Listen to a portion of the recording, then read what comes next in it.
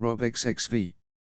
The tent was a giant display of black and red, with banners bearing the three-headed dragon of House Targaryen. It was a not-so-subtle reminder of who Rob and the others were meeting with. The Northern King briefly wondered where they had found a tent in such a short notice. Robert Baratheon would have surely put anything like it to the torch years ago.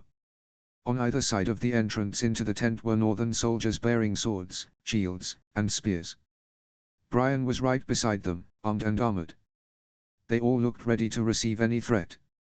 Garlan and Rob helped Margaery out of the carriage, helping her smooth out her dress before she and Rob made their way to the entrance, the others forming up right behind them. Neither of them wore their crowns, unsure of the reaction they would provoke. Margaery squeezed Rob's hand, showing her silent support. It filled the young man with quite a lot of confidence to face whatever was inside. Rob nodded to Brian. The warrior woman pulled back the tent flap, allowing Rob and others to enter. The inside of the tent was illuminated by dozens of candles. In the center was a long table, decorated with a black and red tablecloth and laden with food and wine. The Targaryens and their counselors were already waiting and standing behind their chairs. Rob and Margaery stood behind two chairs at the center of the table as the others spread out along the rest of the table. "Lord Stark," the woman across from Rob said, starting the meeting. "I am Daenerys Targaryen. Thank you for agreeing to this meeting. May I introduce my nephew and betrothed, Aegon Targaryen." Rob took a moment to assess the woman in front of him. She was a girl, really, but still strikingly beautiful with silver gold hair, violet eyes, and pale skin. She looked like a Targaryen in every way and held herself as such with the confidence that seemed to scream royalty. She wore a silky black dress that looked slightly out of place in Westeros. Coiled around her neck was a silver dragon choker. The young man next to her looked like a failed attempt of a Targaryen.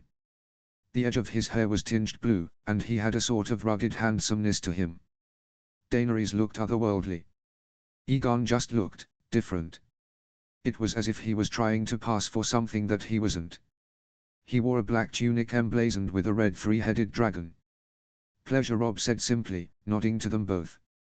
"May I introduce my lady wife, Margaery of House Tyrell."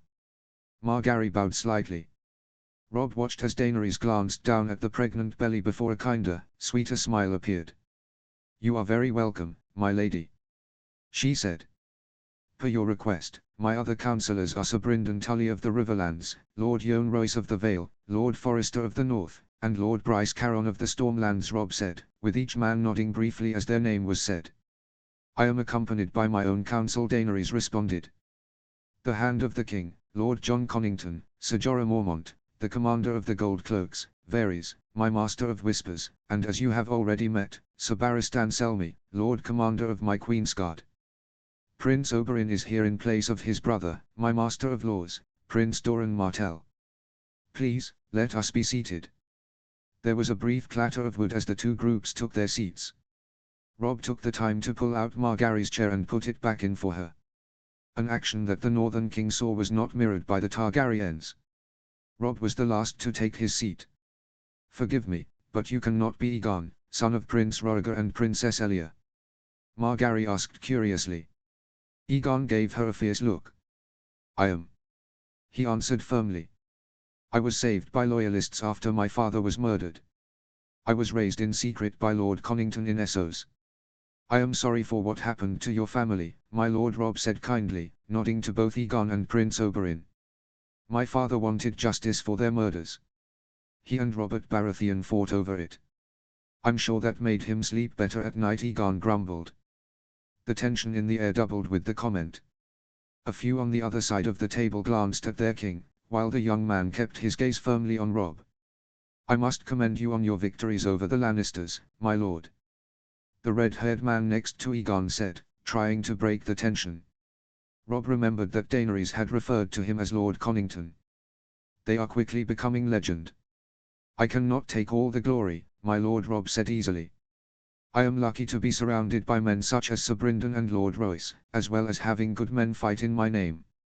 I must admit, fighting the Dornish was not something I anticipated." Prince Oberyn looked up from his drink when his people were mentioned. "I am sorry about Harrenhal. I'm sure you understand my motives now." Robb nodded slightly. I do. Harrenhal taught me a very important lesson. Always expect the unexpected. Oberyn smiled slightly and went back to his drink. My lady, Robb said, looking at the Targaryen queen. You called this meeting. You have the floor. Daenerys nodded.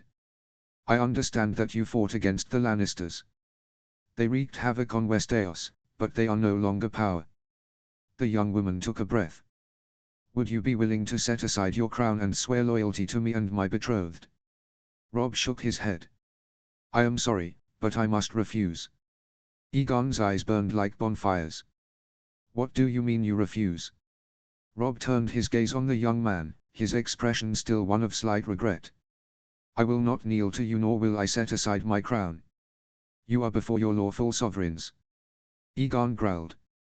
Robb shook his head. Aegon the Conqueror took Westeros because he had the power to do so. Robert Baratheon defeated your family because he had the power to do so. I do not see you as my lawful anything. Aegon looked ready to leap across the table at Robb, but the Northern King kept his calm composure. He was sure that, if not for the tense environment, Margaery would be grinning at how Robb was handling all of this. Your family are traitors. Aegon managed finally. Robb shook his head again. My father's part in Robert Baratheon's rebellion is justified. You would know if you knew your history. He rose against his rightful king to support his friend's ambition and greed. Aegon snapped. He rose up against the man who murdered his father and brother. Robb barked, his calm, but regretful expression finally falling away. Your father raped my aunt. You best look to the crimes of the Mad King before slandering my family with the title of traitors. When the king murders men in cold blood and his son is a rapist, that family loses all right to wear any crown. The air in the tent became thick with tension. Aegon's face was contorted with fury, and Lord Connington looked just as outraged. Curiously enough, Daenerys was simply gazing at Robb with poorly hidden shock. The other Targaryen councillors simply looked uncomfortable. You dare insult my father and grandfather, Aegon said, rising slowly from his seat, his voice deadly quiet. Robb leaned forward, glaring at the man. These men around me were there. Even some of your own as well. Sir Barristan, Ser Jorah, Varys. Ask any one of them and they will tell you the same. Rickard Stark, my grandfather, was hung from the rafters and burned in his armor after demanding trial by combat. Your grandfather, the Mad King, declared fire his champion. Brandon Stark, my uncle, strangled himself to death trying to save his father. Furthermore, your father raped Lyanna Stark, my aunt, and left her in Dorne when he finally realized what his foolish mistake had done. Aegon looked around at the men around him. None met his gaze. He reminded Robb of Loras when he and the Knight of Flowers had faced off at Bitterbridge after Renly's death. Just like Loras then, Aegon did not know the facts and did not have support from those around him. Sir Barristan, none here can doubt your honor, Robb said. You are a man respected by both parties. Would you say that my father was justified in the actions he took? All eyes turned to the old knight, who now looked older than ever. It wasn't only his armor that was weighing on him, but the weight of time as well. I was there, Barristan said sadly, unable to look at Robb Stark. I know well the crimes that were committed against your family. Robb leaned back in his chair, feeling that his point was made very clear. Now you see why I will not bend the knee to you. There are regions under your rule who might feel differently, Connington said finally, having finally choked down his anger. The Reach is loyal to its king. My husband. Margaery responded immediately, taking Robb's hand in hers. The Vale stands with House Stark and His Grace Robb Stark. Lord Royce said firmly. The Stormlands will serve no other. Lord Caron added. The Riverlands were in disarray when His Grace arrived. Sir Brynden grunted. He saved us. There is no other we'd rather serve. The North already has a king. Lord Forrester said simply. Robb Stark. The king in the North. The Westerlands are not yours. Connington pointed out. Westeros didn't belong to the Targaryens before the Conqueror took them, Robb replied. My armies fought and bled to take them. That makes them mine. Robb thought he would feel different when he said that, but he didn't. When he had first started south, It was to save his father and return to the north. Now, after marrying Margaery, facing Tywin, and being declared king, he realized in that moment that going back home to Winterfell was an option he gave up when he took on the crown. He had to be a king, and he could not afford to look weak in front of the Targaryens. "Screw you, Stark!" Aegon snapped. "If you want war, then you'll get it." The young king stormed out of the tent, followed by Connington, Prince Oberyn, and Ser Jorah. Robb sighed and shook his head. "I did not come here to start a war," he said, looking at Daenerys. "No, I supposed you didn't," Daenerys replied quietly. "Your Grace, my lord, perhaps I can be of some assistance," Varys said, speaking for the first time. "House Stark and House Targaryen are some of the greatest and noblest houses in Westeros. There is no need for war when peace can be achieved." "Do you believe that it can?" Margaery asked. "King Aegon has made his feelings very clear. He was unaware of the crimes of his grandfather, my father," Daenerys answered. "I will speak with him." Margaery regarded the Targaryen queen, waiting for Robb to speak. "Lord Varys, what did you have in mind?" Robb said finally. "You and your wife will soon be blessed with a child," Varys explained. "Hopefully, the king and queen will have children of their own.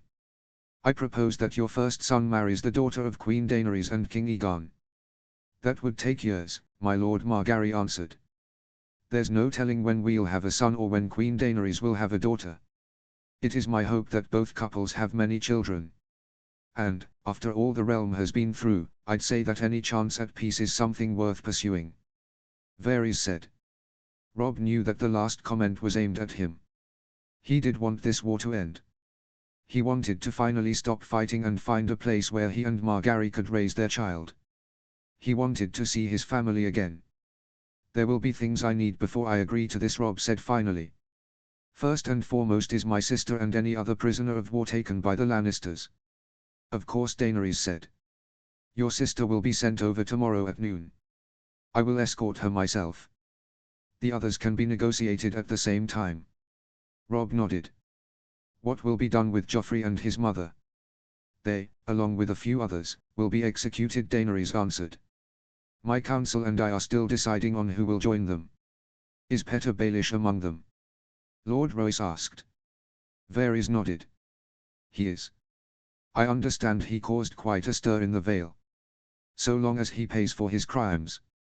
He convinced Lysa Arryn to kill Jon Arryn. Royce grunted. "As long as Joffrey and his mother, along with Baelish, pays for their crimes, then I am content. I'm sure we'll deal with more prisoners tomorrow," Robb said. Daenerys nodded. "That we shall." Robb looked at the others around the table before getting up. The others, including Daenerys, copied the action. "We will have to work out a permanent peace over the coming weeks," Robb said. "I must admit, I am happy to be working on it with you, my lady. You have acted very nobly tonight." Daenerys smiled slightly. "You did well yourself, my lord. I bid you and your wife a good night." Line break. "That didn't go as bad as I thought it would," Robb said, throwing his cloak over the back of a chair and pouring himself a drink as Margaery and Myra disappeared behind a screen so that Margaery could change into something more comfortable. "You certainly caught them off guard when talking about the Mad King," Margaery responded, grunting slightly as she changed. "Neither Aegon nor Daenerys seemed to know about him. Or the truth about him. You did well to have Ser Barristan back up your claim. I'd say your grandmother would be very proud of how I conducted myself." Robb laughed as Margaery emerged from behind the screen. She kissed Robb gently before easing herself into a comfortable chair. "She wasn't the only one," Margaery commented. "Now we will meet with the women tomorrow to discuss prisoners." Robb nodded. "It will be good to have Sansa back. I can't imagine what Joffrey has put her through. I'm a little surprised Aegon isn't trying to put every prisoner in the city to the sword simply for supporting the Lannisters or you," Margaery said. "He seems unsure. Aggressive. Like he's trying to compensate." Robb sighed. "I much prefer Daenerys. She at least has some control over her emotions." "Do you think that we can have peace with the Targaryens?" Margaery asked quietly. They weren't exactly shy about their claim to Westeros. Robb rubbed his jaw. I believe that with Daenerys we can. I don't trust her exactly, but she at least seems willing to try. Aegon, he worries me. He already has an army under his command. I worry what he'll do with it the second we turn our back. Peace usually comes with its risks, Margaery said. For both parties. Well, we've already decided what route we're taking, Robb said. Now we just have to see if it leads to actual, lasting peace or more bloodshed. Eddard IV. The mountain clans of the north did not live in castles like the other lords of the north. There were no stone walls or keeps. Instead, the clans lived in ring forts just like the first men used to. A wall of spiked logs encircling a great hall and other, smaller buildings. 2 men stood guard at the gate to the fort, each armed with stout, iron-tipped spears and hide-covered shields. Their armor consisted of thick furs and leathers. Because of their size and the amount of hair that covered them, both animals and their own, they looked rather beastly. What is this place? Arya whispered to her father. Bucketown. Ned replied easily with a slight smile on his face. The sigil of the Vals are 3 buckets on a blue field. Their ancestors were quite literal. How many mountain clans are there? Arya asked. Ned thought for a moment before answering. About 40 of them. All spread out through the mountains and along the Bay of Ice. Do you think they'll help us? Arya asked as soon as Ned finished his answer. Ned gazed at his daughter. Do you think we'd be here if I didn't? Arya didn't answer, just shaking her head. She didn't ask any more questions. One of the fur-clad men stepped forward, lowering his spear. He looked like the typical clansman with a bushy beard, wild hair pulled into a greasy braid, and a stomach that showed his fondness for ale. What's your business? He growled. I've come to see the Val, Ned said firmly. In typical first-man fashion, Ned simply referred to Hugo Val by his last name. The mountain clans called Ned the Ned, not Lord Stark. Why? The man barked. I am the Ned, the Stark of Winterfell. Ned answered with a more authoritative tone. I have come to call upon the Val and the men of his clan. The guardsman looked a little taken back before gesturing for his companion to go get their chieftain. Ned remained where he was, completely at ease. He knew without looking that Arya was trying to look the same. There was some commotion from behind the main gate before the guard reappeared, a large-bellied man right behind him. Hugo Val was exactly as Ned remembered him. Tall, with thickly muscled arms and shoulders, his massive gut bulging under his broad belt. He wore chainmail armor and had a fur cloak draped across his shoulders. He held a double-bladed battle axe in one hand. He had an annoyed look on his face that vanished as soon as he caught sight of Ned. The Ned. He boomed, tossing his axe to one of the guards and clasping arms with the Lord of Winterfell. You're supposed to be dead, you bugger. Ned chuckled, sliding down from the saddle. When he had 2 feet on the ground, the clansman swept him off his feet with a bear hug, driving the wind from his lungs before he was eventually let down. It's been a long time, Hugo, Ned said quietly, trying to catch his breath. The big man nodded. Too long. How are you not dead? We heard you were dead. It was a lie by the Lannisters, Ned explained before gesturing to Arya. This is my daughter, Arya. Hugo nodded respectfully to her. Welcome, Arya of Winterfell. Arya could only nod back, her eyes slightly wide. Hugo turned his gaze on Syrio Forel, who was watching the encounter with an amused look. Who the blazes are you? Ned smiled. The mountain clans had a very blunt manner, which always amused Ned and horrified Cat whenever they attended festivals and feasts at Winterfell. Syrio bowed gracefully. I am Syrio Forel, former First Sword of Braavos. Hugo looked extremely confused, but before he could ask another question, Ned interrupted. Hugo, do you know what's happening in the north? He asked. The clansman nodded seriously. Boltons are oath-breakers, he growled. The Liege Lord sent us a rider a few moons ago. I sent him the head back without the tongue. We do not take orders from traitors. Ned nodded. My son Jon leads the rest of the Northern Lords west to free the Hawkers. The Company of the Rose, Northman who went into hiding when the last Stark King knelt, is with him. Hugo nodded. That is good. I mean to rally the clansmen and march with my son on the Dread Fort. Ned finished. Will you join me? Hugo smiled fiercely, clasping arms once again with the Lord of Winterfell. We will answer the call, Ned of Winterfell. That night, Hugo Val held a modest feast to celebrate Ned not being dead and returning the Company of the Rose home to the north. No northern lord in his right mind would ever hold a feast like they do in the south with winter just a few months away, but Ned still appreciated the sentiment behind it. It was made even more special by the fact that the mountain clans were some of the poorest lords under Ned's governance. They were using precious supplies in his honor. Before the feast, Hugo sent riders to the nearest clans with orders for them to assemble their warriors and rally to Bucketan. The northern clans had a good system in place where, if riders were sent to the nearest clans to prepare for war, then that message would be spread to other clans by more riders. It was a giant web-like network that allowed the more barbaric clansmen to assemble with relative quickness. Now, Ned sat at Val's right hand in the place of honor, Arya and Syrio to his right. They feasted on roasted goat with wild vegetables and fresh bread. And ale, of course. Hugo, why didn't you go with Robb south? Ned asked quietly as they ate. The large man shook his head. We were told we were not needed, he answered with a shrug. Ryder said that there would be no war. He was wrong. Ned raised an eyebrow. He would have imagined that Robb would have called upon every warrior in the north, then again, he probably thought that there wasn't time to get the clansmen together. Which isn't true. It'll take a few days before most of the clansmen assemble at Bucketan. They know secret paths through the mountains and are very rough and ready soldiers who are able to move with deceptive speed. Did any clansmen go south? Ned asked. Hugo nodded. Owen Nuri rode with Robb of Winterfell. No others. Ned nodded. I'm sure my son appreciated it. What happened to you? Hugo asked, practically barking the question as he ripped into the leg of a goat. You were dead. I was saved by the men of the Company of the Rose. Ned answered.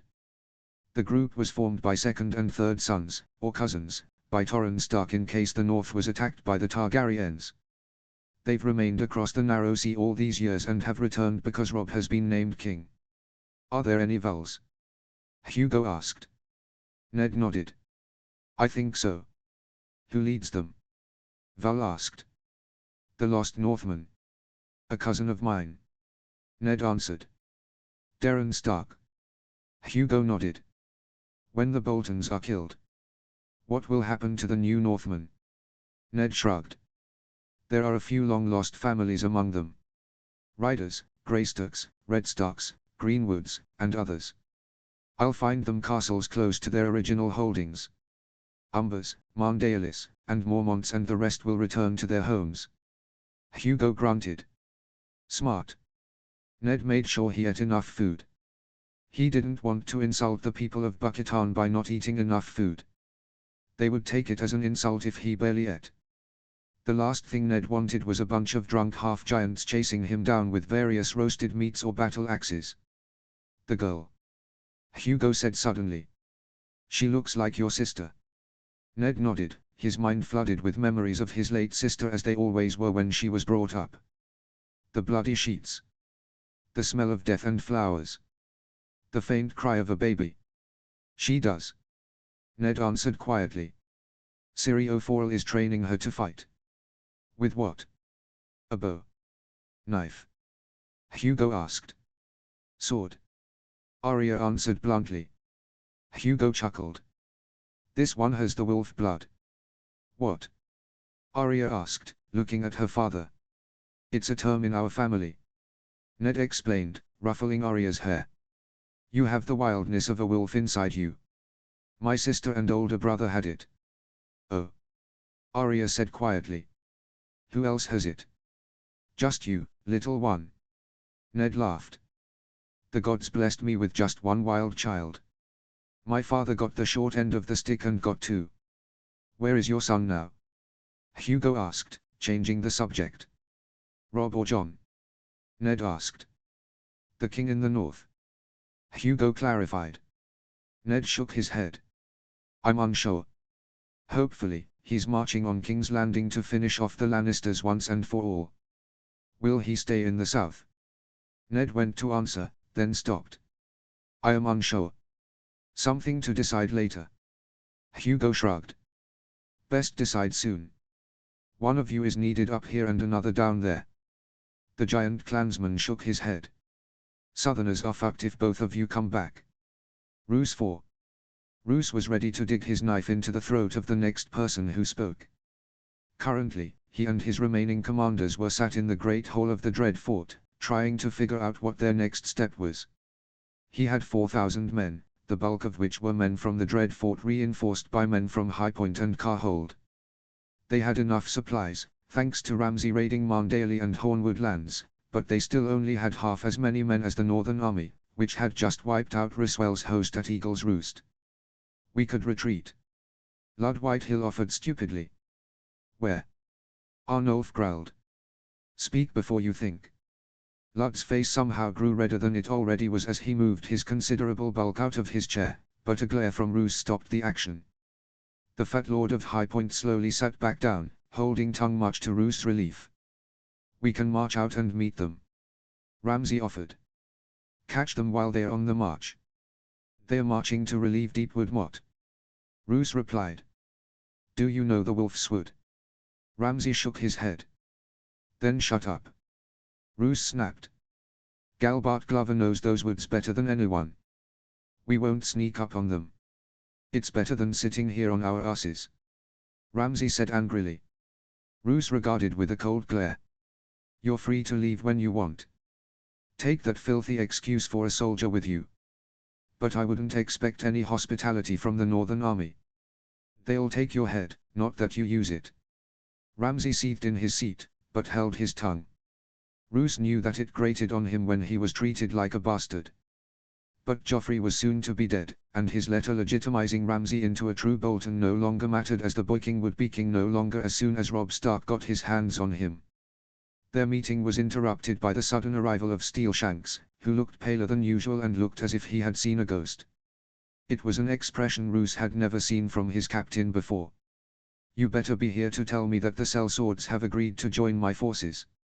Roose grumbled. Steelshanks shook his head. Ned Stark is alive. Ramsay glared at the man. Are you stupid? Steelshanks shook his head again.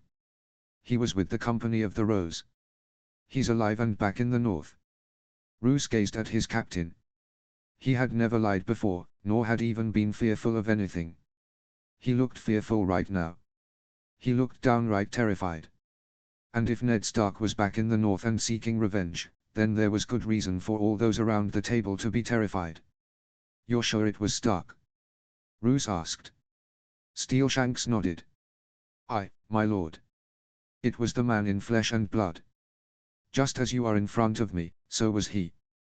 And he's with the Company of the Rose. Roose said. It was a statement, not a question.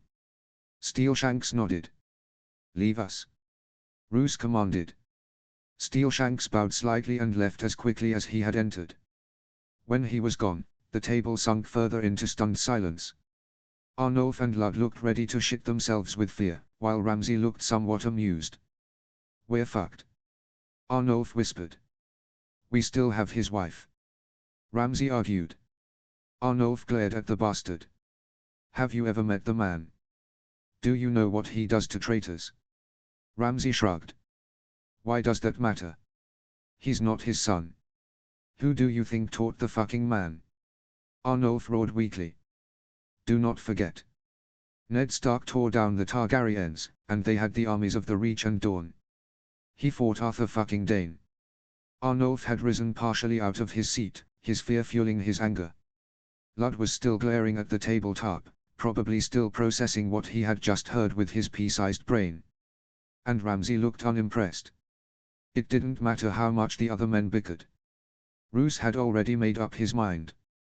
He would throw every last one of his men at the Starks, then head to the wall with his knife firmly pressed against Catelyn Stark's neck, where he would kill her before taking the Black. Ned Stark's precious honor would never allow him to kill a brother of the Night's Watch. Not even the man who killed his wife. What's done is done. Roos said, ending the argument between Ramsay and Arnulf. We'll dig in here and make them pay dearly if they try to take the castle. Ramsay nodded excitedly, the mad glint in his eye even more noticeable. Roos always knew that his bastard was a bit off, but like Tywin and the Mountain, he was Roost's mad dog to unleash when needed. And he would unleash the mad bastard on the Starks. He wasn't sure how, but he would. Line break. Osha. The wilderling woman gazed out over the snow-covered land, watching as commoners struggled to haul their harvest through the snow towards the castle. But Osha had to give them credit. They struggled day after day to bring in their harvest, fighting against the elements to ensure that they had the supplies needed to live through the winter, which was continuing to draw closer and closer. It had been a rather wild time since Osha had entered the crypts of Winterfell, leaving Theon Turncloak and Lady Stark behind to face the army outside the walls. Together, the small group of Lewyn, Hodder, the two Reed children, Bran, Rickon, and the two direwolves had hidden in the crypts while Winterfell was put to the torch. They had been safe in the crypts, thankfully, eating the small amount of food that the traitor had supplied them while waiting for the fire above them to die out. When Osha had made sure that it was safe, the group finally emerged from the crypts. The decision of what to do after was easy: head north. On the way, Moira and Osha had supplied the group with food, catching rabbits and other small creatures. Lewyn, who had emerged from the crypts with a satchel of books, had managed to walk a day before he became too weak to walk. That's when Osha had taken over carrying the man. He remained barely conscious during the journey, but came awake for the last time when the group camped in the ruins of an old holdfast on the shores of a lake. Osha wasn't sure what he did, but the old man had weirdly found the strength to stagger off with his books and was gone for almost an hour before he returned, falling fast asleep as soon as he could. It was not a sleep he rose from. The old man died in his sleep that night. Moira and Osha had dug a grave for the old man on a hill about half a mile from the stronghold. Moira's brother had said a small prayer to the old gods, with Bran and Rickon adding their own sentiments, before the grave had been filled and the group had continued north. It was just after they reached a river called the Last River, which was a stupid name because there were rivers north of the wall, where things went bad. That's where the group had split up, much to Osha's objections. Bran said that he was drawn north, past the wall. He kept saying that he needed to learn to fly and other such nonsense. Osha had refused to let him go, but he, Hodder, and the Reed children had left during the night. Osha had wanted to go after them, but she had no idea how to follow them because their prints have been covered by the snow. That's when she had given up and helped Rickon get to Last Hearth, home of the Umbers. It had been hard convincing the two stewards who she was and what had happened. Thankfully, the child and direwolf helped her argument and she and Rickon were placed under the protection of the Umbers. Osha had hoped that that would be the end of it. Then an army had appeared outside the castle, demanding that the Umbers join the Boltons. The two stewards had refused, holding to their oath of protecting Robb Stark's youngest brother. The siege hadn't lasted long. Perhaps a month before the army had mysteriously disappeared. Now, Osha was waiting to see what had happened. She had heard rumors that the Northern Army, led by Lord Stark's bastard, was back in the north and looking for revenge against the Boltons. Crowfoot and Horispan had made it clear that they had no intention of going anywhere or sending their men, those that were left, anywhere until there was a clear power in the north. Osha, a small voice said from behind the wilderling. Rickon had grown much since they left Winterfell, and even since he and Osha had come together almost a year ago. He had been around 4 name days when they had met, now he was close to 6. His hair, curly auburn locks, had grown wild. He still had his baby fat, and his eyes, bright, curious, and blue, were full of confusion and sadness. Ever since his mother and older brother had left them to go to war, he had been confused as to why everyone was leaving. Even when his mother came back for a short while, she never spent any real time with the boy. Rickon's confusion and sadness got worse when Bran left and Lewyn died. He was young, so he didn't understand, and since he didn't understand, he was afraid. "What are you doing out of bed, little pup?" Osha asked, picking up the child and bringing him back inside. The moon was now high in the sky and she had put the boy to bed just as it was emerging. "I had bad dream." Rickon whimpered. Osha set the boy back in the best next to the curled form of his direwolf, pulling the blankets up around him. "What did you dream?" Osher asked. I saw Bran. Rukan said quietly, his eyes shining with tears. He was at a big wall. He's not coming back. Osher sighed, soothing the boy's hair. Your brother has something he must do, she explained. He will come back. Do you promise? Osher nodded. I promise, little pup. Now sleep. Rukan nodded and closed his eyes. Osher went to leave when she heard the little pup's voice when she reached the door. You won't leave? Rukan asked, his little head just above the wolf's sleeping body. Osher locked eyes with the child. I swear it on the old gods, and the new. Line break. Eddard. Rallying the mountain clans had gone faster than even Ned thought possible. Within a few days, he had a host of 1,000 clansmen ready to march and fight. Many of the chieftains whom Ned hadn't seen in years had come as well, answering Ned's call to help him defeat the Boltons. Brandon Norrie, Torrin Liddell, Flints, Burleys, Harclays, Notts, even old Torgon Flint had arrived with his 2 sons and his men. All the leaders of the 7 strongest clans had answered the call, as well as 30 other clans had arrived at Bucketan ready to fight then and there. Now, Ned rode at the front of the army with Arya at his side, followed by Syrio and the chieftains. The clansmen were just what Ned wanted. Each well over 2 meters tall, towering warriors of fur, leather, and muscle. Most wore toughened leather armor that usually left their arms bare. They wielded iron axes and swords that looked like toys in their hands. Ned knew that they were ferocious fighters, having seen them firsthand during Robert's rebellion. Bolton's men were in for a fright.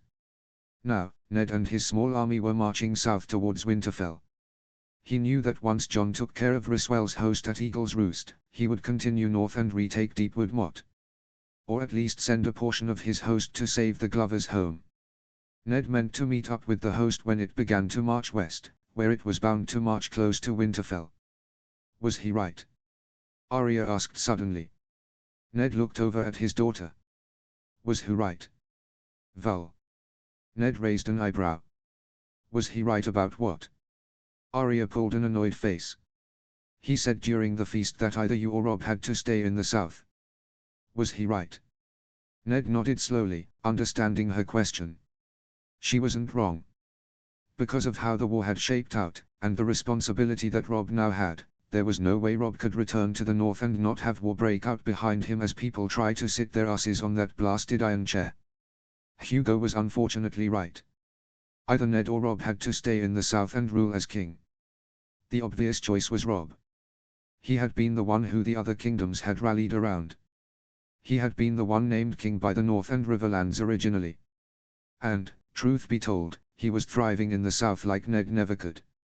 He also had the support of the Tyrells who seemed adept in the games played in the south. They would help Robb navigate them. He was. Ned answered finally. I wish he weren't, but that's the situation we're in. Robb's not coming back, is he? Arya said sadly. Ned glanced at his daughter, once again amazed at how astute she was. She saw life for how it was, an unfortunate truth. Sansa could be a little naive and trusting at times. Arya could be naive at times as well, but she also was able to realize things that other girls, other children, her age wouldn't. Ned shook his head. That's a conversation for another time, child. Once we're finished here, I mean to march south and meet with Robb. There are many things that need to be discussed. Jon 23. Jon and his commander met in the Great Hall of Eagle's Roost. On his left were the captains of the Company of the Rose, with Darren Stark sitting at Jon's left. On his right was Howland Reed and the rest of the Northern Lords who had arrived the day before. Now, the Northern Army was assembled once again, but they wouldn't be for long. Lord Glover, what have the scouts reported? Jon asked. The Ironborn ships have been destroyed. Glover responded with grim satisfaction. I reckon there can't be more than a few hundred of the Iron Fuckers left. Jon's next step in freeing the north was to retake Deepwood Motte, the last remaining castle in the north still under Ironborn control. The scouts found the burning wreckage of the Ironborn longships. Now, the remaining invaders were holed up inside the Glover castle with no chance of escaping. Jon nodded. There's no point sending the entire army north. Lord Glover, you and the Company of the Rose shall head north and retake your home. John glanced at Darren, who nodded easily. "We're more than happy to assist Lord Glover." "What about the rest of us?" Lord Umber grumbled. "We're going after Bolton." John replied firmly. "My father should have assembled the mountain clans by now. We'll march west and hopefully meet up with him along the way." "Lord Reed, has there been any word from the Dread Fort?" Howland shook his head. "My friends say that there has been little activity at the Dread Fort since Arnulf's and the Bastard's men returned to the castle," the Lord of Greywater Watch said. "I suspect Roose means to hold where he is and try to inflict as many casualties as possible." "How many men does he have?" Roland Hawker asked. "About 4,000. Howland answered. "He also has the supplies to hold out against a siege. His bastard has looted villages from White Harbor to Last Hearth." "We'll deal with details when we reach the castle," John said. "All we need to know is that Roose has a sizable host and supplies." The men and women in the room nodded, accepting the facts. John looked around the room for a moment before bringing the war council to a close. "Darren, Lord Glover, you leave on the morrow. The rest of the Northern Army will do the same," John said, standing up. "Once Deepwood Motte has been retaken, march east towards the Dread Fort. That is all for today." The others nodded and began to leave. John caught Howland's eye and motioned for him to follow John as they walked out of the hall and out into the courtyard. They walked up the battlements on the western wall that faced the harbor. Already, the citizens were hard at work repairing their town. Many fishing boats were out in the harbor, finding food for the survivors. Others were helping rebuild homes or care for the wounded. They had hid in their homes through most of the siege, and looked just as thin and gaunt as many of the surviving defenders. Many of their homes had been looted by Roswell's men, and they had starved just as much as Bowden Hawker and his men. Roland and his family had all taken part in rebuilding the town, assisting their people with anything they might need and attending the wounded at least 3 times a day. It was clear that the Hawkers cared for their people as much as their people cared for them. "How is Rob?" John asked, leaning against the stonework. "He's well. He's met up with the forces of the Vale and is currently a league outside King's Landing," Howland answered. "Is there anything I should know?" John asked. "Joffrey is no longer in power," Howland said. "The Targaryens have returned to Westeros." John frowned. "What do you mean they've returned?" Howland shrugged. "Long story, but they have, and also have an army of sellswords with them as well as the men of Dorne." "Have they attacked Robb?" Howland shook his head. "Not to my knowledge. There are still many unknowns about the Targaryens that my cousin and I are working on finding out. Unfortunately, the Spider is one of their allies, and so getting information from the capital at the moment is tough." "Why didn't you let the council know?" "What's the point?" Howland answered with a shrug. "As I told you before, I give information as it becomes needed. What is the purpose of letting the others know that the Targaryens have arrived when we're still fighting the Boltons?" Howland shook his head. "No. King Robb is already at the capital and will be fine." "Fine." John grumbled. "I hope you're right." Howland crossed his arms. "John, be realistic. We're here and Robb is in the south. It would take us months to reach him. What can we do?" "Nothing," John answered quietly. "Exactly," Howland agreed. "Do not worry about your brother. He'll be just fine. Right now, we have a Leech Lord to kill. Let's focus on him, then we can focus on the crazier half of your family." John managed a small smile. "I liked you better when you were the strong and silent type. Your father said the same thing to me." Howland grunted. "Ah well, too late to go back now." Line break. As John approached the small camp, his eyes were locked on Winterfell, the ruins of his former home. It tore at his heart to see the stronghold in such a state, but even in ruins, it still remained the beating heart of the North. For the first time, John felt that the Ironborn phrase rang true. What is dead may never die, but rises again harder and stronger. Winterfell would be returned to its former glory in time. But at the moment, John wanted nothing more than to see Roose Bolton and his bastard pay for their crimes. There was a man waiting for John and his companions at the edge of the clansman camp. He was slightly built, but there was an innate slyness to the man, reminding John oddly of a fox. The younger man next to him looked to be his son, as the two men shared many similarities. The shield carried by the younger man bore green thistles on a field of yellow. "Jon Snow," the old man greeted. "We have been waiting for you." Jon nodded to the man. "Thank you, Lord Neri." "Brandon Neri," the old man answered. "This is my son Brandon the younger." Jon nodded to the younger men. "Thank you for meeting us." Jon was accompanied by the members of Robb's battle guard and his commanders. They all dismounted as men came forward to take their mounts. It was obvious that Lord Neri and his son meant to lead Jon and the others to his father. "My cousin Owen rode with the young wolf," Brandon the younger said as the group walked through the camp. "I do not see him among you." Jon glanced behind, seeing the same regretful expression that he now wore. "Owen died at Moat Cailin," he explained. "He was a great man and warrior. He died fighting," Brandon the younger said. "That is good." Jon raised an eyebrow, but decided to leave the topic alone. It was most likely a superstition or honor held by the mountain clansmen. But Owen had died honorably, fighting shoulder to shoulder with his friends. There were worse ways to go out. The group finally made it to the large tent in the center of the camp. It was guarded by two big, hairy men who were garbed in leather and fur armor, each holding spears and shields. The banner outside the tent was the grey direwolf of House Stark. "The Ned is right inside," Lord Neri said. "He is anxious to see you. As is the girl," Brandon the younger added. Jon nodded, not enjoying the tight knot in his stomach. It was weird that he was anxious about seeing his father again. He should have been overjoyed. "Thank you, my lord," Jon said. The two men nodded and left without another word. Jon marched towards the tent, preparing himself as he ducked in, his eyes quickly adjusting to the darker lighting.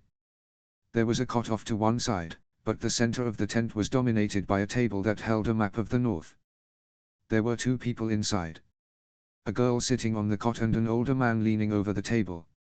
As soon as Jon stepped inside, the girl raced across the tent and practically threw herself at Jon, throwing her arms around him. "Jon!" Arya cried. Jon held his youngest sister, trying not to let tears escape. He crouched slightly so that they were at the same height. Neither of them wanted to release each other, and no one wanted to break up the moment between brother and sister. Finally, and almost painfully, Jon pulled back so that he could look at Arya. Her eyes were red-rimmed, as his probably were. She looked taller and more fit than the last time he had seen her, but she still had that proud, energetic look in her eye and wore a smile brighter than the sun. She was dressed in leather breeches and a jerkin over a white woolen shirt. She also wore a short fur cape. Lady Stark would have been outraged about how Arya wasn't dressed like a lady, but to Jon she looked amazing. She looked like Arya, if there was ever a way to put it. At her side was a thin, needle-like sword that Jon recognized instantly. "You've grown," Jon said softly, his words full of love and wonder. "You still have the sword." Arya laughed and pulled out the sword, holding it in both hands. "I still have it," she said happily. Neither of them truly had the words to express how they were feeling, so they settled for simply staring at each other and smiling like lunatics. Besides Robb, Arya was the other sibling Jon was close with. She always treated him like one of the family, regardless of what her mother thought. And unlike her mother, Jon had encouraged her wild side to an extent. That's why he had given her needle. "I'm so glad you're alive," Arya said quietly, hugging Jon once more. "I'm glad you're fighting for your family." Jon choked up slightly. He held her tight for a few more moments before letting her go and getting up, locking eyes with his father. The older man had a mixture of emotions on his face, but none stood out more than pride. He looked proud of Jon, more so than he ever had. "Father," Jon said, covering the distance between them in a few short steps. His father moved forward as well, and soon the two men embraced happily in the middle of the tent. Jon was now struggling to keep the tears from his face, but he managed. After a few more moments, the two men took a step back and regarded one another, just as Jon had done with Arya. They were closer to the same height, but father looked a little different.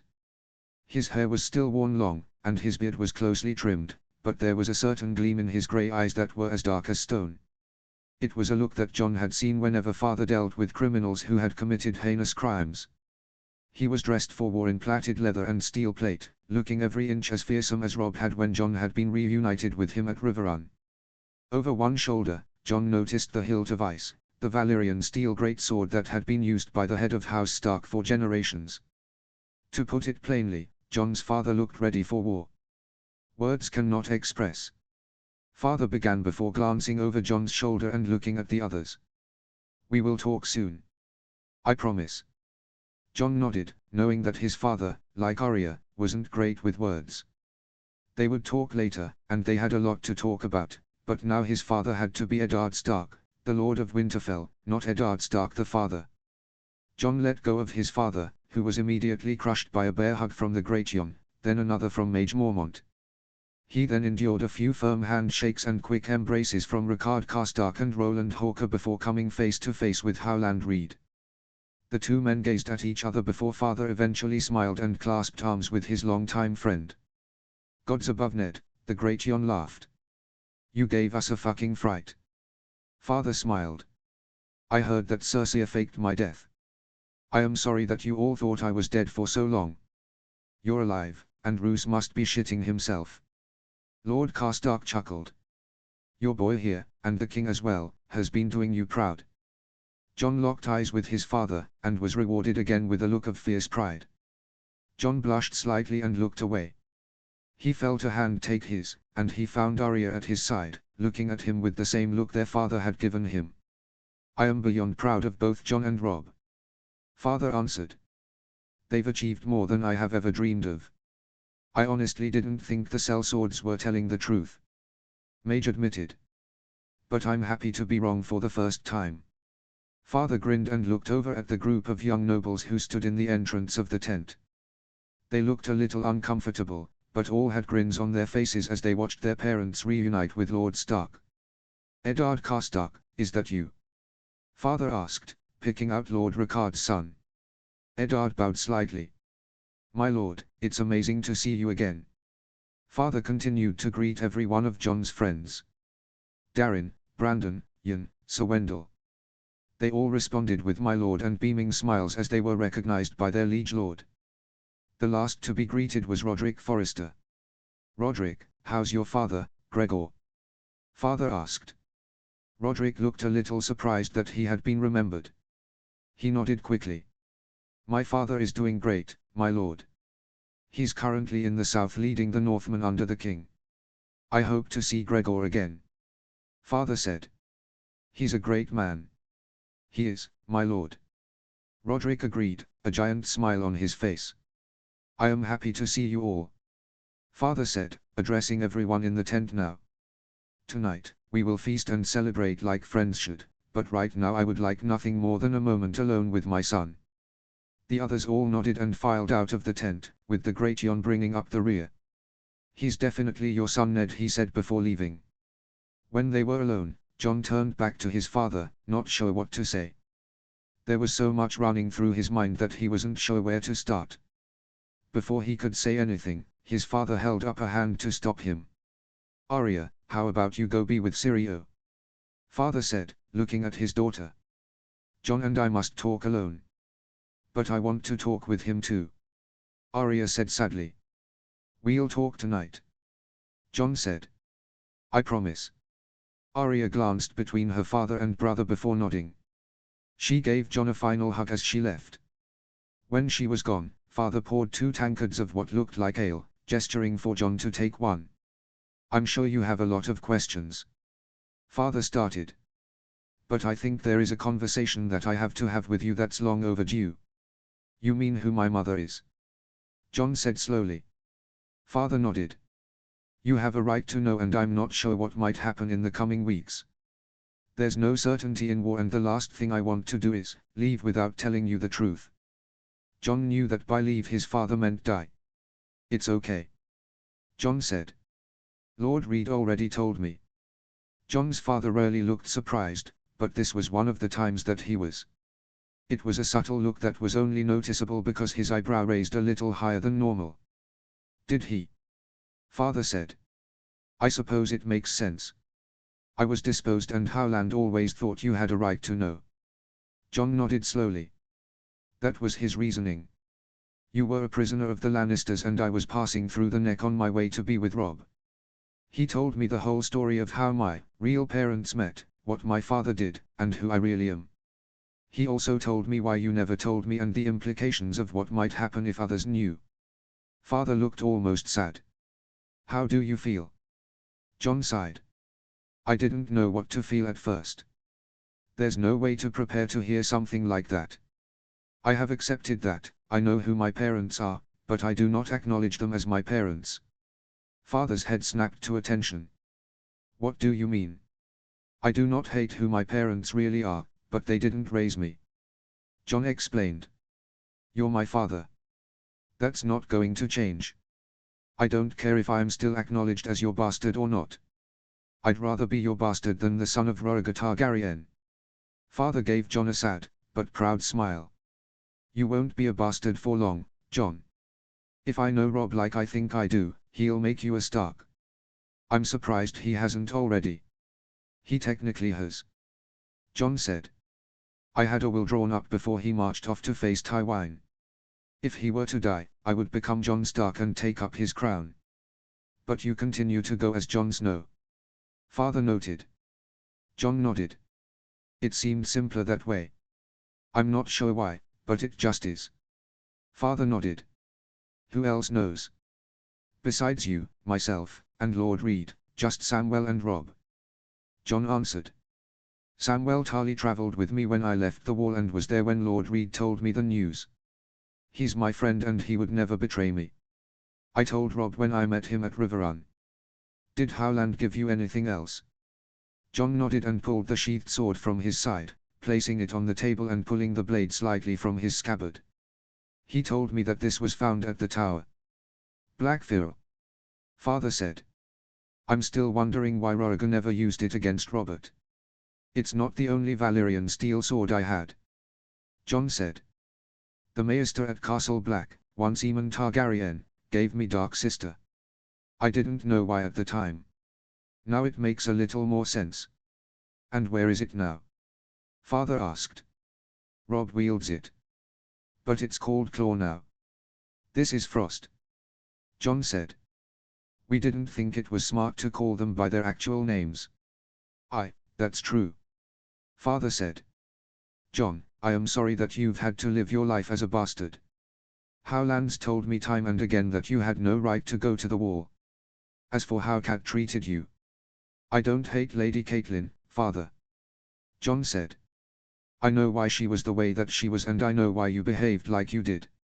I know how King Robert felt about Targaryens and your sister. You don't have to explain anything to me. Father smiled slightly and moved forward, clapping Jon on the shoulder. Cat asked me years ago to send you away, but I couldn't. You look so much like Lyanna, you were all I had left of her. Yet you're so much like Rhaegar at the same time. I meant what I said earlier. You and Robb, words cannot explain just how proud I am of both of you, the men you've grown to be. I made a lot of mistakes that led to this bloody mess, and I am sorry that you've been the ones who have had to be the ones to fix it. Jon struggled to find anything after his father's honesty. It was so unusual to have a parent admit to their child that they were wrong and it made Jon feel awkward. He knew that he had to say something.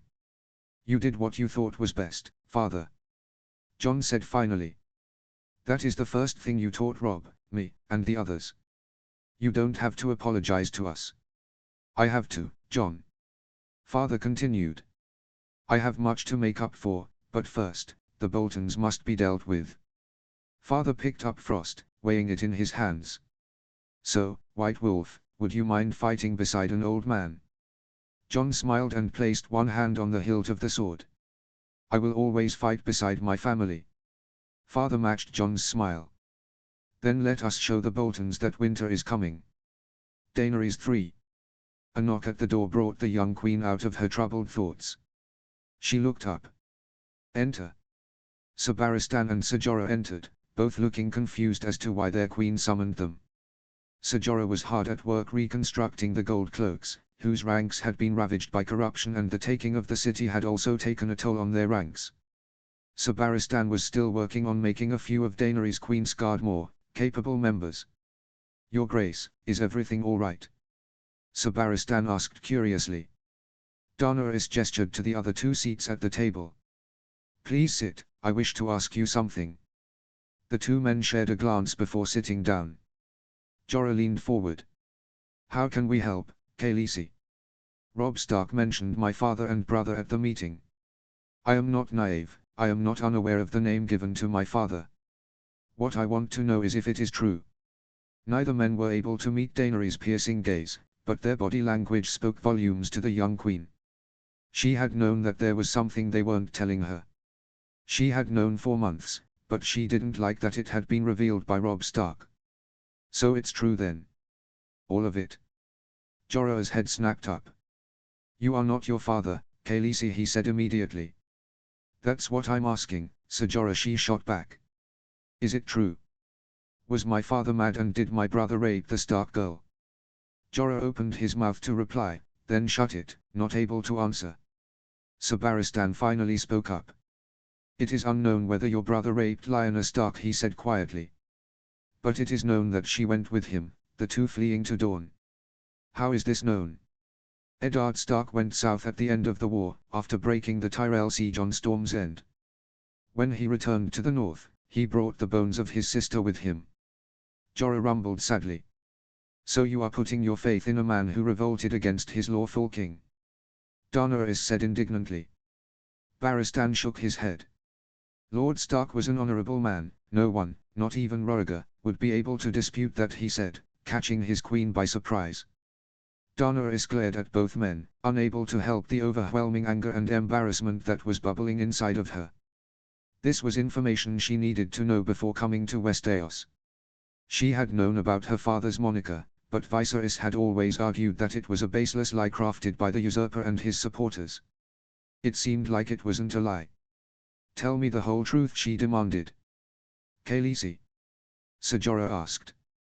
"Tell me about the usurper's rebellion," she snapped. Ser Jorah looked over at Sabaristan, who was gazing at the tabletop. The exiled knight sighed and began the long, sorry tale. "It all started at the tourney of Harrenhal," he said reluctantly. "It was the biggest event in the last 20 years. Every noble family was represented in some way or another.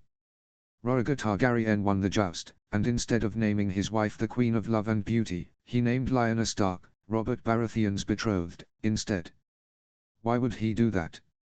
Daenerys asked. Jorah shook his head. "To this day, no one knows. Baratheon was angered, but after the tournament, things seemingly returned to normal. Then Rhaegar rode north with 3 of his Kingsguard and took Lyanna Stark. Whether she went willingly or not is still unknown, but Brandon Stark didn't take it well. He showed up at the capital demanding Rhaegar to face him. He was imprisoned, and the king summoned his father, Rickard Stark, to the capital to answer for his son. The Lord of Winterfell demanded a trial by combat, and the Northern Knight stopped, unable to continue." "What happened?" Daenerys asked, an uneasy feeling settling in her stomach. Ser Jorah shook his head, forcing the queen to turn her attention to Sabaristan. "Sabaristan, please, what happened?" "Lord Rickard demanded trial by combat, and your father declared fire as his champion," he said wearily. "Lord Stark was burned alive in his armor in front of the entire court while his son was garroted and a sword was placed in front of him. He was told that if he could reach the blade, then he could go free. He choked to death trying to save himself and his father." Daenerys thought she was going to throw up. All this time, all the rumors that her brother had dismissed, they were all true. Her family were murderers and kidnappers. She squeezed the table. "What happened after?" Aes Madness had control of him by that point. Jorah said, taking up the story once more. "He saw assassins and spies everywhere.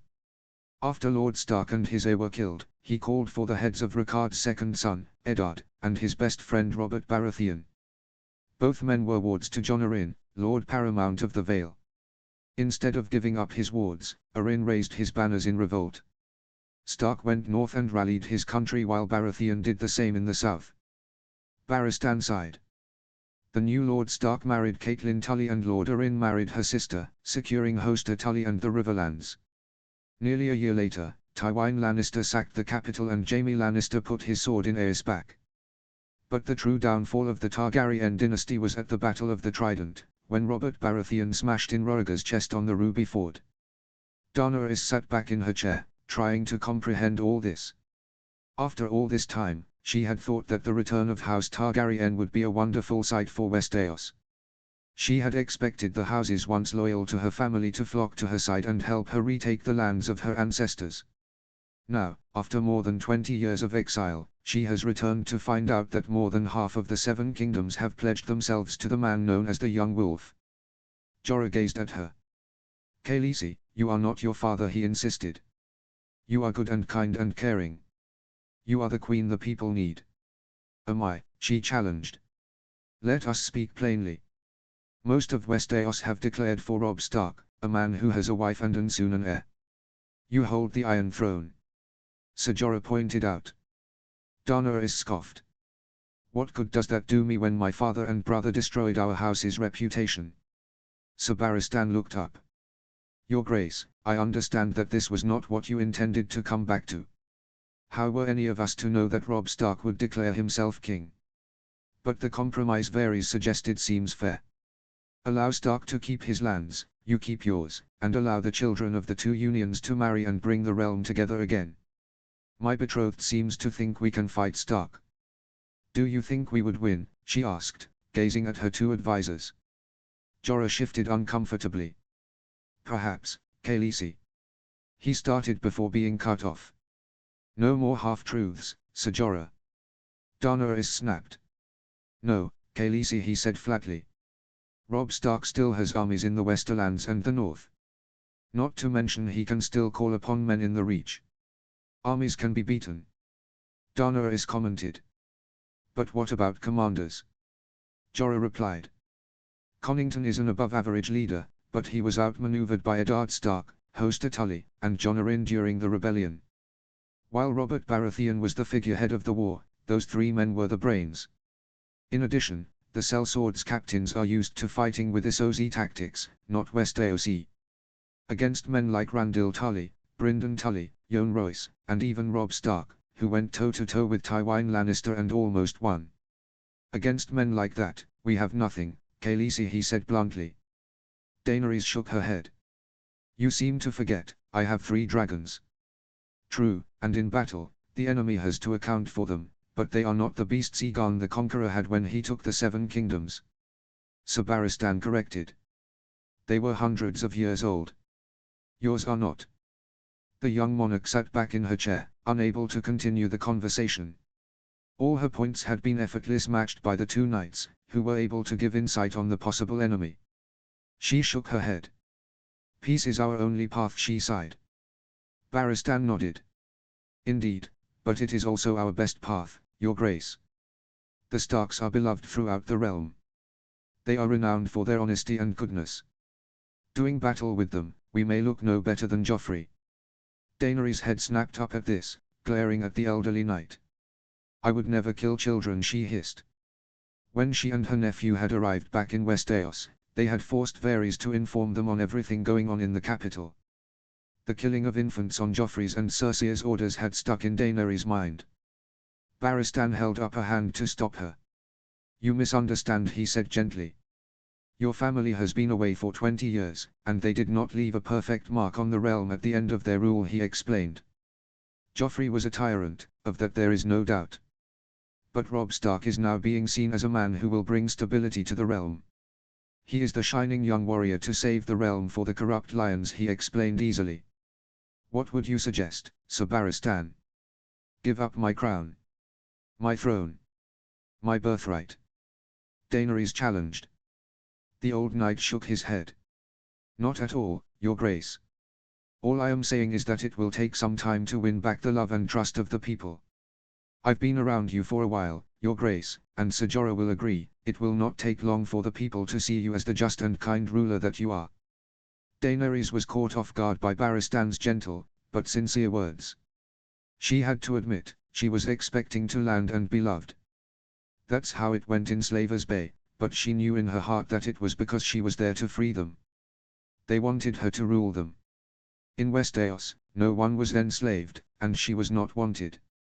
She nodded. "Thank you for your honesty, Sir Barristan," she said softly. The Lord Commander of her Queen's Guard nodded. "May I speak freely, Your Grace?" Daenerys nodded. "Please.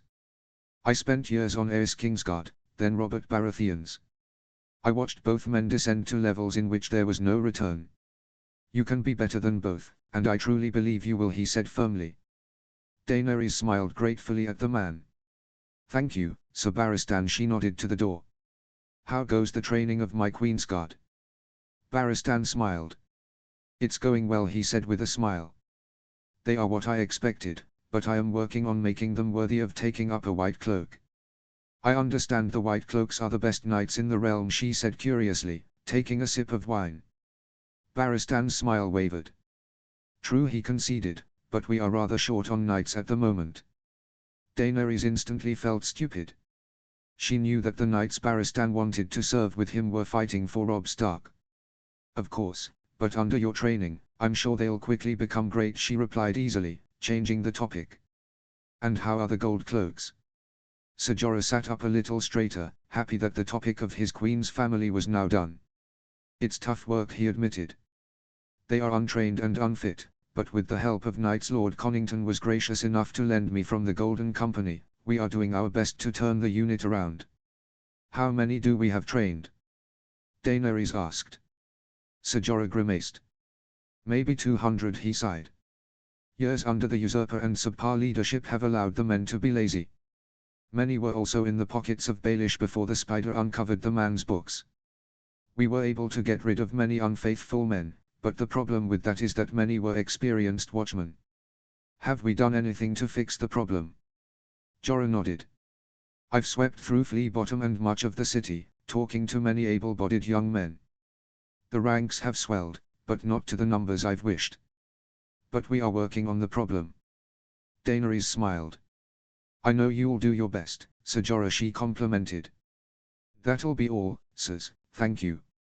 The two knights stood and bowed to the Queen before leaving, each looking far more comfortable than when they had arrived. Daenerys watched them go, waiting till they had closed the door before calling out, "Come out, Lord Varys." A shuffle behind her let her know that her suspicions proved true. The silk-clad eunuch moved forward, bowing to the Queen. "I must say, Your Grace, I was wondering if you would alert the two sirs to my presence," he said easily.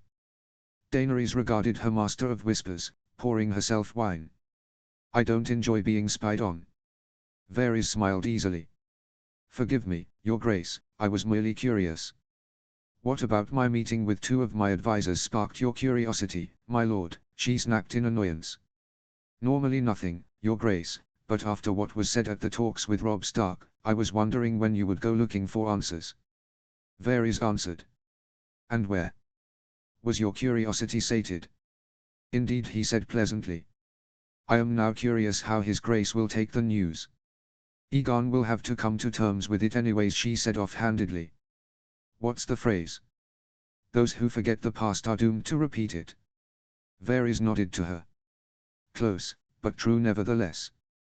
"Why did you not tell me?" Daenerys asked suddenly. The eunuch pulled a thoughtful face. "I was curious to see what you were like. I had my little birds watching, of course, but reports are not always accurate. I did not think it was smart, if you were like your father, to bring up his condition." "You mean his penchant for burning fathers alive while torturing the sons?" Daenerys deadpanned. Varys gave her a pained smile. "No one left that room without scars, Your Grace," he said. "But as Ser Jorah said, you are not your father." Daenerys nodded, gazing at her chalice before asking the question that had been on her mind since her discussion with Barristan and Jorah. Now, with her spymaster here, she might as well get an answer now. "Did my brother kidnap the Stark girl?" Varys frowned. "I wish I had an answer for you," he said, sounding annoyed that he wasn't able to give the Queen an answer. "Even to this day, I am not able to answer that question. Surely there must be someone alive who is able to answer that." Daenerys pushed. "To what I understand, there are only two people who might be able to answer that question. One is dead and the other is in the north as the right-hand man to the White Wolf. Varys answered. Who is he? Lord Howland Reed. Reed? Daenerys asked curiously. I don't believe I've ever heard of such a man. Varys nodded. Understandable. House Reed of Greywater Watch is a small northern house just south of Moat Cailin. Howland Reed was one of Lord Stark's 6 companions when he went to the Tower of Joy. Tower of Joy? Daenerys asked. Varys made a vague gesture. Because the story was so well known to many Westerosi, he momentarily forgot that the young queen did not know the full story. Forgive me, your grace. The Tower of Joy is where Rhaegar brought Lyanna Stark before the rebellion started. He left her there, guarded by 3 of the Kingsguard. Sir Oswell went, Lord Commander Sir Gerald Hightower, and Sir Arthur Dayne. Of Stark's 6 companions, only himself and Lord Reed walked away. I'm surprised, Lord Varys, I thought you knew every secret in the realm. Daenerys said casually. What prevented you from getting answers from the 2 men? Varys smiled slightly. My informants in Winterfell and around the north are not my best, I'll admit. As Sir Barristan said, the Starks are beloved by both commoners and highborn. Lord Stark never spoke about his battle in Dorne. As for Lord Reed, I regret to say that my little birds have never been able to find places to nest in the neck. Daenerys raised an eyebrow. It's quite all right, Lord Varys, we all have our limits. I was simply curious. Perhaps if I ever get the chance to speak with Lord Reed, I will learn the truth. I am not a man of war, but I do believe Lord Reed will be coming south eventually. Varys said. My little birds tell me that the war in the north is moving forward swiftly under the White Wolf. There is a chance he and other northern lords might come south. Perhaps to celebrate the birth of their new prince. Daenerys raised an eyebrow. Perhaps a meeting will happen between myself and this Lord Reed, but first we must keep my betrothed from declaring war on the Starks. Varys gave the queen a tired smile. One problem at a time, my lady. One problem at a time. Eddard v. Ned had always thought that the Dread Fort was a god-awful place to live. The land around it was mostly barren, save for a farmstead or a desolate village that was dotted around. The depressing surroundings only served to make the Black Castle even more sinister looking, and the bloody history of House Bolton was just the finishing feature. The castle radiated darkness and evil. Just the castle that fit the man in front of Ned. Roose hadn't changed much since he and Ned had last spoken. He still had those pale, ghost-colored eyes that usually expressed a cold cunning. Now they expressed nothing cool, calm hatred for Ned and every man and woman behind him. Roose knew that his chance at ruling the North was coming to an end, and now both he and Ned were on the same path that would lead to the same bloody conclusion. Behind the Liege Lord were the rest of his conspirators.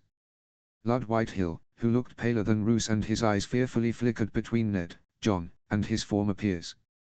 Arnulf Karstark gazed at his nephew Rickard, and looked like he wanted to shrink into the nearest hole and hide. Steelshanks, Roose's captain, was at the back of the group and his face was like a slab of stone, emotionless. The only person who didn't look a bit fearful was the younger man. Big-boned and ugly, he had a half sneer, half smirk on his face. Ned could only compare the man to one other. The Mad King. Lord Stark. Roose said. Roose. Ned replied. Ned was watching the man closely, and it looked as if Roose barely felt the thinly veiled insult. It seemed he didn't care anymore. Everyone at the meeting knew what the end would be. The only question was, when would it happen? I will give you one chance. Ned continued. Lay down your arms, surrender your castle. Your men can go free. The men behind you will have 2 choices, the wall or death. Roose returned the threat with a small smile. We refuse your generous offer. Ned shrugged. So be it. We will take the castle with force, and there will no longer be an option when we do. You all will die. You have to take the castle first, the younger man snarled. Ned regarded the man with a cold glare. I'm taking the castle, boy. Make no mistake about it. You're Bolton's bastard. Great Jon growled. You raided my lands. Not that there was much on it, the bastard snapped. Though the women there put up quite the challenge. The giant lord began to move forward, his hand going to his massive sword, but Jon cut him off, maneuvering his horse in front of the great Jon, giving him a look. The Lord of Last Hearth glared and growled, but returned to his spot next to Mage and Ricard. Jon urged his mount forward till he was side by side with his father. "Why?" he asked, looking at Roose. "Sir Brynden sent you north to defeat the Ironborn. You could have been a war hero and now you'll die a traitor." Roose shrugged. "Because Robb Stark was leading you all to ruin, and you blindly follow the pup because he's a Stark." The man known as the Leech Lord sneered, the hate in his voice obvious. "We all know what happens when Starks go south. They don't usually return." "Robb's not my brother," Ned said. "I didn't take you for a fool, Roose. Though, it seems like power can make any man such. Or the promise of power." Jon agreed. He never had the power he was promised. "If you came here to insult me, you waste my time." Roose scowled. "And think carefully about trying to take the castle, Stark. Don't forget who's inside. Our blades are sharp." If Roose expected Ned to be angry, then he would be disappointed. Ned knew that Roose would hold his wife against him. He was well aware of the actions Roose would take now that he had no power and no longer held any sort of morals. Ned would not stoop to his level, but if he thought that Ned would be limited by his own code of honor, then he would be sorely disappointed. House Bolton had risen up against the Starks other times in the past. This would be the last time. "Winter is coming, Roose, but you won't be around to see it," Ned said, turning his mount around and riding away. Line break. "Are you worried about Lady Catelyn?" Jon asked curiously. He and his father were alone in the command tent.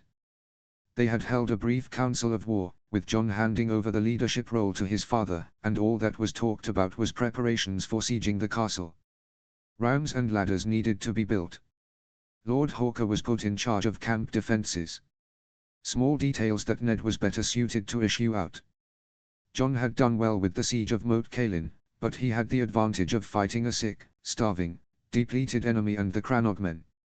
Against an experienced commander like Roose, who had a strong host and plenty of supplies, Ned was better suited to lead the siege and Jon seemed to have no problem handing over control of the army to his father. "Of course I am," Ned answered. "I've been worried about you all ever since I woke up in Braavos. Of course, Sansa and Cat have been at the forefront of my mind as the war has played out." "How do you plan to save her?" Jon asked. Ned glanced out the tent towards the castle in the distance. "There's a plan in place. I just need to give it time to work." "How much time is that?" "A few days, hopefully." Ned sighed. "If it isn't possible, then this siege will be longer than any of us want it to be. Because we need to starve out the Boltons," Jon said.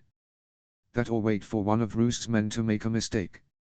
If there were any with Roose that would make one, it would be his bastard," Ned said, unable to shake that sinister, homicidal look that the young man had. "He reminds me of Varys." "The Mad King?" Jon asked before considering the comparison. "Can't say I disagree. Great Jon mentioned, back in Riverrun when we first got word that the Ironborn had attacked, that Roose's bastard had committed some acts." Ned nodded. "Aye, there were rumors that he had been the one to murder Domeric Bolton, Roose's true-born son. There were also more, sadistic rumors around the boy. I didn't have a chance to look further into the rumors before Robert arrived in Winterfell." Ned sighed. "Perhaps I should have." "What would you have done?" Jon asked suddenly. Ned looked at him curiously. "Pardon?" "If King Robert had found out about who I was." Jon hesitated. "What I am?" Ned thought for a moment before answering. "Jon, ever since I rode away from that blasted tower with you in my arms, I have been looking over my shoulder, dreading the moment that Robert learned about how your parents are. As the years went by, I never spoke about your mother or what happened at the tower. Not even when I was battling a fever from the corruption in my leg. The healer for the Company of the Rose said that I mentioned my sister, but not the promise I made to her." Ned crossed his arms, feeling much older than his 37 name-a-days. "I feared every day that Robert would find out and march north to try to harm you. I wasn't sure how he would view you. As Lyanna's son, or as Rhaegar's. It pains me to say it, but the one good thing to come out of Robert's death is that you are safer because of it. John didn't say anything, allowing Ned to work his way up to an answer. What I'm saying is that, if Robert had marched north with an army at his back to take you, then I would have met him at Moat Cailin with the might of the north. Ned said finally, a slight growl in his throat. Robert was my brother in all but blood, but you, John, are my blood. And Robert nor anyone else would have taken you from me. Not without walking over my corpse to do it. Ned turned as he heard boots outside the tent, abruptly ending his and John's conversation. The flap opened to reveal Howland, his face hidden in the depths of his hood. Behind him were two other men, dressed in a similar fashion. Green cloaks, bronze scale armor, multiple hidden blades coated with some lethal poison. What have you found? Ned asked, easily dropping the topic he had just been on. It's possible. Howland sighed, removing his hood. It'll be tough, but it's possible. What do you need? Ned asked. A distraction. Howland answered. A bloody big one. Roose has 4,000 soldiers swarming the place. You need to draw as many as you can out. How can we do that? John asked. By throwing all we have at the walls. Ned answered. Normally, we would attack at multiple different points, spread out the defenders. If we want to draw all defenders to one place, we attack the main gate and the walls around it. That's all we attack. That'll get a lot of men killed. John said. Ned nodded. It will, but it'll bring every man in the castle to one area. Most likely, Roose will use the fact that we are attacking in a confined space against us and will likely try to bottleneck us. And this is so Howland and his men can get into the castle and save Lady Caitlin. John said, more as a statement than a question. Howland nodded. Exactly.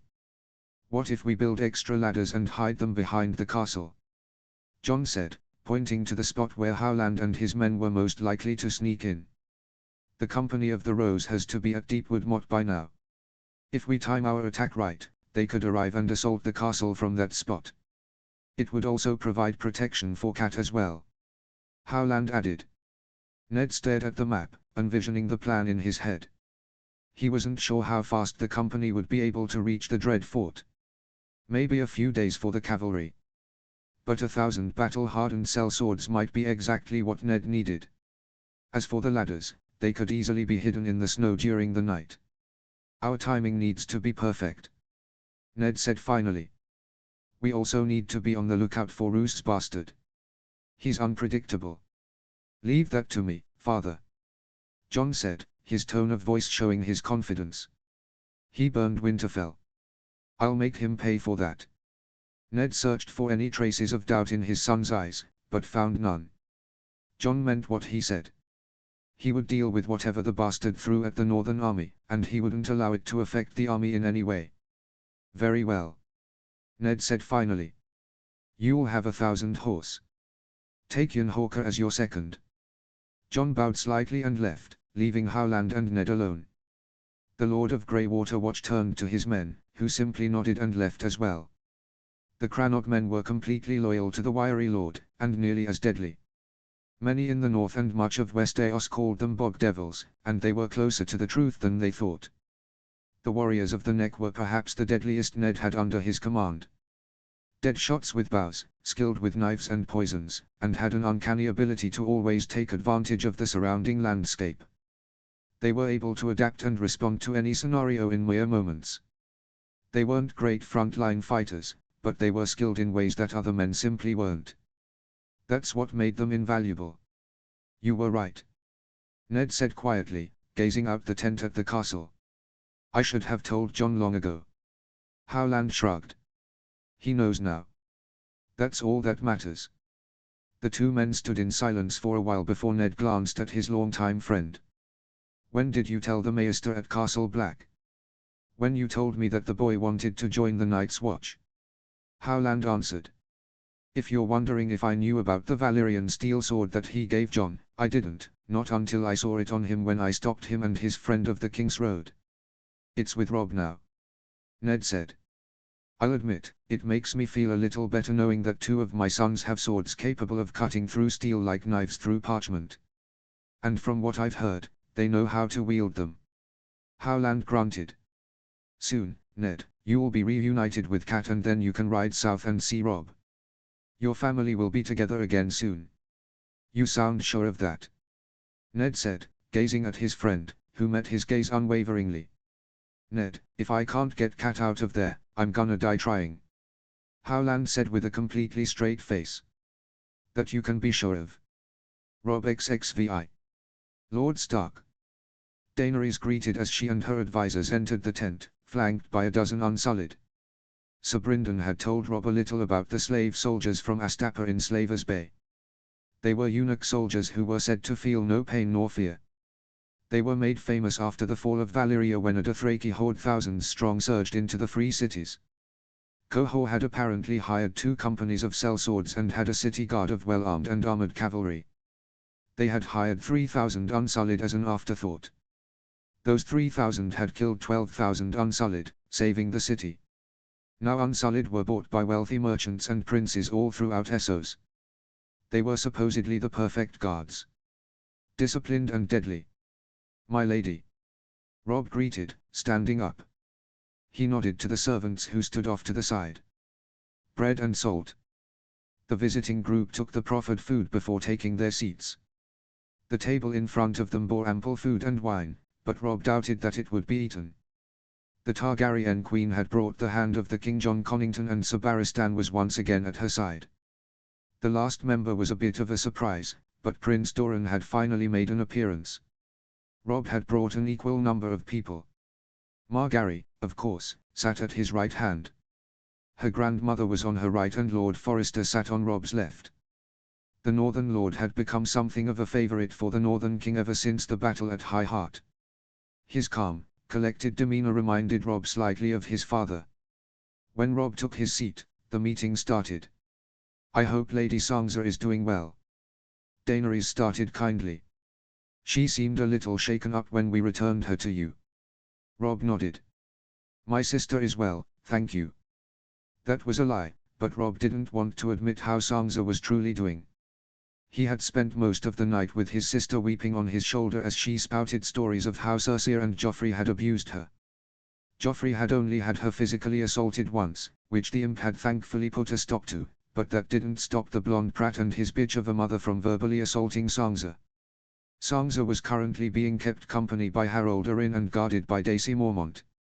She and Margaery would be introduced tonight when the 3 of them and Lady Olenna had dinner. Lord Stark, we are your guests, I would like you to begin the proceedings. Daenerys said. Thank you, my lady. Robb said with a smile. I have taken the time to speak with my sister, and she has requested that a couple of unsung heroes who protected her be spared and allowed to join my camp. Daenerys raised an eyebrow. And who might those be? The imp, Tyrion Lannister is the first. Robb answered. I believe he also comes with a young boy named Pod and a sellsword named Bronn, he added, consulting the notes he kept on hand. As well as the Hound, Sandor Clegane. Anyone else? Daenerys asked. We would also ask that Tommen Baratheon be allowed out of the city and be brought under our protection. Margaery added. We understand that Myrcella Waters is in the Dornish camp, and so we lay no claim on her. So long as she is safe. She is. Doran confirmed. May I ask what your intention for the boy is? Daenerys asked. He is, after all, your enemy. Is he? Robb asked curiously. My fight was with his older brother and mother. Tommen was, and still is, a boy. Because of his brother's conduct, I fear that there might be those in the city who wish to see him dead, or worse, on the throne. Connington leaned closer to the Targaryen queen and whispered something to her. Daenerys looked at the man, who nodded gravely. The girl sighed before looking back at Robb. You are asking me to give up 5 of my prisoners. Daenerys said finally. You understand that I must receive compensation. I have the Mountain and Lork in chains and ready to be handed over. Robb said instantly, watching Prince Doran in the corner of his eye perk up in seat as the men were mentioned. I am well aware of their crimes and, given the grudge House Martell and House Targaryen has against them, I believe that they are fair compensation. We want the Kingslayer as well. Connington said. Robb shook his head. He is not on the table, my lord. He will face northern justice. But he killed. If you are about to say that he deserves to be handed over to House Targaryen because he killed the Mad King, then you make our case for us. Lady Olenna cackled. Come now, my lord. Aerys was king, but he was known as the Mad King. If the Kingslayer didn't do it, I assure you that others would have. Connington glared at the old woman, but held his tongue. He seemed to know the Queen of Thorns' reputation and wisely decided not to engage the woman anymore. He would end up embarrassing himself. You ask for much, my lord. Daenerys said. My lady, you still have Cersei and Joffrey. Margaery pointed out. Your nephew, I believe, was the one who slew Tywin Lannister. None of whom we have asked for played any significant role, if any role at all, in the downfall of your family. The two men you are receiving, on the other hand, committed atrocious acts that not even the reasoning of war can fix. Lord Forrester added. What do you say, my lady? Robb said, leaning back in his chair. Do we have a deal? Line break. Word from the Reach. Robb said, sounding a little confused. It's from Old Town. I was beginning to wonder. Margaery said, easing herself into her chaise. Her grandmother had ordered one brought to from Highgarden. It was an elongated, plush type of chair that Margaery was beginning to love more and more as the pregnancy progressed. Robb quickly read the message, his confusion turning to dread. It was from Lord Lytton Hightower, and it contained many important facts, including the assaults on the Citadel, the burning of the Starry September, and the capture of many Ironborn ships and nobles. But what caught Robb's gaze was the last line. Lord Mace Tyrell died fighting Victorian Greyjoy. He was able to injure the man before dying. Sir Jon Fossoway finished him off with Mace's sword. What? Margaery asked, sitting up slightly. Robb didn't answer. Sir Balon. Yes, your grace. Please send for Sir Garland, Sir Loras, and Lady Olenna. Tell them that it is urgent. Robb ordered. Robb, what is it? Margaery asked again, now looking worried. Robb shook his head. Trust me, we need to wait for the others, he said, pulling up a chair next to his wife and taking her hand. It took a few minutes for the three other Tyrells to assemble in Robb's and Margaery's quarters. Loras had been the first to arrive, while Olenna had been escorted in by Garland. Robb, what is the matter? Garland asked. Robb glanced at Margaery before looking back at the knight. As you know, the Ironborn took Old Town a few weeks ago. I sent Lord Mace and his host to take the city back. He did so, but at the cost of his own life. Robb felt Margaery's hand tighten on his, tears instantly springing to her eyes. Robb, please tell me you're joking. Robb put both hands over hers. I wish I was Margaery. He nodded to the letter he left on the table. I received that letter from Lord Lytton. When the Ironborn surged out of the city, they were easily tracked and slaughtered. Victorian Greyjoy was one of the last raiders left. Lord Mace fought him by himself and died. At least before died, he injured Victorian enough to where he was finished off by Sir Jon Fossoway. Loras rushed across the room and snatched the letter off the table, reading it quickly. Whereas Margaery had tears in her eyes, Loras was completely red in the face and had murder in his eyes. He practically threw the letter at Garland when he was done reading it. I have to go, he said. Where? Olenna snapped. To the Iron Island. Loras answered. To avenge my father. Lord Tarly is already working on that. Robb said. All that's left is Lord Sport and Pike. The Ironborn are all but defeated. But. Loras began. Loras, let it go. Garland said gently as he handed the letter to his grandmother.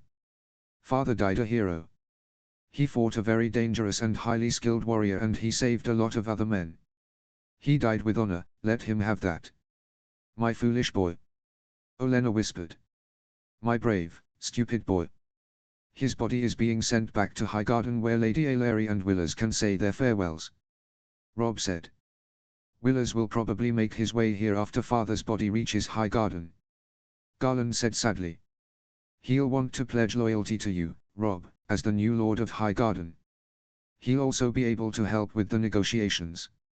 Olenna added. Will your mother be all right? Rob asked. She's a strong woman, she'll manage. Olenna answered. Mace was very lucky he convinced her to marry him. I am sorry that I had to break this news to you all. Rob said. It had to be done. Garland sighed. I'd glad I heard it from you rather than learning about it later. Loras simply nodded, his anger had faded to sadness and now he pouted on the side, trying to hide his tears. He had always been his father's favorite, according to both Margaery and Garland. He was dealing with powerful feelings, but so were Margaery and Garland. He was their father. It's never easy to lose someone like that. Rob knew from personal experience.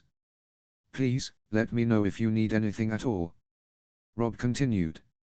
Garland nodded and looked at Loras, motioning that they all should leave. The three Tyrells bowed to Rob before leaving, their sadness palpable. Do you need anything?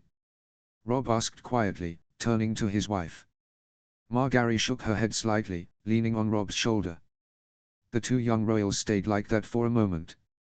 It reminded Rob so much of when he and Jon had mourned their father together. Rob had been leaving the castle, ready to hack at the first tree he saw when Jon had caught him, knowing what he was about to do. Instead, he brought Rob back inside and the two brothers drank ale and spoke in hushed tones about no particular topic.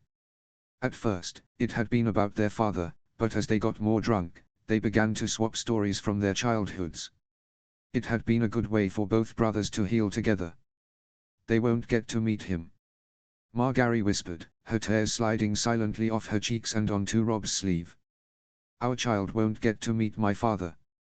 Rob nodded, not having any words to say in reply. How? Margaery said, at a loss for words, something she very rarely was. Somehow, Rob knew what she was trying to say. It'll be up to you and your brothers to tell our son about him. Rob said, not sure why he had said son. It just sounded right. He'll hear stories of how the great Mace Tyrell fought Victorian Greyjoy single-handedly, a man 8 feet tall and as strong as a mammoth. He'll hear how, even though his grandfather didn't kill the man, he saved dozens of lives when he mortally injured the fearsome raider. How do you know he'll be a he? Margaery asked. Rob shrugged gently. Just a feeling. I've learned to trust those. And when he arrives, we'll make sure he knows all about his grandfather, Mace Tyrell. A very brave man. Asha too. Greyjoy, a shout came from beyond the main gate. Asha nodded to her men as she made her way to the top of the battlements, looking completely at ease even though she was the furthest thing from it. The man was burly and stout, with fiery red hair and a bushy beard. He wore leather and steel plate armor, his tabard bearing the iron fist of House Glover. Asha knew in an instant that she was looking at Galbart Glover, the master of Deepwood Mart. He was surrounded by what looked like a group of sellswords, though they held themselves better than such.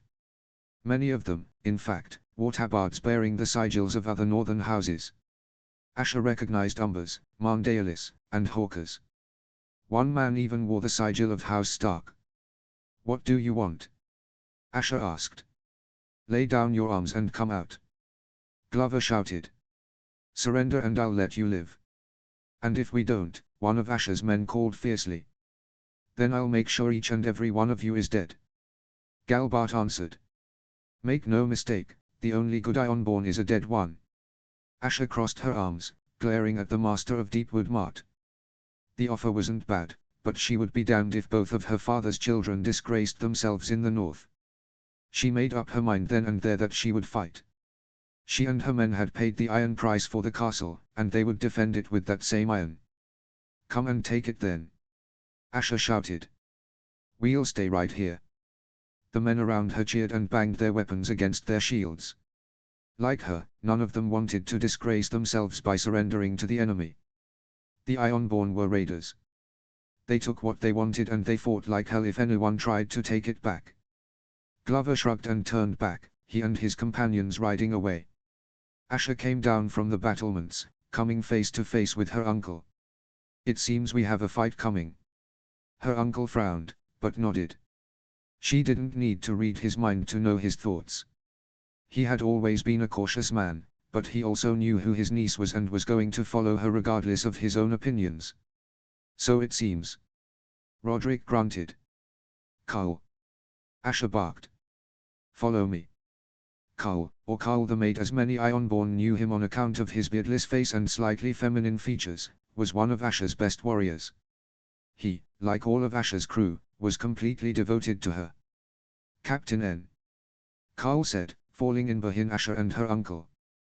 The three warriors made their way into the keep and soon found themselves outside the Lord's chamber, where Asher has been keeping Lady Sybil Glover, wife of Robert Glover, Lord Glover's brother, and her children along with Lawrence Snow, the bastard of Hornwood. When they had taken the castle, Asher had found one of her men attempting to rape the noblewoman. In response, Asher had castrated the man in front of all her warriors before casting him off. It was a message that had only needed to be sent once. Nobody would touch Sybil Glover. Captain N. Carl asked. You're to stand guard over Lady Sybil and her men. Asher ordered. No disrespect, but I'm your best sword. Carl argued. You need me out there. I need you here in case anyone tries to buy their freedom with the woman. Asher explained. If I'm going to give my life fighting the Northerners, I want my men going down with me. We're a crew. We sail together. We fight together. I'll make damn sure we die together. Carl nodded slowly. Fine. I'll guard the damn woman. Asher patted his face. I always knew you were more than just a pretty face. Carl smiled slightly, unable to stay mad at his captain for long. I think you've known for a while, Captain N. Asher smacked the young man in the back of the head before walking off, her uncle her silent shadow. When they reached the Solar, her uncle finally broke his silence. You know this is a horrible idea, he said. You should have surrendered. And what message would that have sent to my men? Asher countered, pouring herself a cup of wine in preparation for the argument that was about to take place. That you care more about their lives than your foolish pride. Roderick answered. I told you back before you left for the Dread Fort. The Iron Islands need you alive. The Iron Islands aren't mine. Asher scoffed. My father is still alive. Her uncle shook her head. You know we can't win this war, Asher. Robb Stark has too many bloody men, and once he's done with the Lannisters, he's going to turn on us. Roderick hissed. What do you think he's going to do to Balon when he gets his hands on him? Northerners are very fucking fond of executions. Who will the Iron Islands fall to? Victorian Greyjoy, that bull who has seaweed for brains, or that damn fanatic Damfair? You are who the Iron Islands need to lead them, and you can't do that if your head is on a pike outside a castle. So you've already given up, have you? Asher snarled, slamming her cup back down on the table and splashing wine. Do you know who we're fighting? Roderick growled. Those aren't some frozen Northerners. That's the Company of the Rose, one of strongest sellsword companies in Essos. Do you know how many men they have? 4,000. Asher felt the blood drain from her face. She had thought that she was facing a few hundred Northerners. She knew that the Northern army coming north couldn't afford to send thousands of men after her, not with the Boltons in the east. Now her uncle was pointing out just how stupid it had been for her to give up the chance to surrender peacefully. We have no choice now. Asher said quietly. You know as well as I that they would have executed both of us if we had surrendered. I'd much rather go out with a weapon in my hand. Roderick sighed and crossed his arms. Very well, Asher, we'll do this your way. Line break. They came at dusk, just as the sun was setting. Coming up the main path that led to the castle was a ram, which looked to be hastily constructed. Spreading out to the east and west of the castle were groups of men jogging with ladders. Asher was able to see 8 ladders in total, with a large column of men following each. All around her, archers and raiders ran to their positions. In the 2 towers that protected the main gate, archers rained arrows down on the attackers. Unfortunately, Asher's archers were spread thin along the wall. She had given command of the first wall to her uncle, the only man she trusted to pull her forces back to the second line of defense, where she was. Earl Harlaw, one of her most experienced raiders, was in command at the last line of defense, which was the short palisade that protected the castle. He had roughly 50 men with him. Asher watched grimly as the ram reached the first gate and began battering it down. Her uncle, armored in a combination of leather, chainmail, and steel plate, could be clearly seen above the gatehouse. He was surrounded by his captains, many of whom were running off. Asher continued to watch as archers left the walls and took up positions higher on the hill, their spots filled with small pockets of Ironborn warriors. In front of the gate, Asher recognized Rolf the dwarf, an ironic name given his tremendous height, rallying his fellow raiders. With the light fading away, the enemy showed their positions with torches. For the first time, Asher saw just how diminutive her force was compared to the attacking army. There were indeed thousands of them, and they were using their numbers to the fullest advantage. Her uncle's men, 300 Ironborn raiders, which included every archer Asher had, were spread out across the wall, and for every warrior she had down there, the enemy had a dozen more. It's a fine night to die. Rogan Rusbeard grunted, Asher's second. The red-bearded raider leaned on the wall next to his captain. Asher glanced up at the sky, and couldn't help but agree. There had been a light dusting of snow during the day, but the night was cloudless with a full moon and stars shining in the heavens. It was still cold, obviously, but it was a beautiful night nonetheless. Giving up already? Asher asked quietly. Ragan allowed a slight smile to touch his craggy features. Not at all, Captain N. Just admiring the view. Asher chuckled and turned her attention back to the fight. The main gate was nearly broken through. Rolf and others had formed a shield wall, supported by a dozen archers. Still, they looked pitifully small to provide any sort of defense. For how well she and her uncle had prepared the defenses, the enemy were just as cunning. The moment the ram broke through the gate, the enemy swarmed up the walls, timing their attack all at the same moment. Asher had just a second to admire the sellsword's discipline before she saw her men be mobbed by what seemed like hundreds of warriors. Uncle Roderick's defenses lasted a few minutes before horns were blown and the raiders began to retreat. Surprisingly, the enemy didn't give chase.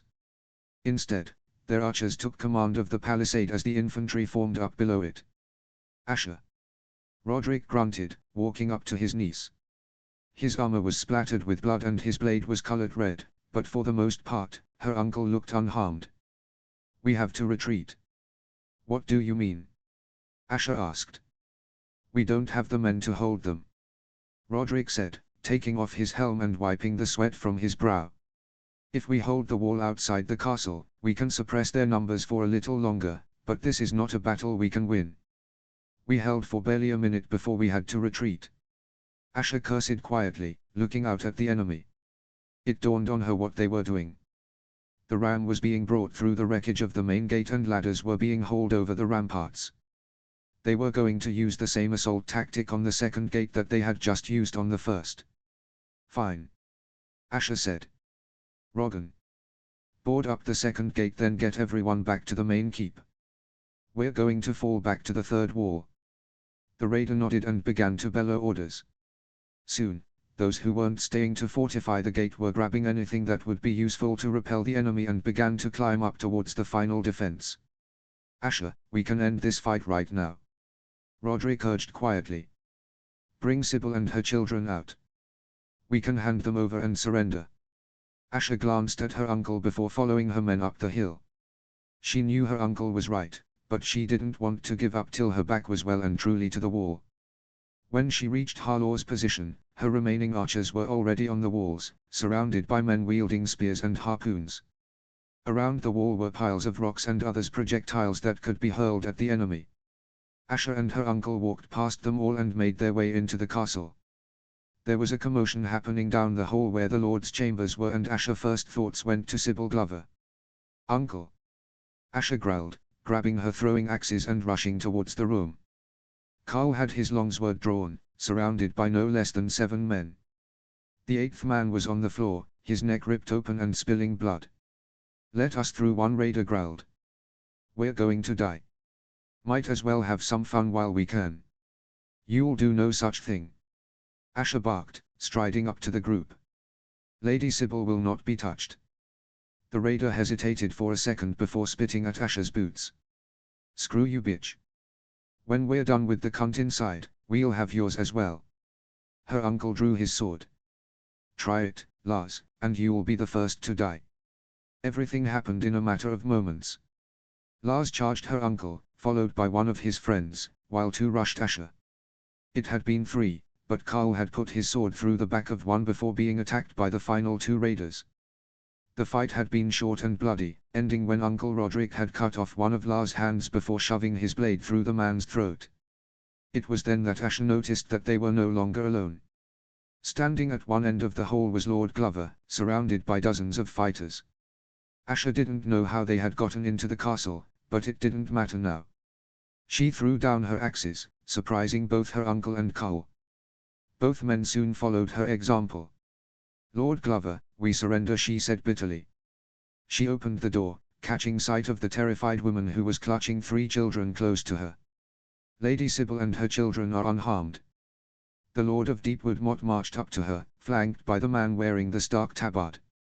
The men behind him rushed off, presumably to finish the fight. Glover glanced inside the room before looking at Asher. "I'll let you live because you protected my family," he rumbled. "You and the 2 men with you. The others will be put to the sword." Asher could only nod, feeling the full weight of their deaths on her shoulders. Glover pushed past her and entered the room, leaving the other man behind, who was gazing at Asher with a small amount of curiosity. Asher glared back at him. "What?" she snapped. "At the gate, I knew we were facing the daughter of Balon Greyjoy," he mused. "Maybe you're smarter than I thought." "Fuck you," Asher responded. The man simply shrugged and leaned against the wall, a hand resting easily on the hilt of his sword. "You may be smarter than your father, girl, but you're still Ironborn, and that'll get you killed if you're not careful." "Fuck you," Asher said again, though still able to hear the soft grunt of agreement from her uncle. "Robb Xxai." As he rode through the streets of King's Landing, he couldn't help but be disappointed by all that he saw. Beggars and filth covered either side of the road. Many people Robb passed looked closer to skeletons than people. Their pleading, sorrowful eyes burning holes in the Northern King's heart. He rode at the head of his retinue of his best warriors that surrounded the carriage that held his queen and her grandmother. Brian was left in command of the men while Daisy and Smalljan rode at Robb's back, their hands on their weapons at all times. They were under no delusions of safety, not when they were entering the proverbial dragon's lair. Robb brought his horse to a stop next to a small child, whose face was covered with dirt and wore nothing but a burlap sack that hung off of his bony frame. He looked up at Robb with large, begging eyes. "Please, Lord, I'm so hungry," he said quietly. Robb fished out 2 gold dragons, handing them to the kid, nodding towards another group of hungry-looking children. "How about you and your friends go get something to eat?" The kid nodded quickly and ran off, followed by 6 others. Robb watched them go, his face a mixture of sorrow and anger. He hated that he had been neglectful of the people of the city. They weren't his people, but he had the ability to help them. All he needed was the approval of the Targaryens. And if they were smart, they would accept his help. So Barristan rode out and joined them the closer they got to the Red Keep. The old knight had become the bridge between the Starks and Targaryens, which was fine with Robb. The man was renowned for his honor and honesty, which Robb preferred to deal with over a politician. "My lord," Sir Barristan greeted, falling in line next to Robb. "Thank you for agreeing to come to the trial. My men were the ones who captured them." Robb answered. "It's only right that they see proper justice dispensed." "Indeed, my lord," Barristan said. "Both men are scheduled to be executed in no less than half an hour." "Execution?" Robb asked, slightly surprised that neither had asked for trial by combat. Barristan shifted slightly in his saddle as they rode through the gate and into the castle courtyard. King Aegon stripped both men of their knighthoods. Robb shook his head. "They are nobles, sir. Forgive me, but the only man who has a right to strip them of anything is myself. I control the Westerlands." "So you've said." Aegon drawled, striding out of the keep, followed by 2 white-cloaked warriors. "You've stripped Clegane and Lorque of their knighthood," Robb said, frowning. "Not only have you no right to do so, they are still nobles nonetheless. They are still expected to be tried fairly." "I didn't expect you to care, Stark." Aegon shrugged. "They are rapists and murderers. They are the scum of the earth and you would see them tried fairly. They are nobles, and in Westeros, they are tried fairly." Robb pressed. "Please, your grace, my lord, let us go inside and discuss this privately." Sir Barristan said. Robb glared at Egon, but nodded, dismounting before walking over to the carriage and helping his wife. Egon simply shrugged and walked back inside. In a moment, Robb's retinue surrounded him as their horses and carriage were taken care of by stable hands and servants. What was that about? Margaery asked. Robb glanced at her and her grandmother, who walked behind them on Garland's arm. The Mountain and Lorque were tried unfairly. How do you mean? Margaery asked. Egon stripped them of their knighthood and condemned them to death. Robb explained. I despise the men as much as anyone else, but they are still nobles. If the Targaryens want to rule in Westeros, then they better know the laws. Quite right, Your Grace. Olenna said, nodding approvingly. Brian coughed quietly, warning Robb that someone was approaching. Sir Barristan bowed as Daenerys walked up to the group, a great mountain and brawn and blubber behind her. The man's tanned skin was hatch-marked with numerous scars, and he was dressed oddly. He wore baggy pants tied at the waist with a golden yellow sash and a ridiculously tiny vest studded with iron. At his side was an arrow and he held a small, plate-sized shield in his other hand. My lady. Robb said, nodding to the Targaryen queen. Thank you for arriving, my lord. Daenerys said with a smile. The executions should happen shortly. I'd rather they don't happen at all, my lady. Robb said, surprising the woman. Perhaps there is a place we can speak. Daenerys nodded and motioned for the group to follow. They easily made their way to a small meeting room where Sir Barristan and the other man took up positions on either side of the door. Robb glanced at his men, who got the message and lined the wall across from the door. Only Robb, Margaery, Garland, and Olenna followed Daenerys inside the room, with Garland closing the door behind them. What's the problem?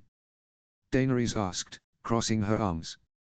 Egon stripped Lorque and Clegane of their knighthoods, something he had no right to do. Robb started, keeping his voice calm and conversational. Second, regardless of their knighthoods, they are still nobles and are entitled to trials in front of their peers. Condemning them without trial and ordering their execution is murder, not justice. They were tried, my lord. Daenerys argued. What did this trial look like, my lady? Olenna asked from behind Robb. Were they marched in front of you, bound in chains, where their crimes were read out and their deaths sentenced while they stood there silently? Daenerys didn't answer, a slight redness coming to her cheeks. That is what had happened, and Robb could see it in her eyes that she had just been exposed by the old woman. Daenerys sighed. They are murderers and rapists. And are the scum of the earth, as your nephew puts it. Robb said, cutting her off. I will not argue that they should die, but there are laws in place, my lady, that all Westerosi nobles, especially Westerosi kings and queens, are expected to follow. Daenerys shook her head. What would you have me do? Call off their execution? Exactly that. Robb said. If you go through with this execution, you send a clear message to all other nobles who are pledged to you. That you do not care for Westerosi law and that you have the power to condemn men to death at will. Robb hesitated before adding. After the actions taken by your father, I do not have to tell you what reputation you will give yourself because of their deaths. Surely their crimes show that they are worthy of execution. Daenerys said. That is true, my lady, but because they are nobles means that they must be tried fairly. Margaery said. They are terrible men who have committed heinous crimes, my lady, but there are certain formalities that must be observed. Rest assured, they will be found guilty and they will die. Robb couldn't help but agree. There was no doubt that both men would call for a trial by combat, but Robb doubted that either would walk away alive. Lorque was more renowned for his cruelty and brutality than his skill with a blade. The Mountain, on the other hand, would have made a daunting challenge if not for the fact that he was partially crippled from where Robb had stabbed him in the back of the knee. The wound was still healing, and although Robb had a maester working on it while the Mountain was his prisoner, it would have to be heavily braced still if Gregor Clegane wished to fight for his life. And if they wish for a trial by combat? Daenerys asked, clearly knowledgeable about that option. Robb shrugged. Both parties have numerous warriors who would be more than willing to fight. Daenerys thought for a moment before nodding. Very well. I will speak to my nephew and a trial shall be put together in an hour's time. Would you be willing to stand as one of the judges, my lord? Robb nodded. I will. Line break. True to her word, Daenerys had set up the throne room so that the trial could be held. The crowd was a little thin since the Targaryens had dispersed many of the Lannister courtiers, but it was still a reasonably sized crowd that kept to the sides of the vast room, leaving the center open. 3 chairs had been placed at the steps leading up to the Iron Throne. Robb waited in front of his as the crowd came in, staring up at the monstrous chair. Robb had expected it to be more a massive construction of melted swords. Instead, it was a throne of iron set on top of a stone dais. Robb wondered briefly that a highly skilled group of smiths could reproduce a throne just like it given time and materials. Impressive, no? Prince Oberyn said, sauntering up to Robb. The Northern King shrugged. I guess. Oberyn laughed. You seem unimpressed. Robb smiled slightly. Would you believe me if I said that I expected more? Depends on your definition of more. Oberyn replied. A mountain of molten swords with a seat at the top. Robb explained. A throne that looked like it had been forged by dragon fire. Ah, I see. Oberyn mused. Still, you cannot deny that it is a throne fit for a king. I would argue that a crown nor a throne can make a king. Robb said. If anyone sat on the throne in Sunspear, would you call them a Prince of Dawn? Oberyn thought for a moment before shaking his head. I see your point. Robb glanced at where Aegon and Connington entered. Prince Oberyn, while I have you here, I wish to let you know that, if my family has angered you in any way, I wish to apologize. Oberyn gave the Northman a confused look. I assume you're talking about the rebellion. Robb nodded. Perhaps we can talk about this another time. Oberyn said before turning to his king. Nephew, he said with a bow. Aegon smiled at the Dornishman. Uncle. Oberyn nodded to Robb and Connington before leaving to stand with his brother. On Robb's right, off on the other side of the throne room, was the Targaryen small council, whereas Robb's retinue was off to his left. He gave Margaery a smile as he took his seat. Connington's chair was in the middle of him and Aegon, but remained standing. Silence. Connington ordered, bringing the room to order. Bring in the prisoners. In the silence, the doors opening created a booming echo that was soon replaced with the sound of jangling chains, marching steps, and shuffles. Unsullied soldiers strode in, escorting the 2 men.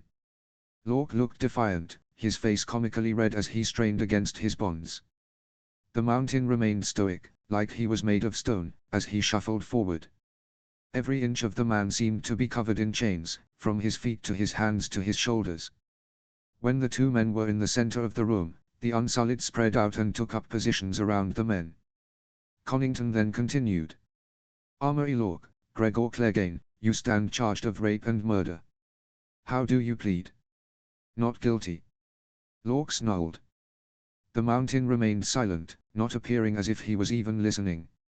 Aegon snorted as his hand took his seat. Your crimes are well documented.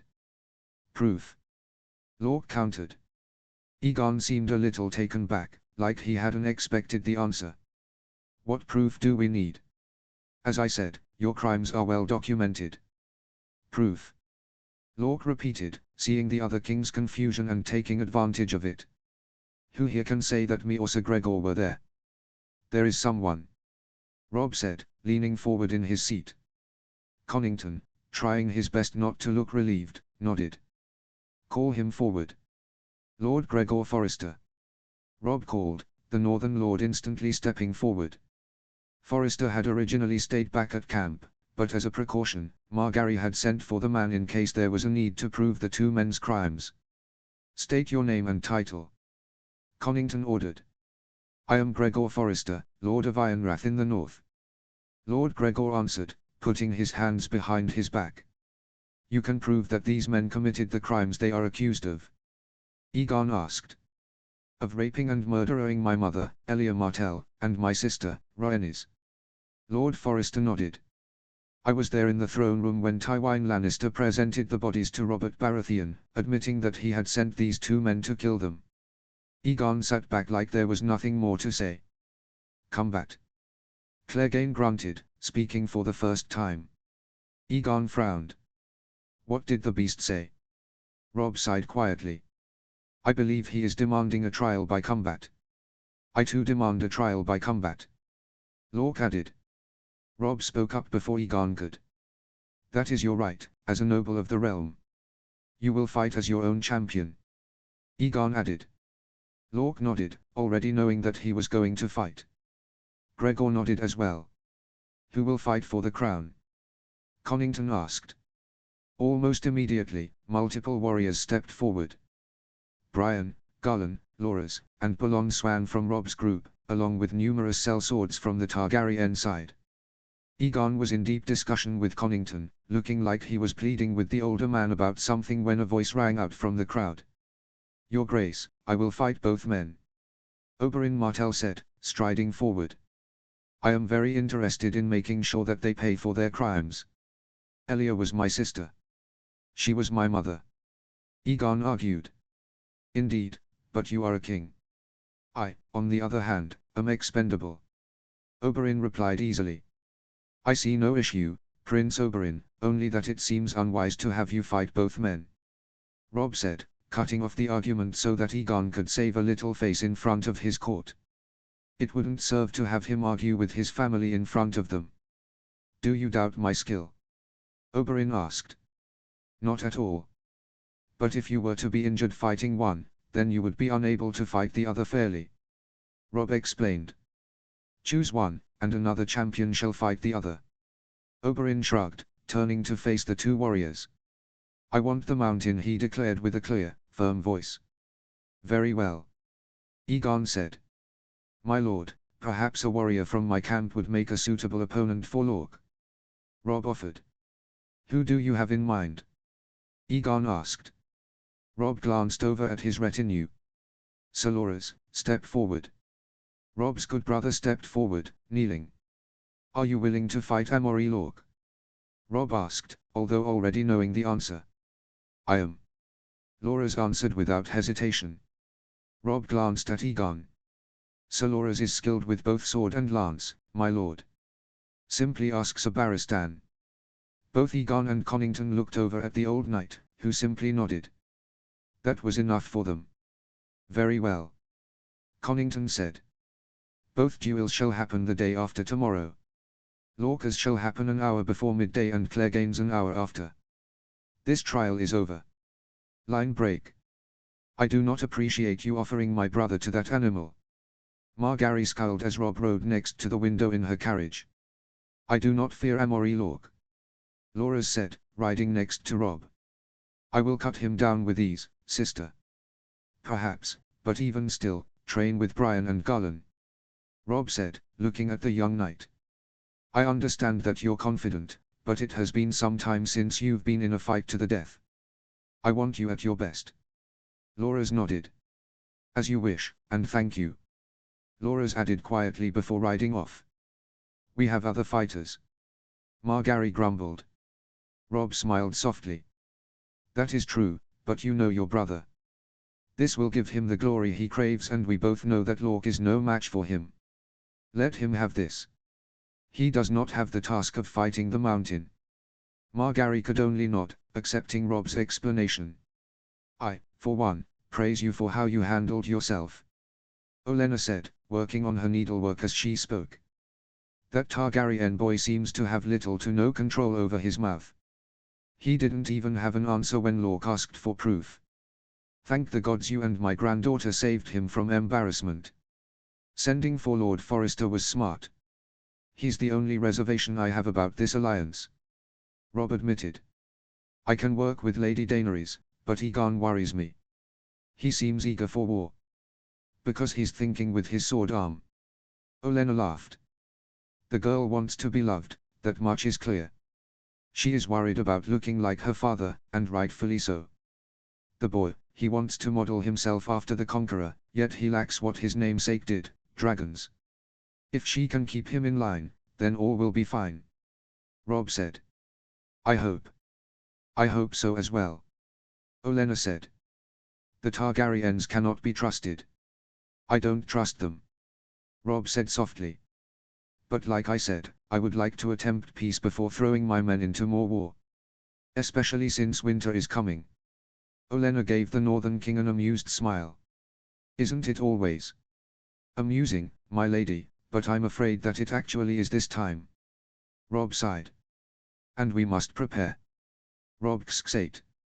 The duels were held in a small arena in the Red Keep.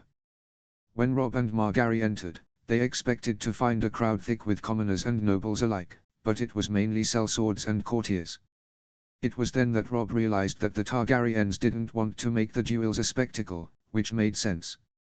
They saw Lorque and Clegane as no more than thugs and deserved no fame for their deaths. Robb was escorted through the castle by Unsullied, but had his own retainers following him as well. Brian, of course, was with him. As was Garlan, Loras, and Loras' squire. The fifth and final member was a surprise that Robb had pulled on them all. Sandor Clegane was taller than Brian of Tarth, which was not the scariest fact about the man. Garbed in plain, soot-black armor with a longsword at his side, it was his face that drew all the attention. His long, greasy black hair did little to cover the gruesome burn scars that spread down his neck. He, like his brother, had an aura of them that they were willing to kill anyone that annoyed them. Robb had asked the Hound to join his personal guard, offering to pay the man as well as make sure he is fed well and given all the wine and ale he wants. Surprisingly, that was all the man wanted and needed. He said that he would fight for Robb, but also because the little bird, his name for Sansa, asked him to. Robb had brought the man, against Brian's objections, because the Hound would kill his brother if the Red Viper failed to. My lord. Daenerys greeted, she and Aegon getting up from their seats. The seating had been set on a balcony overlooking the area. One side of the area were the Targaryen councillors, with Prince Doran Martell sitting to the immediate left of the king and queen. Group of empty chairs was obviously meant for the Starks and their retinue. My lady. Robb said, returning the greeting. Sir Loras Daenerys said, looking past the Starks at the young knight. Grey Worm shall bring you to the arena. Loras nodded and followed the Unsullied, his squire right behind him. The Knight of Flowers wore his usual ornate silver armor, a green cloak bearing the golden rose of House Tyrell flowing out from behind him. Before he left, Robb noticed that he had a piece of golden silk tied around his sword hand. Robb helped Margaery into her seat before looking into the arena. Amory Lorque was already on one end of the arena, armored in steel plate and wielding a broadsword. His shield depicted a mythical-looking creature that Robb couldn't place. He didn't look intimidating, but he certainly looked ready for a fight. I hope your man is good, Stark. Aegon said, skipping over any form of greeting. Watch and find out, my lord. Robb responded. The duel started with an old man, garbed in a rough spun tunic, walking to the middle of the arena. By the way he held himself, Robb knew that the man commanded some sort of power, but he was curious what sort of man would choose to dress in nothing but a woolen tunic. He wasn't even wearing boots or sandals. That is the High Septon. Daenerys muttered. Or the High Sparrow, as he calls himself. Bloody fanatic. Aegon added, nodding to the man. The High Septon blessed the duel in the eyes of the seven before bowing to the royal couples and returning to the crowd, where he was surrounded by no less than a dozen men, all dressed in a similar fashion with shaven heads and odd scars on their heads. Amory Lorque, you stand accused of murder and rape. Connington called, his voice carrying clearly over the arena. Sir Loras Tyrell has been chosen by the Crown as its champion. This is a fight to the death unless the accuser relents their claim or the defendant admits to committing the crime. Do you understand? Lorque nodded, shutting the visor on his helm. Let the duel begin. Connington ordered, taking his seat. Robb leaned forward, feeling Margaery's hand hold his hand tightly as the two warriors walked towards each other. Loras was spinning his blade, loosening his wrist and shoulder. The motion looked effortless and it was a subtle show of his speed and comfort level. Lorque didn't seem to care, rushing the Knight of Flowers like a boar chasing a hunter. He flung his shield forward, trying to shoulder charge his opponent before bringing his sword down at a vicious arc. It was a good tactic. He was attempting to stun his opponent before following with an attack. It was an attack that would have caught the young and inexperienced off guard. Loras was young, but he was far from inexperienced. The Knight of Flowers sidestepped the charge, parrying the blade as it came down. Now it was Loras' turn to go on the offensive. His blade flashed down 1, 2, 3 times of Lorca's shield, chipping away the paint and wood. Each attack was lightning fast and dealt with authority and power. Lorca slowly retreated under the onslaught before stepping further away, distancing himself from the other man. Rob had expected Loras to talk while he spoke, or do something that others would call foolish or prideful. Instead, the young knight was fighting with an immense amount of control and calmness. It was truly magnificent to see, and Rob could see that he was in for a real fight. The youth of the man he fought meant nothing. Lorca attacked again, his bellow muffled under his helm. Once again, Loras parried the attack, moving away from the man's charge as he did. It was almost effortless the way he moved and fought. When Loras attacked, he didn't allow Lorca any respite. His blade was a flash of silver that Lorca looked unable to keep up with. Rob saw at least 3 strikes that landed on Lorca's armor, hurting the man, but were not fatal. Whenever Lorca tried to counter-attack, it was ruthlessly put down by Loras before he continued his relentless offensive to where he was basically driving Lorca around the arena like a mother disciplining her child. That's when Lorca got desperate. He dropped his sword and shield, diving wildly at Loras. The two men went down in a clatter of armor and a cloud of dust. Rob and Margaery both stood, wanting to see what was happening. Margaery was squeezing Rob's hand so hard that her nails were threatening to draw blood. Lorca was on top of Loras, his helm having been knocked off in the attack, but many could see the victorious snarl on his face as he drew his dagger, opening Loras's visor. "I got you now," he snarled. Loras didn't answer. One arm was pinned down by Lorca's hand while the other was scrambling awkwardly for something. Slowly, Lorca brought his dagger back, preparing the final strike when Loras's own dagger shot forward, taking the man in the eye. Lorca bellowed in pain, both hands flying to his face, but Loras wasn't done. He grabbed Lorca's dagger and stabbed it into the man's neck. Lorca slowly went limp before falling to the side, allowing Loras to scramble to his feet. Blood poured out of the man's eye, neck, and mouth, but his body was now still as his last remaining life left him. Loras removed his helm and turned back to the royal box, bowing deeply. Margaery had tears in her eyes as she clapped, a brilliant smile plastered to her face. Rob had a similar smile, applauding the victorious knight. "The gods have made their will known," Connington shouted, his voice still carrying over the cheering crowd. "Sir Loras Tyrell is victorious." Line break. Despite the brace of wood and metal around his knee, Gregor Clegane still managed to look terrifying. Clad from head to toe in the thickest armor Rob had ever seen, he held his great sword point down in one hand while the other held his ridiculously large shield. The man didn't even seem real. Prince Oberyn Martell looked criminally underprepared to fight the man. He was garbed in bronze scale armor and leather along with flowing silks, and Rob saw no sign of a helm or head protection. His squire was busy polishing the man's spear, which was not like most spears Rob had ever seen. The blade was at least a foot in length, shaped with a wave-like pattern along its length. The prince himself was sipping from a chalice as he spoke with his paramour and bastard daughters, all of whom looked rightfully worried. Prince Oberyn, on the other hand, had a smile on his face and looked as relaxed as a cat in the sun. The giant behind him seemed to cause him little worry. "Gregor Clegane," Connington said, "you have been charged with murder and rape. This battle will be to the death unless the accuser relents or the defendant admits his guilt. Is that understood?" The mountain didn't move at all. After a long moment, Connington repeated the question. "Is that understood?" he snapped. Slowly, the giant nodded. "Let the battle begin," Connington called. Oberyn blew a kiss to his children and lover as he strode into the arena, catching his spear as he did. As soon as the weapon was in his hands, he spun it with amazing ease, the sun catching on the metal head many times. It was an impressive showing from the Dornishman. "Do you know who I am?" Oberyn asked, a brilliant smile on his face. The mountain didn't answer, simply moving towards the Dornish warrior. Oberyn's spear shot at the giant's face, a strike that was deflected by the mountain's shield. Oberyn laughed, spinning away before his opponent had a chance to attack. "I asked you a question." "Some dead man," the mountain finally answered, still following Oberyn. "I am Oberyn Martell, Prince of Dorne," Oberyn declared. "Stupid cunt is playing with him." Sander grumbled. Rob couldn't help but agree. Loras had been deadly calm while fighting Amory Lork. Against a man who was 10 times deadlier, Oberyn Martelli seemed almost annoyingly careless. Though his armor and arms now made sense. He would have been mad to fight the mountain with strength. With his armor, he had the advantage of speed and agility, his only hope against a man like Clegane. His spear also allowed him to attack with getting close. You were there that night. Oberyn continued, his smile turning to a snarl.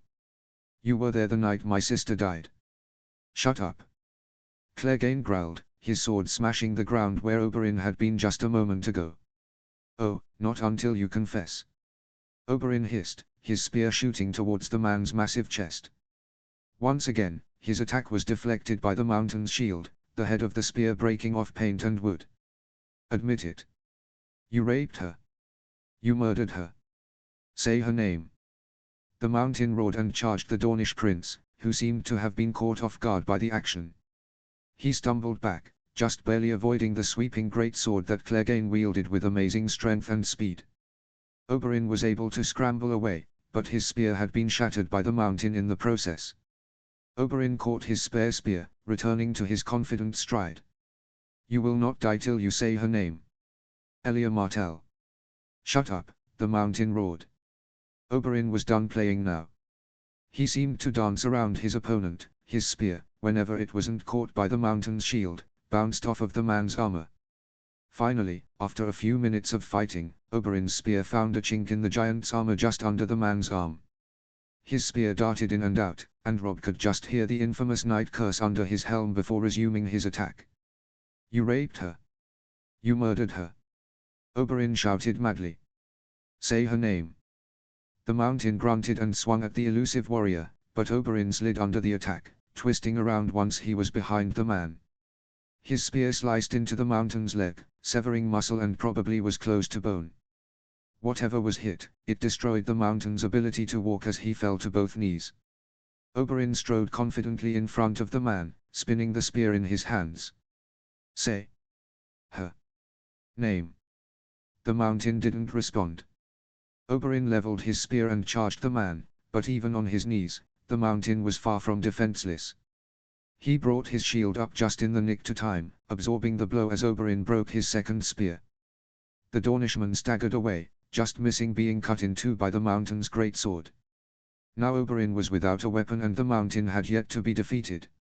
For fuck's sake. Sander grunted, walking up to the edge of the balcony, unbuckling his belt as he did so. Finish the fucking job. Oberyn caught the sword, drawing it in one motion. He and the hound locked eyes, an unspoken message going between the two warriors. Say her name. Oberyn demanded, holding the sword with two hands. The mountain dropped his shield and ripped off his helm. His fat head was red and dripping with sweat. His eyes looked slightly bloodshot and there was a tinge of blueness to his lips. Elia Martell the mountain gritted out, spitting at Oberyn's boots as he said the name. I raped her bloody before smashing her fucking head in. He swung his monstrous sword once more, but it was no use. Oberyn avoided the attack before bringing his new sword down on the mountain's wrist, lopping off the man's hand. As Oberyn strode up to him, the mountain lunged at him, but Oberyn lopped off that hand too, a viscous smile on his face. Too slow, big man. Oberyn chuckled before taking the mountain's head. It took the crowd only a moment before the crowd erupted into thunderous applause.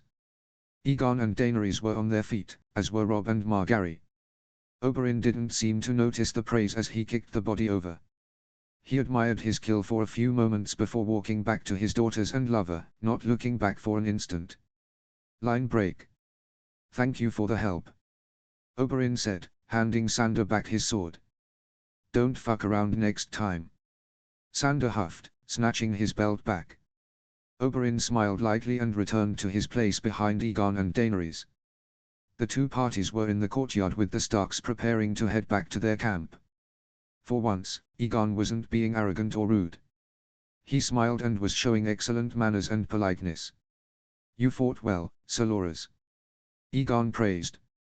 Thank you for bringing justice to my family. Of course, my lord. Loras said with a half bow. Are you due soon, my lady? Daenerys asked curiously. Margaery rubbed her belly. The Maesters think so. I can hardly wait. Children are a blessing. Daenerys said, a slight sadness in her voice. Thank you for your help with the trial, my lord. Robb nodded. As I said, my lady, there were certain formalities that had to be done. I hate them as much as you, but it is what is expected from those in power. True words never spoken. Aegon laughed. Margaery suddenly clutched Robb's arm, bending at the waist as her face contorted in pain. Margaery! Robb cried, dropping to his knee. We need to get back to camp. Margaery grunted quietly. Robb nodded and motioned Garland over. With both he and Robb helping, Margaery began to shuffle over to her carriage.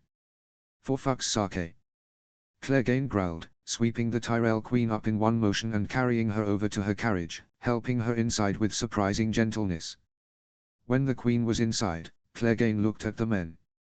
Let's go. Robb looked at Garland, who looked too shocked to say anything. Get her back to camp. Robb ordered his good brother. I will catch up in a moment. Garland nodded and ran to his horse, hauling himself into the saddle before calling orders to the others to form up on the carriage. In a matter of moments, the carriage and Robb's retinue of warriors were making their way through the streets. Only Brian remained, holding Robb's mount. It seems that my wife is due now. Robb said a little apologetically. Why don't we meet in a week's time to finish up the final details of the alliance? A week's time.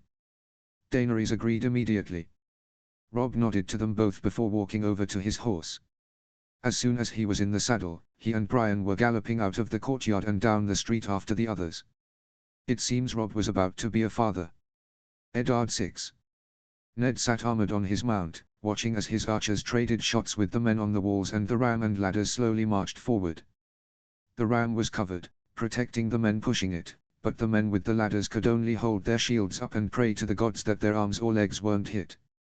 There were 4 ladders in total, 2 to each side of the ram. A little further back, behind the infantry lines, were the extra ram and ladders that had been constructed in case any broke. The Great Jon was in the center of the front lines, his massive form hard to miss as he yelled at his men, inspiring them and telling them how many of the sick bastard they would kill once the ram broke through the gate. He was also swapping cheerful insults with Hugo Val about how many of the buggers each of them could kill. Ricard Karstark wasn't too far behind him in the vanguard, his son and heir Harry on right beside him. The men of the north were spread in front of the Lord of Winterfell, who was near the back of the army with the reserves and old Lord Flint. While Ned knew that he had to keep his focus on the battle, he couldn't help but feel the urge to look back over his shoulder at where Jon and his cavalry were hidden. Ned had given his son 1,000 mounted men, a force that Jon had split in half and given shared command to Eddard Karstark. Their only job was to watch the flanks and watch to see if the Boltons would spring any traps on Ned and his men. My lord, the ram has reached the gate, one of Ned's captains said. Ned nodded. Thank you, Captain. Ned's, Howland's, and Jon's plan was very simple. Ned would draw all the men he could to the front gate. Hugo Val and 1,000 berserking clansmen would certainly achieve that, along with a rampaging Great Jon. Jon would cover the flanks, waiting for a surprise attack that would most certainly come. And while the battle raged, Howland and his men would sneak in and get Cat out before Daeron and his cavalry arrived to join the battle. There were a lot of moving pieces that needed to be kept in mind, hence why Ned stayed back from the front lines, even though that was where he wanted to be most. He wanted nothing more than to be leading the men of the north forward, tearing through the traitors and rescuing his wife, but he had to play into Roost's hand, at least for now. Any word from the Company of the Rose? Ned asked. None, my lord, a captain responded. Last we heard, they were a day away. Ned suppressed a sigh and thought about the men he had. Around 8,000 foot and infantry, thanks to the reinforcements from the mountain clans and White Harbor. Jon had lost very few cavalry at Eagle's Roost, and so Ned had most of the 4,000 host of mounted men, though a fourth of that was with Jon. Send word to Lord Hawker on the western flank. Tell him that his son Eric is to take 500 men from both his father's and Lady Mormont's flank and report to me. Ned ordered, not watching as the man rode off. You don't think the sellswords will arrive? Flint asked, riding up next to Ned. The old lord's son, Brandon the Younger, was with Val and the other fur and iron-clad clansmen just behind the Great Yon. But Lord Flint himself had given up his desire to fight on the front lines long ago, ever since he had to start using a cane to walk. Always expect something to go wrong, Ned answered grimly. Good advice. Flint grunted. Who taught you that? Life. Ned answered, glancing over at the old lord. Flint chuckled. It's a wily bitch, ain't it? It's had its moments. Ned replied. So did my first wife. Flint said. Thank the gods for her tits. Ned laughed.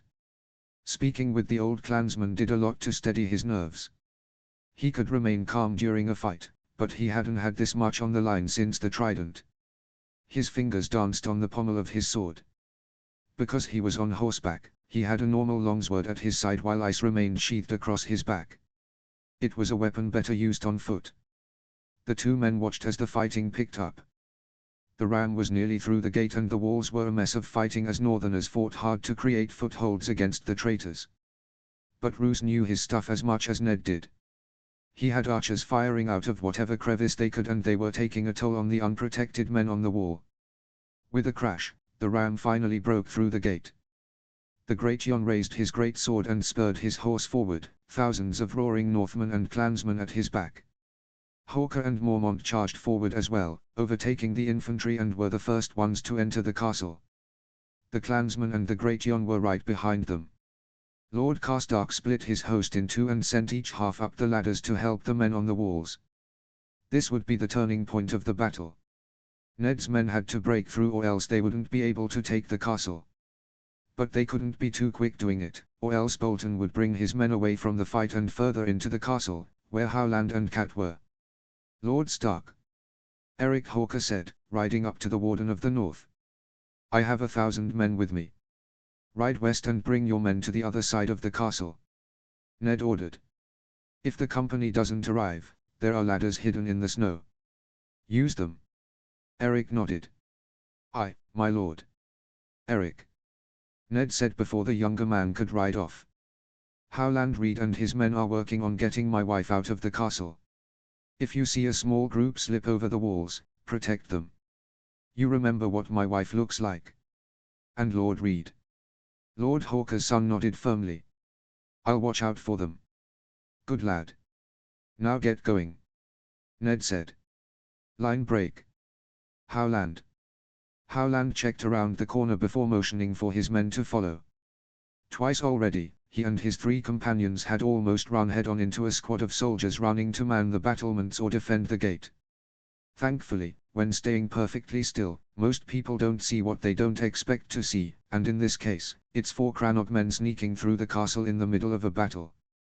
The Lord of Greywater Watch moved quickly and silently down the hall until he found the room he was looking for. He had been in the Dread Fort before, when Roose had first married. He had taken the time to note down certain rooms and what they might be used for.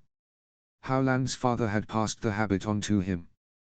The 3 men that were with Howland were some of his best, most experienced scouts. They could move just as quietly through the swamps of the Neck or the frozen tundra of the north as they could through a castle hallway. They all wore the same dark cloak over lightweight leathers and carried a plethora of knives and other tools that could incapacitate a man within seconds. Roose grabbed the handle gently and turned it slowly. Just as he suspected, it was locked. Done. Howland whispered, stepping away as one of his men went to work on the lock. In a few moments, there was a satisfying click and Dunn pushed the door open. Howland was the first through the door, moving his hood back. Caitlin was standing by her bed, her pillow in her hand. After a quick glance around the room, Howland knew that it was the only viable weapon she had at her disposal. She dropped the pillow as soon as she saw who was under the hood. Howland. Cat said. Howland put a finger to his lips. Quiet, my lady, please. Cat quickly nodded, remembering where they were. Howland produced a cloak and a pair of boots from a bag he had under his cloak. Put these on, hurry. Cat sat on the bed and quickly changed boots before wrapping the cloak around her. The boots would help her move quietly and the cloak would hide her dress and red hair. It was slightly shorter than it should have been, but it was the longest cloak Howland had. Most Crannog men were shorter than average height, and even Howland himself was shorter than the Lady of Winterfell. Cat flipped up the hood and nodded. "Let's go." Howland grabbed her hand and led her out, instantly dropping into a slight crouch that Cat tried to copy the action with one hand holding Howland's and another holding up her dress. One of Howland's men scouted ahead of them while the other two watched their back. None of them were prepared to handle any actual fighting. They had knives, not swords. They had nearly made it to the battlements when Howland forced them all into an empty room as the sound of footsteps came from behind them. While Howland's men helped Cat hide, Howland flattened himself up against the wall, peeking through a tiny crack in the door. "We'll come from behind and crash into the fuckers," Ramsay Snow instructed his captains. The mad bastard wore black chainmail and leathers under a blood-red cloak, the flayed men of his father's house outline in pink. Howland held his breath as they walked past. Ramsay was so caught up in his own fantasy that he failed to notice the door wasn't closed all the way. When they were past, Howland counted slowly to 5 before opening the door, checking both ends of the hallway and motioning for his men to come out from hiding. "Where's Ned?" Cat whispered.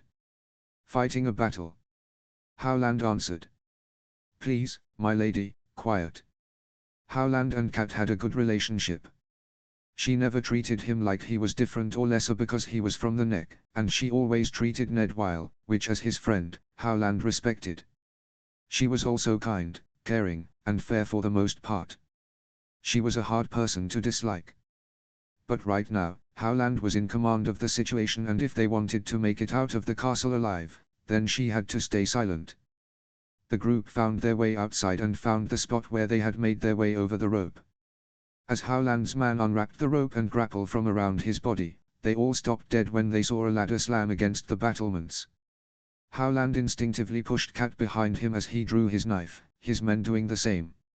Eric Hawker's face appeared over the battlements, turning from a growl to a grim smile as soon as he laid eyes on the group of Crannog men and the Lady of Winterfell. He hauled himself over the wall and landed lightly on the battlements, drawing his sword. He nodded to Howland. "Lord Reed," he said. "My lady." "Eric Hawker." Cat breathed. "Why are you here?" Howland asked. "We were a little late," another voice said.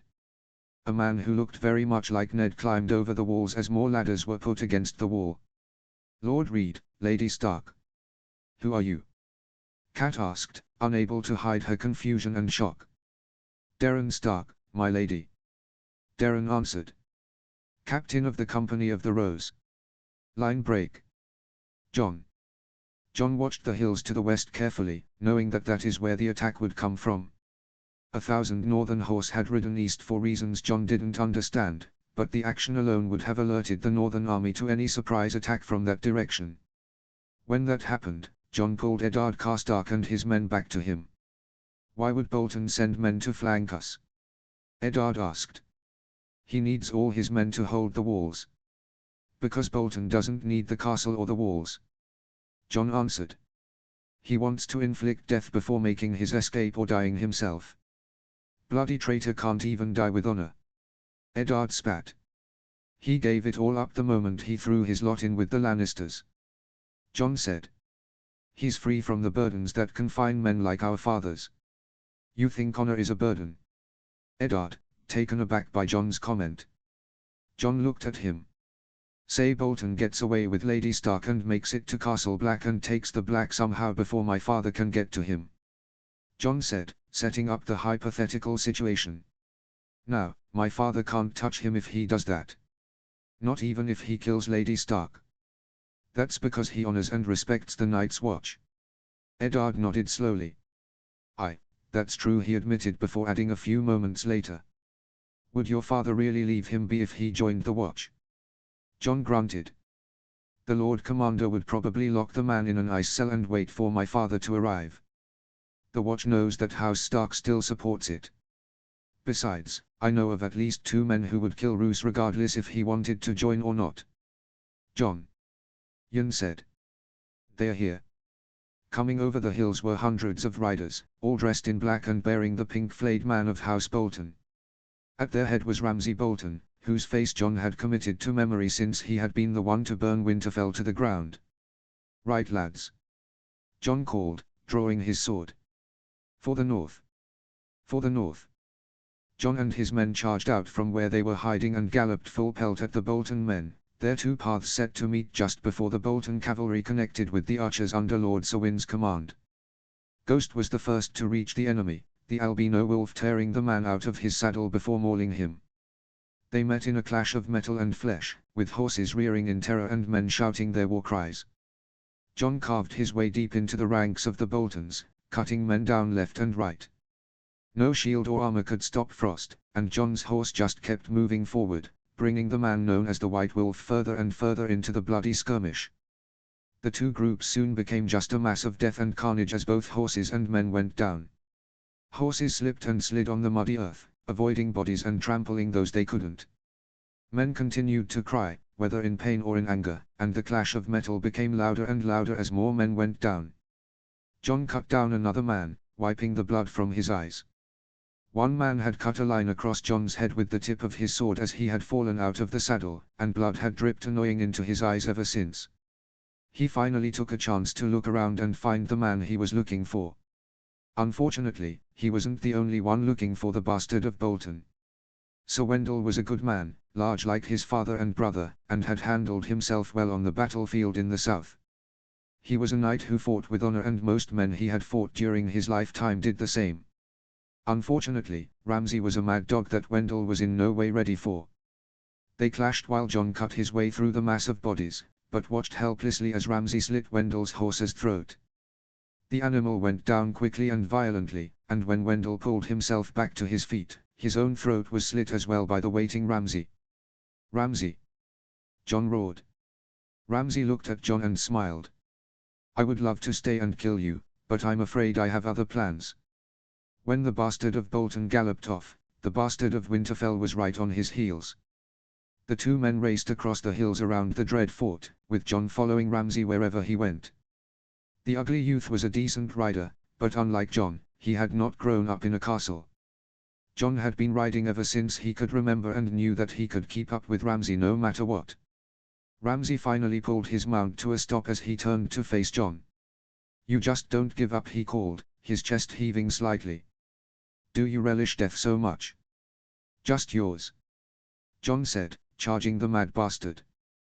The two men met in a flurry of blows. Ramsay's fighting style was fast and overly aggressive, almost like he was hacking at John rather than fighting. But his sword was shorter and thicker, and because they were practically right next to each other, he had the advantage. "You know what I'm going to do after I kill you?" Ramsay asked. "I'm going to return and rape that pretty redhead." John's blood turned to ice as his horse backed away. "You'll never touch her," he said, tightening his grip on his sword. "You won't make it back alive." Ramsay snarled and charged John, but John was ready for it. Just before Ramsay reached him, John danced his horse to his left, giving him more space as his opponent charged by. The bastard of Winterfell parried Ramsay's attack before cutting at the man, feeling his sword bite into the bastard's ribs. Ramsay cursed and held his side as he glared at John. "I wish I had a chance to flay you," he growled. "You'd look lovely next to the squid." "Try me," John responded. John didn't move out of the way when Ramsay charged him. Instead, when Ramsay attacked, John took the blow on his vambrace, gritting his teeth as he felt the bones in his arm crack. Thankfully the metal held. Frost slid in and out of Ramsay's neck in one fluid motion. His death was instantaneous and practically painless, which is far more than he deserved for the chaos and carnage he caused. When the body fell, John glared at it for a second before kicking his heels into his horse and riding back towards the castle where the rest of the Bolton cavalry was being wiped up. Ramsay Snow was dead, now it was time for Roose Bolton to face justice as well. Line break. Roose. Roose watched from his solar as the battle raged under him. He had watched curiously as Stark threw his men against the gate and the wall around it, neglecting his advantage of numbers. Nevertheless, the plan had worked, and thanks to the barbarians from the mountains, Lord Whitehill and his men had barely been able to contain them. Though the fat lord of High Point wasn't long for this world. The last Roose saw of the man was him fighting a strong, muscular lad whose cloak bore the tree and sword of House Forrester. Ramsay and his cavalry had arrived, just as Roose wanted, and was about to sweep away the enemy archers when Stark's own bastard emerged and thwarted that plan. Roose knew that it was wishful thinking that Ramsay and his men could break the northern host with a few hundred men, but it had been a hope. But Jon Snow had destroyed that plan and chased down Ramsay after the cruel idiot tried to escape. And since Snow eventually returned to the battle, that meant that Ramsay was dead. Roose didn't care. No, he had other things to worry about. Hundreds, if not thousands, of Northmen had managed to get around the castle and were now attacking Roose's men from behind. They were being led by Eric Hawker and a man who was said to look like Ned Stark and bore the snarling direwolf of House Stark. Roose knew that the battle was hopeless, but he had fought it anyways. He had no intention of going quietly, not without leaving a pile of bodies for Stark to clean up afterwards. "My lord, Lord Whitehill is asking for more men," Steelshanks said, striding into the room. Roose's longtime captain was covered head to toe in blood, as was his shield and spear. He had certainly done his fair of fighting since he had been the one Roose had sent to cut off the attackers who had gotten behind them. "Denied." Roose grunted. "We're leaving. We're abandoning our men," Steelshanks said, frowned. Roose glared at him. "I don't care." The two men gazed at each other before Steelshanks nodded and straightened slightly. As always, he was loyal to his lord's command and would follow them regardless of his own thoughts. Roose and Steelshanks left the Solar and made their way to a room nearby where Roose had been keeping Catelyn Stark. He didn't trust Ramsay around, certainly not when she was his one and only bargaining chip. But this way, he was within earshot of anything happening. The Lady of Winterfell had been annoyingly stubborn in all of Roose's attempt to get anything of value out of her. Ramsay had mentioned many times that raping or flaying her would work much faster, but Roose had disregarded his bastard at every turn. Catelyn Stark was his saving grace, as much as she would hate it. Roose broke the cord around his neck that held the key to the door before swiftly unlocking the door and pushing it open. To his shock and fury, the room was completely empty. "My lord?" Steelshanks asked, glancing behind him. "She's gone," Roose said quietly, looking around the room as if she might magically appear. Roose didn't hear a response, but instead a squelching noise along with a pain grunt. It was a sound that he knew all too well. It was the sound of a sword entering the body and life leaving it. Roose stepped back out into the hallway and saw a massive, scarlet-covered blade sticking out of Steelshanks' back before it was yanked back. When the body fell, Roose felt a shiver of fear run down his spine as he came face to face with Ned Stark. Behind him were the massive forms of Hugo Val and Great Jon Umber. "Roose!" Stark growled. Roose unsheathed his broadsword and held it in both hands in front of him. Compared to the great sword ice, it was pitifully small. "If I can't kill your wife, I might as well kill you." Stark flicked the blood from the great sword before bringing it up as well. "We'll see." The two men launched themselves at each with controlled fury. Roose was a very good swordsman with all the experience that Ned had. He had seen the Warden of the North fight on several occasions during the two wars, and although Stark was not a stellar swordsman, he was efficient and deadly. Unbeknownst to Roose, Ned had worked himself hard to get back into fighting trim, and thanks to Thomas, the healer from the Company of the Rose, Ned was in as fine a shape as he had been during Robert's rebellion. The two men locked blades as the duel became a test of strength. Roose glared at Stark, slowly working his hands behind his back and grabbed hold of the dagger he kept there. In one movement, he pulled the dagger free from its sheath and was about to plunge it into Stark's eye when he caught Roose's wrist, holding it in an iron grip. Roose struggled for a few moments, trying to break free, but Stark refused to relinquish his hold. One moment, Roose was glaring at Stark, the next he was staring at the Northman who had followed him. He felt an excruciating pain erupt in his back and looked down at his stomach as the tip of a massive great sword emerged. Then everything went black. Line break. Eddard. Ned pulled ice from Roose's lifeless body, watching with grim satisfaction as the traitor landed on the floor never to rise again. He continued to stare at the body until he heard pounding footsteps behind him. He turned and raised ice, ready for anyone to come around the corner. Jon was covered in blood, but other than a bloody bandage around his head, he looked good. As soon as he saw Ned, he rushed towards him and the two embraced quickly, with John holding his left arm awkwardly. John glanced down at the Lord of the Dread Fort. Good. Ned agreed. Ramsay. Same. John answered. I got word from Howland. Lady Stark is back at camp and is safe. Howland also reports no extra harm on her. Thank the gods. Ned sighed. Ricard and Mage are cleaning up the rest of the traitors. Ned. Darren called, striding down the hall from the other direction. Like Ned and John, his armor was also colored red. There's something you both need to see. Ned nodded to Gratian, who got the message and led the others off to find more enemies while John and he followed Darren. He also took the time to speak with John. What happened to your arm? Used it as a shield. John said wryly. Might have cracked a bone or two, but it paid off in the end. And your head? Just a scratch, father. John responded. Ned patted John on the shoulder, smiling slightly before turning the conversation on his cousin. I thought you wouldn't make it. The former sellsword glanced over his shoulder. We arrived a little late, but better late than never. Where are you leading us? John asked. It's better if you see for yourself. Darren answered, the tone of his voice leaving no doubt that neither Ned nor John would like what it was. The three men took a flight of stairs and descended into the bowels of the castle. Standing at one end of another hallway were two sellswords, both of whom looked a little pale. They saluted Darren as he approached. Open the door. Darren instructed. One man nodded and pushed the door open. Immediately, Ned was met with the smell of infection and death. It was like walking onto a battlefield covered in bodies that hadn't been moved in a month. It churned his gut and produced a physical reaction from both he and John. In the middle of the room was a giant X, with the remainder of a body strapped to it.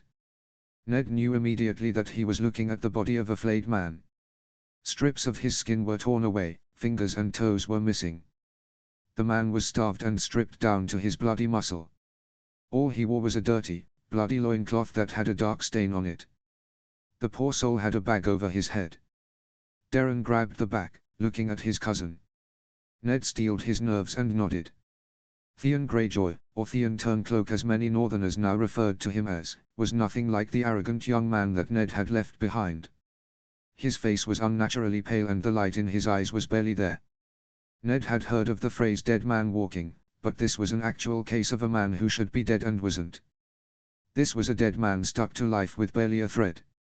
Ned heard John choke back something and turn away, and Ned wanted to do the same but he knew that he couldn't.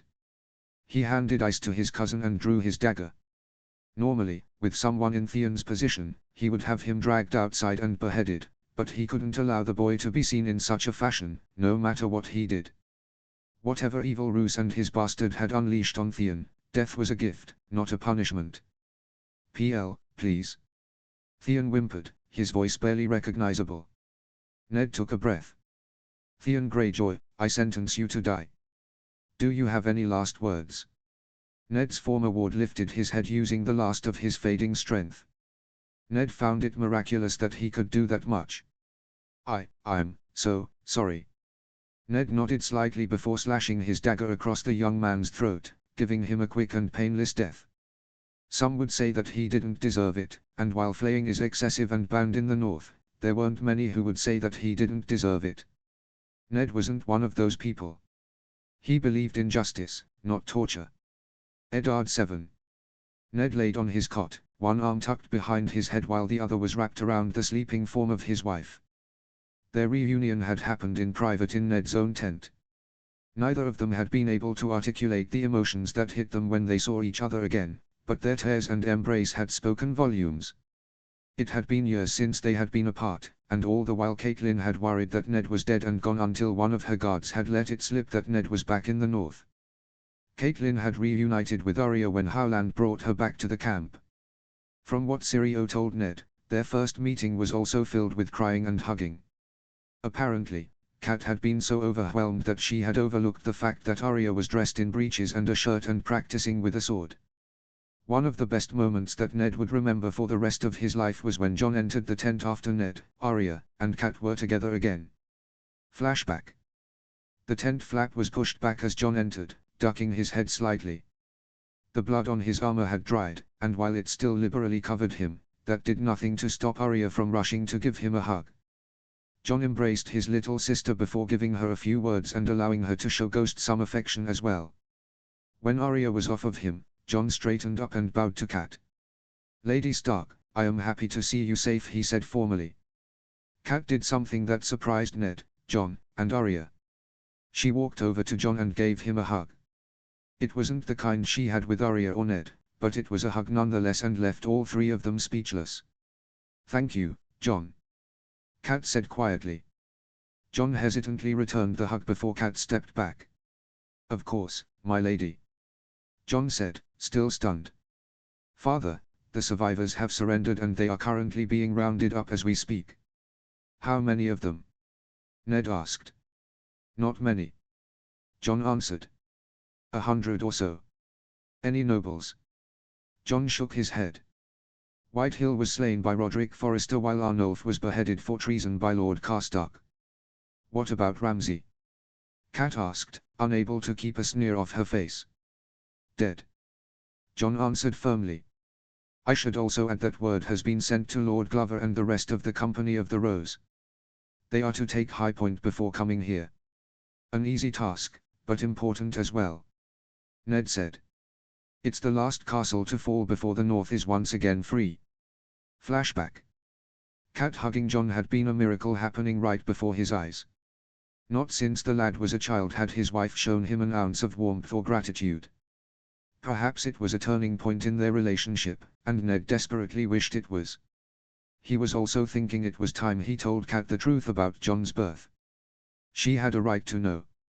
"You're not sleeping," Cat mumbled, not moving. Ned smiled slightly.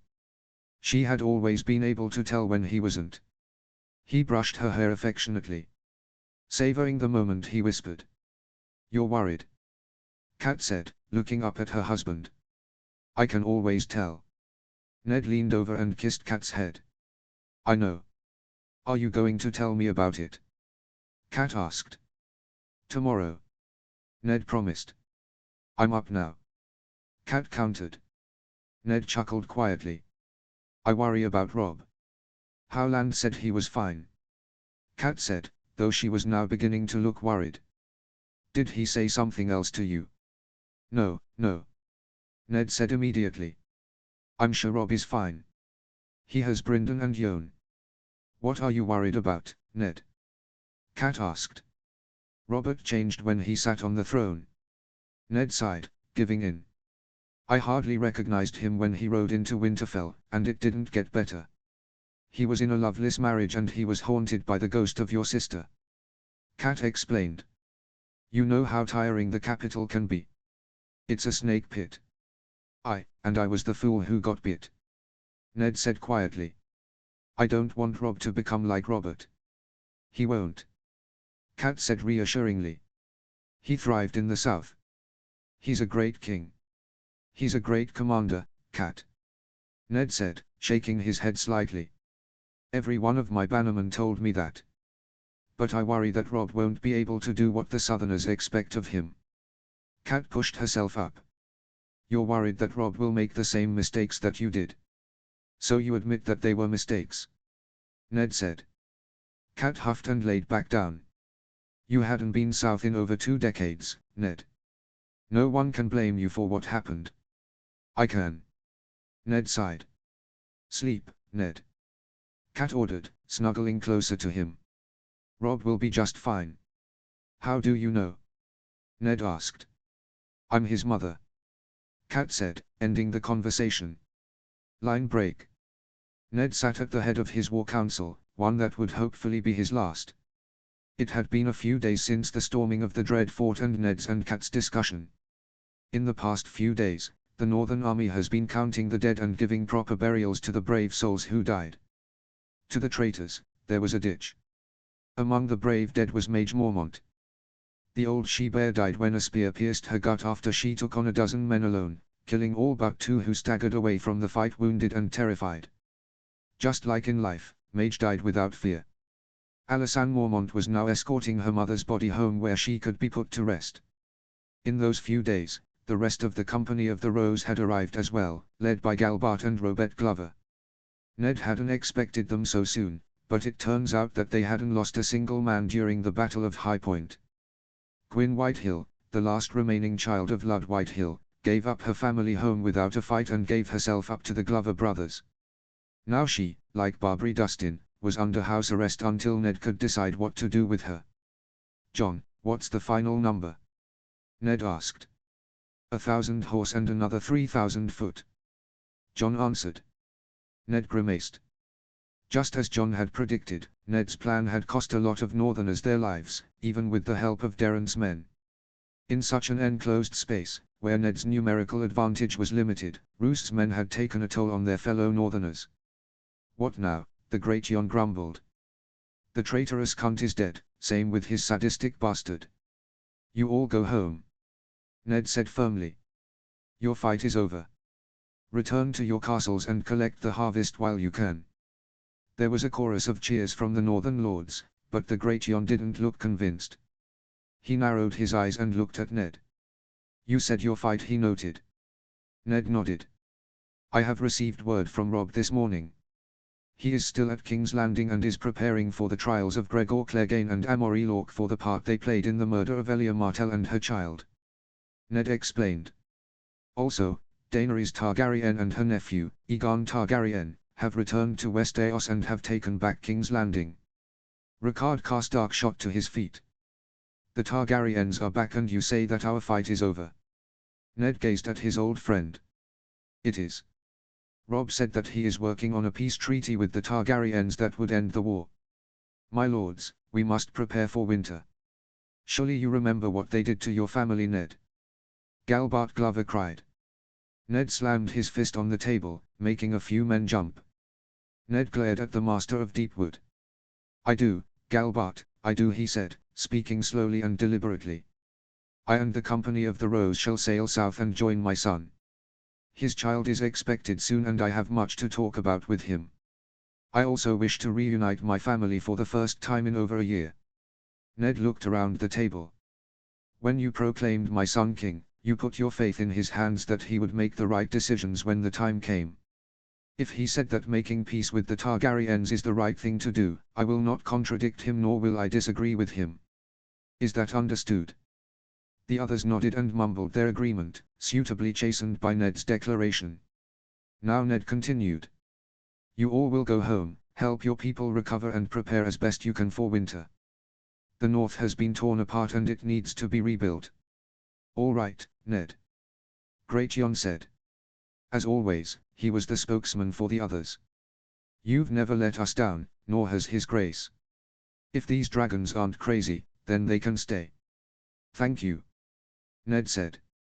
"I march for White Harbor in the morning. I expect you all to leave for home as well." The assembled lords nodded. "That is all," Ned ordered. As the lords got up and left, 2 men stayed and another entered the tent. The Great Jon hadn't moved, neither had John, and Eddard Karstark stood at the entrance to the tent. "Great Jon," Ned said curiously. "I'm not here to argue with you," Ned the Great Jon grunted, heaving himself to his feet. "I just thought you should know that my uncle Crowfoot arrived just a few moments before the meeting started. Your boy Rickon is with him, as well as a wilderling woman who seems to be his guardian. I made sure they were sent to Cat." Ned nodded. "Thank you." The Lord of Last Hearth clasped arms with Ned before leaving. "You raised them well, Ned," he said, nodding towards John. "But it's nice to have you back as well. Perhaps after we get through winter, we can share a flask and you can annoy me with all your war stories from the south." Ned chuckled. The Great Jon laughed and walked out, patting Eddard Karstark on the shoulder before ducking under the entrance and leaving. "Eddard," Ned said. "What can I help you with?" Ned's namesake bowed slightly. "I don't mean to take up much of your time, my lord, I only wish to ask a favor." Ned raised an eyebrow, but nodded. "Very well. There are a few others besides myself who fought with King Robb in the south as part of his battle guard," Eddard explained. "Most of the Northerners, excluding Dacey and Smalljon, followed John. We wish to go with you and see our king once more. To see our comrades. Ned glanced at Jon, who seemed to agree with the idea. Their fathers can't go south to see Rob's child. They could act in their place. They do have to gift him something, don't they? Ned mused. Very well, Eddard. We leave in the morning. Until we reach the king, I am putting you under Jon's command. Eddard smiled and bowed. Thank you, my lord. As soon as the Karstark boy was gone, Ned and Jon left to find Rickon. It had been years since either of them had seen the boy, and they were anxious to see him again. Just like with Arya, Ned found his wife holding her youngest child tightly with tears streaming down her eyes. A strange woman stood off to the side, her arms crossed as she spoke quietly with Arya about her sword needle. She was tall and lean, with shaggy brown hair. Ned wouldn't call her beautiful, but there was a certain ruggedness to her. Rickon. Ned called softly, getting down on one knee. Rickon turned his head when he heard his name. The look he gave Ned could have broken his heart. It was one of confusion and apprehension. It was then that Ned realized that Rickon hadn't seen him in over a year and likely didn't recognize his father on sight. But he did recognize Jon. Jon! Rickon cried, running over to his brother. Jon was immediately on one knee and pulling his brother into him, holding him tight. The boy was a little taller than the last time Ned saw him, and his auburn curls had grown long and wild. He also looked a little thin, but other than that he looked totally unharmed, and Ned thanked the old gods for that. Go see father. Jon said quietly, nodding in Ned's direction. Rickon reluctantly let go of Jon as he turned to look at Ned. He walked towards him slowly, uncertainty in his eyes. When he was close enough, he reached out one small hand and ran it along Ned's beard and then up around his eye, pulling at his eyelid a little. Somehow, something inside the boy connected as he threw himself at Ned. Father! Ned fought back tears as he hugged his son. Rickon, he whispered. For a moment, he and Rickon stayed like that before he heard a slight cough come from the strange woman. Ned looked up at her and saw her jerk her head outside. Her meaning was obvious. Go to your mother. Ned said quietly, pulling away from the boy. Rickon wiped his eyes and nodded, taking a step towards the mysterious woman before remembering who his real mother was and ran to Cat, who picked him up and held him tightly. Ned walked outside with Jon right behind him. Who are you? Ned asked. Osha, my lord, she said. Your son Robb took me prisoner before he marched south. Why'd he do that? Jon asked curiously. I come from beyond the wall. Osha explained. The other free folk and I found Lord Bran riding in the forest and hoped to capture and ransom him. Your son and the other boy, the arrogant one, killed the others and made me a servant. You tried to take Bran captive. Jon said, a hand drifting to his sword. We were starving. Osha defended herself. Besides, that was the past. I kept the little lord and the pup safe. Continue. Ned said, wanting to hear the story. When your son left, I took care of Bran and Rickon. Mainly the little pup in there. Osha said, nodding towards the tent. Bran had the old man and the Reed children. Where are they?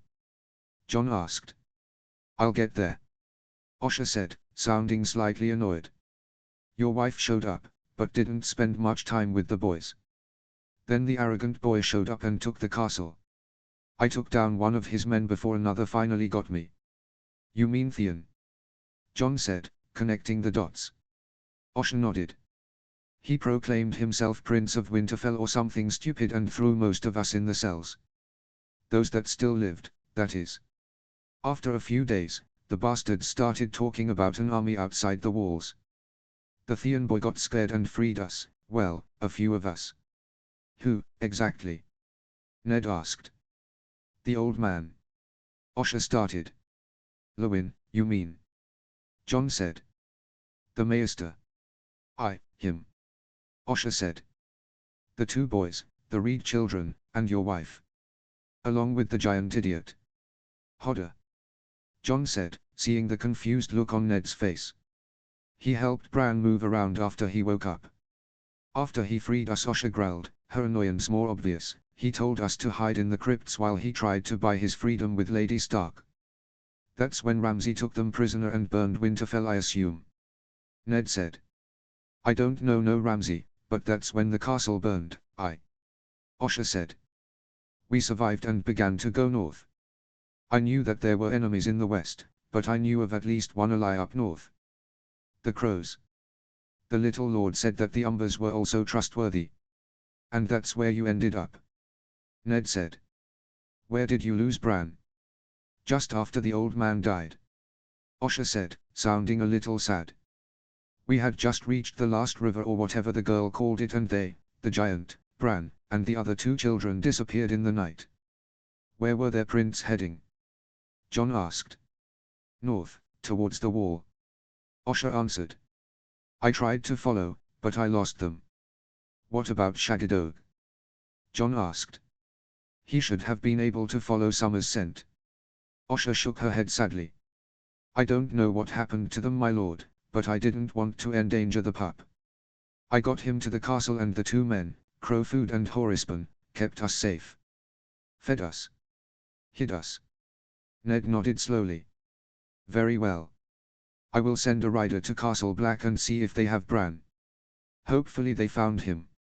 My lord, the Reed boy, I heard him talking to Bran about something beyond the wall. Osha said. I don't know for what or why, but that's where they were heading. Very well.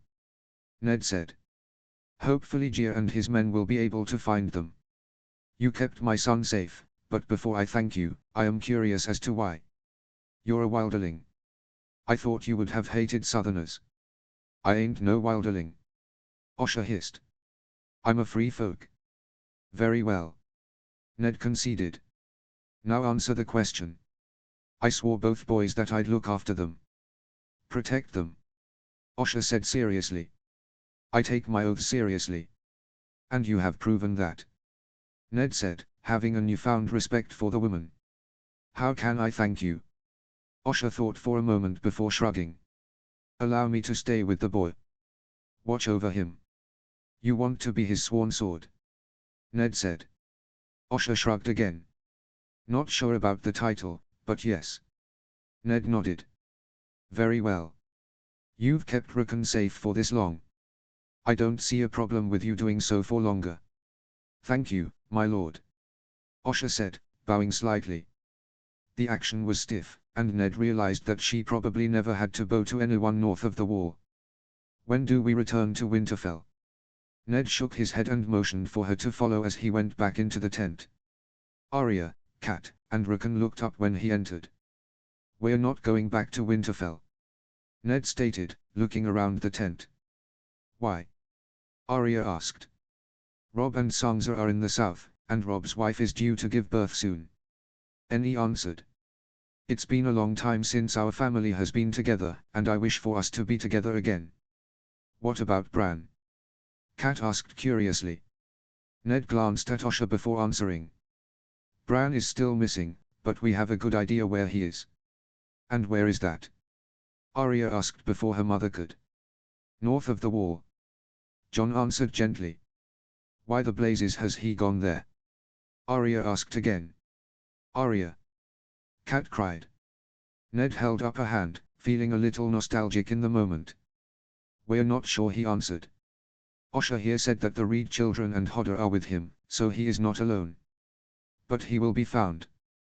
I intend to send a rider to Castle Black and have him found as soon as possible. In the meantime, I think it's time we see Robb and meet his wife and child. Daenerys 4. The Queen of the Crown lands, and Dorne looked up at the Iron Throne, thinking not for the first time how ghastly the chair was.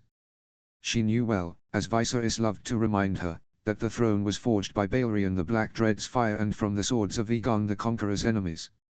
It was an impressive tale, but the seat certainly failed to live up to the legend. Since Daenerys and Aegon had yet to figure out who would actually sit on the throne, two wooden chairs, each decorated with beautifully carved dragons, had been placed a step down from the iron monstrosity to show that, for the time being, they ruled as joint rulers. Deciding who sat on the Iron Throne was one of many messes that she and her nephew had to clean up, along with creating a joint Kingsguard and 1,000 other issues. Daenerys was still unsure of what to make of her nephew. His emotions seemed to flow like the wind over the grass plains of the Dothraki Sea. He would be headstrong and arrogant to angry and foolish to charming and polite. It vexed Daenerys because it was not at all what she expected from her brother's son, a man whom Sir Barristan said was to always be very calm and collected. She felt like Aegon was trying to make up for something, like he was trying too hard to be something he wasn't. But, Aegon looked the part and her children had proven him as such. Viserion has a particular liking to him. It also helped that the man controls most of Daenerys' army, including the majority of the sellsword companies and the Dornish. Daenerys turned when she heard the sound of the great doors opening. Robb Stark, flanked by 2 of his guards, marched in, and Daenerys was reminded again that Stark looked, for lack of a better word, kingly. The quiet confidence that the young man held, along with the way he spoke and moved. To Daenerys, it was more than confidence. The young king had an aura of authority and power around him that came from more than the land and men he controlled. It came from his house. The Starks have always been known as good and honorable, and Robb had certainly lived up to that expectation. Especially since wagons filled to the brim with food had begun to enter the city. Much to Daenerys and others' relief. The 2 warriors behind him looked quite fierce. One was the tall, large, blonde woman who seemed to shadow the man's every step, while the other was Sandor Clegane, brother of the late Gregor Clegane. A terrifying man in his own right, he at least was able to show some amount of emotion, although that emotion was usually indifference or disdain. "My lady," Robb greeted as he got closer. "I must admit, I am rather curious why you have asked for me." Daenerys didn't need to look behind her to know that Sir Barristan had moved from his place by the pillars to stand behind his queen. Like the blonde woman for Robb Stark, Sir Barristan the Bold was Daenerys' own shadow. "The treaty is to be signed in a few days," Daenerys explained. "I saw no better time to get to know the father of the son my daughter will marry." Robb smiled apologetically. "The treaty will be ironed out in a few days. I am afraid that, due to the birth of my son, I must put off signing it for another week or more." Daenerys' smile wavered. "I trust your wife and your child are safe." Robb's smile grew. "Torrhen is strong and healthy, my lady." "Dany, please," Daenerys said. "We are alone. No need to be so formal." Robb raised an eyebrow, but nodded. "Very well, Dany. My son is just fine. The birth was hard on my wife and she may need more time to recover than the Maesters thought." Robb shrugged. "You'll understand if I don't decide to sign something till she is able to be there with me. You are keen to include her in the moment." Daenerys mused. "If I may be honest, Margaery has been practically running the lands under my control while I have focused on the war." Robb admitted without any hint of jealousy or bitterness. "I also would not hear the end of it if I did not include her in such an event." Daenerys grinned and motioned for Robb to follow her. "I have been told that it is custom for lords to pay homage to their king after the birth of a prince or princess." Robb's smile lessened. "Unfortunately so. It is not a tradition I am fond of, but it is one that I will acknowledge." The Northern King hesitated for a moment before adding, "Although I am looking forward to the event, as it will allow my family to be together again." "You mean your brother in the north?" Daenerys said. Robb hesitated again. "And more. My father, mother, and my youngest sister and brother shall be joining him." Daenerys stopped in her tracks and turned to look at Robb. "Eddard Stark is alive?" Robb nodded. "He was saved by unknown allies that have very recently made themselves known. He and my sister Arya were saved before my father had a chance to be executed." "So Cersei killed an innocent man?" Sir Barristan said quietly. Robb turned his gaze on the old knight. "Are you surprised? They also lied about having both my sisters." "Forgive me, but what was your father doing in the north?" Daenerys asked, although soon as the question was out, it sounded foolish. "Eddard Stark was the warden and lord paramount of the region. It was obvious why he would return to the north." Robb, thankfully, did not take it as a stupid question. "As you know, the Boltons and others turned their cloaks for the Lannisters. They even managed to capture my mother. My father returned to the north to rescue her. And he was rescued from the Black Cells." Daenerys mused as the group continued to walk. "They must be a powerful group to have infiltrated the Red Keep. It seems that they have their ways." Robb agreed. Anyways, my father and the rest of my family are coming south. You must be happy to see them. Daenerys said. Words cannot explain. Robb said, a slight smile on his face. I haven't seen my father or Arya and Rickon in over a year. Hence why I am eager for this war to be over. They must also be anxious to meet your wife and child. Daenerys added. Robb grinned. Very true. The group emerged from the castle and into the Godswood. Already, she could hear her children in the distance and smell the charred meat. It seems that Robb's 2 guards noticed this as well as their hands flew to their swords. Since we are to become allies, I thought it only right to show you my children. Daenerys said, with a slight smirk on her face. Come. The group traveled through the Godswood till they came to the clearing where Daenerys' 3 dragons were housed. When House Targaryen still had dragons, they were kept in the dragon pit. But Daenerys refused to house her children in such a place. The Godswood gave them much more room to grow. Drogon was Daenerys' pride and joy. The largest and wildest of her children, she believed that he was Balerion the Black Dread come again. His scales were black as night, while his horns and spinal plates were blood red. Daenerys had trouble controlling him at times, but the dragon was fiercely protective of her. He was named after Daenerys' late husband Khal Drogo, her sun and stars. Rorigal's scales were jade green with bronze eyes. He, like his other hatchmate Viserion, was smaller than Drogon. He is a calmer dragon, almost boring if such a word could describe a dragon. It was like he had taken on the personality of the man she had named him after, Rhaegar, her brother, the Bard Prince. Viserion is Daenerys' 3rd child. He has cream-colored scales that could be confused for white, while his horns and spinal crest are gold. While Drogon is magnificent to behold, Viserion is beautiful. He is also the mount for Aegon, the 2 forging some sort of bond that Daenerys was trying to figure out. He was named after Viserys, Daenerys' other brother who died in Vys Dothrak. Robb and his guards came to an abrupt stop at the edge of the clearing, clearly surprised by the dragons. Daenerys continued walking forward before stopping and looking back at the Northern King. It is quite all right, my lord, she said. Robb didn't look afraid, more apprehensive, and rightfully so, but he nodded slowly and began to walk towards Daenerys, keeping an eye on the dragons. He did not hold his sword, thankfully, nor did he look particularly threatening. Like approaching a new dog, Robb moved forward slowly and respectfully. Daenerys didn't expect her children to pay the Northern King much attention, but Rhaegal defied expectations when he left the goat carcass and moved towards Robb. Daenerys heard the startled cry from his guards, but the Northern King held his hand up to stall his warriors, holding his ground while the dragon got in his face and sniffed him up and down. Rhaegal. Daenerys scolded, hoping that the dragon would back up, but he didn't. It was like he smelled something on Robb, but wasn't able to find it. After a moment, he backed up, shook his head in annoyance, huffed, and went back to his food. I'm sorry, I didn't expect him to do that. Daenerys apologized. Robb raised an eyebrow. It's fine. I'm not burned to a crisp, so I'll take it as a compliment. The Northern King gazed at her children with a new appreciation. When my brother found the direwolf pups, I was stunned. They're magnificent. Daenerys had seen Robb's direwolf, and would concede that the beast was a master of the wild.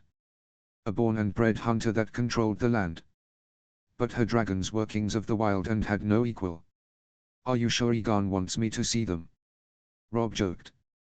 Daenerys smiled and crossed her arms. They are my children, and we are to be allies, are we not? You say that they are your children. Robb said. Why? I was married once, to a Dothraki horse lord. Daenerys explained. He died. I stepped into his pyre with 3 eggs and emerged with 3 dragons. Interesting story. Robb mused. Ser Jorah as well as others who were there that night would tell you the same. Daenerys said, wondering if Robb thought she was lying. I did not say that it was not true, only that it was interesting. Robb said easily. Dragons are creatures of magic.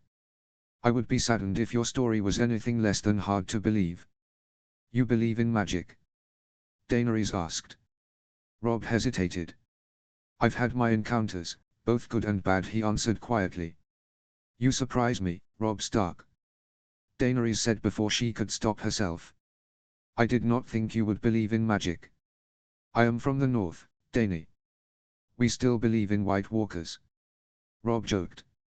And if it means anything to you, my wife can read me like an open book. So I am happy that I can still surprise anyone. Line break. I am sorry to hear about your good father. Daenerys said as they walked away from the Godswood. I hear he died fighting a great warrior. Victorian Greyjoy is said to be one. Robb agreed. It has been tough on my wife and her family, but I think they are coming to terms with it all. He died honorably, and that's all anyone can ask for. Forgive me, my lord, but what of Victorian Greyjoy? Sir Barristan asked. Dead. Robb answered. Lord Mace wounded him with his last breath and Sir Jon Fossoway took his head. The group arrived back in the throne room. Daenerys could feel their time coming to a close, feeling Robb's anxiety to return to his wife. She had one more topic of discussion that she wanted to go over. Why? Daenerys asked, not knowing how else to start. I'm sorry. Robb asked, turning to look at her. My family committed horrible crimes against yours, and yet you still agreed to peace. Daenerys said. Why? Robb crossed his arms. Who am I? Daenerys frowned. Robb Stark, she answered. Was I alive during the war between our two families? Robb asked. Daenerys shook her head. No. Can I be blamed for my father's actions? Robb continued. Daenerys shook her head again, having an idea where the Northern King was going with all this. No, I believe not. You are not Aes, and I thank the gods for that. Robb said, getting to the crux of his point. And Aegon, well, he's a little rough around the edges. Daenerys couldn't help but chuckle. Robb was a likable person and most of his jokes lacked any sort of malice or insult. What I am saying is that we are not our fathers. Robb explained. Your father murdered my grandfather and uncle, not you. Your brother ran away with my aunt, not Aegon. I believe in second chances. Call me optimistic, but I believe in people. Daenerys nodded. Thank you, my lord. Robb, please. Robb said. Thank you for your hospitality this afternoon, but I am afraid that I must return to my wife. Daenerys nodded. Of course. Thank you. Robb nodded to her and to Sir Barristan before striding out. Daenerys watched him leave before turning to Sir Barristan. As usual, you've proven to be right. Daenerys said. It seems that peace was possible. I always thought there was. Sir Barristan said easily. There's always another option, my lady. Line break. Robb. That was highly dangerous, sire. Brian scolded Robb as they rode back to their encampment. What did you want me to do? Robb asked, turning in his saddle. Allow Clegane to try and hack off its neck. The hound grunted, which was the closest thing to a laugh that the man could produce from the time Robb has spent around him. Anything we did, it would have taken it as a threat and I could have died. Robb continued. But it didn't kill me, so all is well. Brian gazed at the king before conceding the point with a nod. Robb knew that she meant well, and there were few he'd rather have at his back in a tough spot, but sometimes she took her job a little too seriously, which gave him a headache. But she always meant well, as he always reminded himself. It was an impressive display of power, wasn't it? Robb mused after a moment. My lord? Brian asked. Showing us her dragons. Robb explained. Oh, saying that it was because we're becoming allies is a pretty lie, but there was an underlying threat there. Or at the very least a warning. The dragons didn't look that big. Brian commented. They get bigger. Sandor grunted. Exactly. Robb said. When Sir Barristan arrived weeks ago, offering a chance at peace, the Queen said that there would be advantages and disadvantages to both sides. The dragons are obviously an advantage for them because peace gives them time to grow. So what will you do about it? Sandor grumbled. They are fucking dragons. Robb smiled grimly at his new warrior. I'll do exactly what Dawn did, he said. I'll build weapons to take them down. But they are our allies. Brian said, sounding stunned. True, Robb said. But do not forget that my ancestor created a sellsword company because he feared what the dragons and their riders could do. I agree to the idea of peace, but that does not mean that I won't prepare if war breaks out and my enemy has a fire-breathing monster. But you said. Brian said. Brian. Robb said, cutting off his captain. I understand what you're saying, but you are seeing all this from the surface. I have a duty to my people to protect them against all threats, confirmed and potential. Think of it like this, we're not currently on a battlefield. Why are you protecting me? Because someone might try to kill you. Brian replied instantly. Robb gestured to the sprawling countryside. Who? The Lannisters are holed up in Casterly Rock, the Targaryens are our allies. Who might try to kill me? Brian thought for a moment. I understand. Good. Robb said before running a hand over his face. Gods above, I sound like a Tyrell. Took you long enough to notice. Sandor grunted. Robb 6. The young monarch still couldn't believe the little bundle wrapped in his wife's arms. As a young man of 10 and 7, never in his wildest dreams did he expect to find himself in this position. A king of 5 of the 7 kingdoms, 2 more slowly coming under his domain, married to a beautiful woman with a son. He was also the leader of a massive army and leading the peace talks with a house that had been exiled more than 20 years ago. There were even dragons to boot. The little baby co-ed in his mother's arms as the 2 young parents leaned against each other in their private chambers, enjoying the moment of silence and peace. Margaery, even through the pregnancy, had done a magnificent job running the affairs of the realm with her grandmother, allowing Robb to focus solely on the war and the talks with the Targaryens. Since the birth, Olenna, Sir Brynden, and Lord Yone have taken over ruling while Margaery recovered. Robb had also taken more of a part in ruling his lands, but the 3 older nobles insisted that Robb take the proper time to be with his son and wife.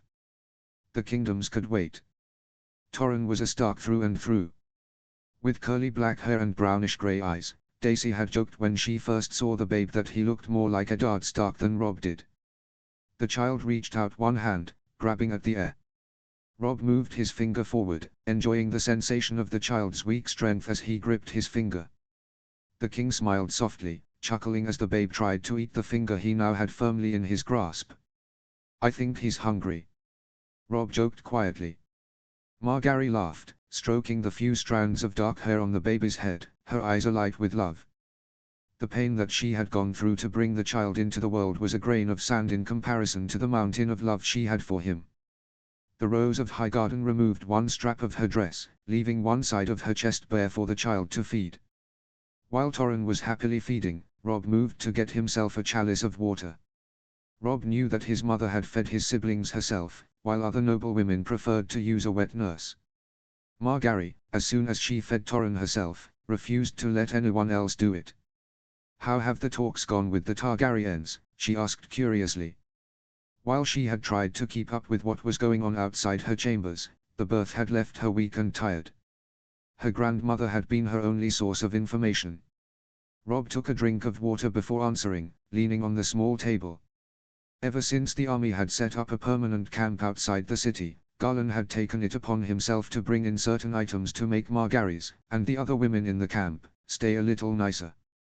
Now, the young royals had a good bed and a few other luxuries that would normally look out of place in a war camp. Daenerys has been very open and kind, and I think she is warming to the customs of Westeros. Robb answered. As for Aegon, I'm unsure. I rarely speak to the man unless I have to, and I still don't know what to make of him. He seems almost petulant. Margaery said thoughtfully. Robb shrugged. Perhaps. I'm told he's had to hide his identity all his life. He only became Aegon Targaryen when he knew that he was returning to Westeros. Margaery nodded. Do you think peace will be achieved soon? Robb smiled. Hopefully. I think when I have you by my side, we can finally be done with all this and we can go home. Where is home? Margaery asked curiously, standing up. Torrhen had fallen asleep in the middle of feeding, and Margaery laid the child in his cradle to sleep, pulling a blanket over him. When Torrhen was down, Margaery grabbed Robb's free hand and stood in front of him, having to look up slightly. Robb raised an eyebrow. Winterfell, of course. But your father has returned. Margaery pointed out, looping her arms around her husband's neck. Can you truly rule from there? What about the Reach, the Vale, the Stormlands? Robb frowned. I'm not sure, he admitted. During this entire war, I always just figured we'd go back to Winterfell. Margaery smiled softly. Robb had grown both as a man and a politician since his time in the South. But at his core, he was still a Northman who was good and pure, unused to the Southern ideals. I have an idea, she said easily. Robb chuckled. I'd be surprised if you didn't. Even when Aegon the Conqueror came to Westeros and established King's Landing, it was inherently flawed because of the location of the city. It was too far south for places like the North or the Iron Islands. Margaery explained. If we are to rule the Stormlands as well as the North, we need to be in the middle. Robb saw through her words. Harrenhal, he said. Margaery nodded. Lady Went died in captation. The castle is a barren ruin of itself, but with the right leadership, it could rival King's Landing. Robb said. Margaery smiled. Exactly. Robb kissed her. You're brilliant, he said happily. Margaery laughed. I have also given thought to your counsel, she said, walking over to a bedside table, picking up a couple sheets of parchment. Robb chuckled. You gave birth not a few days ago, and you already have thoughts on our council. Margaery looked up when he spoke. Our council. Robb nodded. You're going to be on my council, he promised. I can think of no one else who I'd rather have by my side. Margaery blushed before handing the lists over to her husband, who looked over them. The King's Council? Robb asked. Margaery nodded. If we are truly going to have an alliance with the Targaryens, then I thought it best not to copy them. Your Kingsguard will be changed to the Wolfguard, she pointed out. Robb looked over the list. Many of the members she suggested to the Wolfguard were warriors who had fought with him through the war and had proven their loyalty and mettle. In addition, many were fighters who were not heirs to noble houses, and thus would be able to join the ranks of the Special Guard. As for the council seats, there was a new seat. Each position had a few names jotted down for who might be most suited for the task. The only position that was without a name was Hand of the King. Robb looked up curiously at his wife, who had been watching his facial expression as he had read through the lists. Hand of the King. Master of Coin. Lady Anya Waynwood. Lord Jon Osbracken. Master of Laws. Lord Yohn Royce. Sir Brynden Tully. Master of Ships. Lord Jason Mallister. Lord Paxton Redwine. Master of Whispers. Lord Howland Reed. Lady Olenna Tyrell. Master of War. Lord Randyll Tarly. Wolfguard. Brian of Tarth.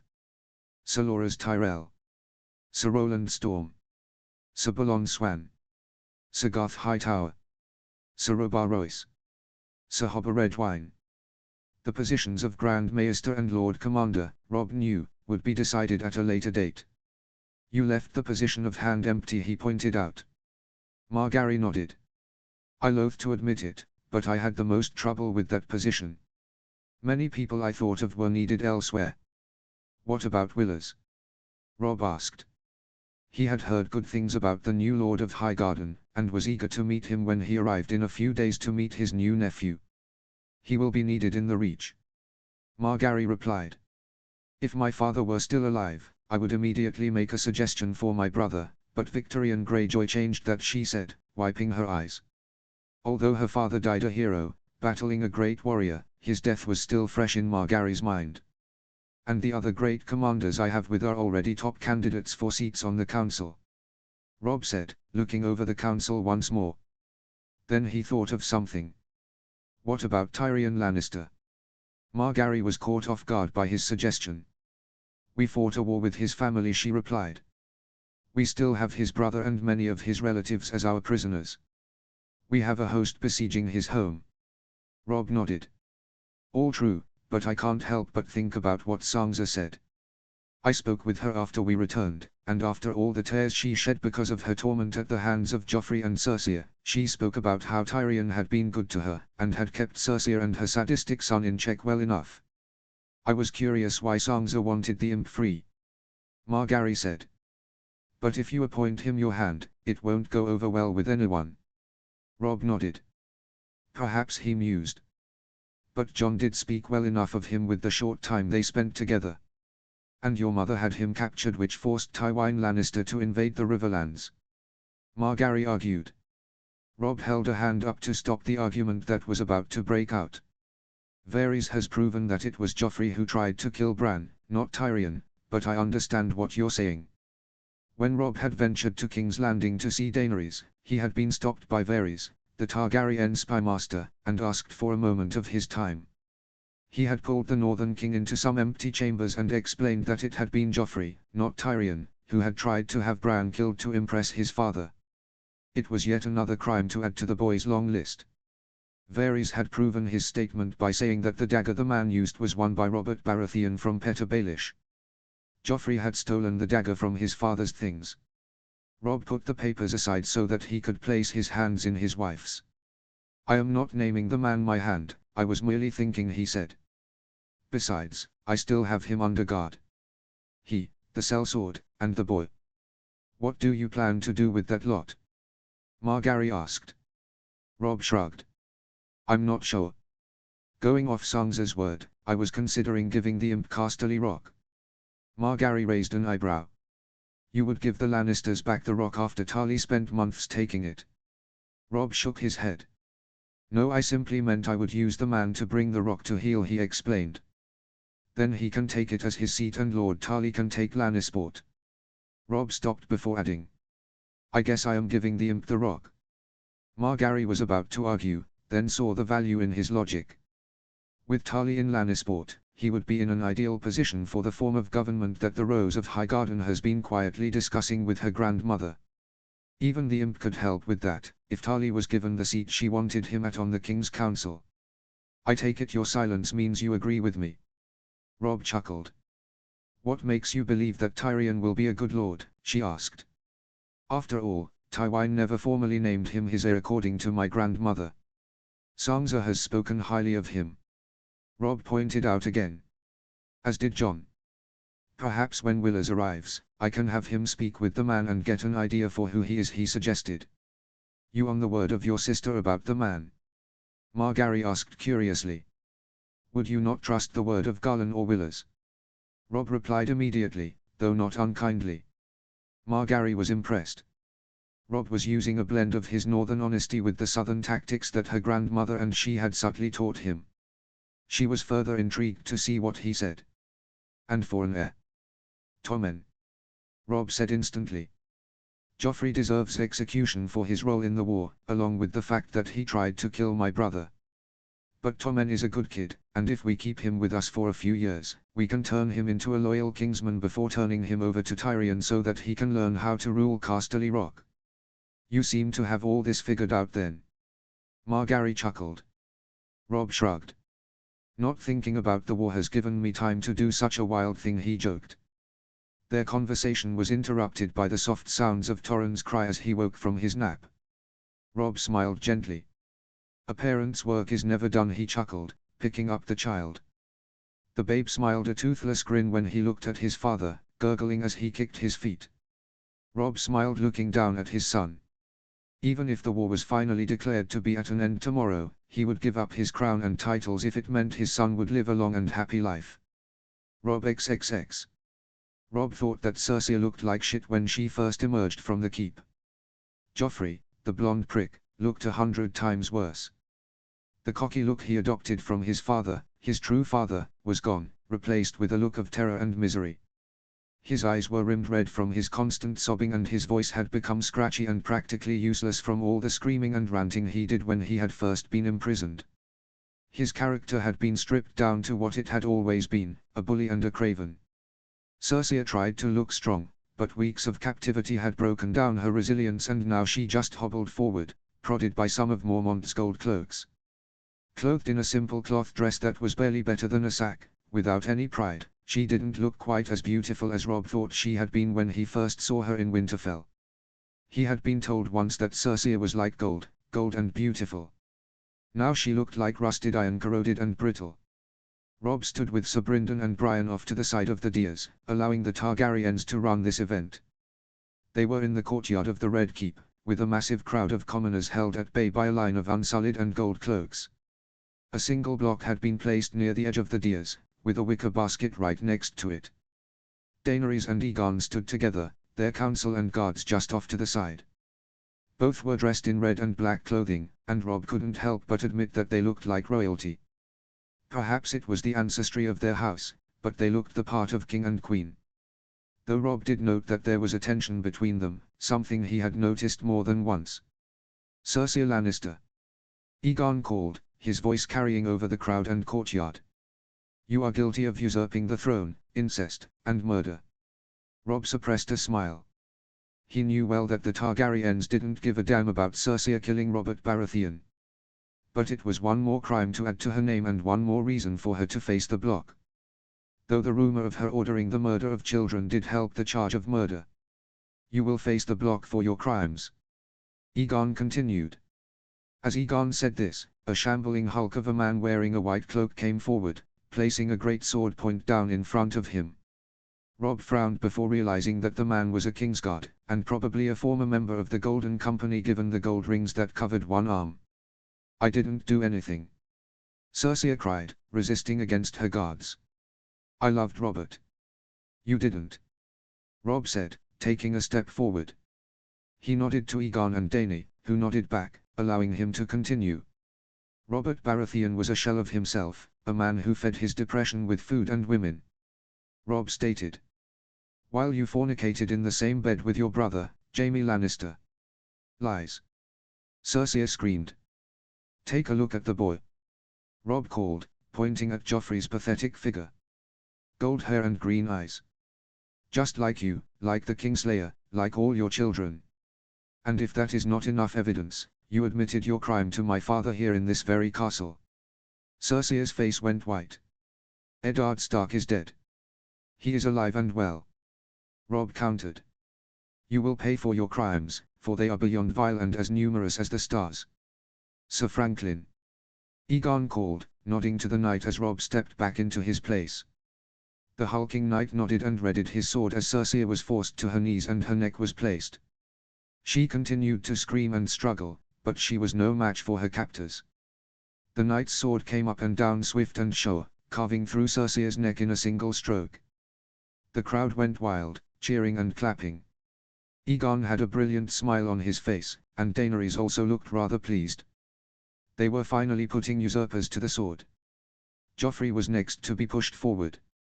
"Joffrey Waters, not only are you a bastard born of incest, you too usurped the throne and ordered the killing of innocents," Aegon declared. "Like your mother, you too shall face the block." Joffrey didn't say a word and simply burst into tears. It was a miserable sight for Robb to witness, but not for the crowd. They jeered and booed, making their hate for the boy well known. The crowd noise got louder when Joffrey was forced onto the block and he lost control of his bowels. "The boy can't even die cleanly," Sir Brynden grumbled. "He's a coward," Robb responded quietly, not taking his eyes off of Joffrey. "He's always been a coward." "Good riddance," Brian said simply. Sir Franklin's sword went up and came down in one smooth motion, taking off Joffrey's head in a single stroke. As his body was being hauled off, Robb saw Varys motion for the guards to go grab someone else. "Cersei and Joffrey usurped the throne that rightfully belongs to our family," Aegon called, taking Daenerys' hand. "Petyr Baelish, former master of coin under the usurper, is one who plunged the realm into chaos and carnage as he is the one who started a war between House Stark and House Lannister." Robb's head snapped up when he heard this. Two more gold cloaks came forward with a disheveled Petyr Baelish between them. Baelish looked overly cocky, which annoyed Robb. "Petyr Baelish, you are charged with corruption, theft, and causing untold damage and death to the realm," Aegon declared. "You will face the block." Baelish smiled lazily at the Targaryen king. "Forgive me, my lord, but I know of no such thing." Varys tutted from his place on the stage. "Come now, my old friend. Your game is up." "And what game might that be?" Baelish asked innocently. "You coerced Lysa Arryn into killing her husband, Jon Arryn." You then lied to Catelyn Stark and told her that it was the Lannisters who killed him. Varys explained, laying out Baelish's entire wicked plot. You also told her that it was Tyrion Lannister who tried to have Bran Stark killed when it was really Joffrey. This caused Lady Stark to capture Tyrion Lannister, which started a war between the two houses. Baelish could only smile. That is a pretty tale, but it holds no water. Where is the proof? Varys produced a leather-bound journal from behind his back. Here is all your dealings, along with many letters from your dear Lysa telling you about all she did for you. Baelish's mask crumbled as his lies were exposed. He looked frantically around and spotted Robb. King Robb. Sir Brynden. I am friends with Catelyn Stark. Have her brought here. She will show you all my innocence. Robb crossed his arms. No, he answered firmly. You see, unbeknownst to you, before Lysa Arryn killed herself, she told all her bannermen that she killed Jon Arryn for you. It was a lie, as Lysa Arryn didn't mean to tell everyone what she had done. But she had been rambling mad and the truth had escaped her lips within earshot of the lords and ladies of the Vale. Still, it made Robb's point that the man would be receiving no help from House Stark or House Tully. Baelish began to be pulled towards the block. No. No. I have money. Baelish cried. I'll pay you. I'm afraid you have no money at all. Varys called after him. You see, you skimmed 3 million dragons from the crown into your own pocket, stealing from the Lannisters, the Iron Bank, and many others. That money has already gone back to paying back the crown's debts. Baelish kept struggling all the way to the block and only stopped struggling when his head was in the wicker basket with Cersei's and Joffrey's. The crowd cheered, and Aegon and Daenerys embraced them, waving and smiling. Robb stayed off to the side, watching the event. Finally the crowd began to disperse and the Targaryens returned to the Red Keep. Robb felt a light tap on his shoulder. It was Varys. Lord Varys. Robb said politely. My lord. Varys bowed slightly. I found something in Baelish's belongings that I thought you should have. The spymaster produced a sheathed dagger from his belt, handing it to Robb. Robb took the dagger and ran a hand over the hilt. It was polished dragon bone and Robb had a feeling that he had seen the weapon before. He unsheathed the blade and remembered where he had seen it. It had been in the hand of the Catspaw who tried to kill Bran when he was in a coma. This is the dagger that the Catspaw had. Robb said, weighing the weapon in his hand. How did you get it? I believe your mother gave it to Baelish when she came to the capital. Varys explained. Why didn't you give it to your king? Sir Brynden asked. It was used to try and kill Brandon Stark. Varys answered with a slight shrug as he folded his hands inside his sleeves. Seems only logical that it goes to the injured party. Robb sheathed the blade and nodded to the eunuch. Thank you. Forgive me, my lord, but I hear that the signing of the treaty is to be delayed. Varys asked as Robb turned to leave. It is. Robb said. With my wife in her current position, I do not wish to sign anything without her by my side. Varys bowed slightly. Of course, he said before walking away. Line break. Robb stood in the center of his tent while Margaery sat in a wooden throne to his right as they received nobles and knights who presented presents to the young royals. It was well known that Robb was not a fan of the tradition, but he still managed to show genuine gratitude when he was given something. The nobles and knights walked away with a spring in their step, certain that they had done their family proud. Robb accumulated swords, armor, shields, cloaks, and all sorts of finery from his bannermen that was collected by servants laid out behind Robb. Per Margaery's instructions, Robb was careful with the way he spoke, making sure not to show too much favoritism to any one man. The lords who had been working closely with Robb waited till the end to present their gifts. Sir Brynden and Edmure led the procession of river lords up to Robb. Edmure carried a long wrapped object in his hands. Your Grace. Edmure greeted happily, handing the gift to Robb.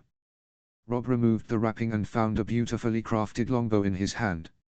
It was perfectly balanced and lacquered to a dull brown color. Robb looked a little closer at the wood and found carvings of flowers, wolves, and fish. Fish, uncle. Robb said with a grin. The prince is the grandson of Eddard Stark and Mace Tyrell. Sir Brynden said formally. But he is also the great-grandson of Hoster Tully. Never let him forget. Robb grasped hands with both men. Of course. Thank you for this amazing gift. Robb received gifts from the Mallisters, Brackens, and Blackwoods before the Lords of the Reach came forward, led by Garlan and a man wielding a ornate cane with one leg braced. He bowed deeply to both Robb and Margaery, and Robb's wife had a brilliant smile on her face. Your Grace, my queen. Willers said fondly. Robb helped Margaery up so that she could hug her brother, who had remained in Highgarden during the war. Robb knew that he had travelled with Sir Jon Fossoway as they made their way from Old Town to King's Landing, but he wanted to surprise his wife since he rarely got the opportunity. Willers. Margaery laughed as she hugged her brother. I didn't know you were coming. I sent word ahead. Willers replied, glancing at Robb who had a knowing smile on his face. It seems the message didn't get passed on. Margaery gave Robb a mock glare before returning to her chair. Nevertheless, I am happy to see you. How is mother? Willers' smile faded. Perhaps later, yes. Margaery, realizing what she had said, nodded quickly and dropped the subject. Of course. Later. Your Graces, I have brought with me 2 of my finest horses. Willers explained.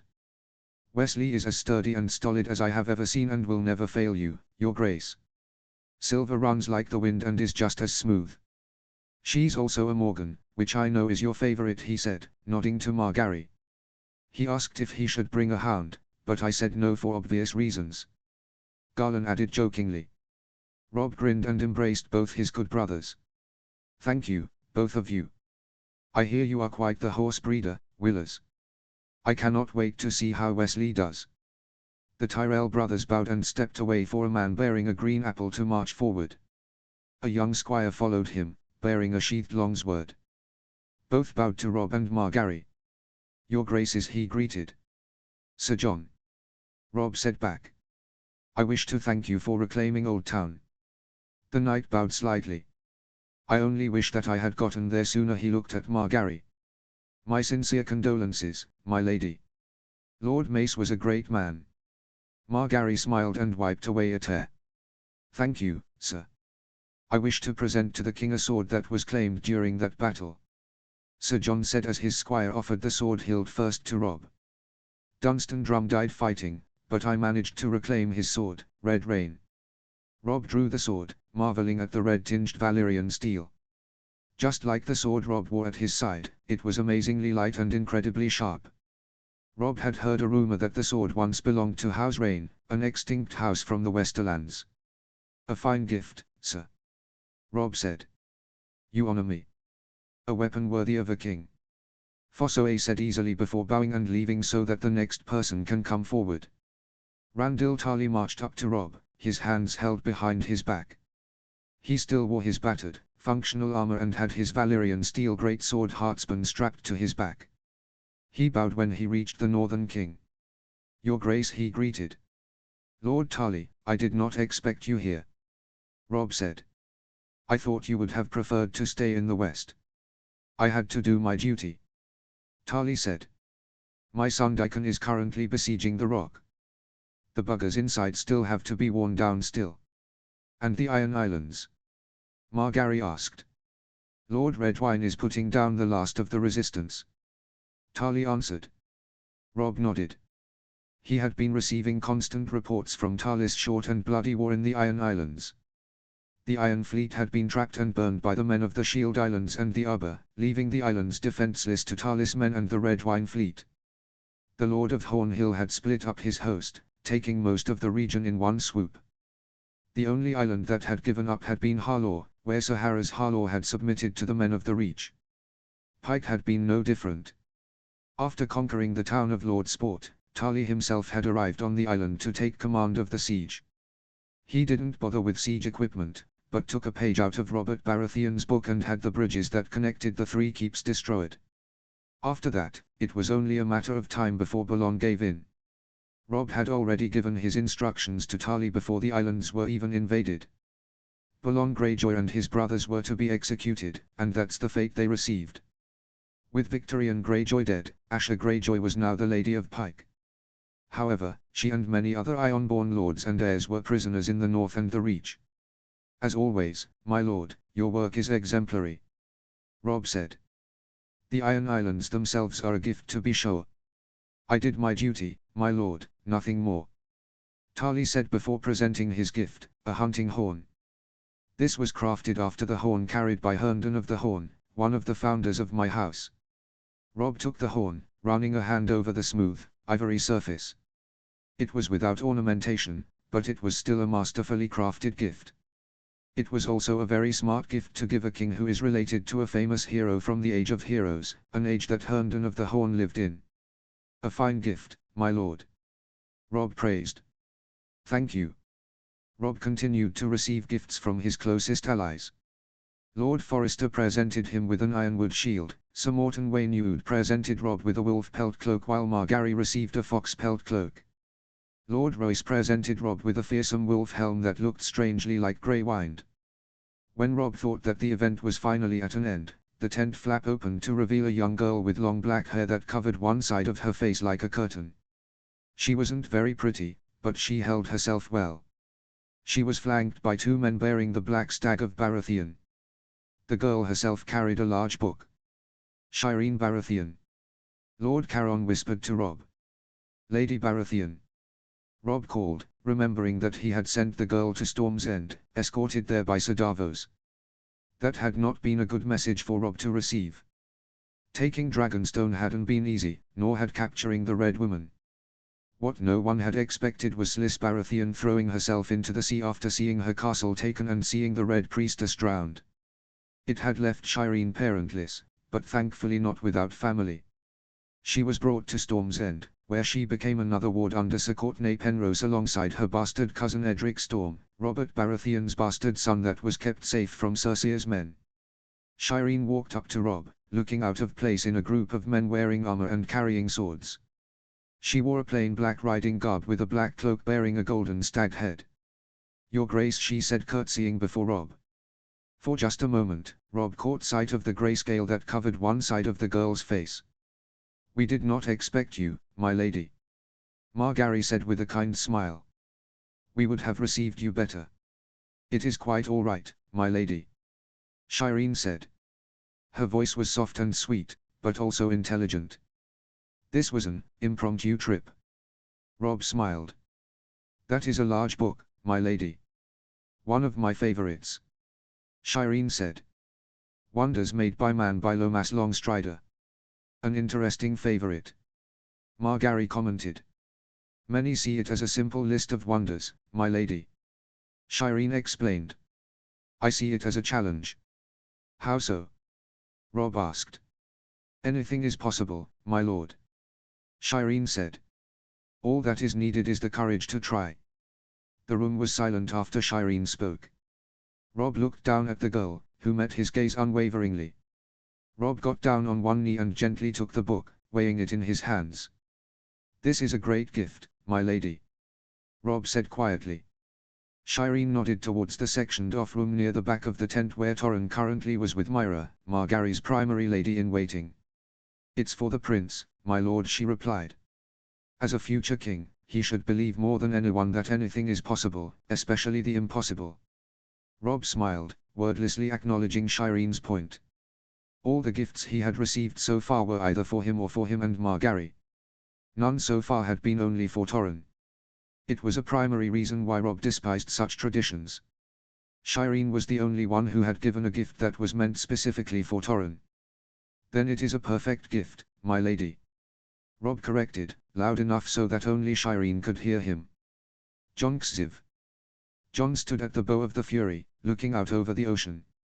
He had never been on a ship, but the motion wasn't that much different than being on horseback. Of course, the sea was calm now. Sir Davos joked that being on a ship was far different than being on a horse because a horse will usually toss you backwards. On a ship being swamped by 20 and 30-foot waves, you would be thrown in all directions. Davos Seaworth was the oddest knight Jon had ever come across. Wendell and Willis Mandaily were what Jon expected knights to be. Strong, honorable, and brave, equipped with the best armor and weapons. Sir Davos Seaworth looked like the furthest thing from a knight, but perhaps was the closest thing to a perfect knight. Father had told him all about the Onion Knight, the former smuggler who had slipped past the Red Wine Fleet and braved Shipbreaker Bay to bring food to the starving people of Storm's End. That sort of unselfish bravery was the sort of thing the knights in Sansa's stories always had. Sir Davos was like that. He was humble and honest, extremely modest as well. There was an instant likability to him that came from the fact that he didn't hold himself about anyone else. Of course, he showed deference to Father and Lady Stark, along with Arya and Rickon. But even though he was the ship's captain and barked orders at his crew, he still treated every man fairly. "You spend a lot of time up here, lad," Davos said, surprising Jon. The bastard of Winterfell nodded greeting to the other man. "There's not much to do on a ship but watch the sea go by, is there?" Seaworth grunted. "Aye, fair enough. No sparring with Lord Stark." Jon and his father spent almost 2 hours a day in the middle of the deck with practice swords in their hands, going back and forth. It was good for Jon because he was facing someone with far more experience than him, and it was good for his father because Jon was young and fast, forcing him to keep up. After Jon and his father were done, Arya would do her lessons with her dancing teacher, Syrio Forel. He had found some very inventive ways to train Arya, and Lady Stark had gone pale more than once watching her daughter scramble up and down the rigging. But Jon had learned that Syrio never did anything without purpose and Arya was soaking in every lesson. "I haven't seen him today," Jon answered. He and Lady Stark broke their fast in their cabin. "The young lady is doing very well," Davos complimented, looking over his shoulder where Syrio and Arya were training. "Bravo, seawater dancing is very difficult." "Aye, and far deadlier than any fighting form that we have here in Westeros," Jon added, turning to look at the master and apprentice. "I was tempted to spar with Syrio, but my father told me that it wasn't a good idea." The man supposedly took down half a dozen men and a Kingsguard with a wooden sword. "Impressive," Davos grunted. "Though I dunno about the Kingsguard. Lord Stannis always complained that King Robert's Kingsguard were political appointments. Not good knights like Sir Barristan." "Could be right," Jon said. He glanced around at the ocean. "Do you know where we are?" "Based on the stars I saw last night, I'd say somewhere off the fingers," Davos answered immediately. "I say we'll reach Gulltown in a day or two. I thought we're heading for Maidenpool." "Indeed. Maidenpool is little less than a day's sail from Gulltown, if the winds are with us," Sir Davos explained. "From there, it should be just a 2-day ride to King's Landing." "More," Father said, walking up to them. "We have 3,000 men marching on foot with us." "My lord," Davos said, bowing. "Father," Jon greeted. "Jon, grab Arya and meet me in my quarters," Father ordered, nodding to Sir Davos before walking away to talk to Osha. Jon nodded to Sir Davos as well before walking over to his sister. Arya was soaked in sweat, and Jon knew that she was in for an unpleasant and cold wash later in the day. Even though Lady Stark had accepted what Arya was becoming, there had been many compromises made as well. One was washing after each training session. "Jon," Arya said, wiping some stray hairs away from her face. "Father wants us," Jon said, nodding to Syrio. "I'm almost done," Arya protested. "Go on," Syrio said. "Remember what I have said." Arya bowed. "Of course." Syrio took her sword and walked off, leaving the girl in Jon's care. Jon grinned and ruffled Arya's hair before laying a hand on her shoulder and leading her towards their father's quarters. Usually, Arya would be asking 1,000 questions, but it seems like she was too tired to wonder why their father wanted them. Jon knocked on the door. "Come," Lady Stark called. Jon opened the door and ushered Arya in before following. Lady Stark was seated at a table with 4 chairs. A bed large enough for 2 people was placed against the opposite wall. The quarters were sparsely furnished, but it was better compared to the hammocks that the sailors slept in below deck. As soon as Arya was through the door, Lady Stark had dipped a napkin in some water and was wiping away the grim and sweat that had accumulated on her face. Arya made an annoyed expression, but stood still. It was another compromise that she had made with her mother. When Lady Stark was done, she nodded to Jon. "Jon." Jon bowed slightly to her. "My lady." Their relationship had thawed tremendously since their conversation in the Godswood at Riverrun. Lady Stark always referred to him as John, without any hidden venom. On the rare times they spoke, she was polite, though still reserved. John, on his part, was the very same and always referred to her Lady Stark or my lady. "Good, you're both here," father said, entering the room and closing the door behind him. "Sit." "What's going on?" Arya asked, her curiosity breaking through her fatigue. "Why isn't Rickon here?" "Rickon will be told eventually," father answered. When everyone was seated, he folded his hand in front of him and had a look on his face which John knew well. He was going to have a hard conversation.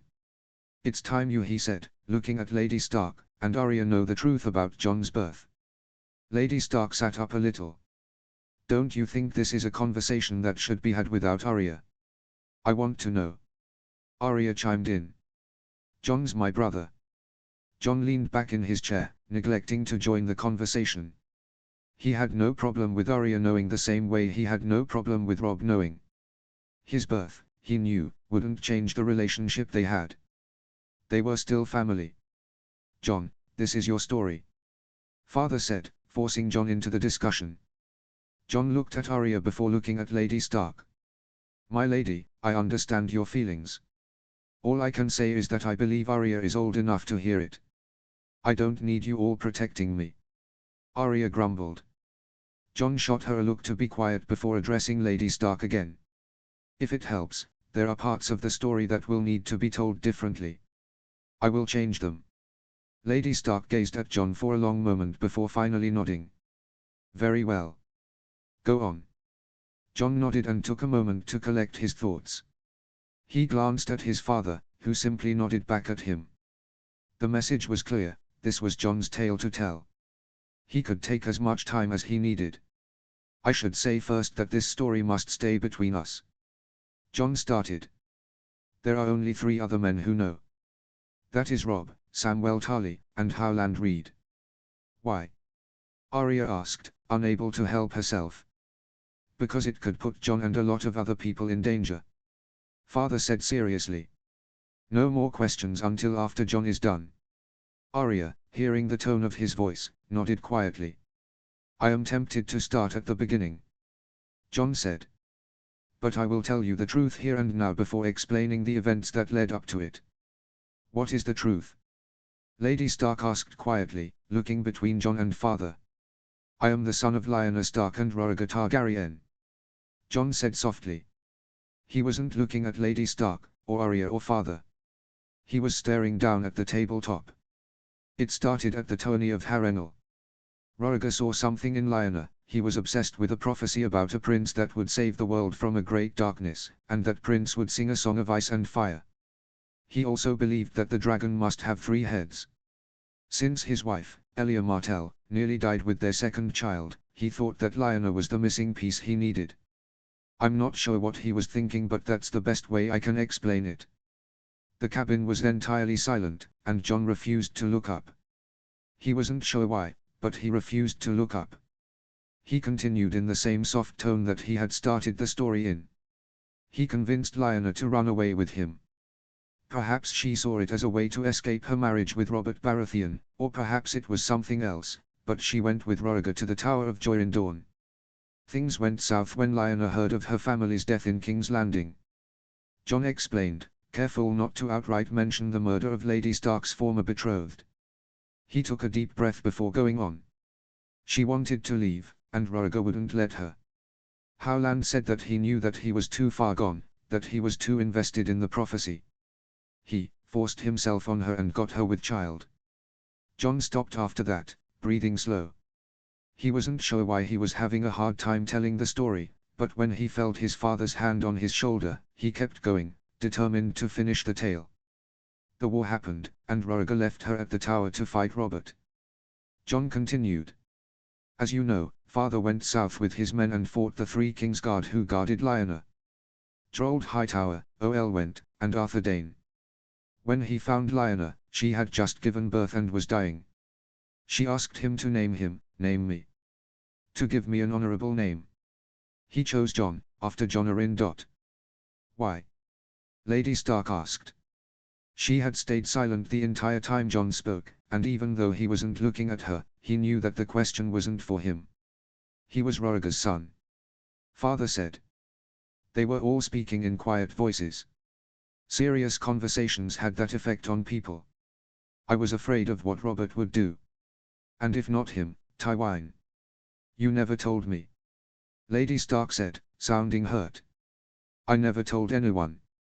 Father responded. The only ones who knew were myself and Howland, and I was content to bring that to my grave if it meant that Jon was safe. What does this mean? Arya asked. Is Jon still my brother? Yes. Jon said instantly, looking up for the first time. Arya looked to be holding back tears, while Lady Stark looked both hurt and sad. Father just had that same grim look that he had when he had told Jon to tell the story. I do not acknowledge Rhaegar as my true father. I don't know him and he did not raise me. Jon explained. My father is Eddard Stark. So what does that make you? Arya asked. Is Aunt Lyanna still your mother? Jon thought for a moment before answering. Rhaegar and Lyanna are still my parents, Arya, but I do not and will not call them such. Father is my father, because he raised me as his son. Does that make sense? Arya nodded slowly. So you're still my brother? Jon smiled slightly. Yes, I am still your brother. While Jon and Arya spoke, Lady Stark began to cry softly and she was unable to look in Jon's direction. Both Jon and Father noticed this. Arya, go wash. Father ordered. And remember what Jon said. You cannot talk about this with anyone. Not even Syrio? Arya asked. Not even Syrio. Father said. Remember. Something like this, it put a lot of people in danger. How? Arya asked. For how mature and perceptive Arya was, there were still things that she didn't fully understand. People will try and kill me. Jon said quietly, feeling like honesty was the best answer. This is information that can cause a lot of people to get angry and to fight and die stupidly, me and Robb and Father and others included. Arya nodded. Okay. Thank you. Father said. Now go and wash. When Arya left, Jon, Lady Stark, and Father remained where they were, waiting. Jon wasn't sure what to say. He had spoken his piece, and Lady Stark had reacted how she did, but Father had sent Arya away for a reason and now Jon just had to wait and find out why. I'm sorry. Lady Stark said finally. I'm so sorry. Jon nodded awkwardly. It's okay, my lady, he responded gently. You didn't know. I was terrible to you. Lady Stark sobbed. All because. She didn't finish her sentence, choking up. Jon nodded again. I understand. I'm also sorry. Father said, looking at his wife. I should have told you sooner. Jon was now caught in the middle of something he didn't know how to dissect himself from. After another minute of listening to Lady Stark cry and Father's sad presence beside him, he decided to bring the matter to a head. He had a decent idea of why Lady Stark was angry. My lady. Jon said. You don't have to be sorry. You didn't know and I don't hold any ill feelings towards you. But I admitted that I hated you. Lady Stark said, looking at Jon through tearful eyes. I looked in your eye and told you. Jon nodded slowly. You did, and I still don't blame you. How? Lady Stark asked. Jon hesitated before shaking his head. I'm not sure. You said that you couldn't find it within yourself to like me. I can't find it within myself to hate you. I wish I had a better answer. Thank you. Lady Stark sniffed. Jon nodded, getting up from his seat. My lady, Father, he said, bowing slightly to them both before striding out. Robb XXXI. Robb read over the treaty, mentally noting down areas that would need to be changed. Varys, with the help of Prince Doran and Adrian Celtigar, had done a good job coming up with terms and compromises that would benefit both parties, but Robb could also see Aegon's and Dany's hand in the writing as well. After Robb was done reading, he handed the document to Willers. The new Lord of Highgarden was just as intelligent as his sister, and Robb thanked the gods that he was by his side while Margaery was still recovering. He was by far the perfect person to have in this situation. Not bad. Rob mused. There are a few mistakes that I must point out, however. Mistakes? Egon asked, a slight edge in his voice. It was obvious that he was trying not to insult Rob whenever the two were near each other, but there was something about Rob that seemed to bring out the worst in the Targaryen king. Rob had no doubt that it was his family name and the crown he wore. Indeed. Rob nodded. First, Maidenpool is not part of the Crown Lands, it's part of the Riverlands. House Mouton are bannermen of the Tullys of Riverrun, not the Iron Throne. But the city is in the Crown Lands. Egon protested. Antlers and Rook's Rest practically mark where the edge of the Crown Lands are. Rob responded calmly. Maidenpool is north of them. This is just a power grab, Stark. Egon huffed. Rob shrugged. If you wish to call facts a power grab, then so be it, but grab any books regarding the houses of Westeros and you'll see that I'm right. The two kings gazed at each other. Egon looked like he wanted to say something, but he also was afraid of being proven wrong, so he continued to glare. Rob simply gazed back, not intimidated in the slightest. The boy was wrong, and Rob would make sure he knew. What other amendments would you suggest? Dany asked, switching the subject. I would like a note in there about your dragons. Rob commented. I saw that there was nothing in the treaty about them. What about them? Egon snapped. I would like them to be kept on a chain. Rob said, holding up a hand before Dany could respond. Not a literal one. I would like their, let's call it territory, to remain inside the Crown Lands. They are dragons. Egon argued. They fly where they want. Rob shook his head. I'm afraid I can't allow that. See, if they attack a village in my lands, then I will ensure that they are put down. Egon looked ready to jump to his feet. You have no right. Rob raised an eyebrow. If my direwolf attacked one of your men, you would call for his death, wouldn't you? It's a wild animal, Stark. Egon snarled. Dany shifted uncomfortably next her betrothed. Rob smiled thinly at the other man. I wouldn't call your betrothed's children wild animals, my lord. Rob said easily, leaning forward. But since you did, here is the law of the land. As king, I can hunt any wild animal in my territory. They are not wild. Dany said, defending the beasts. No, I do not believe they are. Rob said, leaning back.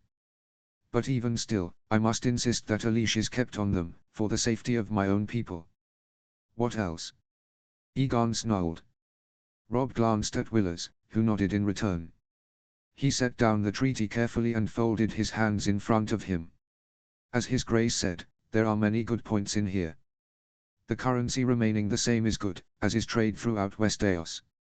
I believe that keeping Westeros united even with two ruling families is a priority we should all keep in mind. Willers started.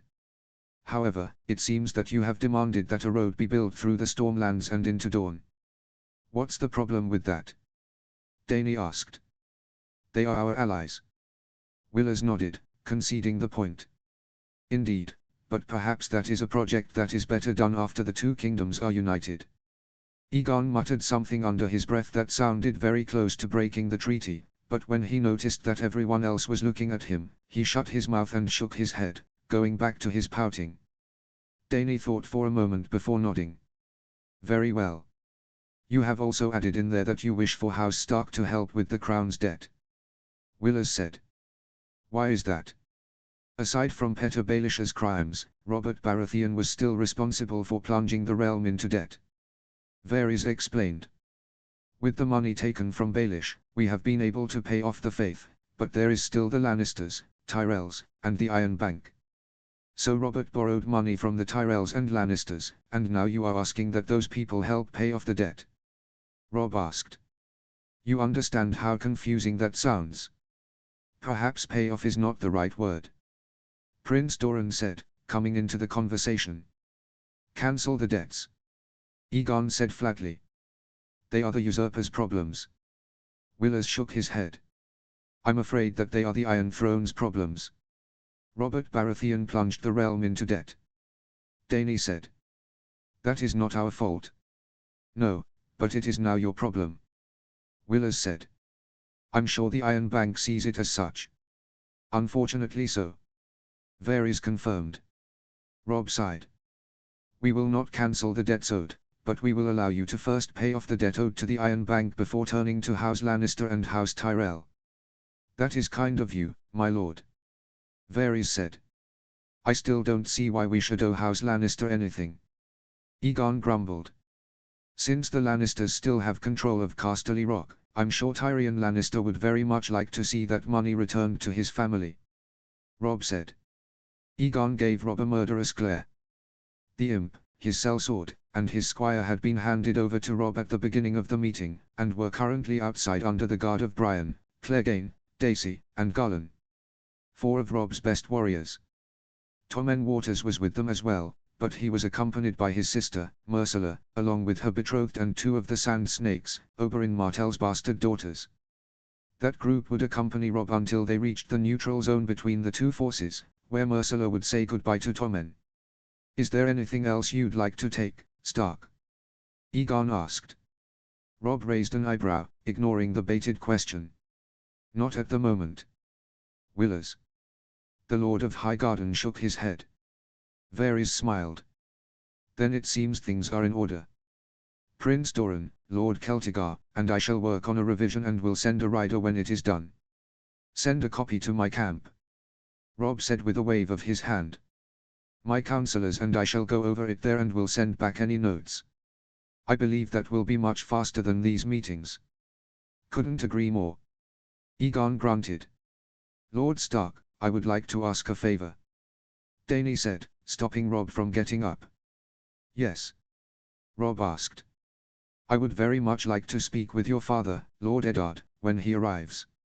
Dany said. Eddard Stark is coming south? Aegon asked. Clearly, this was the first he was hearing of it. May I ask why? Robb asked, addressing Dany. I would like to hear from him about the war. Dany replied calmly. Robb thought for a moment. I will speak to him about a possible meeting when he arrives. If he agrees, then I shall have a tent set up on neutral ground. I am not fond of the idea of sending him into King's Landing. Why is that? Aegon snapped. Bad memories. Robb said coldly, getting up fully from his chair. He nodded to Dany and Aegon. Good day, my lady, my lord. When Robb and Willers left the room, Willers glanced over his shoulder at the room, waiting till they were a good distance before he spoke. That went well, he commented. Would have gone better if Aegon wasn't a prat. Robb grunted quietly. Margaery did say that he was tough to be around. Willers said. Tough is giving the boy more credit than he deserves. Robb sighed. He's my only worry about this whole damn treaty. Truly? Willers asked. Once a family burns yours, you tend to be skeptical until proven wrong. Robb said grimly. Dany has proven to me that she is fine. Aegon has done fuck all. Robb and Willers finally reached the large group waiting for them. Tyrion and his companions had their hands bound in front of them, while Tommen held on to his sister's hand, looking a little frightened of Robb. Brian, Dacey, and Garlan bowed when Robb approached. Clegane just nodded. Robb gazed at the Dornish party. My lady, he said, greeting Myrcella. The boy next to her looked a little younger than Robb, with straight black hair and olive skin. He was dressed in exquisite yellow silks with a fine orange cape that bore a gold spear piercing a red sun. Tristan Martell, my lord, he said with a bow. Pleasure. Robb said before moving on to the 2 women behind the couple. The first woman was big-boned and looked to be around 30, with rat brown hair and close-set eyes. She wore leathers and handled a spear that looked similar to the one Oberyn Martell wielded and had a shield slung across her back. She handled the spear with practiced ease. The second woman was slim and slender, with all the beauty that the other woman lacked. She wore a silken robe over a pair of riding breeches. Although Robb could not see any sign of a weapon, he had no doubt that she was just as deadly as the bigger woman. They were called Sand Snakes for a reason. Let's go. Robb ordered, striding ahead of them. The group followed the Northern King into the courtyard, where they all mounted individual mounts. The horses given to Pod, Bronn and Tyrion were dull, old, and slow that had no chances of running off, and their reins were held by one of Robb's guards. The three men had to be helped into their saddles, as their hands were still bound and later tied to their pommels. Strangely, none of them said anything about the cold treatment they were receiving from Robb and his men. The odd company easily made their way out of the city and rode north until they reached the spot where Robb and Dany had first met. It had become the unofficial neutral zone between the two ruling couples. It had been where Sansa had been given back to her family and also, coincidentally, where Robb and his commanders had first learned that the Targaryens had taken the city. It was here where Myrcella was forced to part ways with Tommen. Robb watched patiently as the brother and sister said their goodbyes with the usual promise to see each other again. Robb was in no rush and didn't want to tear apart the already sad moment between brother and sister by forcing their goodbyes. I am rather surprised the Targaryens allowed Tommen out of their grasp so easily. Willers said quietly. Margaery believes that it might have to do with the faith. Robb answered. They certainly don't support the Targaryens, nor will they support me, a tree-worshipping pagan. By that logic, why would they support Tommen or Myrcella? Willers asked. Stannis outed the incestuous relationship between the Kingslayer and Cersei. The faith doesn't believe a word Stannis said. Robb answered. Not since he's a fire worshipper or whatever they bloody called him. So they think Tommen and Myrcella are the children of Robert and Cersei? Willers asked. Robb considered the question for a moment before shaking his head. No, I don't think so. I believe, after meeting the new High Septon, or High Sparrow as he is also known, that he believes that he can manipulate Tommen or Myrcella. He hides his ambition behind his piety. In other words, you took the boy out of the city so that way he doesn't get caught up in the power struggle between the faith and the Targaryens. Willers said. Essentially. Robb said. When Tommen and Myrcella said their goodbyes, the Dornish party began to trot back towards the capital. Robb followed their example and turned his horse around so that it was pointed towards his own camp. Line break. Robb sat alone in the main chamber of his tent. There was no table in front of him or a desk. Just 3 chairs. Greywind sat next to him, one of the few times that the giant direwolf was with him. Most of the time, Greywind stayed close to Margaery and Torrhen, which Robb was more than fine with. There were few others Robb trusted more than Greywind.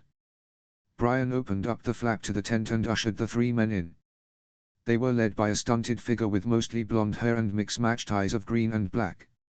He had golden stubble covering his jaw.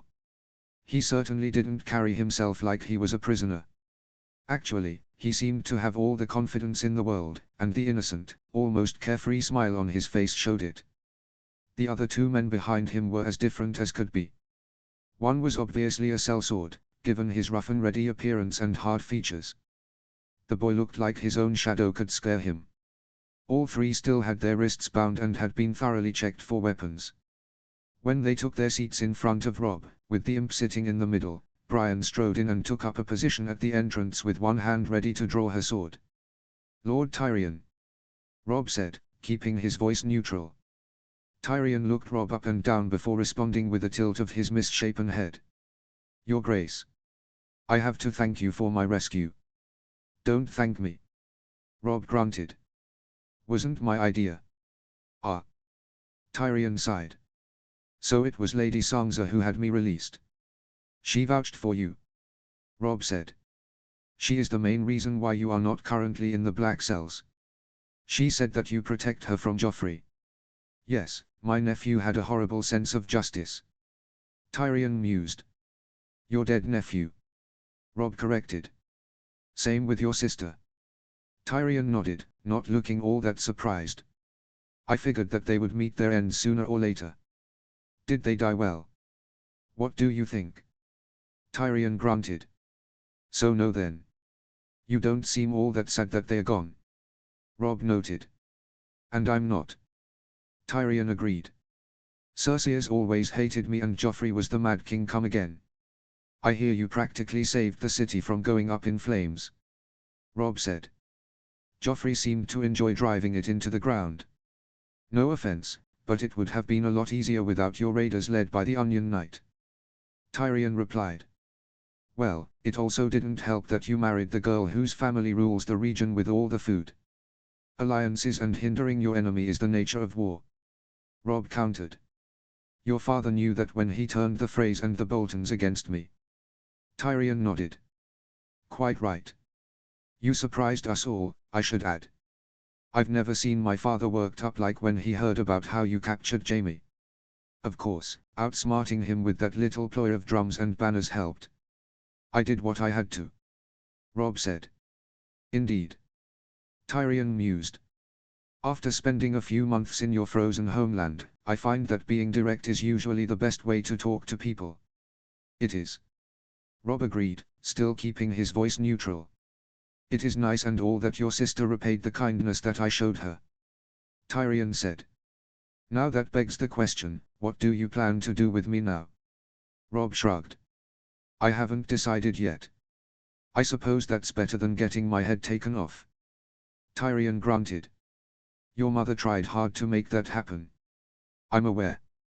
Robb said. She blamed you for attempting to murder my brother. That has been revealed as a lie told to her by Baelish. Tyrion snorted derisively. Why am I not surprised? What, if you don't mind me asking, has happened to the man? He had his head chopped off along with Joffrey and Cersei for the part he played in starting the war. Robb answered. I suppose he did do that. Tyrion said. I must say, Varys must be very pleased with that. I'm not sure how the spider felt about me, but I am quite certain he was not a fan of Littlefinger. He's the one who exposed Baelish's lies. Robb replied. As for you and that part you might have played in Bran's attempted murder, I agreed with my mother up until you returned to Winterfell and gifted my brother a chance to ride and move around again. Tyrion smiled slightly. I didn't know if you remembered that little event. I have a tender spot in my heart for cripples and bastards and broken things, Robb said, quoting the imp. As I said, I do not have plans for you at this moment, but I will tell you here and now that I do not trust you. I didn't expect you to. Tyrion agreed. So give me my sentence. You and your friends shall be watched and guarded day and night. Robb said. You will not be allowed weapons and you will be checked after eating for knives. You will have limited freedom of the camp.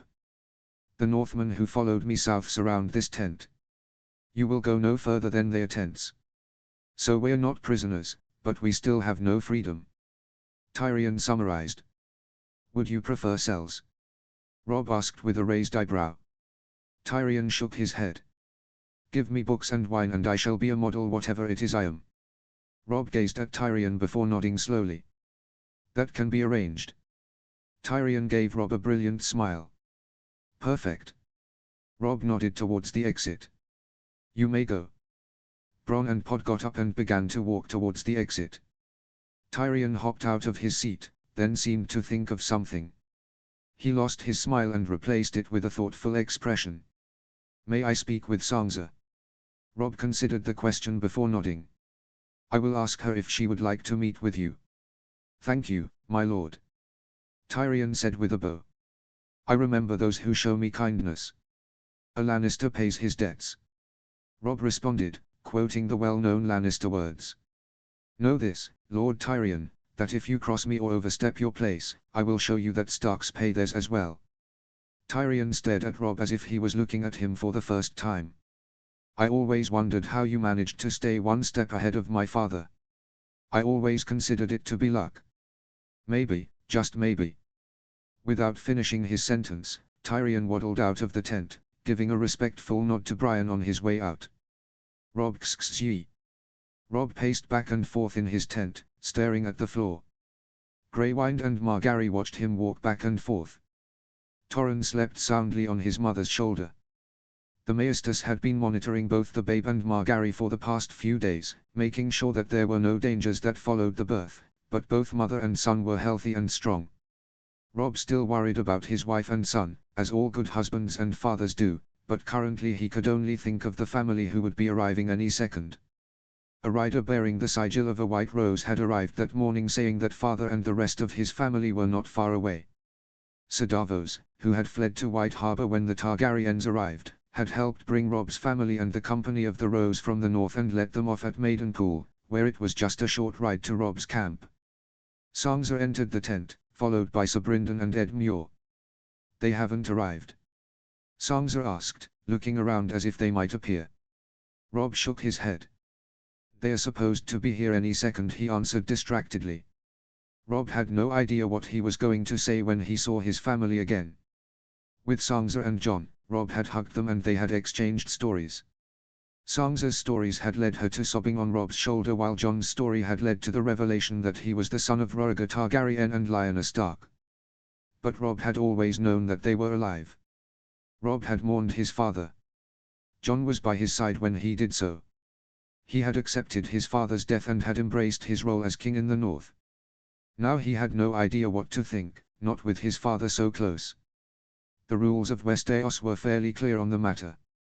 With Rob's father still alive, the crown should rightly be his, not Rob's. Then there was also the thought that father wouldn't want Rob to be king, for whatever reason that might be. Then Rob would be stuck between obeying his father and doing right by all those who had knelt before him and pledged their loyalty to him and the crown he wore. The thunderous sound of hoofbeats broke Rob's train of thoughts. Sansa clapped her hands together and already had tears springing up in her eyes. Sabrindan, in a surprising show of affection, put his arm around the young girl. Edmure had a beaming smile on his face. Rob glanced at Margaery, showing his fear and uncertainty in the single look. His wife nodded gently towards him and had a kind, sweet smile on her face. It spoke volumes to the Northern King as he felt the block of anxiety slowly melt away. He straightened up and tucked his jerkin straight, laying an easy hand on Claw. In a matter of moments, he had gone from Robb Stark, the heir of Winterfell, to King Robb Stark, king in the north, ruler of 6 of the 7 kingdoms. He had become the young wolf. The tent flap was pushed back by Brian to reveal his father, looking no different than Robb had last seen him. He still wore a plain plaited leather jerkin, but this time he had ice slung across his back. His mother, dressed in a beautiful blue and white dress, had her hair done up in her normal bun. They looked no different than they always did when the family was all together in Winterfell. Rickon and Arya were right behind them. Arya was dressed in a jerkin and breeches, and had a slim sword at her waist, but she was grinning happily when she caught sight of Robb. Rickon, who was holding her hand, looked confused, but his face soon lit up as well when he saw Robb and Sansa. Jon was the last to enter, wearing black plaited leather with Frost by his side. 2 direwolves padded in silently behind the group. Father stopped just short of Robb, straightening to his full height before going into a deep bow. Before he could finish, Robb had crossed the distance between them and threw his arms around his father, who quickly responded in kind. Mother soon joined in the hug, pulling Sansa in with her, who had tears of joy running down her face. Arya and Rickon were around Robb's legs, and he pulled them towards the middle. Soon, almost the entire Stark family, after more than a year of being apart, was together once again. Robb looked up, his eyes rimmed red with unshed tears, saw Jon waiting at the back. The 2 brothers locked eyes and shared a laugh before Robb pulled Jon's head towards his, the 2 brothers putting their heads together, both laughing softly and holding back tears. Finally, after a few minutes of holding each other tight, the group broke, no one quite sure where to begin. Robb still wasn't sure what the hell to say. Even when Margaery had broken the news to him that his father was alive, he hadn't prepared for seeing him again. "Father," Robb said weakly. Father put a hand on Robb's shoulder, the smile on his face spoke volumes to the young king, as did the look of immense pride and love in his eyes. "Robb," Father said quietly. "I'm so proud of you and all that you have done. Words cannot describe." Robb opened his mouth to respond, but when nothing came out, he shut it. He had no response to his father's words, as no words were capable of explaining all the emotions that he was feeling. His mother put her hand on his cheek, running a hand through his coarse beard.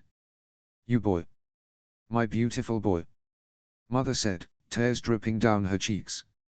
Robb grabbed his mother's hand gently, smiling at her. He glanced behind him and saw Margaery watching the family reunion with joyful expression, tears of her own appearing in her eyes.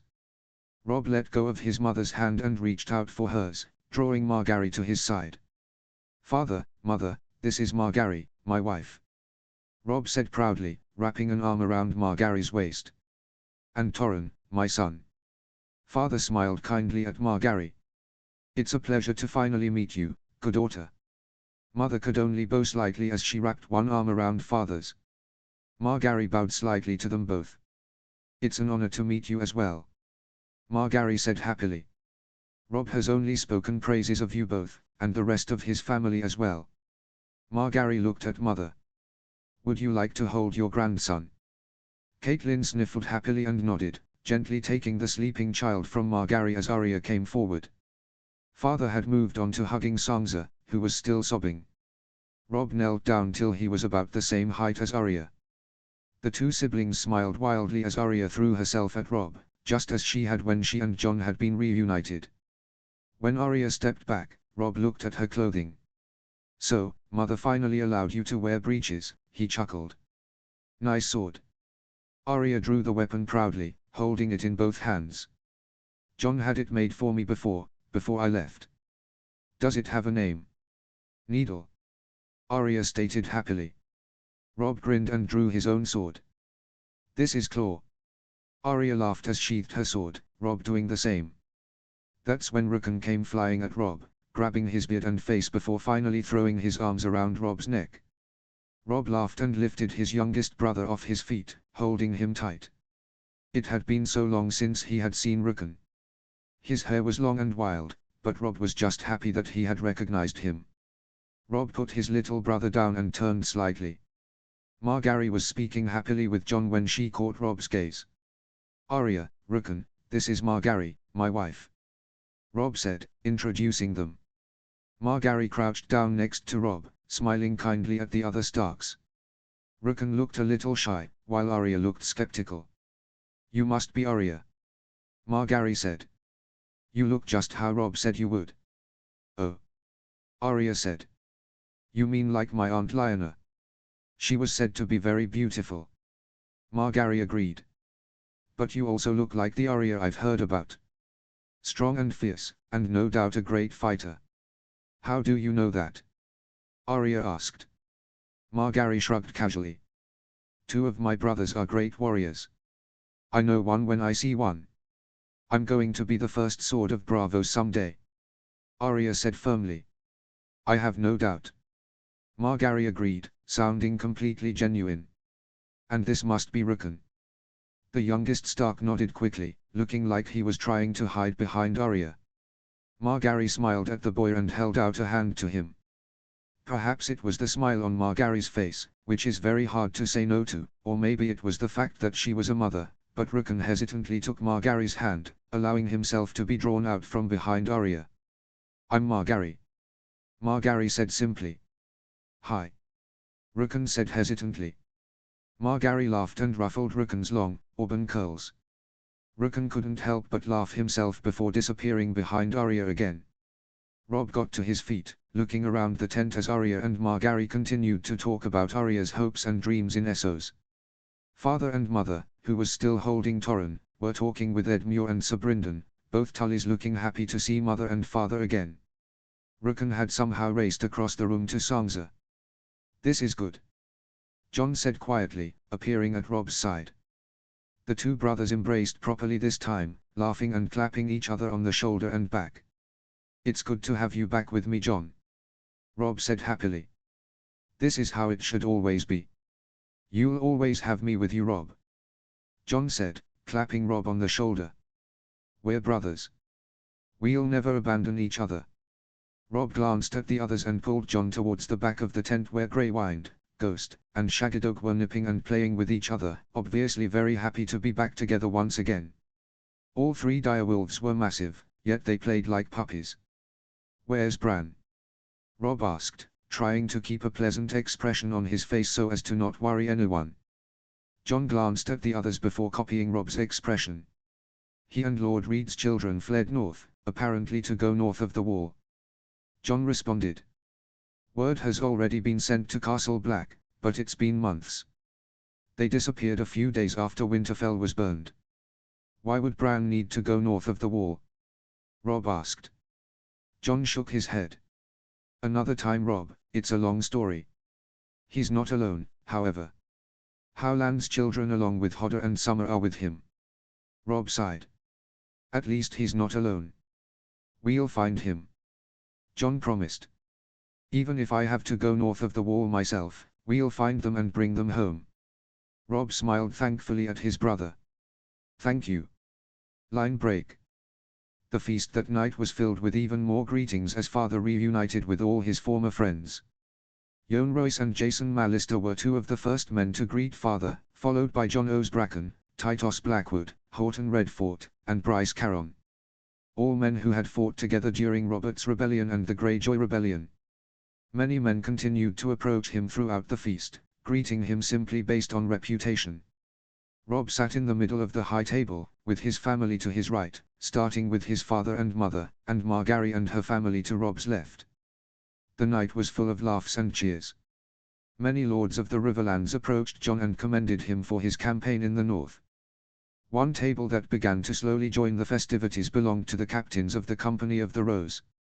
Robb had briefly met their leader, Daeron, and had offered him a seat at the high table because he was a Stark. His cousin had politely declined the offer, stating that he wanted to feast with his men. Daeron was now engaged in a conversation with Royce, Tully, and Sir Brynden, the four men getting along surprisingly well. All four had illustrious military backgrounds which helped forge a common bond between them. As the feast progressed, seats changed with more frequency. Margaery was sitting beside Mother, the two talking about motherhood and some things that Margaery should expect as Torrhen grew up. Sansa sat next to Olenna, talking about something Robb couldn't hear. Willers spoke quietly with Jon while Garland spoke with Arya. Arya's dancing master was deep in conversation with Loras Tyrell. Apparently, he was a master swordsman who had served the ruler of Braavos for many years. The Lords of the Vale, the Stormlands, the Reach, the Riverlands, and the captain of the Company of the Rose spoke together like old friends, and it made Robb extremely happy to see his men behaving in such a way. Robb felt a hand on his shoulder and looked up to see his father. Last Robb saw, he had been speaking with Gregor Forrester. "Perhaps we should talk," father said quietly. "Privately." Robb nodded and got up, making his way over to Margaery. He kissed her on the top of her head. "I'll be back," he promised. Margaery looked over her shoulder at Robb, noticing her good father behind him. She knew that whatever was happening, it was between father and son. She smiled and gave Robb a light kiss before going back to her conversation with Mother. Robb and father quickly made their way out of the feasting tent past the fires of the northern troops, greeting men as they passed. The Northmen were extremely proud of Robb and fought bravely for him, but they equally loved his father and would walk into hell and back for him. They couldn't be happier to see father and son together again. Brienne followed the two Starks from a distance. She had ensured that there were guards in place for Robb's and others' protection and had insisted on standing guard herself while the rest of the elite unit under her command shed their armor and mingled with the rest of the nobles.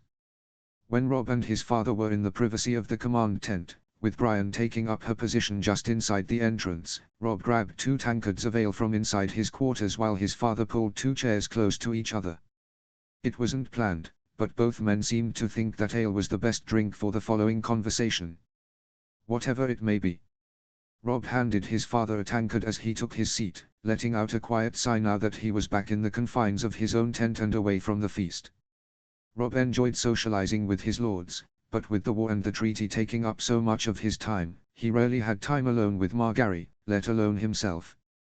"The crown suits you," father said, taking a sip of the ale. "Edmure told me that the smith at Riverrun had fashioned it after the crown Torrhen Stark wore." Robb nodded, pulling the circlet of bronze and black iron from his head, admiring it. "It seems right," he said before setting it back on his head. "Although some would argue that it belongs to you." Father nodded slowly. That's true," he said before looking Robb in the eye. "But I don't want it." Robb nodded as well. "So where does that leave us?" Father leaned back in his chair, cradling his tankard in both hands. "Robb, I have my doubts about this," he said, gesturing to the crown. "Not because I think you can't handle the crown, you've proven beyond all doubts that you can, but because I know what the throne can do to people." "You mean what it did to Robert Baratheon?" Robb said. Father nodded. "Robert was not the man I knew, and seeing him ride into Winterfell, I knew it as soon as I saw him. I don't want to see you become that, Robb." I don't want to see you become bitter and resentful. Robert was a horrible king who abused his position with tourneys and feasts, and as much as it hurts to me to say such, it's the truth. I know, father. Robb answered. The crown is a burden to bear, not a reward. You taught me that as Lord of Winterfell, I had a duty to my people. Robb paused for a moment. Now I have a duty to protect and serve the people in all the regions that are under my protection. Father looked at Robb for a long time before responding. You'll be a good king, Robb. You're thriving in the south far more than I ever could. Robb smiled slightly. Margaery has quite a bit to do with that. Father smiled as well. She's a true prodigy of her grandmother, that's for sure. You were smart to marry her. Father's smile fell. Now, before you tell me about this treaty you're working on, I would like for you to answer me one question. Of course. Robb said. Do they truly have dragons? 3 of them, a little bigger than horses. Robb confirmed. How do you know? Daeron had told me when the Targaryen girl started rallying men to her banner in Pentos. Father responded, running a hand through his hair. What are the Targaryens like? Daenerys is good. Robb replied. She's quickly catching on to the customs of Westeros, and although she was never told the truth about her father and the rebellion, I think she's accepted what's happened. Father raised an eyebrow. Truly? Robb nodded. I think so. She has a good heart and wants to help people. She freed 8,000 slave soldiers, father. She also has Sir Barristan Selmy advising her. Barristan? Father asked. I wonder how he came to her. Robb shook his head. I don't know. But I believe I can work with her. It's the other one that I don't trust. What other one? Father asked. I know of the girl. Robert wanted her dead after she married some Dothraki horse lord. Aegon Targaryen, Rhaegar's son. Robb explained. Apparently he didn't die and was smuggled out, replaced I assume, with another child. Where's he been this entire time? Jon Connington has been raising him. Robb answered. Why is he the problem? He's arrogant and headstrong. Robb grunted. He's an ass, to put it simply. He's grudgingly agreed with everything concerning peace, after questioning my every word. Does he want war? Father asked. I think he does. Robb answered grimly. He believes that all of Westeros belongs to him. Is he mad? Father asked, asking the question slowly and carefully. It was an important question, especially given the last Targaryen king. I think he may become so. Robb answered in the same tone. I can never turn my back on him. The entire peace treaty is grounded in the understanding between Daenerys and I. And what understanding is that? I don't want to lead my men into more war. Robb answered honestly. I fought Tywine, Lord Tarly is still working on taking Casterly Rock, Jon and you retook the north. The last thing I want to do is lead my men against Issozi and Dornish and dragons. And the girl. I think she's afraid of being seen as an invader. Robb said. She knows that her family has been away from Westeros and it did not leave the best legacy when it was forced out. That's true. Father grunted. Well, if you think peace is the best option, then I have no objections. Really? Robb asked, the question coming out before he could stop himself. Father nodded. You're your own man, Robb. You're a father, a husband, a king. What you've built, what you've fought for, you did it all by yourself. Even with all that happened in the north, you still won.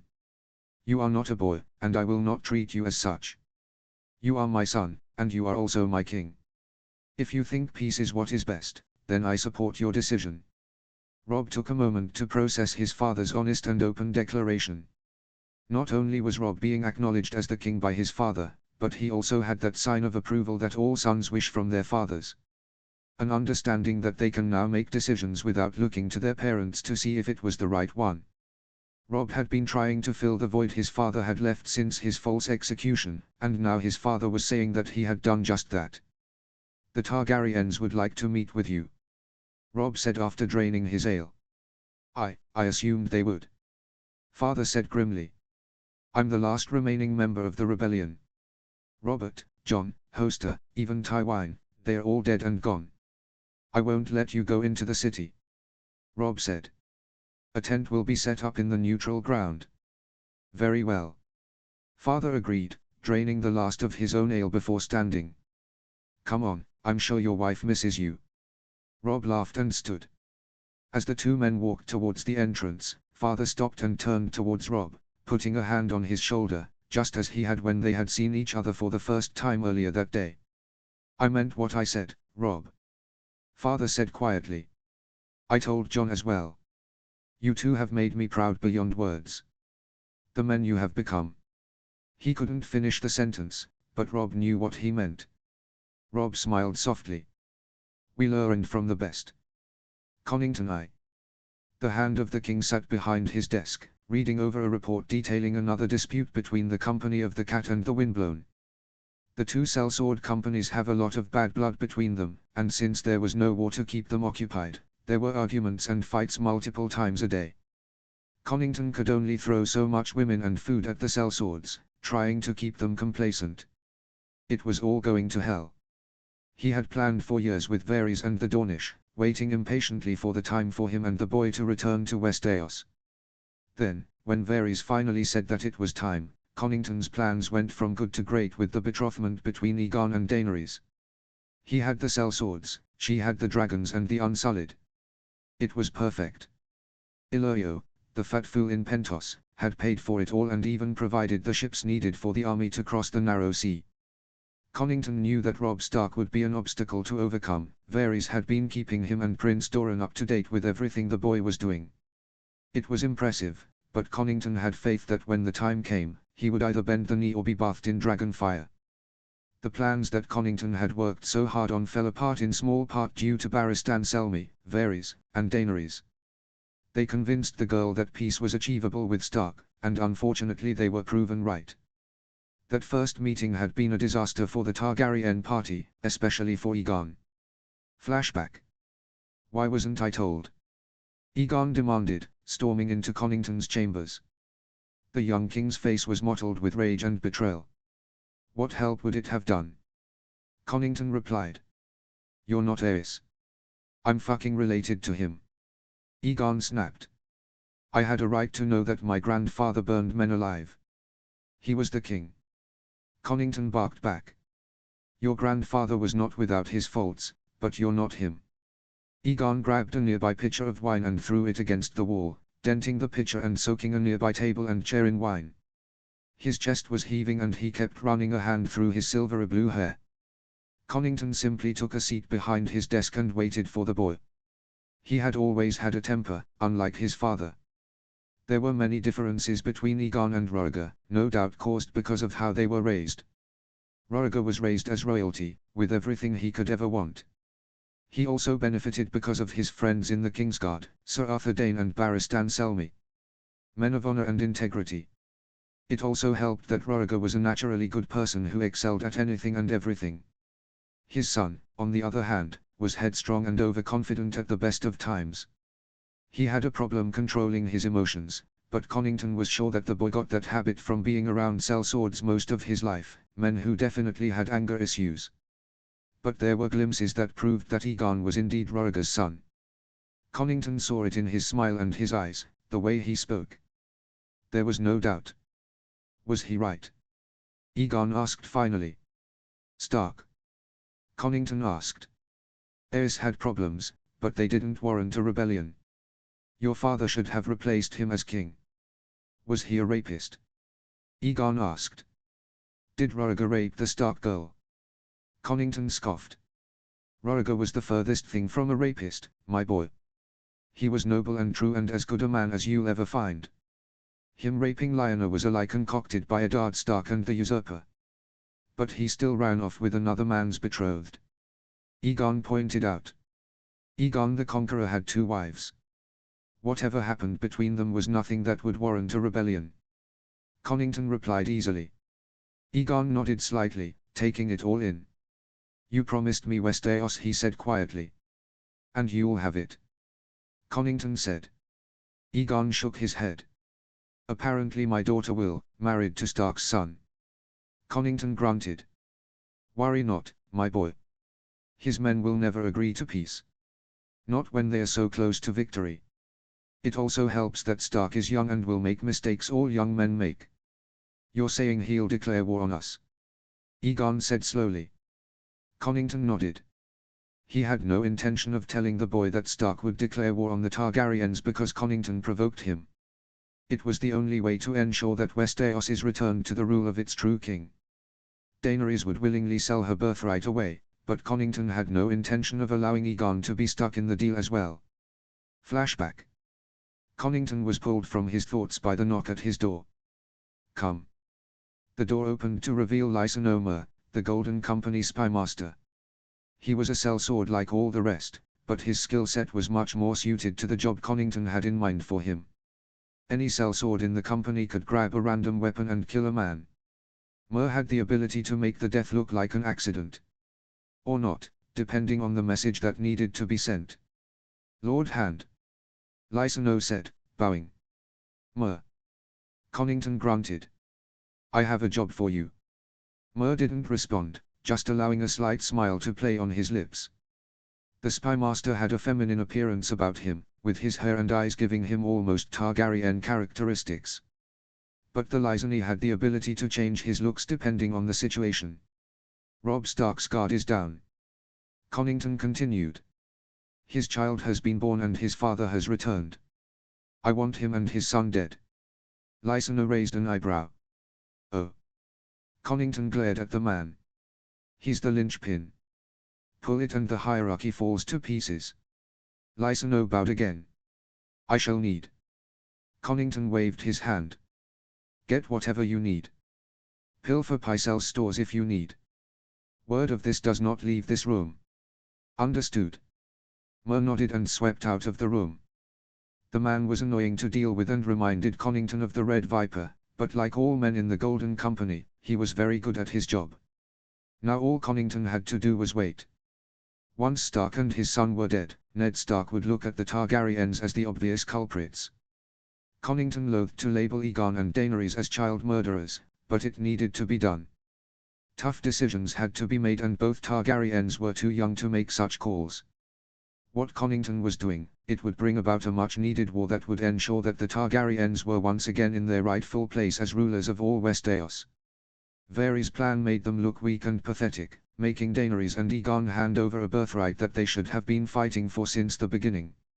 It didn't help that, even if the children of both couples were married, Starks would still rule Westeros. They had more land, they had all the advantages and leverage. House Targaryen would look like second place, and Connington would be damned if he let Rhaegar's house look second to the barbarians from the north. Once the war was won and Aegon sat on the Iron Throne, no one would dare speak about how he got there. Not when he had earned his throne with fire and blood, just like his namesake. Jon XXV. Jon's hand drifted towards his sword as he saw a large, cloaked figure standing by his tent. The person was carrying a stout walking staff and had a bulging satchel slung over one shoulder. From a distance, they looked intimidating, but there was also something vaguely familiar. The person, a man most likely, seemed to be shuffling where he stood, as if he was uncomfortable or anxious. When he turned around, Jon's hand fell from his sword and a smile spread across his face. Sam had changed slightly since the last time they saw each other. He was thinner, still big, but a lot of the fat had been lost. It was almost like a starved look. He still had stringy brown hair and had stubble covering his multiple chins. He had that same worried look on his face, like he was scared that he had done something wrong. But when he saw Jon, he immediately grinned. The two men embraced warmly. Jon was chuckling as he stepped back, holding Sam at arm's length. Sam, he said happily. What the blazes are you doing here? Sir Jon Fossoway asked me to accompany him. Sam explained. I helped defend the citadel when the Ironborn invaded and Sir Jon wanted me to be presented before the king. Jon raised an eyebrow. Sir Jon arrived a week ago.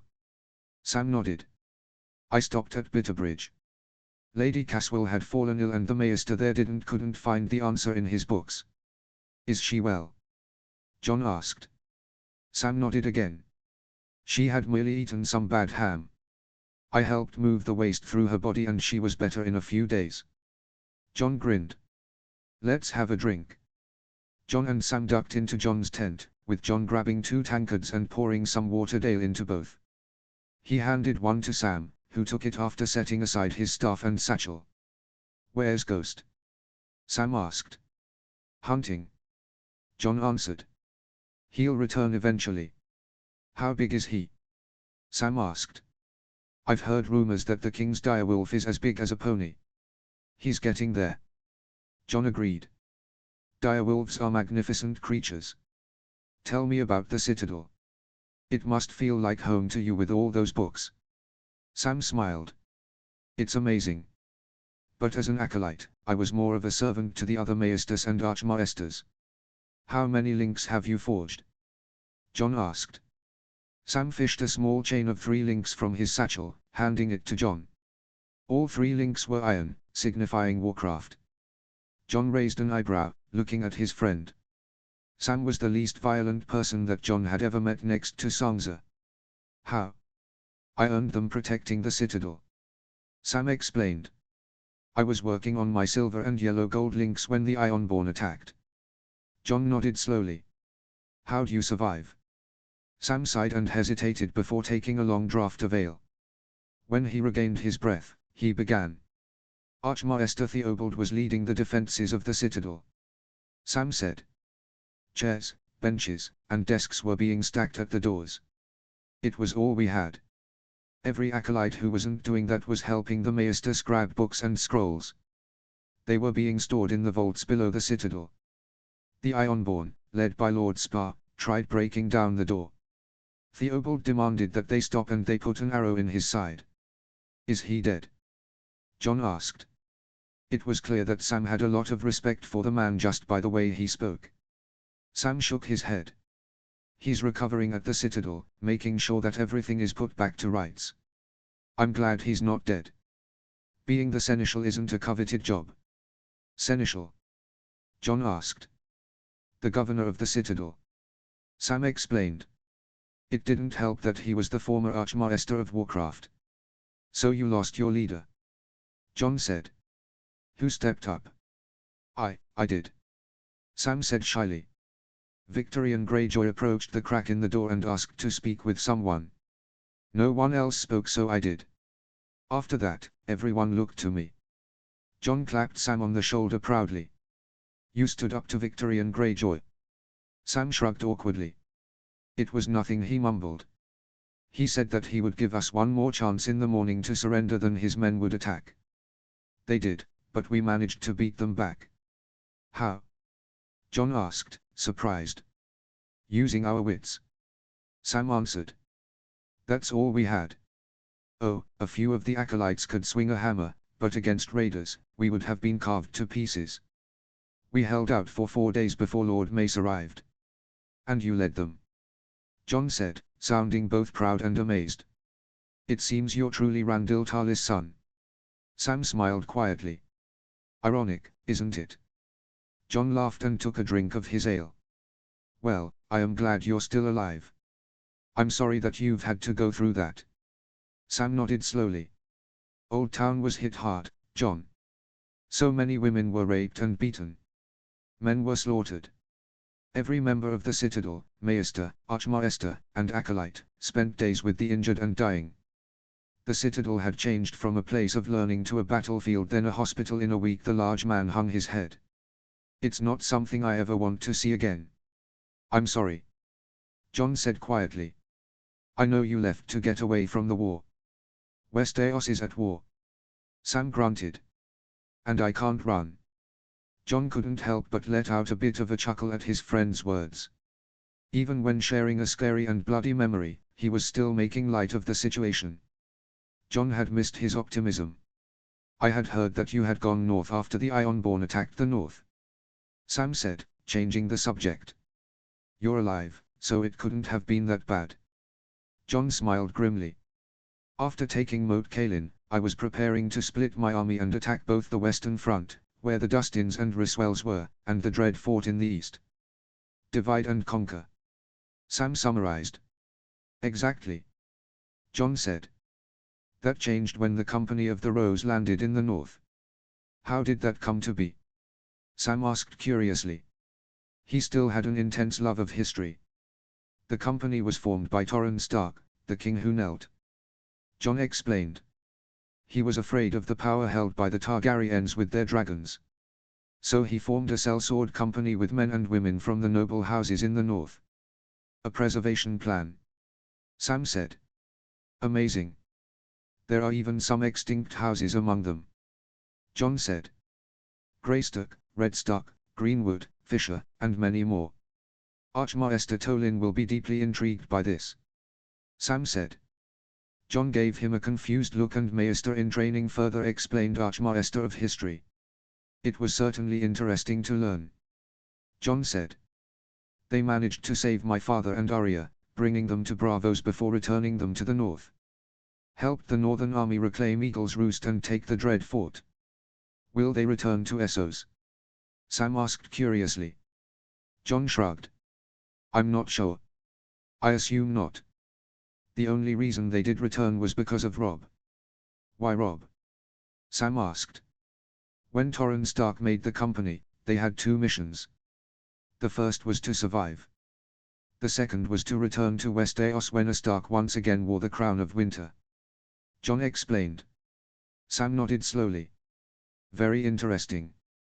The two men fell into an awkward silence, neither sure what to say. They had spoken a lot on the road to Riverrun, growing closer as friends. Neither man seemed inclined to go into much detail about the battles that they fought in. Jon glanced at Sam and noticed for the first time that he had a scar going across the top of his head. It certainly hadn't been there before. Are you going to talk to them? Sam asked suddenly. Sorry. Jon asked, caught off guard by the question. The Targaryens. Sam clarified. After all, they are kind of your family. They are not the family that I choose to recognize. Jon grunted. I'm sure they want no part of me, and I have already made up my mind that I want no part of them. Why? Sam asked. He had accepted that Jon didn't want to be known as the son of Rhaegar, especially after the way he had been conceived, but now that he was so close to other members of his father's house, Sam was curious to see if Jon would interact with them. Jon had no intention of doing such a thing. Robb said that Rhaegar's other son is there. Jon explaining, pointing in the direction of King's Landing. What am I supposed to say? How am I to explain that I'm Rhaegar's other son that he had with another woman? Another thought occurred to Jon. The Dornish are over there as well. How will they take it if the product of Rhaegar's affair showed up? Bearing the sword of House Targaryen, no less. It could mean that you should sit on the Iron Throne. Sam mumbled. I'm not sitting on that blasted chair. Jon barked. Sam held his hands up. Fine, fine. I just wanted to ask, who else knows? Besides Robb. My father, Lady Stark, and Arya. Rickon will be told when he's older, and I haven't seen Sansa much. She's usually with Lady Olenna, Margaery, or Harald Arryn. Jon said. I will tell the rest of my family eventually, but besides you and Lord Reed, no one else can know. Sam nodded. Of course.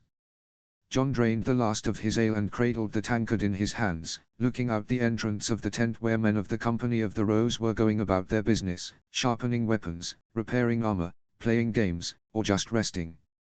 They were experienced soldiers, one and all, and knew that it was wise to rest when possible. Many of the men were Westerosi born, probably because of the company's reputation. It was a safe, boring company where a man could expect a good fight and decent coin, but not too much of either. Most of the other companies, all of which were not that far away, was where the true adventurers and sellswords went to find money and a fight. Have you seen Robb yet? Jon asked finally. Sam shook his head. I heard that Lord Stark had arrived from the north. I wasn't sure, so I asked around and found that you were here too. That's how you ended up at my tent. Jon guessed. Well, come on, it's still light out. Let's go see Robb. Sam got up hesitantly. Is right now a good time? Jon shrugged. Now is probably better than later. Being king doesn't give him a lot of free moments. Sam nodded and drained the last of his ale before grabbing his staff and satchel and following John out of the tent.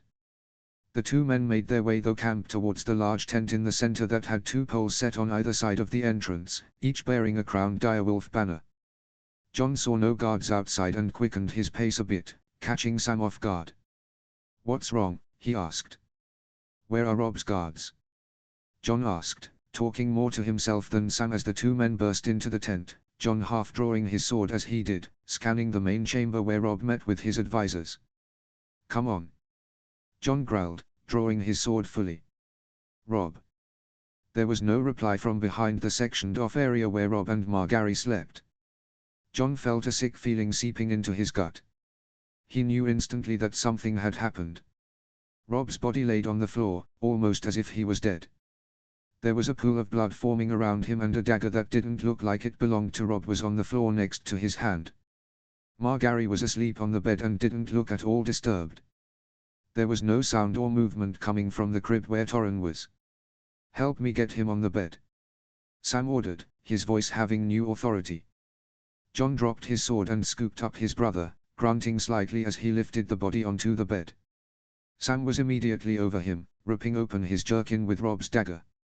On Rob's right breast, opposite of his head, was a jagged stab wound that had caused the skin around it to be tinged blue. "What's happened to him?" John asked, watching as Sam began to pull vials from his satchel. "Check the queen and the baby," Sam snapped. "Make sure they're breathing." John ran over to Margary, putting his ear next to her mouth. Thankfully, he felt her breath soft on his ear. She looked just as unconscious as the direwolf. John knew that she had to have been drugged, or else she would have woken up. "Feel for a pulse," Sam ordered. "Find a vein near her wrist and press 2 fingers on it." John did as he was instructed and was rewarded with a faint thump feeling that was slow, but constant. "She has one," John confirmed. "Do the same for the baby," Sam ordered. As John went over to Torrin's crib, he heard a crack as he stepped on something. Lifting up his boot, he found a smashed glass vial and a dark stain. John immediately checked Torrin's breathing and found that he too was sleeping. "He's alive," John said. "How's Rob?" "I don't know," Sam said unhappily. "I think he can help," a new voice said from the entrance. Tyrion Lannister, accompanied by 2 other men, had entered the room. The 2 men bore a fourth between them. He was dressed like a servant, with choppy brown hair and a feminine-looking face. "He's the assassin?" John asked. "My friends and I were taking a stroll and found him sneaking out of the tent," Tyrion explained. "He was bleeding and was hiding this under his cloak," he said, holding up a bloody dagger that looked to be covered in some sort of clear liquid. John marched over to the man, grabbing his chin and forcing him to look at John. There was nothing but contempt in his eyes, obviously annoyed that he had been caught. He certainly wasn't from Westeros. "What did you put on the knife?" John demanded. "Valar Morghulis," the man growled. "John, I think I know how to make this man talk," Tyrion said, still in that friendly, almost sarcastic manner. Tyrion waved the knife in front of the assassin. "Whatever you put on this, I'm guessing it causes horrible death, HM. John." "What?" "Rip his sleeve," Tyrion said. John glared at the man as he ripped off one sleeve, exposing the man's pale forearm. Tyrion held up the knife again and slowly carved a line into the man's forearm, right where a long vein was. The man cried out in pain as Tyrion did this. When the imp was done, he wiped the blade on the wound, ensuring that any remaining poison the blade made it into the arm. "Now, if you don't want to die a horrible death, tell us what the hell you put on this knife," Tyrion said. The assassin started to ramble off a bunch of words that John had never heard of, but by the face Sam made, they weren't good. When he was done, Sam went back to rummaging through his satchel, pulling out vials and herbs, putting them all together next to Rob's still body. Soon, he had a bluish-green liquid ready. "Give it to him first," Tyrion instructed. "That way we make sure he isn't lying." Sam did as he was told, pouring half of the mixture into the man's mouth, but keeping the vial far away enough so that it couldn't be knocked out of his hand. When the assassin drank it all, he nodded to Sam. "Quickly, bind my arm," Don't. John ordered. The poison won't kill him, but the loss of blood will. Quite right. Tyrion said with an approving nod. I believe we are done with you. What's happened? Father bellowed, storming into the room. Darren and Lady Stark were at his back. Darren had his sword at the ready.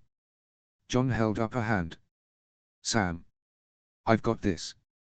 Sam replied, already busy at work administering the antidote to Robb. But send for another maester. I need a bandage for the king and more supplies. I'll send for one. Lady Stark said, quickly leaving. Outside, all of you. John ordered. The group spilled out into the main chamber, where Brian was kneeling next to the still form of Patrick Mallister. John could just make out an angry red line around the man's throat. John wasn't sure if he was dead or not. What happened? Father demanded. This man, John said, gesturing to the struggling assassin who was spilling blood on the floor. Tried to kill Robb. Robb, I believe, fought back. When the man tried to escape, Tyrion and his companions caught him and brought him back. I thought he would be of some use. Tyrion said, taking up the story. He was. What happened to his arm? Darren asked. I cut it with his knife. Tyrion said matter-of-factly. I knew he wouldn't tell us if his life wasn't in peril. He told Sam what he put on the knife he stabbed Robb with. Sam was able to make an antidote. John took over. When he gave the man the liquid, he asked for his arm to be bandaged up. It was clear that the antidote was the right one. Robb's being given it now. Father glanced at the man's arm. He won't die quickly. Before anyone else could speak, Darren whipped his sword across the man's neck. Blood sprayed on the floor and Darren's boots as the body was let go off. Immediately, a pool of blood was beginning to form. Father turned on his cousin. We needed his name, he shouted. I know his name. Darren replied calmly. Lyson Omer, the spymaster of the Golden Company. Robb XXXIII. Robb groggily opened his eyes, looking right at the back of Samwell Tarlis' head. He wasn't sure how he knew that it was Sam's, but there was certainly something distinctive about the big man, the way he worked with an anxious pace, the way he muttered to himself both criticism and encouragement. Perhaps Robb's subconsciousness had recognized the voice as it encouraged him to drink or rest. Ah! Robb groaned, rubbing his head. On per reflex, he tensed his right shoulder and felt a wave of pain come from that side, causing him to choke on pain. Ah! Your Grace. Sam said, turning around and running back over to the bed. What's wrong? My shoulder. Robb grunted, trying and failing to look at where the pain was coming from. His right shoulder and breast was wrapped in clean white bandages. There was now a throbbing, dull pain that was coming from around his pec. Robb then realized that he was only dressed in a pair of breeches. What's happened? You were attacked, Your Grace. Sam answered gravely. The assassin stabbed you and we believe tried to kill Torrhen as well. Is he alive? Robb asked, going to stand before the pain radiating from his chest and shoulder forced him back down. Sam laid a firm hand on his good shoulder. He's fine, my lord. He, the Queen, Grey whined, they're all fine. Sam replied. The assassin killed 2 sentries on the edge of the encampment. Brian went to check it out and left Patrick Mallister to guard you. The assassin knocked him out. He's still unable to speak due to the damage on his throat, but he's alive. He then drugged your wife and Direwolf with laced food. Sam explained, speaking quickly and without any unnecessary detail. What we believe happened is that he was attempting to kill Torrhen with sweet sleep, but was unable to administer the right amount when you arrived. Robb nodded slowly, the memory coming back to him. He had arrived, and seeing no guard, had drawn his dagger and entered the chambers.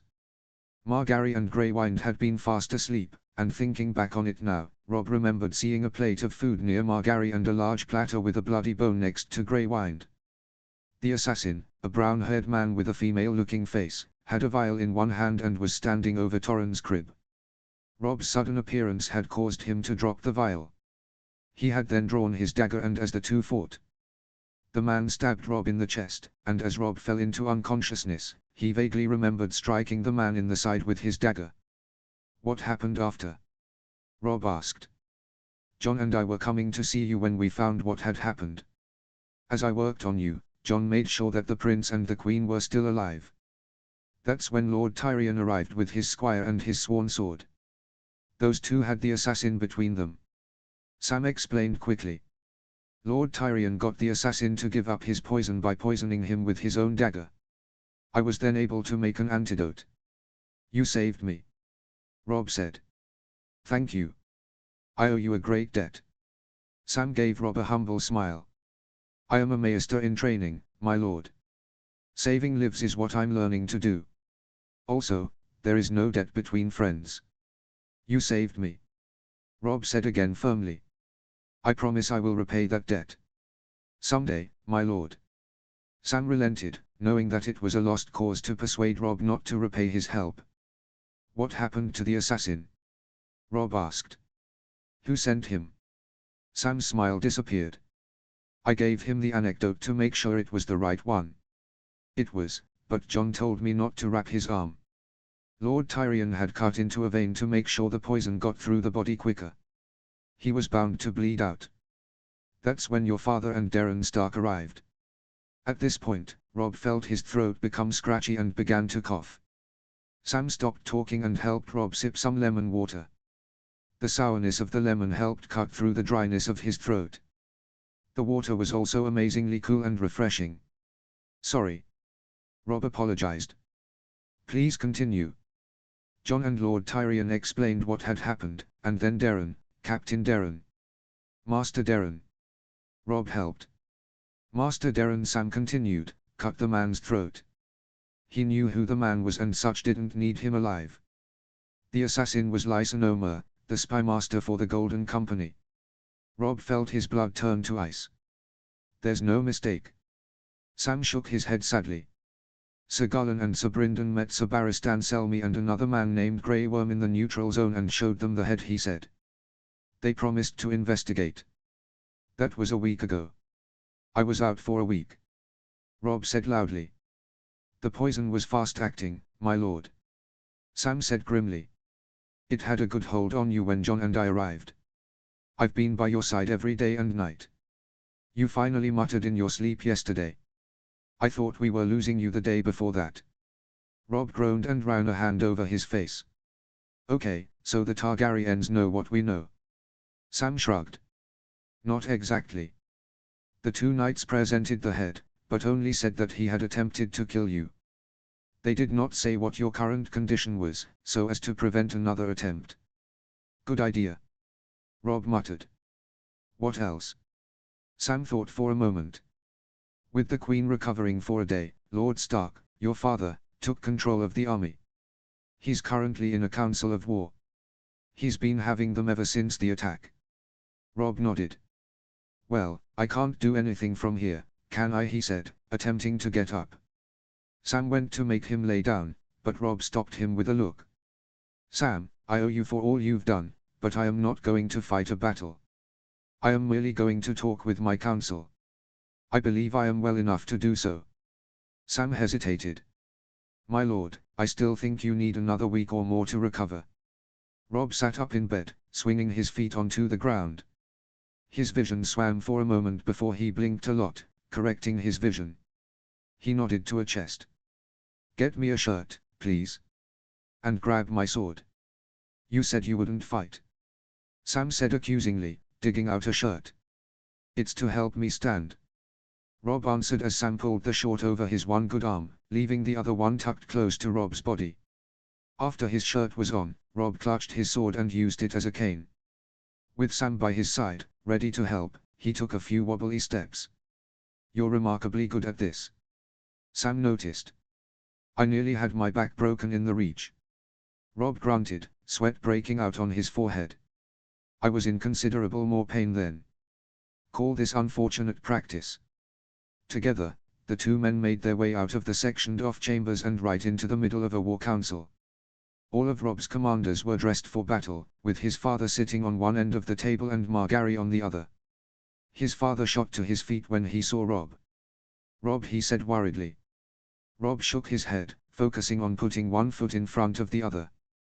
Sam moved away for a second to grab a chair and place it next to the Queen. Margaery held his arm firmly as Robb sat down. Whatever the others had been talking about had quickly died the moment Robb entered. Robb sucked in a breath, leaned his sword against the table, and kissed his wife's hand, giving her a brave smile before addressing his council. He could see that all of his commanders were relieved to see him up and walking. Sam was standing awkwardly against the wall in case Robb needed him. "Sorry for my abrupt entrance, my lords." Robb apologized. "It's all right, Your Grace," Lord Caron said happily. "I think I speak for us all when I say it's good to see you back on your feet." And looking like a wobbly deer at that," Robb joked grimly. "Samwell has caught me up with what has happened." He nodded to his father. "Thank you." His father nodded back. "Of course, Your Grace." "Please, resume your conversation," Robb said. "Nothing worth mentioning, my lord." Sir Brynden grunted. "Just talking over various plans in case battle becomes inevitable." "How many men do we have?" Robb asked. 77,000. Lord Tarly answered. "I brought some 20,000 reachmen from the west and Sir John Fossoe brought his own small host. There's also the Company of the Rose," Darren Stark added. 4,000 battle-hardened warriors. "We also have 30,000 Valiman, 8,000 Rivermen, 6,000 Stormlanders, and another 1,000 Northmen." Father finished. "It's a sizable host to be sure, but the Targaryens have one of their own. Almost 70,000. Margaery explained, looking at Robb. 8,000 Unsullied, almost 20,000 sellswords, 30,000 Dornish, and the Dothraki, Gold Cloaks, and Crownlanders combine for around 9,000. How were we able to get such numbers?" Robb asked. "Alec Reed, my spymaster, was able to get some fairly accurate estimates," Darren answered. "He's rarely wrong. There's also their dragons," Garland commented. "I have Lord Tyrion and my brother Willers on that problem," Margaery said, knowing what Robb's next question would be. "They'll come up with ways to beat them, should it come to that." "I fear it may," Father said grimly. "King's Landing has gone silent. Every messenger we've sent has been turned away at the gate to the city. We've stopped food shipments, but to no effect. As of right now, they're the enemy." Edmure finished. Robb tapped the armrest to his chair thoughtfully, staring at the table as he thought quickly. He had to believe that Daenerys had no part in his assassination. The two of them had worked so hard to complete the treaty. If anyone wanted Robb dead, it would be Aegon. He was also the one who controlled the Golden Company. With every road that Robb went down, it all ended with the same conclusion: Aegon. "If you're wondering who tried to kill you, my lord, the Queen, Lord Tyrion, and Lord Willers have come up with some good arguments for Aegon," Lord Forrester said, as if reading Robb's mind. "From what the Queen has said, the Targaryen woman doesn't seem like the type to want you dead." "I don't think she is," Robb said slowly. "But this attack still came from the capital, and right now, we will treat everyone there as a threat." The message was clear. Even if Daenerys wasn't the type to try to have Robb assassinated, there's no certainty that she hadn't sent the assassin. It was clearly the best option right now to treat everyone who is not their ally as their enemy. "What would you have us do?" Father asked. "Continue to plan and strategize," Robb ordered. "Father, until I am back to full strength, I am giving you main command of the army." Father nodded seriously. "Of course. When I am able to ride again, I will summon Daenerys to the neutral ground and will speak with her there. 2 weeks is ample enough time to find out who wants me dead," Robb continued. "If she refuses to hand over the criminals, then battle is our only course of action." Line break. "How are you feeling?" Margaery asked, following Robb back into their quarters after the meeting. Sam, thankfully, allowed the couple to have a moment alone. He waited outside in the main room. "Surprisingly, not as bad as Bitterbridge," Robb answered, sitting on the edge of his bed as soon as he was able. Margaery sat on his good side, resting her head on his shoulder. "Where's Torrhen?" Robb asked. "With Sansa and Myra," Margaery answered. "He's fine. He was groggy, just like me, but the maesters have checked on us constantly at the behest of your family and mine. I was more worried about you. Thankfully Sam was next to you the entire time. I owe him a lot for what he's done. Rob agreed. The other maesters believe that he should receive his gold link for simply saving you. Margaery said. The man has a talent. Perhaps we've found our Grand Maester. Rob chuckled, resting his head on Margaery's. I'm sorry I worried you. You worried us all. Margaery said, sniffling a little to hold back tears. You're not allowed to die. I swear I'll do my best to not do that. Rob said, laughing quietly. Margaery slapped him lightly on the arm. Don't joke with me, Robb Stark, she scolded. Rob kissed her on the top of her head, which seemed to lessen her fire a little. I swear I won't ever leave you and Torrhen. You have my word. Margaery looked up at him. The two kissed deeply. I'm going to hold you to that. Margaery said quietly when they broke apart. I know. Rob said, resting his head back on hers. Thank the gods for my father. Margaery nodded slightly. I see where you get it. I haven't seen many war councils, but I've never seen someone control a room like your father. Certainly not my own father. You know I also owe my life to Tyrion, now that I think about it. Rob said after a moment, not mentioning the fact that Margaery had mentioned her father and not broken into tears. I know. Margaery said. I haven't released him from the limitations you placed on him, but Willers has been keeping the man company as they've worked through books and books of dragon lore. They've gotten along famously. I'm sure Tyrion enjoys having someone who matches his intellect. Rob grunted. I guess there's nothing to do now but wait. Wait until I'm healthy enough to take the field. If it really was Aegon. Margaery mused. Do you think Daenerys will give him up? He controls a large portion, if not the majority, of her army if I remember right. Rob shook his head. I guess that's a question that'll be answered when we meet. Do you think she'll answer your summons? Margaery asked. She'll either want to apologize directly to me and hand over the criminals or look me in the face and refuse. Rob sighed. Either way, this won't end well for the wolves and dragons. An alliance is no longer an option, is it? Margaery said, already knowing the answer. The lords won't stand for it, not after someone in their camp tried to kill me. Rob said. Even if Daenerys hands over the men responsible, that'll only postpone the inevitable war. Margaery said simply. Death. Rob agreed. Robxxiv. It had been a few weeks since the attack, and Sam had kept the king confined to his quarters, a decision firmly supported by Margaery and his father. Finally, the young wolf was allowed out of his tent and could walk freely amongst his men. The young maester's precaution hadn't been for Rob's safety, but his health. The poison Sam had extracted from him was not a usual poison that assassins used. It was a combination of substances that was not usually put together, and Sam wasn't sure how much it had affected Rob. The Targaryens still refused to answer any messengers from the Stark camp. Rob's father continued to send a messenger every day at noon, and every day they had been met with firm refusal. It was beginning to annoy Rob, who was beginning to believe that Daenerys wouldn't be willing to give up the guilty party, if in fact she had found out who it was. If the Targaryens continued to refuse him, then he would demand their presence tomorrow. They will face him eventually, and he wanted to give them the chance to fix their mistake before Rob made them pay. Your Grace, Brian outside of Rob and Margaery's private chambers. News from King's Landing. Rob looked up from his task. Come in, Brian. The large woman entered, looking a little uncomfortable with being in the royal couple's quarters. It's not that it was filled with luxuries, but a person's quarters, especially commanders, were a private place.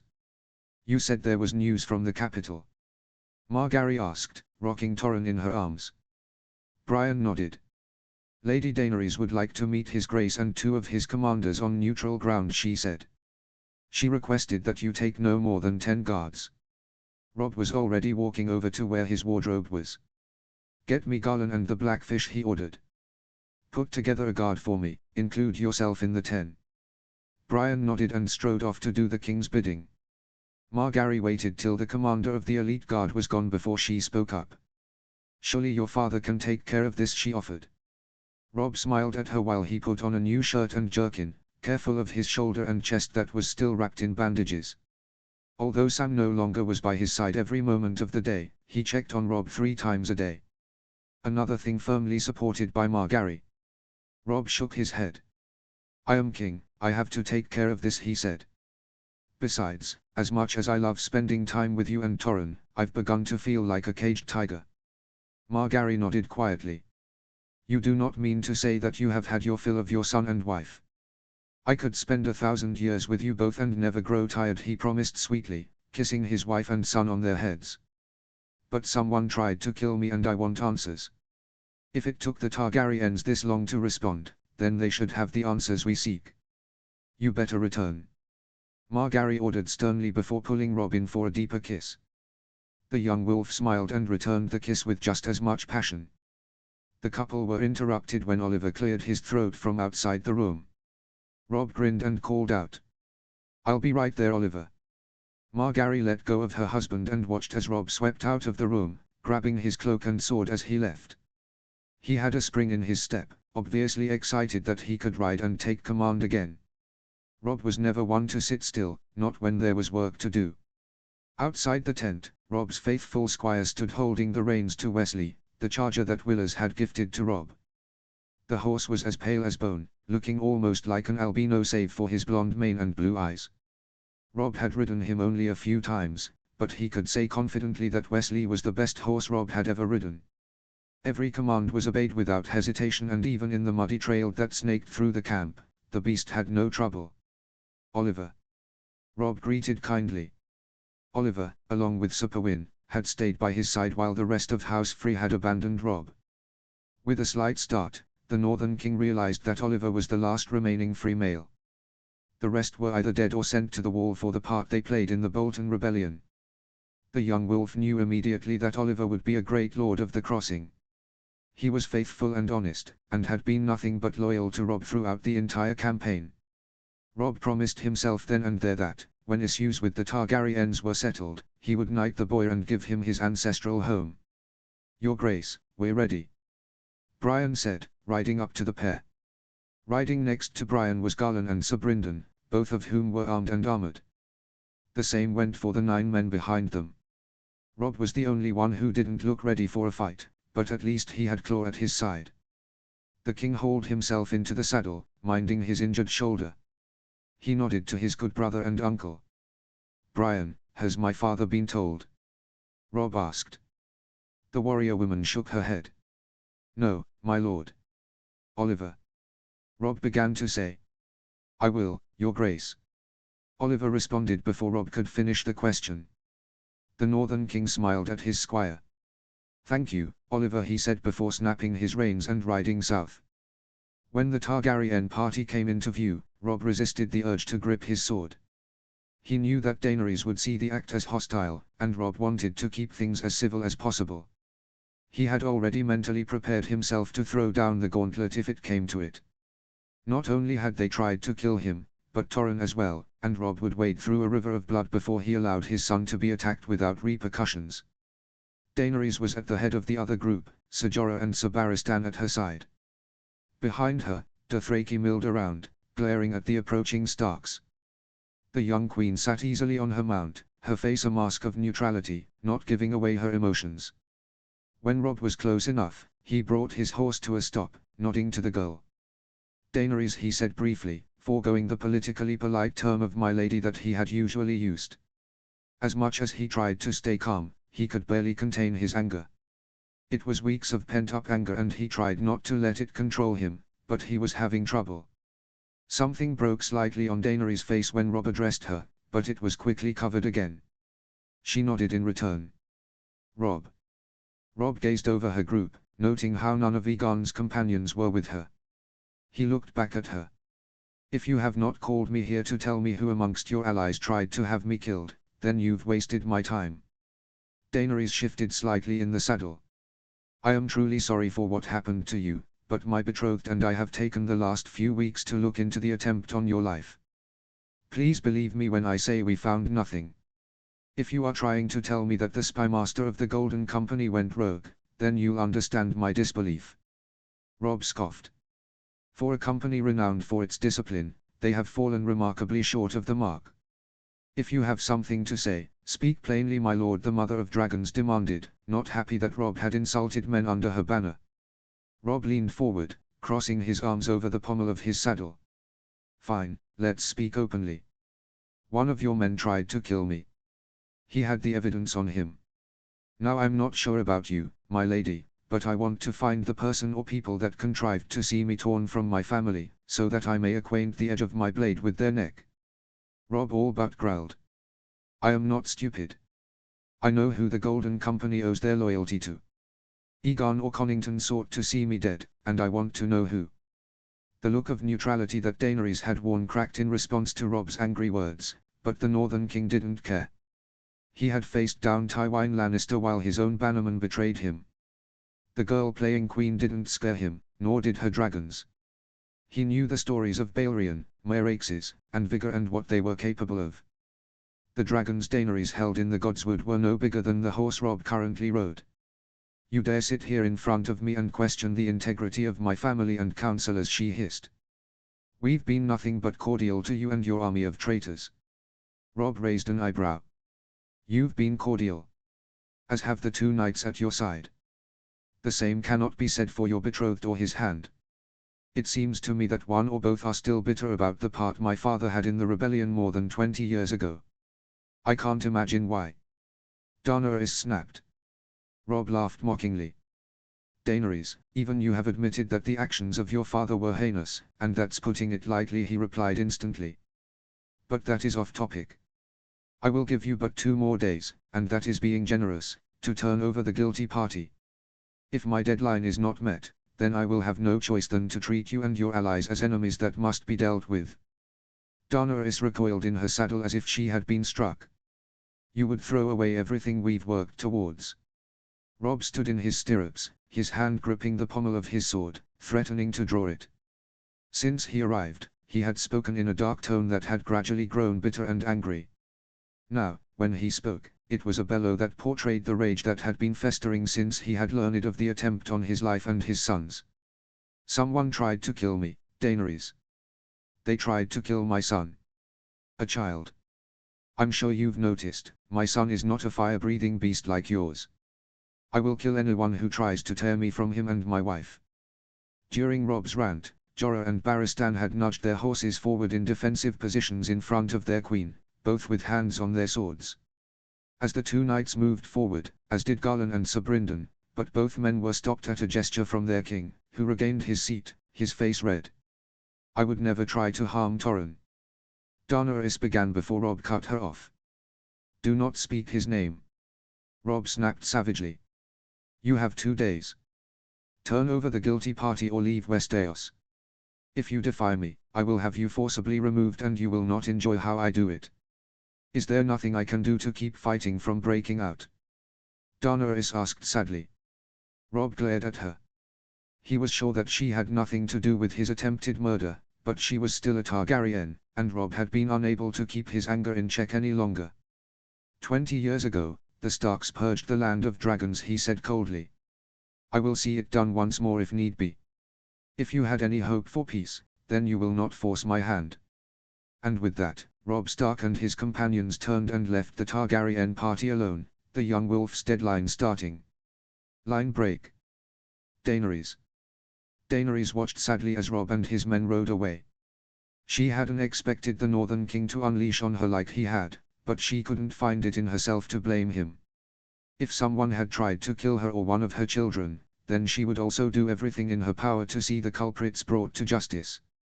Will Robb really fight us? She asked quietly. The Starks are not known to lie. Jorah answered solemnly. If Robb Stark says he'll have us removed by force, then that's exactly what he'll do. Can we beat them? Maybe. Sir Barristan answered. Lord Robb is known to be a master strategist. But is that true? Daenerys asked. He's here. Tywin is not. Jorah answered bluntly. As much as I hate to admit it, Stark seems to have made the same connection that we have. Daenerys could only nod. As soon as Sir Barristan returned with news of an attempted assassination on Robb and his child, she had been sick to her stomach. Then the old knight had revealed that it had been Lysan Omer, a member of the Golden Company, who had been caught in the act.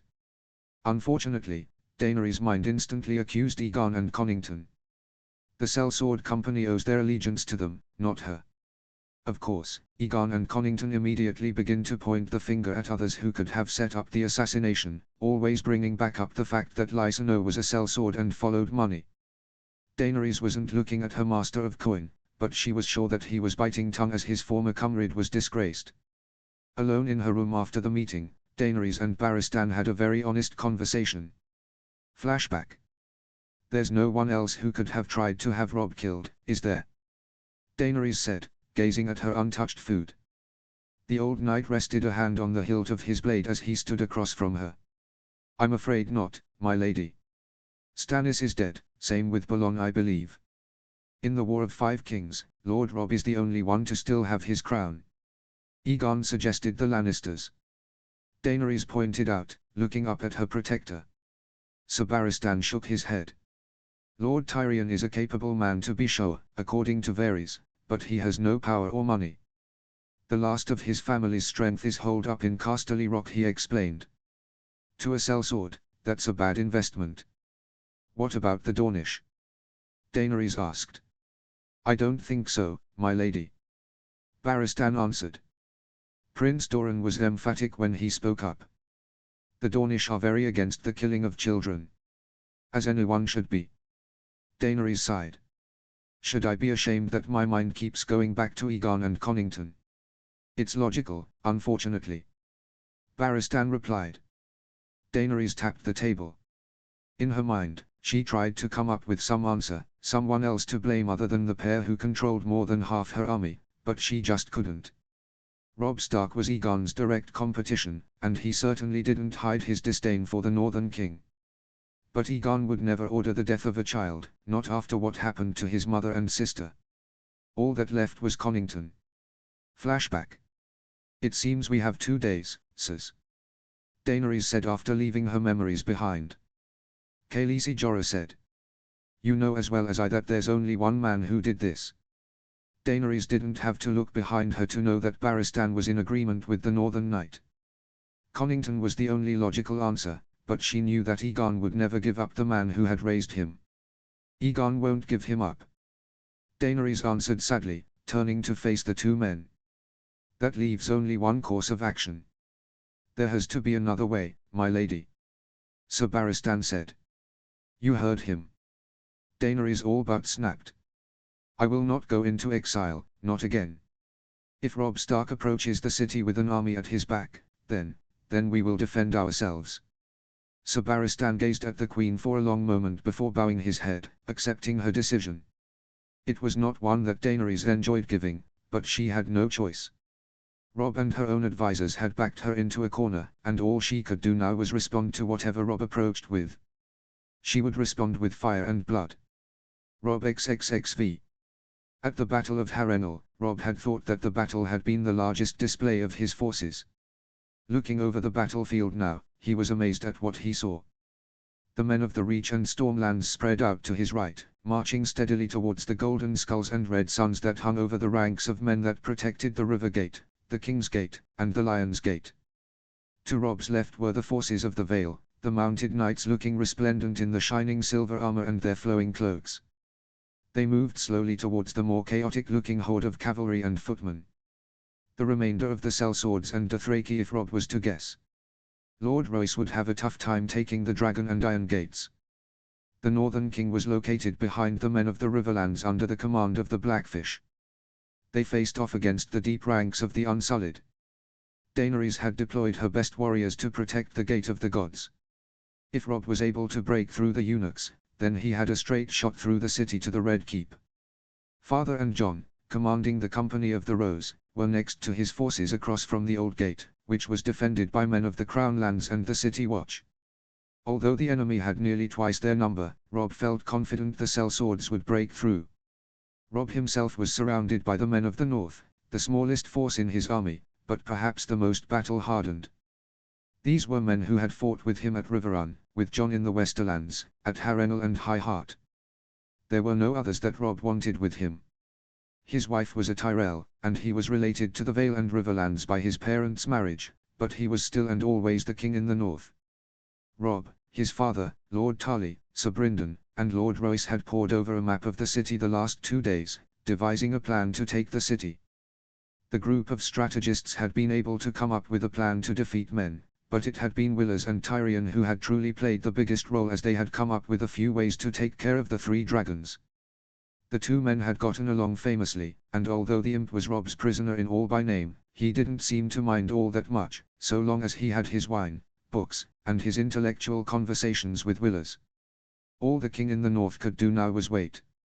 His commanders were more than capable of executing the plan without him needing to run riders back and forth. Robb and his men were merely reserves. Observers of the battle really. Horns went up from all over the battlefield. Almost as one. Blocks of men from Tarlis' host began to march forward, supported by mounted knights. Hundreds of green-clad men carrying bows and crossbows jogged behind them. Robb had never fought with the Lord of Hornhill, and he would be lying if he said that his expectations weren't more than a little high. He was up against the might of Dorne and most of the Golden Company, along with a dragon if Robb's guess was right. Aegon would never allow his father figure to fight alone. The men of the Vale moved forward at a much slower pace than their friends on the other side of the city, but that was for a reason. Darren Stark, leader of the Company of the Rose, had been an advisor in Robb's war meeting. He knew sellswords better than anyone else in the tent, and he was positive that Royce could destroy them if he did things a certain way. His cousin's sellswords began to fire upon Crownlanders and Goldcloaks. The company had only a few hundred archers, but their job was only to soften the men's resolve and to whittle down their numbers. Robb wasn't sure who was commanding the Old Gate, but whoever it was would have the toughest job. The Goldcloaks, according to Robb's father, were not the most able warriors, and they made up more than half of the defenders at that gate. "My lord, it seems Sir Brynden is preparing for his attack," Lord Gregor noted. The Lord of Ironrath was right, of course. Rolling through the ranks of Riverlanders were 5 catapults, each slightly smaller than normal. They weren't big enough to break down walls, but against the tightly packed ranks that the Unsullied liked to fight in, they would cause damage and break up the ranks. Robb knew that it was hopeless to expect all of his forces to receive such weapons, but against the Unsullied, Sir Brynden was the one who needed them the most. "The men are ready?" Robb asked, resisting the urge to look around him. "As ready as they'll ever be," Forrester replied easily. "You can't train for something like this." Robb smiled grimly. "I've heard Brandon Hawker brag that his brother can hit the eye of a gnat. Let's hope he's just as good with a much larger target." Line break. Daenerys.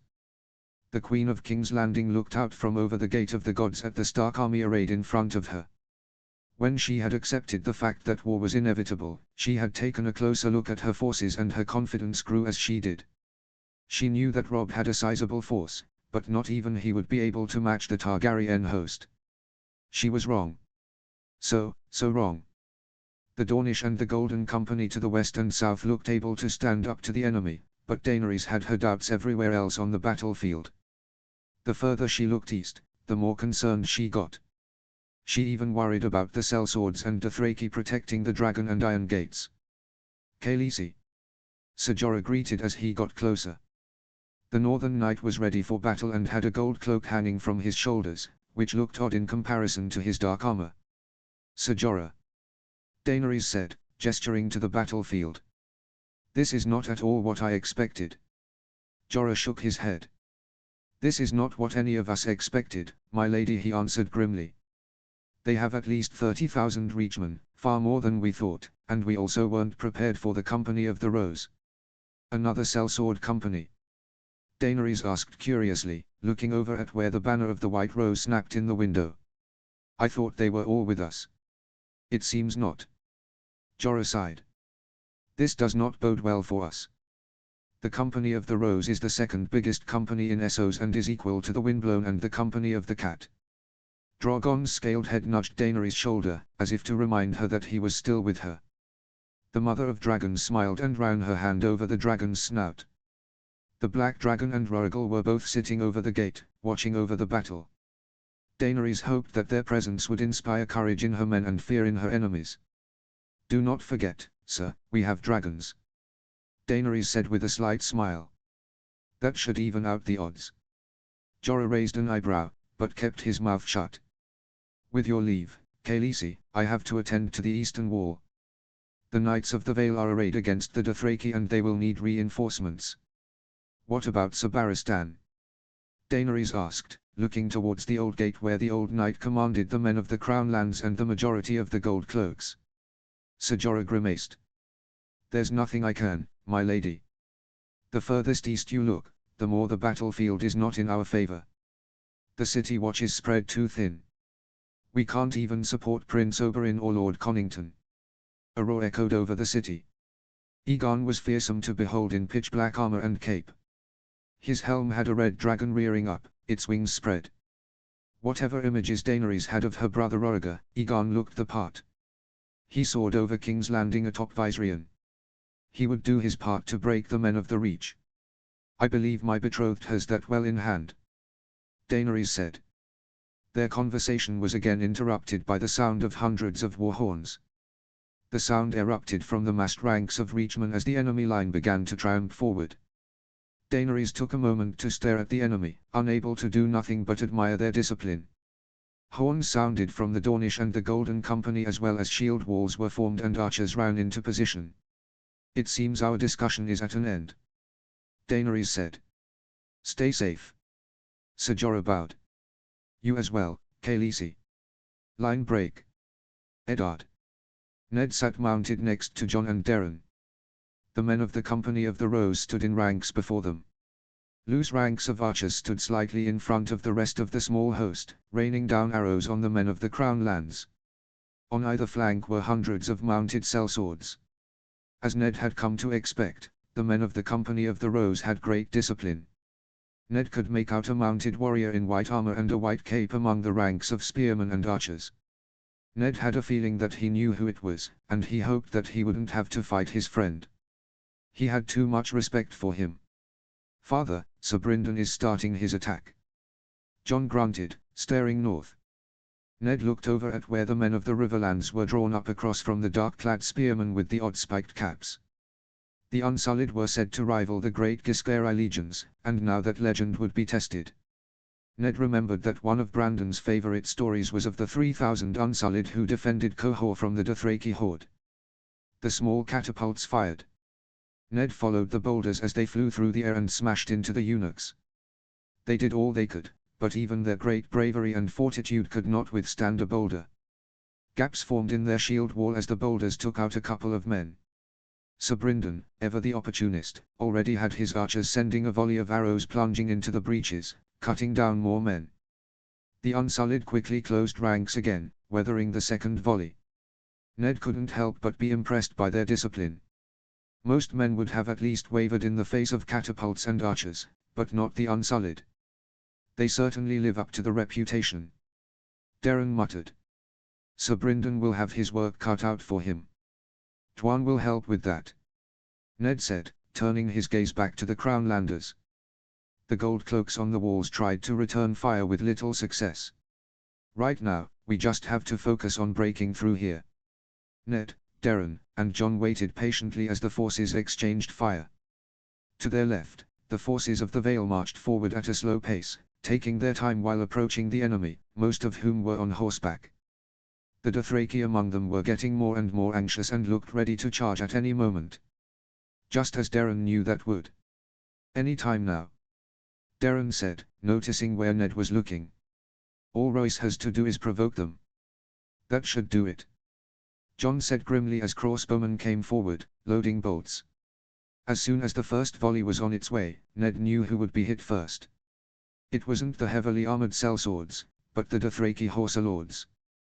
The bolts cut down men and horses at an alarming rate, and it was just the push they needed to make the nomadic horsemen charge. Even as their allies shouted at them to stop, the horselords formed loose ranks and charged, yelling their war cries as they brandished their arrows, whips, and bows above their heads. The Valiman archers hurriedly ran back to the safety of their lines as ranks of pikesmen ran forward, setting their spears as the horsemen approached. Ned knew exactly what would happen next. The Dothraki slammed into the pikes, dozens of their horses being skewered on impact. Many of the Valiman went down as well. But now the Dothraki riders were stuck deep in the pikesmen, cutting down men with reckless abandon. The Knights of the Vale swung around the Dothraki riders, cutting them off from their allies at the walls. Fighting men with pikes was hard enough for the Dothraki. They were lightly armored and their weapons were only meant to attack, no defend. Against fully equipped knights wearing steel plate and chainmail, wielding weapons that cut through leather like a knife through parchment, they were cut down without remorse. They were caught between pikes and knights, and although they fought fiercely, they died all the same.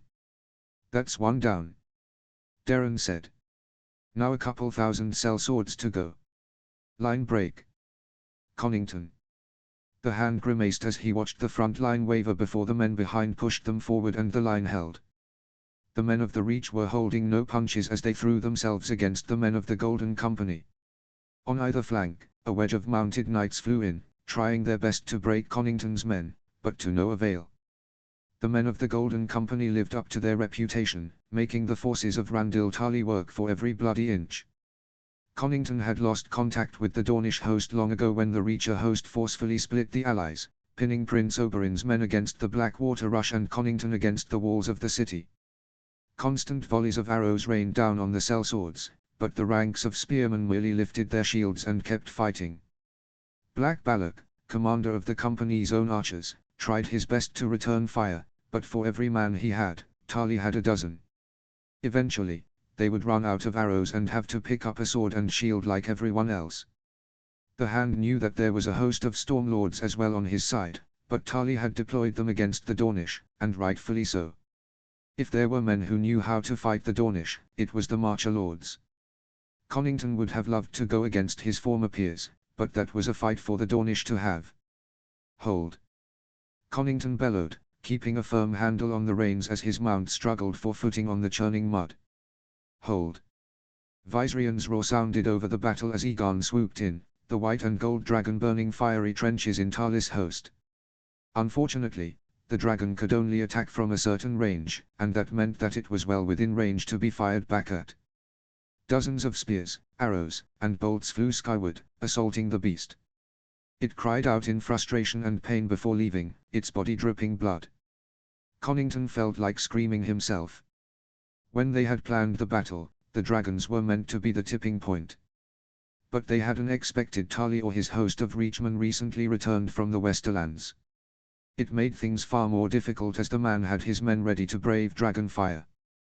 Connington wasn't sure how the hell Tarly had accomplished that, but Viserion's recent attack had been extinguished by a group carrying water sacks.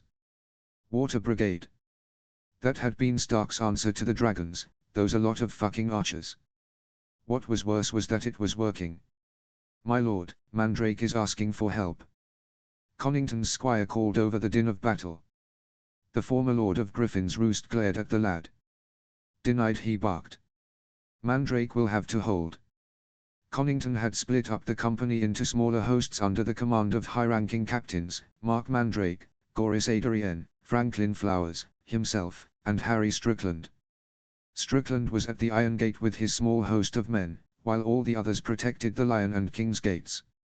The Hand had hoped that the smaller units would be able to be maneuvered easier, that way the enemy could be trapped between two hosts and hammered like a piece of hot metal between a hammer and anvil. Instead, Tarly had split up the units, pouring his cavalry into the gaps between them while infantry and archers kept them in place. Now, instead of one combined front, Tarly had used Connington's plan against him and was destroying the four small hosts. The Hand would be impressed if he wasn't fuming over his humiliation and trying to keep his men from being utterly and completely destroyed. "Send word to Mormont again." Connington roared to his squire. "We need help." "Ser Jorah has already said that he has no one to send," the boy answered. "His men are stretched between four gates on the eastern flank." Connington cursed under his breath and returned his attention back to the battle. He and his men would have already been smashed and routed if not for Egon. Even though his dragon was wounded, it was still a dragon, and Talis men kept a watchful eye on the skies, not resting until they saw the dragon dead. And if the dragon kept receiving punishment, it wouldn't be too long before it was. Hold! Connington bellowed again, directing more men into a point in the wall that had weakened. Hold! A thought occurred to Connington as he surveyed the field. As far as the eye could see, it was a sea of green. He could see the small islands of company warriors, but they were being buffeted by waves and waves of reachmen. Out in the open, they were lambs to the slaughter, but if they could get back into the city, then they might stand a chance. Jasper! Connington called, looking to his squire. Get word to the others. They are to retreat into the city. The boy grimaced, but nodded and rode off. Connington wasn't sure if a messenger could even make it to the others, but he hoped that it would once they were in the city. Then they could take away Talis' numerical advantage. Then, hopefully, they can inflict enough damage to force the bastards to retreat. It would take a bloody miracle to win this fight. We're moving towards the King's Gate, Connington ordered, turning to his captains. Keep the shield wall up and tell Balak that we're moving. Line break. Rob. The Northern King watched as the battle raged before him. Talis' host had the men of the Golden Company completely surrounded and were hitting them relentlessly. Rob was amazed that they had lasted that long. Lord Charon's messenger had said that the Dornish were throwing them back, but they were still waiting for Seaworth to arrive before giving their all. The former smuggler had come in handy when Rob had planned his attack. 5,000 Valiman had marched off in the middle of the night under Sir Simond Templeton, the Knight of the Ninesters. Sir Davos had orders from Rob to land them in the Blackwater Rush to flank the Dornish. If Charon did his job correctly and pushed the Dornish back against the walls instead of towards the gate, then the Dornish commander would have no choice but to pull his host in and cut the Stormlanders off. When Sir Simond and his Valiman arrived, they should find themselves facing the backs of the Dornish. Bryce Charon has shown himself to be a reliable man so far in the war. Rob had faith that he would not fail him now. To the east, the hosts under his father and Lord Royce were doing just fine. Daeron's plan to lure the Dothraki out and trap them had worked perfectly, and now over 1,000 horsemen lay dead. Royce's men had taken a hit because of it, but a few hundred men for over 1,000 Dothraki was a price the Lord of Runestone was willing to pay. The one group that continued to surprise and amaze Rob were the Unsullied. The Blackfish had kept up his attack with the catapults and the volleys, but even after they were hit with boulders and arrows, they reformed their ranks. It was like nothing Rob had ever seen before. Any other group would have broken, but the Unsullied never did. They continued to raise their shields even as their comrades fell around them. They're a hardy group. Lord Forrester grunted. I had heard stories, of course, but Sir Brynden will enjoy the challenge, Rob said. But we still have the company as well. When the time is right, they'll strike. What time is that? Rob glanced at the Lord of Ironrath. When we run out of boulders. The Northman chuckled as he looked up at the sky. I'm surprised the Targaryen girl hasn't done anything yet. The large black dragon had soared towards Sir Bryden's men, but after her dragon received a face full of arrows, she didn't seem inclined to try another frontal assault. Instead, she attempted to destroy the arrows and boulders and they flew towards her men. She had little success. The way Daenerys rode Drogon, she didn't want to put him in harm's way. She was waiting to choose her moment to attack instead of diving in without any care for her mount. Her nephew has yet to learn that lesson. From the reports coming from Talis' host, Viserion was close to death. His hide was studded with arrows and spears. Something that had confused Rob was when Daenerys tried to ride east to save her Dothraki warriors. Drogon had followed her command without hesitation, but Rorgal had roared in what seemed like defiance and flew back towards the Godswood, forcing Daenerys to go after him. That little moment of confusion had been all Royce needed to cut down the Dothraki riders before they could be saved by Daenerys and her dragons. Your Grace, a rider said, approaching Rob.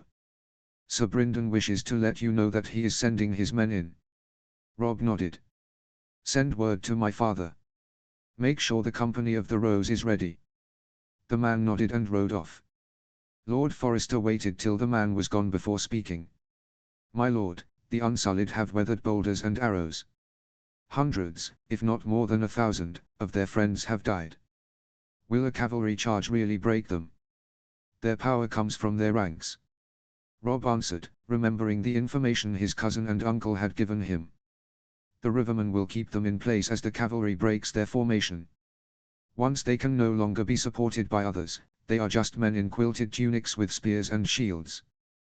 They aren't suited for single combat, at least not their rank and file warriors. They won't break. Forrester commented. I know. Rob said. They'll fight to the death, but at least they won't be able to fight effectively. The two Northmen watched as the battle continued. Rob's battle guard was spread out.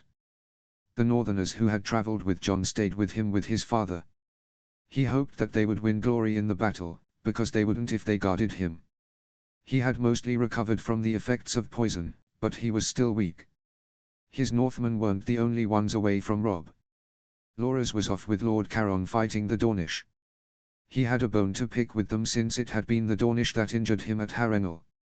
All Rob had around him was Sir Roland, Sir Balon, Sir Garth, Sir Hobber, Sir Robar, and as always, Brian. 6 elite warriors and 1,000 ferocious Northerner warriors was more than enough to keep the king safe. Greywind was just an added bonus.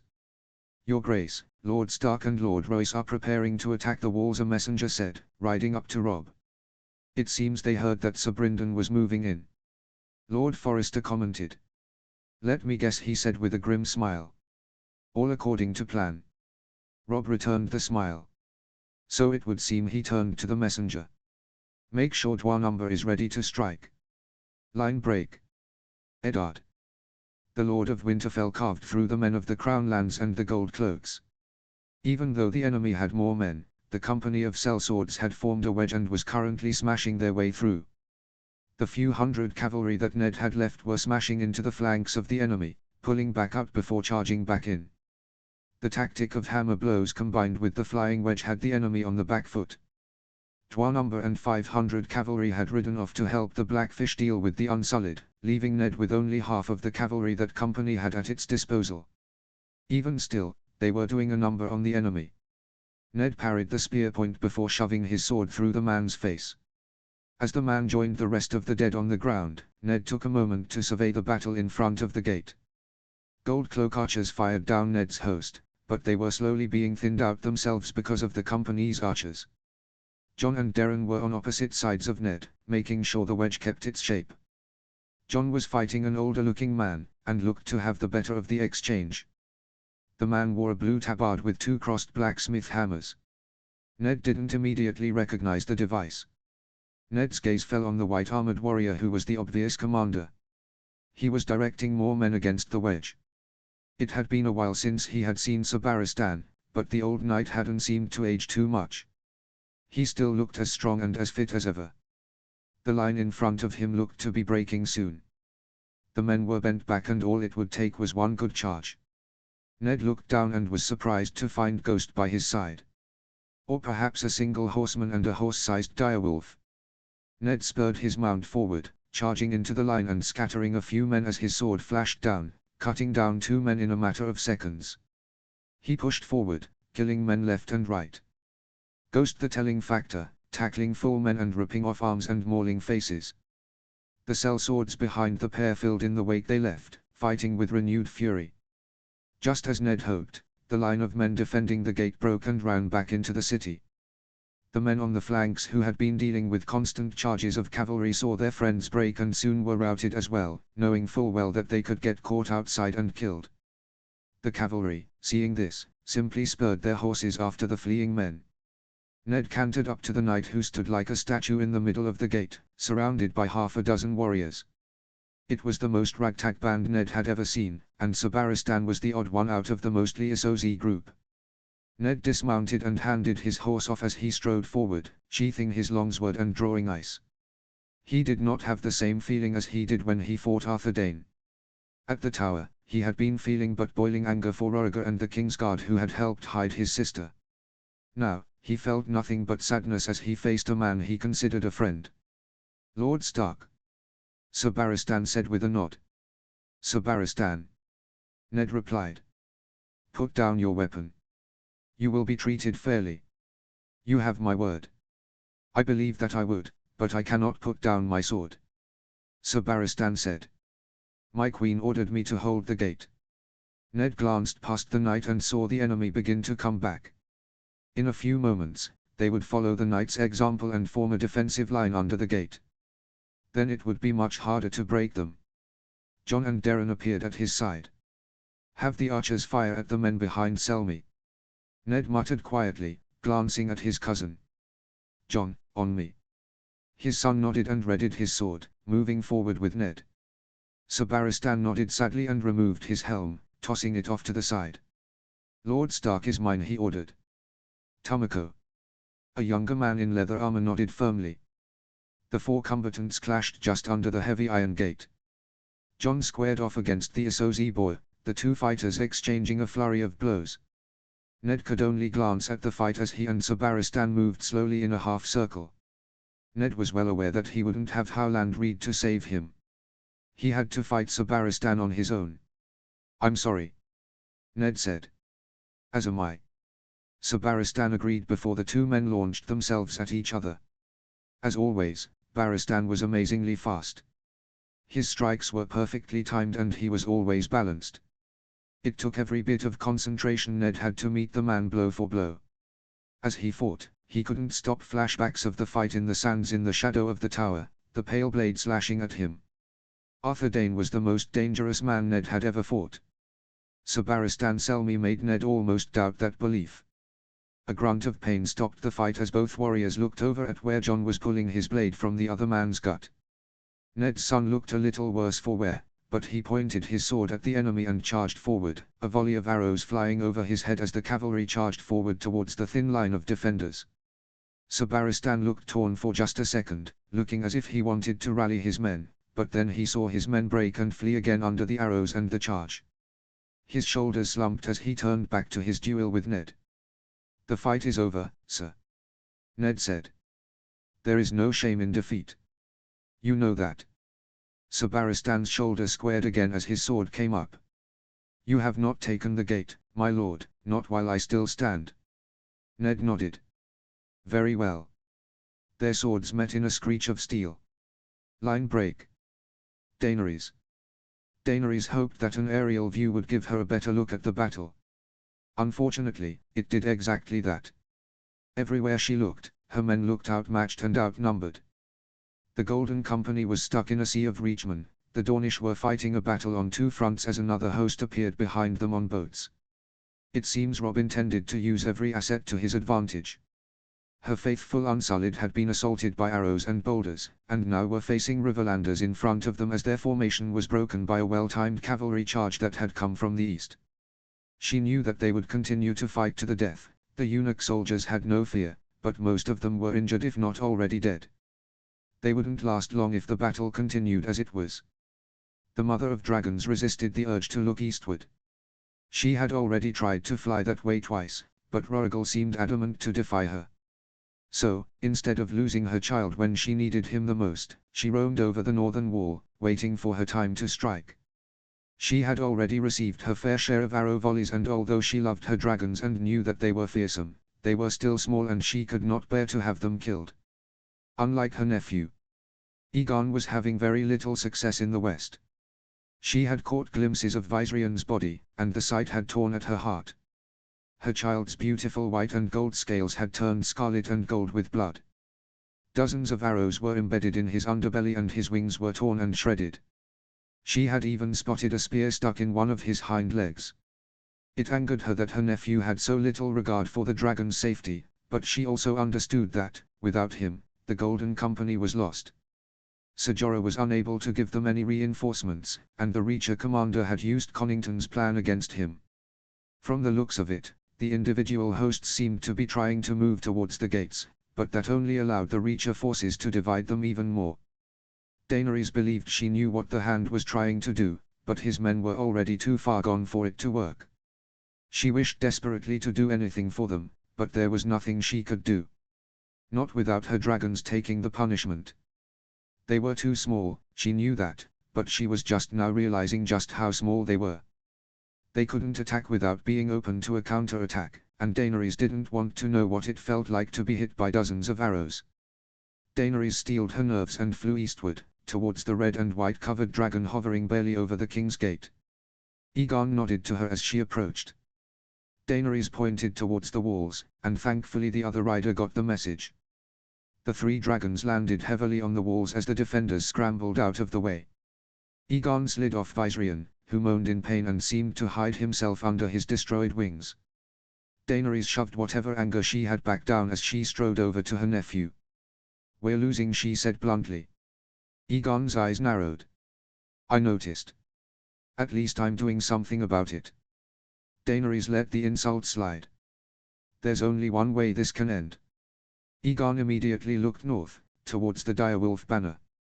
"Stark," he said. "If charge him with all 3 dragons, he will have nowhere to run. I'll draw his archers." Daenerys said.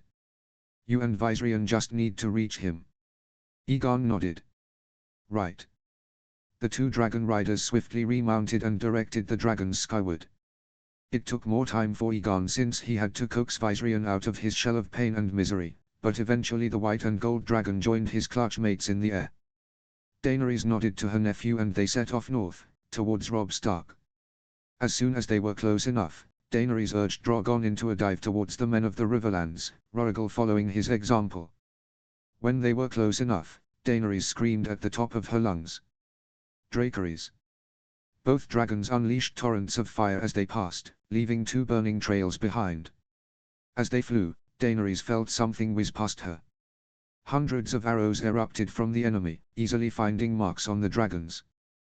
Daenerys pulled Drogon back up, glancing at where Viserion and Aegon were. When she saw that they had yet to reach Robb, she gritted her teeth and turned back towards the enemy. She just had to get one more pass and Aegon would make it. One more pass. Line break. Robb. Robb couldn't stop the fear from seeping into his stomach as the gold and white dragon flew right at him. The black armored rider was unmistakable. The archers would normally fire at Aegon since he was coming at the king, but they had been ordered to keep their focus on Daenerys and her 2 dragons.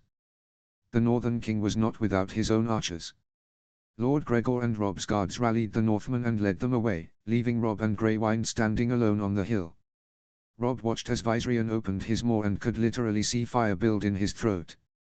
When the beast was about to unleash on Robb, it snapped its head to the side as arrows peppered its head and face.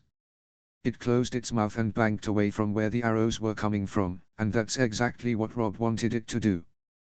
The dragon suddenly let out a heart-stopping cry of pain as it went down in a flailing ball of wings, tail, and rider. Robb only had a moment to see the arrow stuck deep in its eye, pushed in deeper by the crash landing. Willers and Tyrion had found little weakness for dragons, but one was its eyes. Of course, hitting a flying, fire-breathing beast was no easy feat. That's why Robb had hidden the best archers he had in hidden trenches on either side of his position. On his left were men of Raventree Hall, archers who carried weirwood longbows and who could put 3 arrows in the air in a matter of seconds. On his right was Jon Hawker, by far the best archer Robb had ever seen. The Northern King knew that, should the battle go like he thought it would, the Targaryens would seek to cut the head off the snake. They would go after him. That's why he had set the trap with his archers, and they had not failed him. Robb and Grey Wind rode towards the still form of the dragon as Lord Forrester and the Northerners surrounded the body, armed with bows and pikes. Robb's guards also returned to him. Even though Robb had a lot of faith in his trap, he didn't want anyone else to die should it go wrong. Aegon crawled out from under the dragon. His helm had fallen off, and his silver blonde hair was plastered to his head. Part of his hair had turned red from a cut he had suffered. His left arm was turned at an odd angle and probably broken by the way he was holding it. All the man had left was a set of battered black armor and his sword. Robb dismounted, keeping a hand on his sword. "Yield," he ordered. "The battle is over. Yield and your men will be treated well, you have my word." Aegon staggered to his feet, glaring hatefully at the bearded Northerners. They all glared hatefully back. Many of them had probably fought in Robert's rebellion 20 years prior. "I'm no one's war trophy." Aegon spat.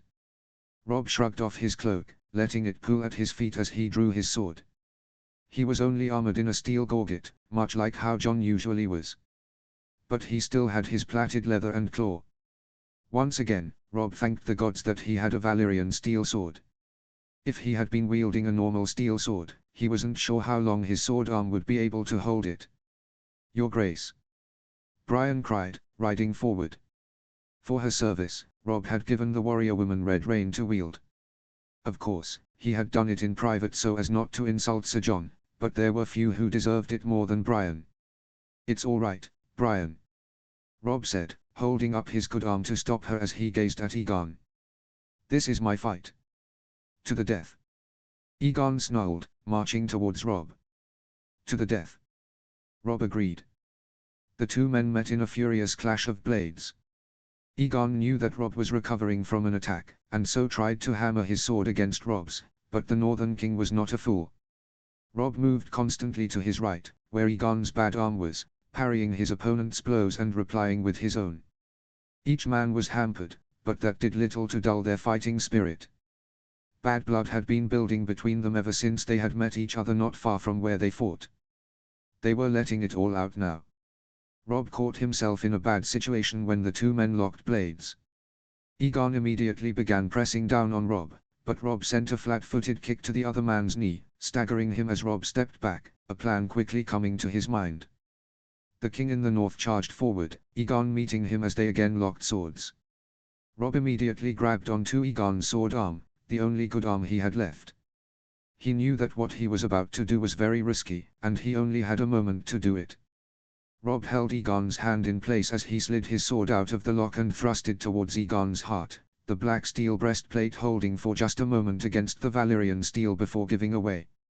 Egon's eyes went wide as his legs gave out. Rob ripped his sword from his hand as he fell, tossing it to the side. He watched as Egon gently touched the blood pouring out of his chest. He looked up at Rob for just a second before his eyes shuttered close and he fell over, dead. Rob nodded respectfully to Egon's body. Even wounded and his army all but defeated, he still fought valiantly instead of giving up. It was annoyingly admirable. Egon had turned out to be many things, but Rob could never say that the man wasn't brave. "Make sure his body is treated with respect," Rob ordered as he moved towards the downed dragon. Jan Hawker stood by its head, an arrow laid on his string. Rob glanced at the beast's chest. It was breathing, though only barely, and was in an obvious amount of pain. "Finish it," Rob ordered. Jan nodded and sent an arrow into the beast's other eye. It did not roar in pain or flail. All it did was shudder and go limp as the rest of its life left the body. Line break. Connington. The hand of the dead king fought on foot as his men died around him. His plan to get inside the gate failed miserably as pressure continued to mount on his eastern flank. That, combined with the fact that the Reachman archers didn't have to worry about a dragon and could just pour volley after volley into the weary sellswords, finally broke the shield wall and death and destruction took over the most feared sellsword company in Essos. He came face to face with another knight. The Reacher force seemed to have hundreds of them. He wielded two swords and fought like a demon. His tabard was soaked with blood, but Connington could just barely make out a golden rose. Connington watched him cut down one of his captains before turning to him. "Connington," he grunted, his voice muffled under his helm. "Yield."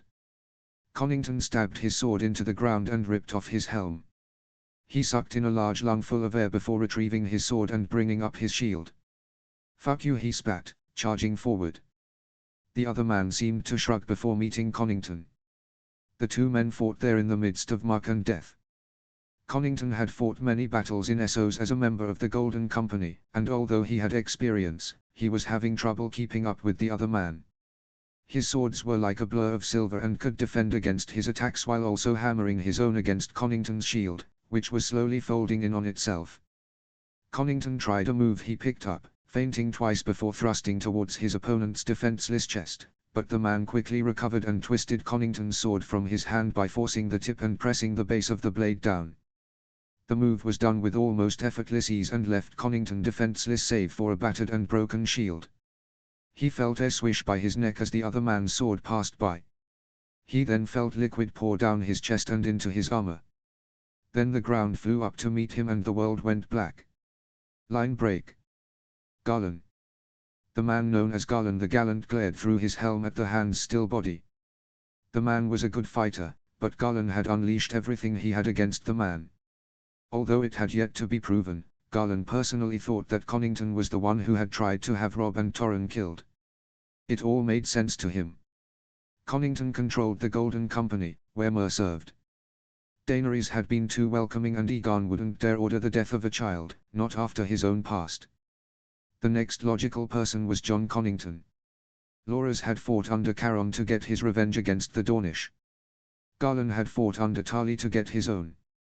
"That's for my family," he grunted before moving on to another opponent. The Golden Company was nearly finished off. Line break. Daenerys. Daenerys could only watch as her child and nephew were killed. Stark's plan to get Viserion on the ground had worked to perfection, much to Daenerys' fury and sadness. She then watched as Aegon emerged from the dragon and fought Robb, only to soon fall as well. It seems the Starks had a knack for killing dragons. The battle was over, that much was clear. The Golden Company was nothing but a few small pockets of resistance. The Reacher forces were now turning on the Dornish host, smashing them against the walls of the city and the banks of the Blackwater Rush. They were her only force still showing some resistance. The sellswords to the east were either routed or had surrendered to the forces of the Vale. Sir Barristan's force had broken as well and was being chased through the streets. Even her Unsullied had been destroyed, though not broken. Their formation had been destroyed, and although they were not famed as great individual soldiers, they still refused to surrender or flee. Her army was gone. What she wanted more than anything was to burn her enemies, but in doing so, she knew she'd lose her last 2 dragons. She had already lost one and her only family left. She couldn't afford to lose any more. Daenerys landed on the Gate of the Gods, where Ser Jorah was directing archers against the men of the Riverlands. He looked grimly at the Queen as she slid off the black dragon. "Khaleesi," he said. "I'm glad to see you still alive." "King Aegon." "He's dead, I know." Daenerys said. "Pull back everyone to the Red Keep."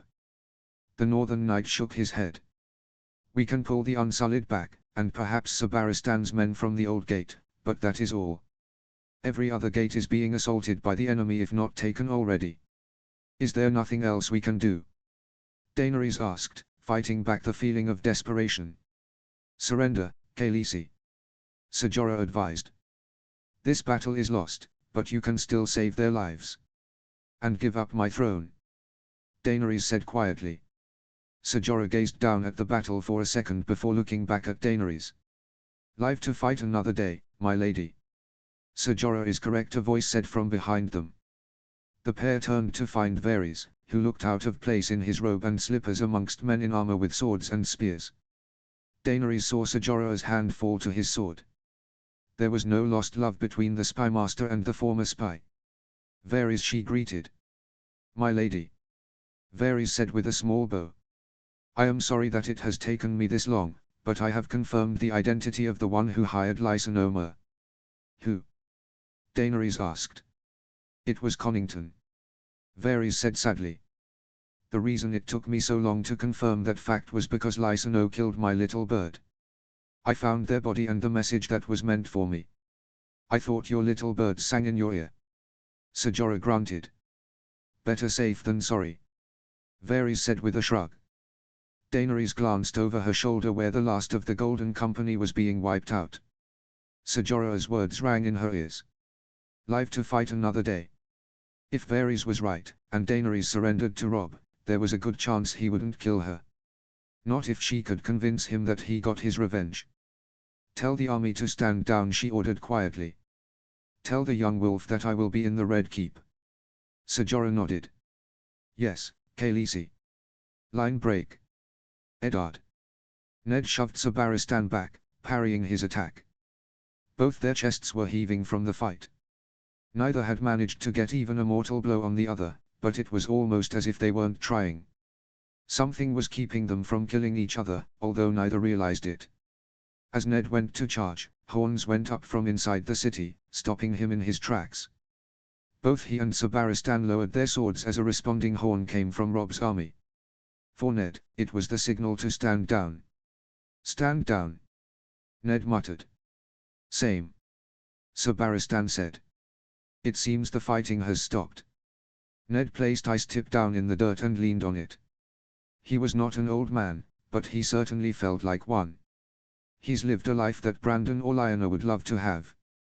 Battles, mysterious family members, dragons. It was all too much for a simple northerner like Ned. All he wanted was to be home with his family, away from the madness in the south. Lord Stark, a rider called, pulling his horse to a stiff-legged stop. The king wishes for you to join him at the Red Keep. Ned nodded. Find me and Sir Barristan mounts. The rider nodded and rode off. Thank you, Lord Stark. Sir Barristan said, wiping his blade clean. Might as well find out what happened together. Ned said. The two men waited patiently as horses were brought forth for both of them. Soon, they were in the saddle and riding towards the Red Keep. As they rode, they saw men loyal to Robb disarming the Targaryen soldiers. Even though Robb had ordered the army to stand down, it was clear that the fight hadn't ended in a draw. Robb's army had won, the order to stand down was just a way to stop any further death. I may not have time later, so I will ask this now. Ned started. How did you end up with the Targaryen girl? When Robert died, Joffrey and Cersei blamed his death on me. Sir Barristan answered. Though I'm sure it was also a ploy to promote the Kingslayer to Lord Commander. Can't say that did anything. Ned grunted. He spent the war in the cells below Riverrun. Sir Barristan nodded. So you fled to Essos? Ned said. I saw no other choice. Sir Barristan said. Joffrey sent men after me. Daenerys seemed like the most I wanted to. I understand. Ned said. I don't know what my son will do, but I know that he is not Robert Baratheon. You did a fine job with him, my lord. Sir Barristan praised. Ned shook his head as they rode into the castle courtyard. I helped make him the man he is. He became the king all on his own. Father, Sir Barristan. Robb said, striding up to the pair. He was followed by Sir Brynden along with his guard. Robb. Ned said. Ser Jorah said Daenerys is inside. Robb said. Ser Jorah. Ned said. Lord Stark. Jorah Mormont said stiffly, being escorted forward. He, like everyone else, had been disarmed and now his hands were being held behind his back by a pair of northern soldiers. It's been a long time. Ser Jorah. Ned growled. You still must pay for your crimes. I paid, Stark. Ser Jorah barked. I left my home, my family, my sword, my honor. I left it all behind. I have paid. Ned growled but dropped the subject. Daenerys has surrendered. Ser Jorah nodded. She has. She is waiting in the throne room for Lord Robb. Let's not keep her waiting. Robb said, looking and acting very much like a king. Sir Brynden, please make sure that everything is handled. I want no more killing and no looting or raping. Have the enemy rounded up on the tourney ground in individual groups. And start counting bodies if you can. Yes, Your Grace. Sir Brynden said. Lord Robb. Sir Barristan called after them. Yes. Robb said, stopping and looking over his shoulder. Do not go into the Godswood, the old knight explained. Ned didn't know what that meant, but Robb seemed to. Sir Balon, he said, take a dozen men and seal off the Godswood. The Stormlander knight nodded and strode off. Father. Robb said, striding into the castle. Line break. Robb.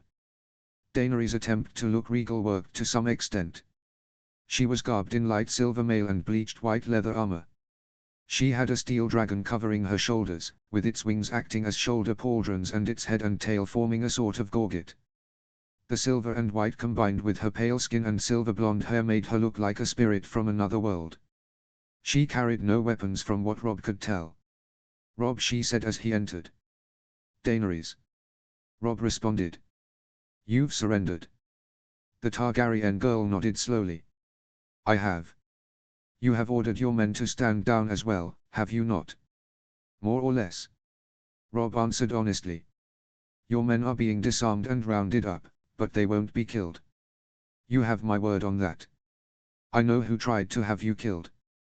Daenerys said, getting right to the point. That's why you surrendered. Robb muttered. Very well. Who?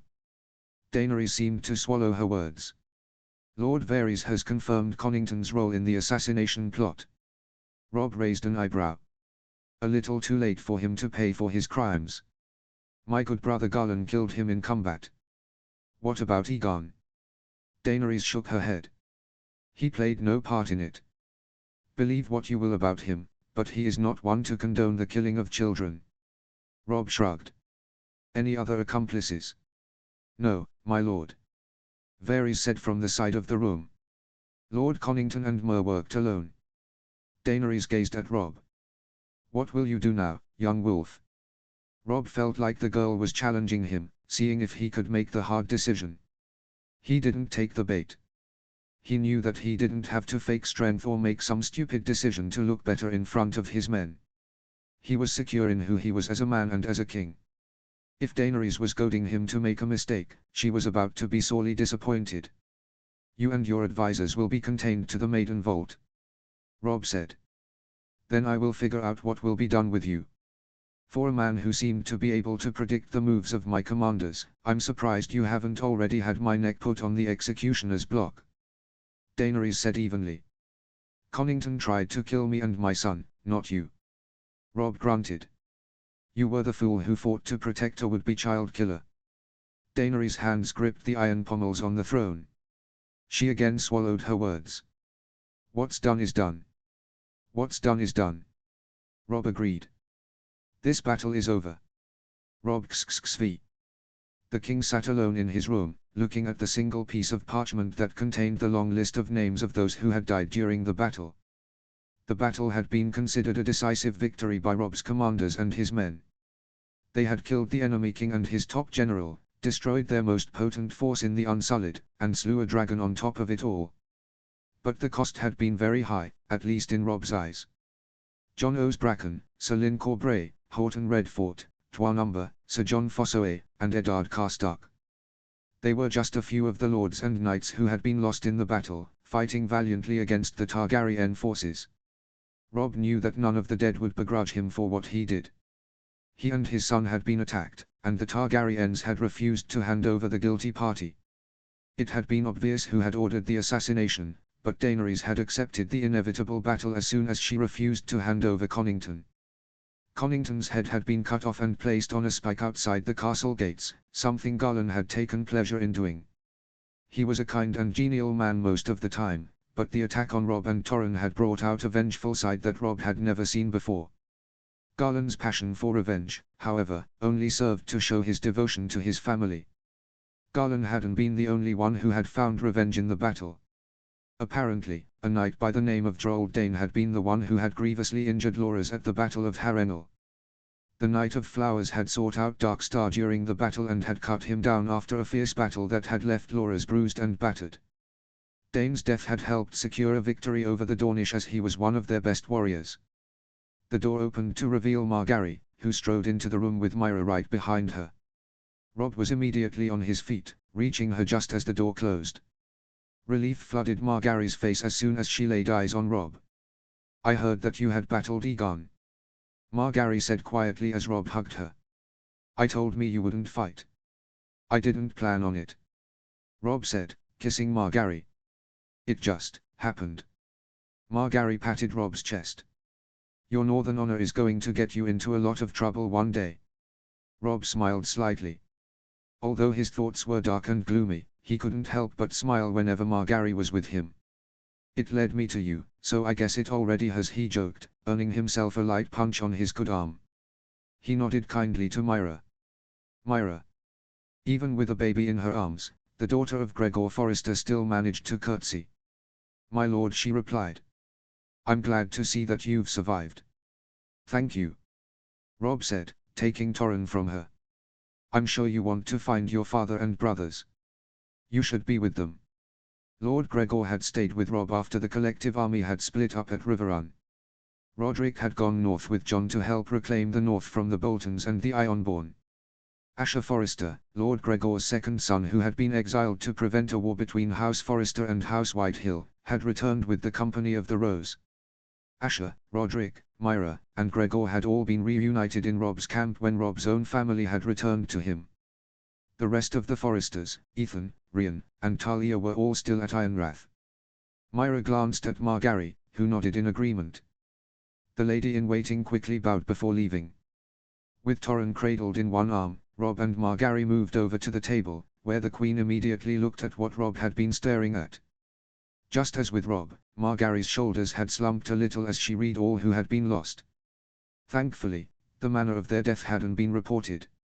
Only Rob had that unfortunate knowledge. "How many?" she asked quietly. 30,000. Rob sighed. "It's not terrible. The Targaryens lost over 50,000, and more are dying every day because of injuries. And I heard a rumor about a dragon." Margary pressed gently. "Aegon rode Viserion, the gold and white dragon, into battle," Rob explained. "Lord Tarly put so many arrows and spears in the beast that it was a bloody wreck by the time Aegon decided to come after me. And the plan worked," Margary assumed.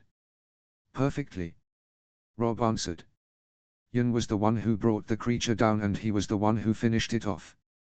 He has dozens of nicknames to choose from now."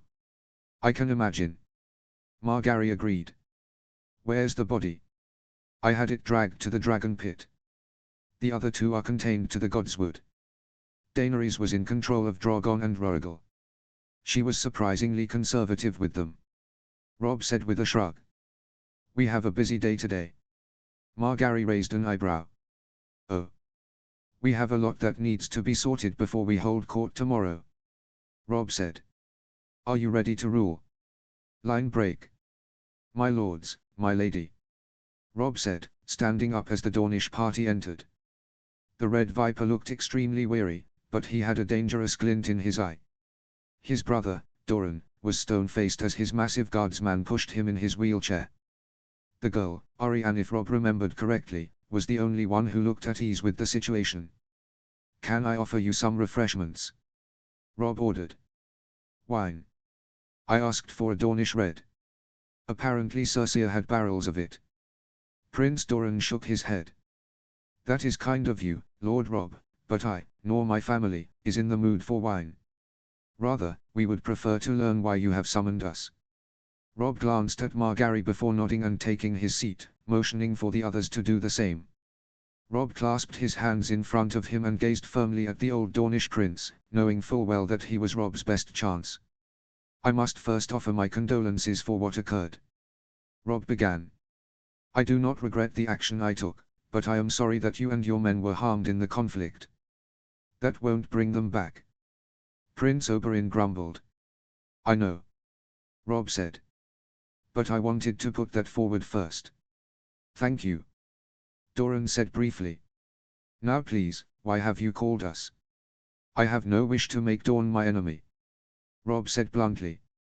"I have already made arrangements for you and your men to be sailed back to Dorne. No guards, no hostages taken, nothing." "Nothing?" Prince Doran said, raising an eyebrow curiously. "You are letting part of the army you fought against return home without any prisoners?" "I am," Rob replied. "As I said, I am sorry for your losses. Connington's foul plot drew you into battle. I wanted justice, and battle, unfortunately, became the only way I could get it. You and your men were caught in the crossfire," Margary said helpfully. Rob nodded. "Exactly."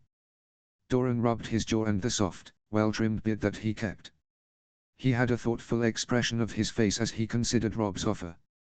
Oberyn had already crossed his arms and leant back in his seat, ready to accept whatever his brother's answer was. Arianne was looking at Rob with a curious look that was a mix of intrigue and amusement.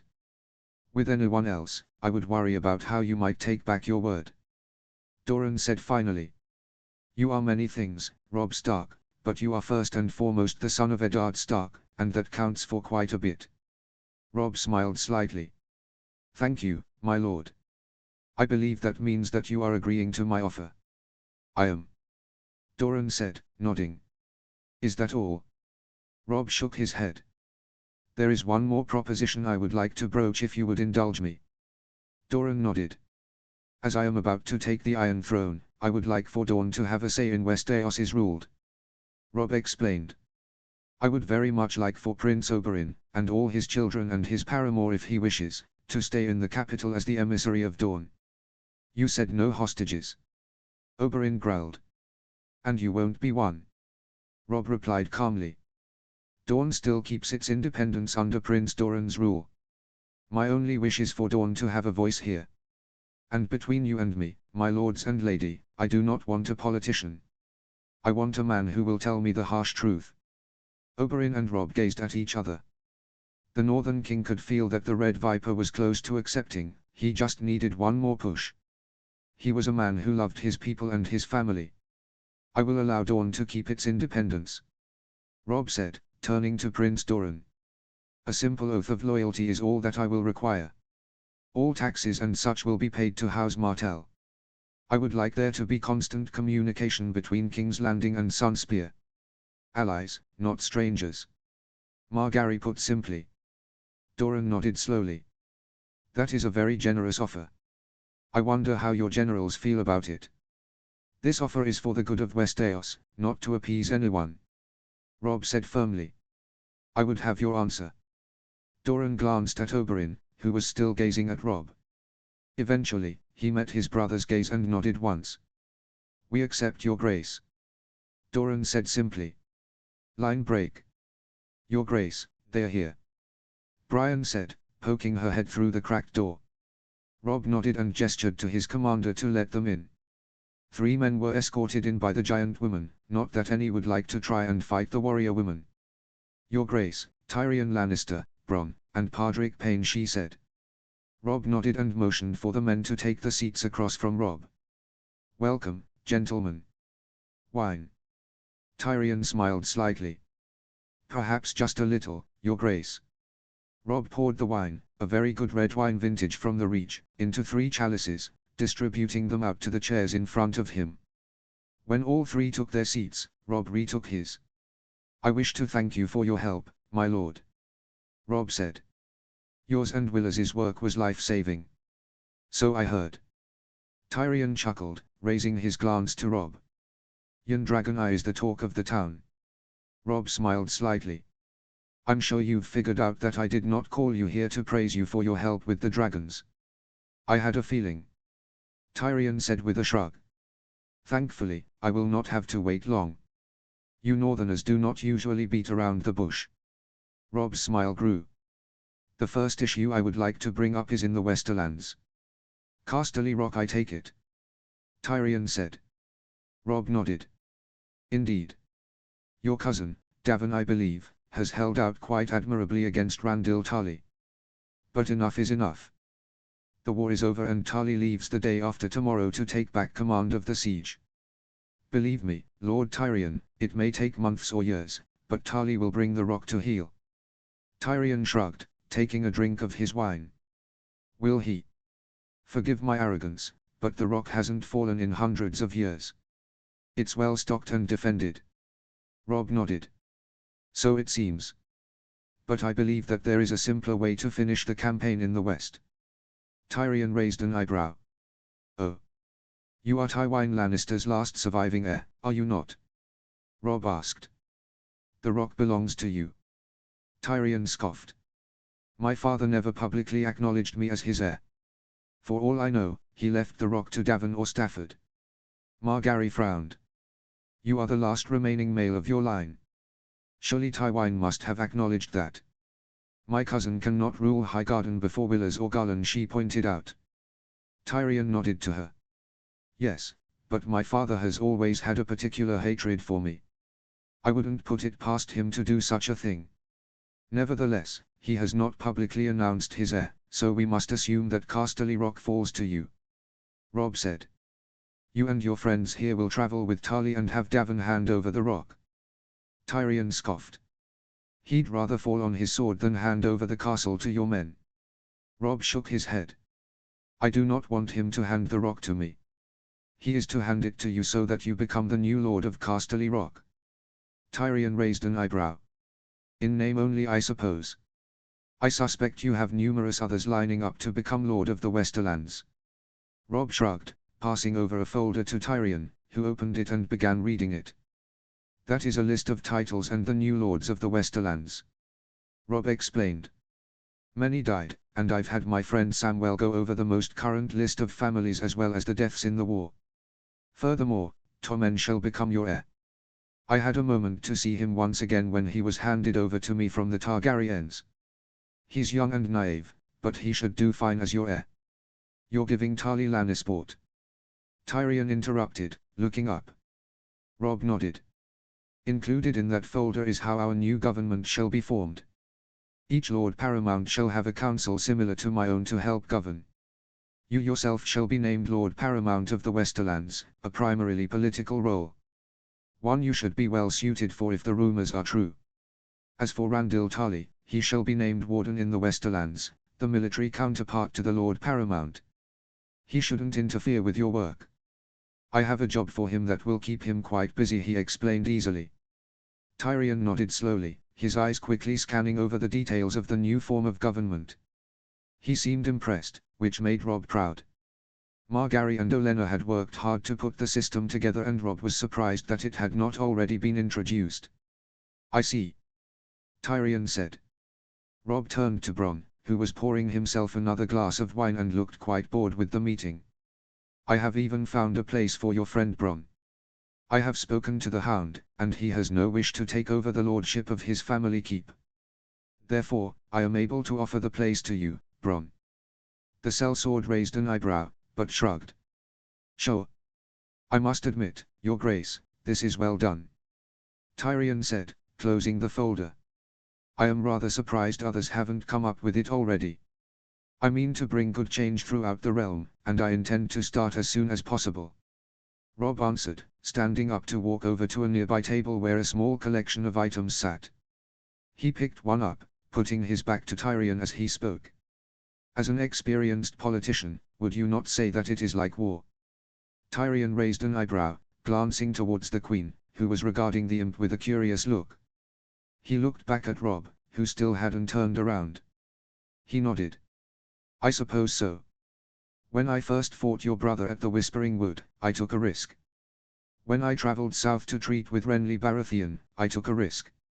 After your father defeated me at Harrenhal and I made a stand at High Heart, I took a risk. When I met the Targaryens in open combat, I took a risk. War is won through risks, and I have taken many to get to where I am now," he explained, turning around finally. He tossed what was in his hand towards Tyrion, who caught it. He looked down and was unable to hold back his surprise as he found himself looking at the hand of the Kingpin. The very same one he had worn for months while his father had fought the young wolf in the Riverlands. He looked up, meeting Robb's clear blue eyes. "Why?" he asked, the only word that came to his mind. "My brother and sister both spoke well for you," Robb responded, retaking his seat. "Jon said that you were witty and sarcastic, but also quite realistic. Sansa spoke very highly of you, how you defended her from Joffrey and generally kept the capital together as Cersei and her son tried their best to tear it apart. Willers has praised your intelligence to the stars. My other allies, and indeed my wife, are very skeptical of the appointment, but I am taking a risk," he said, leaning forward, gazing steadily at Tyrion. "Did I make the right one?" Line break. Robb and his wife sat around the table with 8 men, some of which were enemies just a few days ago. Robb and Margaery had been very careful on where they placed each man. Robb's father was placed on Robb's right, and the rest followed in this order: Doran Martell, Roderick Harlaw, Tyrion Lannister, Willers Tyrell, Harold Arryn, Edmure Tully, and finally Lord Bryce Caron sat on Margaery's left, while the Queen herself sat on Robb's left. Robb had to be very particular where each man sat. He had employed his 2 most level-headed men, his father and Willers, to bookend the area where his former enemies had sat. Normally, it would have been unwise to place a man of the Reach next to an Ironborn, but Willers had managed it with exceptional grace, as he always does. "My lords, thank you for joining me today," Robb said, standing up to start the meeting. "I have called you all here today because I require your assistance as we put the realm back together. There are vacancies that need to be addressed in each realm, and I would hear your thoughts on who should fill them." "We understand that this is the job of Lord Paramount's," Margaery said, adding her voice to her husband's. This is how the meeting will be conducted. The king will go around the table, asking each lord if there are seats that need to be filled, and who they believe will fill them. Rob nodded. Instead of meeting with you all individually, I have decided to see it all done in one meeting, he explained. I understand that we are not all friends, he said, glancing towards Harlaw, Tyrion, and Doran, but I expect there to be civility among you all, regardless of past deeds. Am I understood? A murmur of agreement went around the table as Rob retook his seat, gesturing to his father. Father, please. Eddard nodded. Rob had already sent notes to all men present to have a list of names already written down for who will take up what seat. Then, when Rob holds his first court, the positions will be officially announced. Thankfully, most of the seats are easy to fill thanks to the Company of the Rose. Eddard said. The Dread Fort, Barrowtown, and the Rills shall go to Danis Dustin, Maxa Bolton, and Carson Ryder. Ryder? Edmure asked curiously. I thought the Riswells ruled the Rills. House Ryder was an extinct northern house. Tyrion explained. It seems many of the once extinct northern houses have stayed alive through the company. Eddard nodded to the dwarf. Lord Tyrion is correct. House Riswell was formed after the arrival of House Targaryen, and such were never part of the creation of the company. Is there anything else, father? Rob asked. Because of the mysterious disappearance of my son Bran, the title of heir falls to my youngest, Rukan. My cousin Darren shall take up the position as Master of Moat Cailin, and Daisy Mormont shall become Lady of Bear Island. For House Whitehill, their male line was killed during the storming of the Dread Fort, leaving only Gwyn Whitehill as the only surviving member of her house. Asher Forrester, second son of Lord Gregor Forrester, will take her for wife and take High Point as his seat. What about the other families that have returned with the Company of the Rose? Harold asked curiously.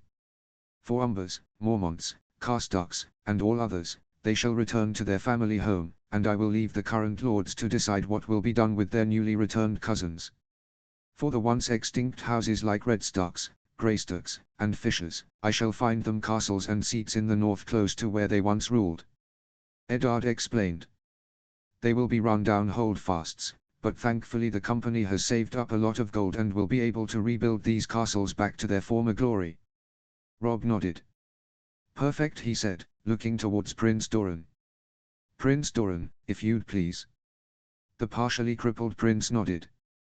I have only a few changes, your grace. Cletus Urenwood shall take up his role as Lord of Urenwood after the death of his father Anders. Other than that, all the Lords of the Dawn remain intact. The only seat that remains a concern is Starfall. Why is that? Willers asked. The Lord of Starfall died during the war, before Daenerys Targaryen ever set foot on Westeros. He was an old man. His son, Edric, was a squire for Lord Dondarrion, who has also disappeared. Beric's master-at-arms rallied the men of Blackhaven when Renly called his banners. Bryce Caron added. We never knew what happened to the man himself. I sent him to lead a group to arrest the mountain. Eddard said quietly. I know not what happened. I was betrayed and arrested after they left. The Brotherhood without banners. Edmure said. Lord Beric must be leading them. Lord Dane might be with them. Speak with Sir Brynden. Catching the Brotherhood must now be a main priority. Rob said, nodding to his uncle. He turned to Prince Doran. If Lord Edric is alive, then I will have him sent to Starfall to take up his place as Lord. If he is not, then I will leave you to decide who shall take over the castle. If I may, your grace, if the boy is not alive, what will happen to Dorne? Eddard asked carefully. Prince Doran rubbed his jaw. That is a good question, Lord Stark. I will think most carefully on this. May I ask why you are curious? Sir Arthur was a great man. Eddard explained. One of the finest swords of the morning. I would hate to see the blade fall to a man who is unworthy of wielding it. I share your concern, Lord Stark. Doran said. But the decision must wait until we determine what has happened to Edric Dane. Eddard nodded, ending the conversation. Rob looked between the two men, making they had nothing else to say before going on to the next man. Lord Roderick, it is your turn. Rob said. The man known as the Reader nodded. Denise Drum will take up his seat of old WYK, he started, glancing towards Rob. He thought about stealing his ancestral sword back, but I persuaded the lad against it. Dunstan lost the sword through combat, and the boy had to understand that. I appreciate that. The sword is now in the hands of one of my most capable warriors. I would hate for someone to die doing something stupid, Rob said. Roderick nodded. Other than that, there is nothing else. My one question is, what will happen to Asher Greyjoy? All eyes turned to Rob, whose gaze rested firmly on Roderick Harlaw. She will be released, he said finally. Harold Arryn frowned. I mean no offense, Your Grace, but is that wise? Eddard nodded. The girl is currently residing in a cell at Deepwood Motte. She followed her father's orders, but she also had honor. Sybil Glover and her children are only alive because of Asher Greyjoy. The Greyjoys are no longer rulers of the Iron Islands, Rob explained. Asher Greyjoy will be Lady of Pike, but Lord Paramount and Warden of the Iron Islands fall to Roderick and his heir, Sir Harras. Roderick nodded. I have nothing else, Your Grace. What will happen to the Iron Fleet? Lord Caron asked curiously. As per the Kings, the Iron Fleet has been separated and destroyed, Harlaw explained. All crews and captains have been forced to give up their ships, most of which have gone over to House Redwyne to rebuild their fleet. The rest are going to the north, he said, looking at Lord Stark to finish. The remaining longships shall go the Fishers, Hawkers, and Mormonts, Father explained. Rob nodded. Lord Tyrion, you are next, Rob said, moving down the table. The little lord glanced at the parchment in front of him before addressing the table. I'm not sure if His Grace has said, but Lannisport has been gifted to Lord Randil Tarly to take as his seat. He will also be taking on the title of Warden of the Westerlands. Everyone nodded, accepting the fact. Rob had made sure to disperse proper information to his Lord Paramounts about how the new ruling structure would work. Lord Paramounts would handle the day-to-day problems of governance, while wardens would deal with military problems and lead armies. In most cases, Lord Paramounts and wardens were the same person. The only places where that wasn't the case was the Reach, Westerlands, Stormlands, and Dorne. In the Reach, Willers was Lord Paramount while Garlan was warden. In the Stormlands, Lord Caron was warden while Sir Courtney Penrose was acting Lord Paramount until Edric Storm, now Edric Baratheon, is old enough to take on both responsibilities. And in Dorne, Rob allowed them to keep their government independence. Rob glanced around the table, happy that the government that Margaery and he had created was so widely accepted. Please continue, my lord, he said, gesturing to Tyrion. Sandor Clegane has refused to take over Clegane Keep, and so my friend Bronn, a sellsword under my employ, shall be taking that as his seat. As for the other houses, Tytos Brax is now Lord of Hornvale, Adam Marbrand is Lord of Ashmark, and other than that, there is nothing else. Lord Willers, Rob said, pleased that things were going so smoothly. Margaery's brother nodded. Thank you, Your Grace. With Lord Randill's departure, his son Daikon has been raised to Lord of Hornhill. He looked back over his notes once more before nodding. That should do it. My one question is the Florence. Axel and Alistair are still imprisoned in Highgarden, and I believe that there are a few more currently imprisoned in Riverrun. Edmure nodded. A few cousins who survived the Battle of High Heart, he confirmed. Rob scratched his jaw. I will have them all sent to the wall, he decided. Willers frowned. What of their wives, Your Grace? And Alekhine Florent, Alistair's son. One of my protectors is Sir Parman Crane, whom I believe is related to Alistair's wife. Perhaps the boy can squire for the night and his mother may go back to Red Lake. Margaery answered. Rob nodded. A wonderful idea, he said happily.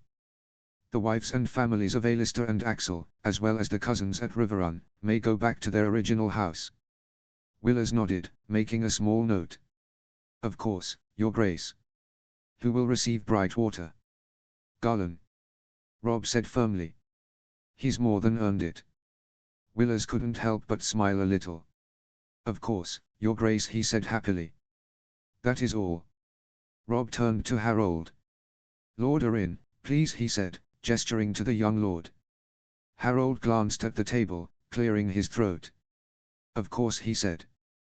With the death of Lord Horton, the Red Fort falls to his heir, Sir Jasper, he said slowly. That is all, Your Grace. Rob nodded, smiling. Thank you, my lord. Lord Edmure, you are next. Edmure nodded happily. Thank you, Your Grace, he said. Fortunately, most of my bannermen get to return home. Unfortunately, the two houses currently without a leader are House Bracken and House Free. Lord John O's only had daughters, and most of House Free has been sent to the wall by my uncle, leaving Sir Nolan Rivers as Castellan of the castle. I believe I have an answer for the Frees. Rob said. Oliver Free is still in my service. I will no doubt knight him soon.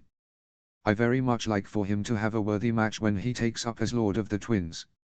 Miranda Royce might be a good match, my lord. Harold offered. She is the daughter of Sir Nestor, the Knight of the Gate. Wasn't she married? Edmure asked. Harold hesitated, but Eddard stepped in. She was, he replied. But he was an old man who died on their wedding night. The maesters say that his heart just stopped. She is still young and quite lively if Yon is right. Rob nodded. I will talk with Oliver about this. But Miranda Royce will be kept in mind, he promised. My lords, if I may. Margaery said. I believe I may have a solution for House Bracken. Lucas Blackwood, the second son of Lord Tytos. If he were to marry Lord Bracken's eldest daughter, then that would mend the rift between the two houses. Edmure grinned at the Queen. An excellent idea, Your Grace, he praised. If Lucas were to take on the name Bracken, then all would be fixed. Speak to Lucas on this, would you, uncle? Rob asked. This would be a momentous occasion, and Lucas is a great man. Edmure nodded. Of course, Your Grace. I will speak to him at once. Rob turned to the final man, Lord Caron. Technically, he was not Lord Paramount of the Stormlands, but because Edric Storm was too young, he was the next best option. There is not much to say, Your Grace, he admitted. Lord Gillian Swan died in his bed sometime during the war, but Sir Donald can easily step in and take his father's place. Eamon Estermont is now Lord of Greenstone. With the planned legitimization of Edric Storm, that only leaves Blackhaven without a lord. Lord Caron explained.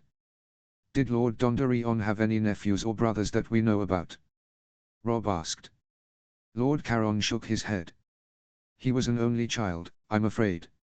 Lady Illyria, Beric's betrothed, is currently Lady of Blackhaven, but she was never married to Beric nor had any children with him. Rob tapped the table thoughtfully. An unfortunate case, to be sure, he muttered. He looked at Margaery. Do you have any thoughts, my dear? Margaery nodded slowly.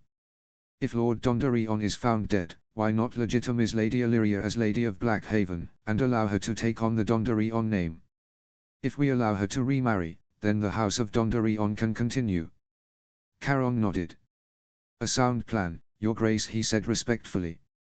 Margaery graced the Stormlord with a pleasant smile. Thank you, my lord. Are there any issues in the Crown lands that need to be addressed? Lord Tyrion asked, looking at Rob. What of Dragonstone? Edmure asked. Rob shared a look with Margaery, who nodded back. Rob sighed and looked around the table at the faces staring back at him.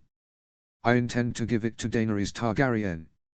Everyone around the table, save for Rob's father and wife, were in utter disbelief.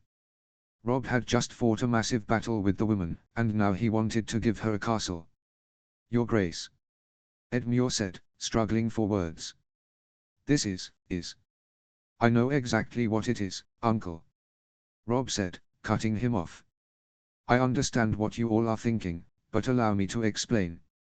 First and foremost, John Connington tried to have me killed. Daenerys had nothing to do with that. Second, he said, looking towards Doran Martell, Prince Doran, is there any madness within the girl? You've spent the most time with her than anyone at this table. The Prince of Dorne shook his head. I saw no traces of insanity, Your Grace. Dorne would not have supported her and her nephew if we had. Rob nodded. I believe that Daenerys is a good person, and although her family has lost the right to rule Westeros, Dragonstone still belongs to her family, just as Winterfell belongs to mine and Casterly Rock belongs to the Lannisters. The dragons are another reason. We cannot keep them in the Godswood. You want to set them free as well? Tyrion asked. Margaery nodded. On Dragonstone, they would have a lot of space to fly and hunt away from civilization. And when they grow? Bryce Caron asked. Daenerys will not be able to stay alive long enough to ride dragons like the Conqueror had, Willers explained. Her dragons now are just a few years old. Robb leaned forward. My lords, please understand. I will have a long talk with Daenerys about many things. First and foremost is that if her dragons kill any innocent soul, then they will die. Second is that she no longer has a claim to the Iron Throne or Westeros. That claim was destroyed thanks to the actions of Varys, Rhaegar, and Connington. Is a second chance the best choice, Your Grace? Harold asked. Robb turned to Tyrion, who was watching the king with a thoughtful and intrigued expression. I am taking a risk, he said, but I cannot blame the child for the crimes of their father. Tyrion nodded, understanding what Robb was hinting at.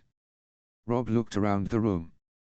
Perhaps, by the end of her life, Daenerys can turn around her house and leave a better legacy than what she was left with. Doran coughed. If I may add, Your Grace. I am afraid the girl can't give birth, he said awkwardly. All eyes instantly turned to Doran, who was looking down at his hands in shame. It was obvious that he was hesitant to give up any more information, but he had started and now he had to continue. How did this happen? Eddard asked. Doran shook his head. There was an incident in Essos, if Varys is correct, but I am not sure. All I know is that she has lost the ability to conceive. Robb resisted the urge to look at his father. They both knew the truth. Everyone believed that Daenerys was the last Targaryen, and indeed the girl thought it too. No one except for Robb, his father, Howland, Samwell, and Jon knew the truth.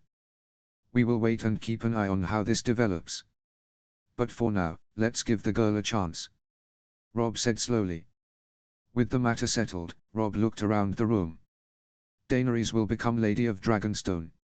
Is there anything else that needs to be addressed before we convene the meeting? I believe we are done for the day. All I ask is that you deliver official lists to my steward so that I can announce the changes at court tomorrow. Robb said when no one said anything. I will also announce the King's Council, Kingsguard, and other such positions. Line break. Your Graces, he's here. Brian said. Robb and Margaery shared a glance before Robb gestured for Brian to show the man in. When the large woman brought the hooded figure in, Robb nodded again to his captain. Please, stay, Brian. Robb asked. Sir Balon will be fine outside. The man chuckled. Do you think so highly of me, young wolf? He asked, his voice gruff, with just a hint of arrogance. The man removed his hood to reveal a dirty, haggard face. His beard had grown full and his hair had become shaggy and tangled. The mud and dirt from the dungeons of Riverrun had turned the man's hair dark blonde. But the eyes, those he could never change. They were still bright green, like emeralds, full of confidence and amusement. On his face was the same smirk he had when he rode into Winterfell all those years ago. Sir Jaime looked far different than when Robb had seen him in Winterfell and at the Whispering Wood. But from the looks of it, his personality hadn't changed at all. He was still the arrogant Golden Knight, the man forever known as the Kingslayer. You still have both your hands, Kingslayer. Robb pointed. I wouldn't trust you with a spoon. Sir Jaime laughed. There's that vaunted Stark hospitality.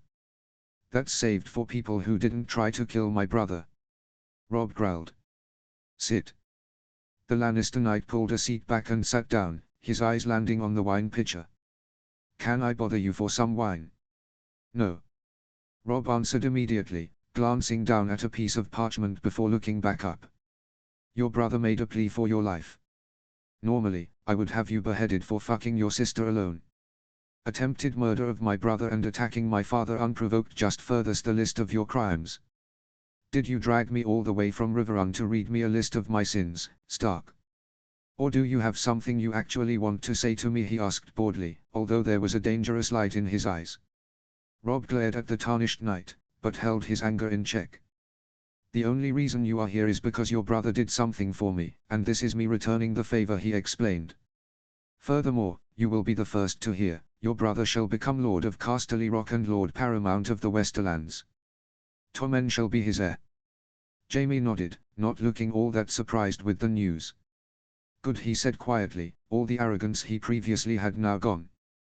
Tyrion deserves it more than Cersei or I ever did.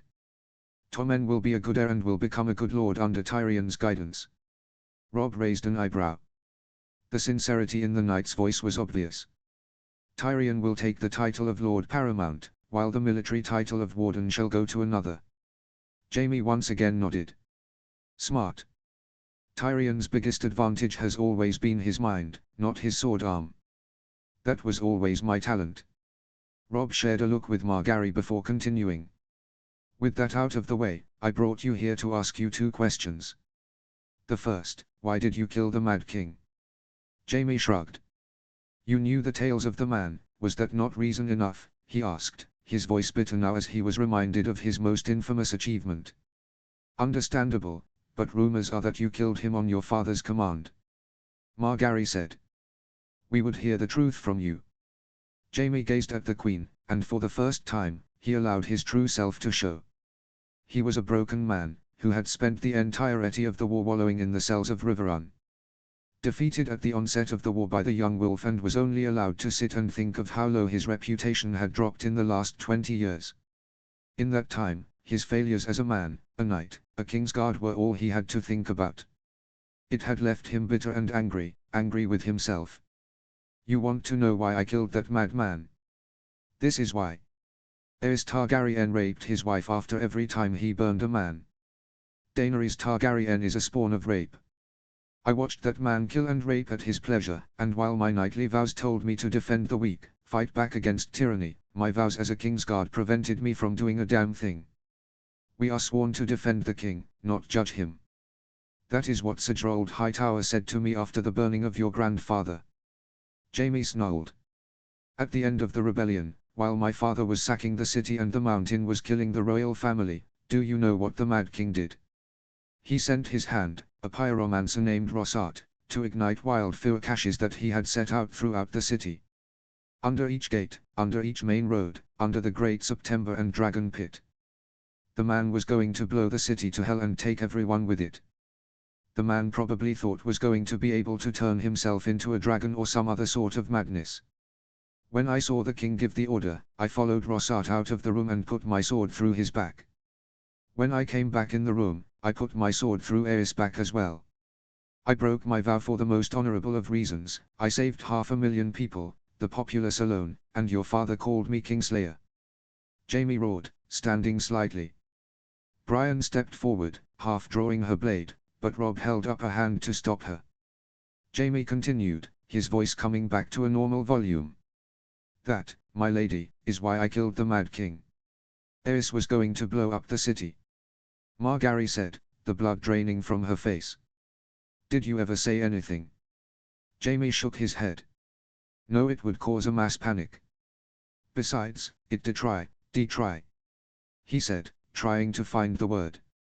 Deteriorates. Robb offered. Jaime nodded. That one. Margaery shook her head sadly. No, it doesn't. It grows more unstable as time goes on. Robb glanced at his wife. You're saying there's barrels of wild fear hidden in the city? The fear in Margaery's eyes told the young king all he needed to know. Robb shot to his feet. Sir Balon, he shouted. The Stormlander knight burst into the room, his sword drawn. Robb held up a hand to stall the man. Get Lady Olenna, my father, Varys, and Lord Tyrion, he ordered. Get Willers as well, along with any maester you can find and the leader of the Pyramasri Guild. Margaery added. Immediately. The knight nodded and ran off, running as fast as his feet could carry him. Margaery put her hand on Robb's, looking up at him. Robb turned to Brian. Brian, he said, his voice brokering no room for argument. Send word out to the army and have them ready to move. Have word spread throughout the city to have them ready to leave. Prepare as many ships as we can. Margaery shook her head. We can't do that, Robb, she said. We can't cause a panic, not now. Let us try to resolve this before we do anything rash. You said so yourself, the wild Firkad. He tried to argue, but Margaery squeezed his hand, stopping him. It's been hidden for over 20 years. It can wait another day.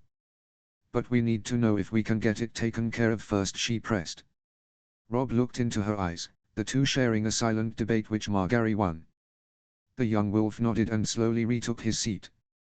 Fine, he said quietly, turning his attention back to Sir Jaime. We will deal with the Wildfire situation, he said. But I have one other question. The Kingslayer seemed to be in shock over the Wildfire scare. For years, the only consolation that he had when he killed the Mad King was that he saved the city from being blown up. As it turns out, he had put the city under a suspension of death. Sir Jaime.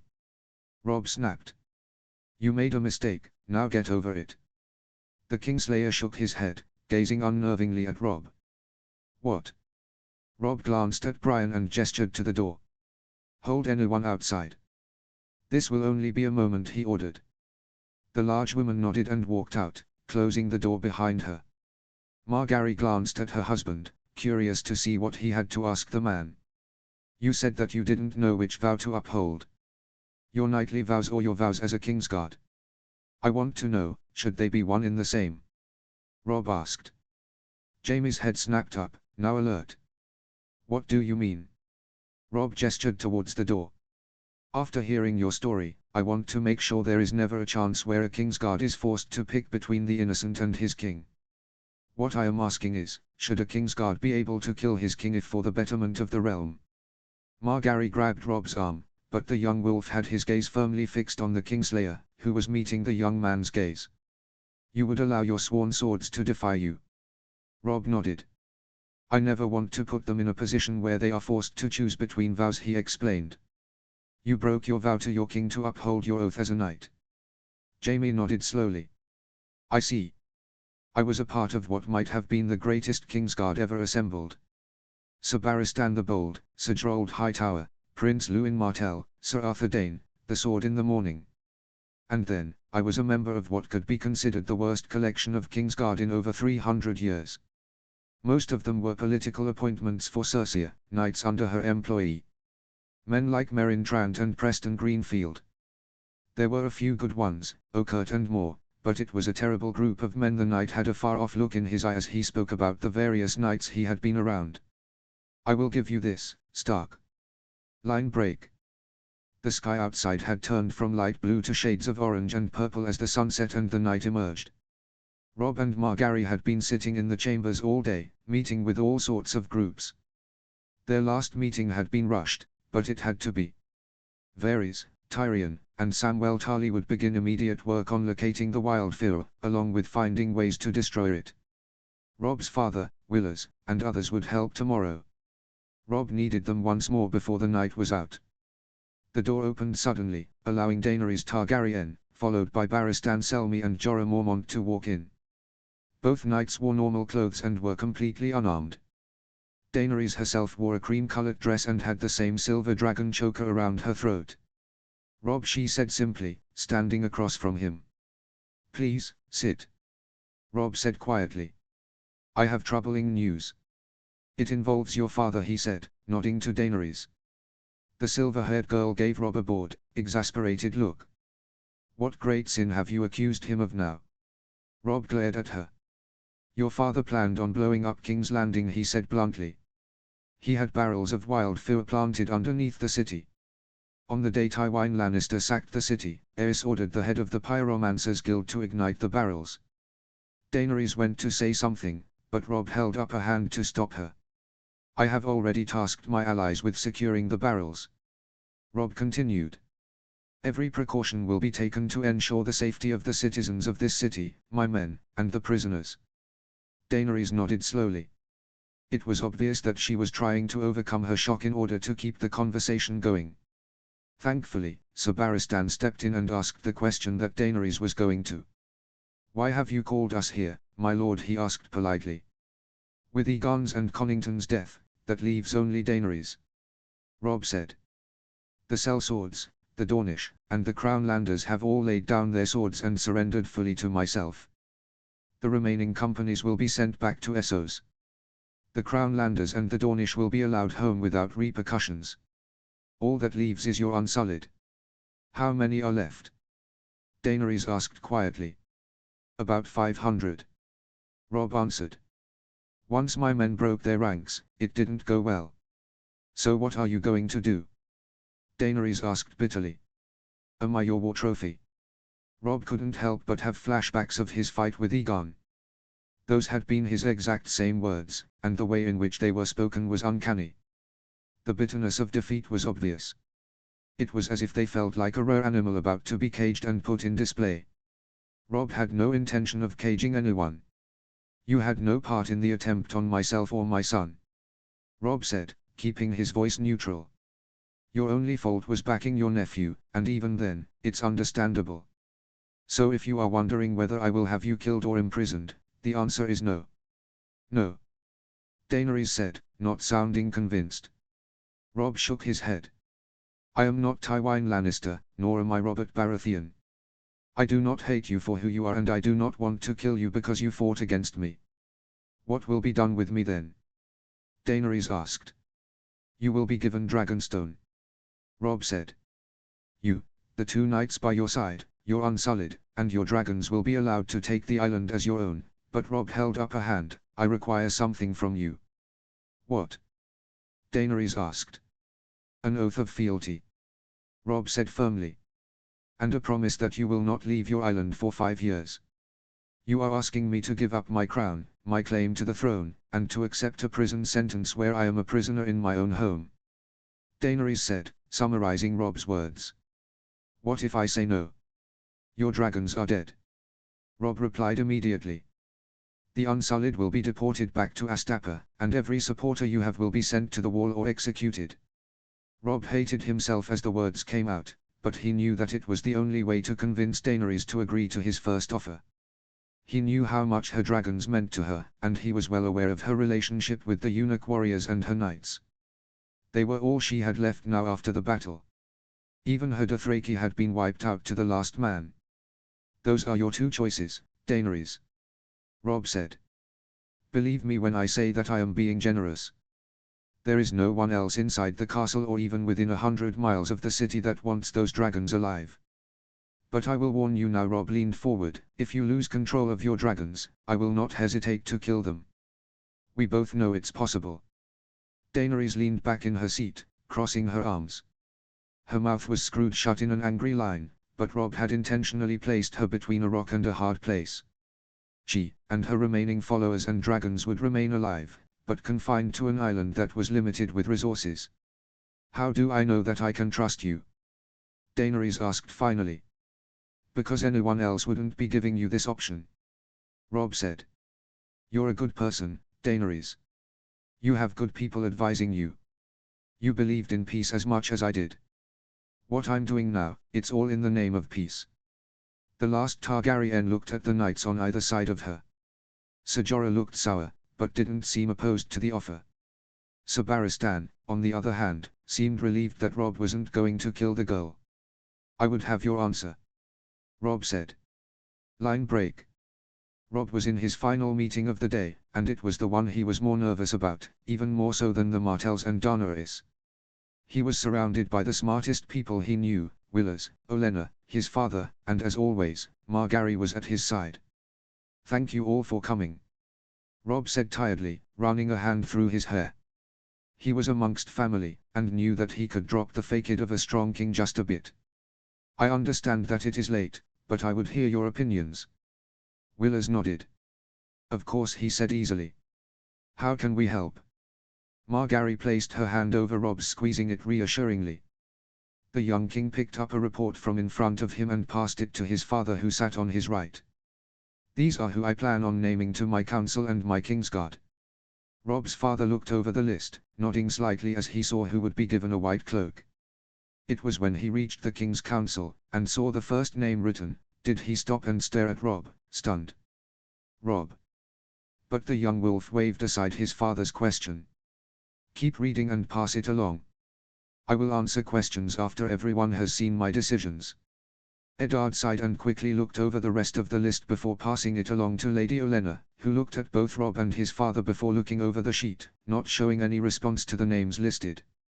After passing it to her grandson did she put both hands on the top of her cane, sighing as well.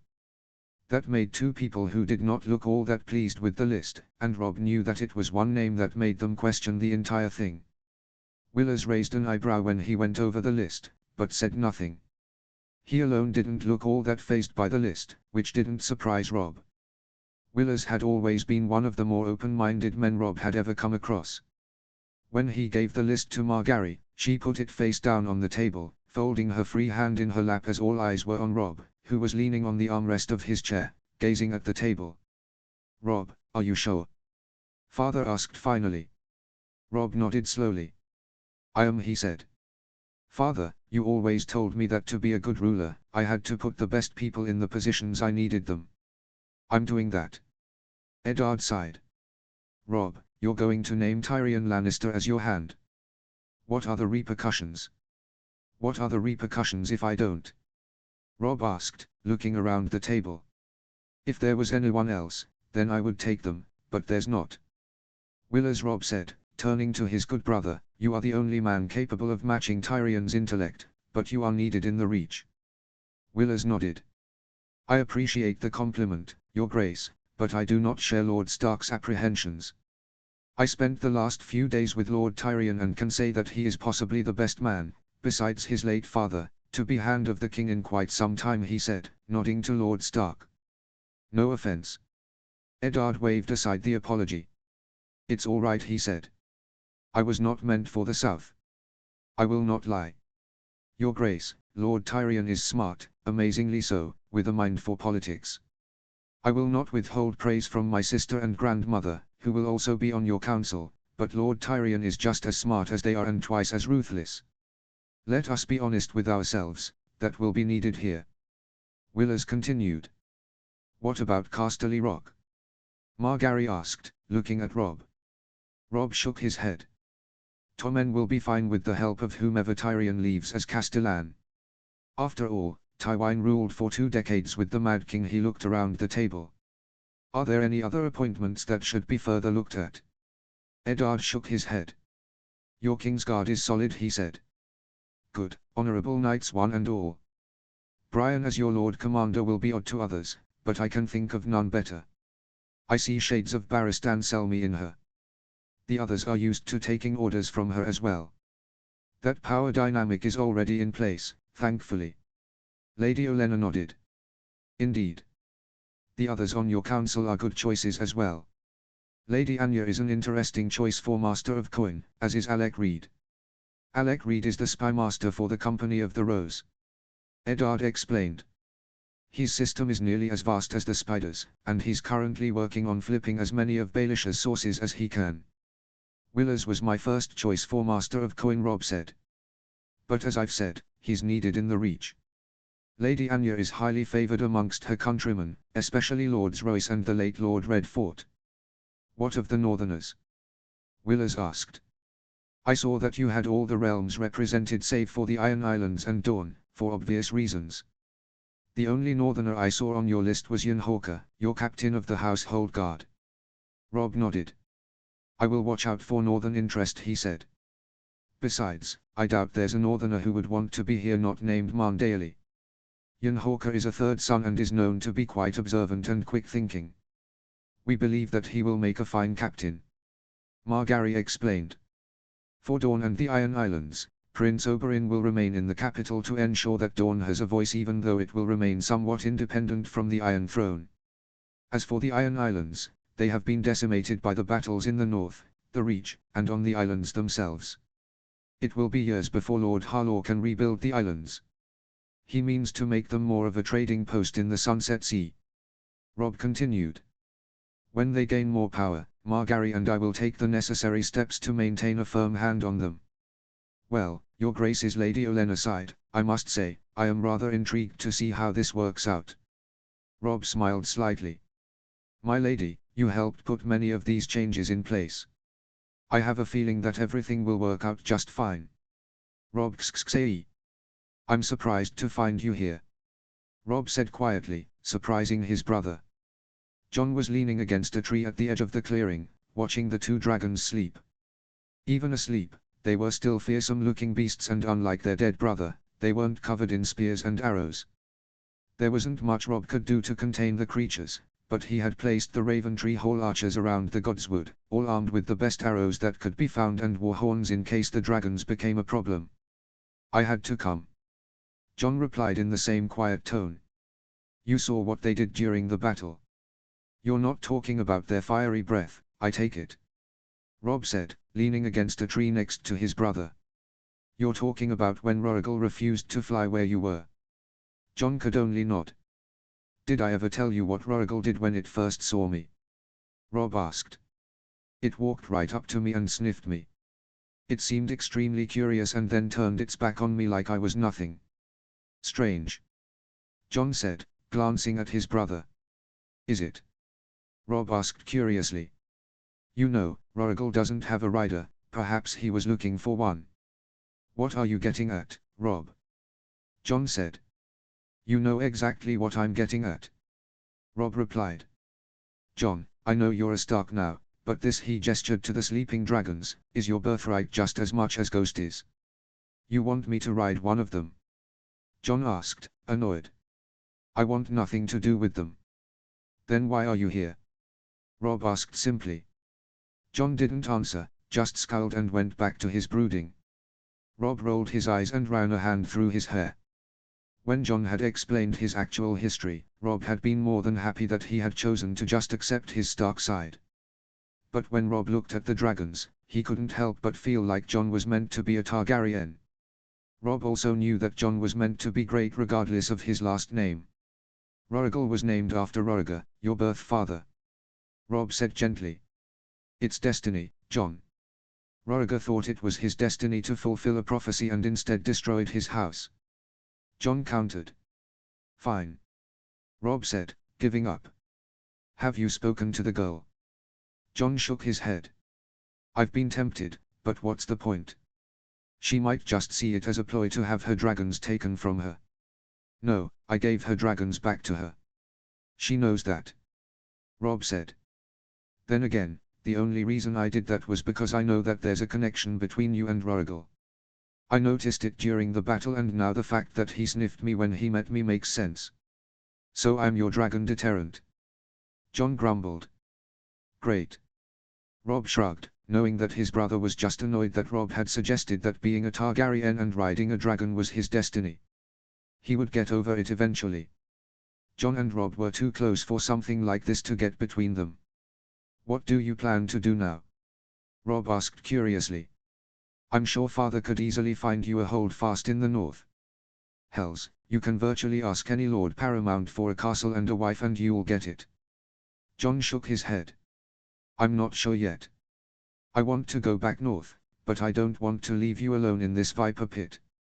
Why don't you compromise? Rob said. It'll take some time for father to find and fix a castle for you in the north. So stay here with me for a year. And do what? Jon asked. Just live, Jon. Rob said with a smile. You're welcome to attend council meetings, take a squire, go hunt, whatever you want to do. Of course, I will call on you for advice every now and then. I need someone who calls me Rob, not your grace, besides Margaery. Then he added. And Sam will be here. As the Grand Maester, I assume. Jon said, knowing that Rob had a generous gift lined up for the son of Randil Tarly.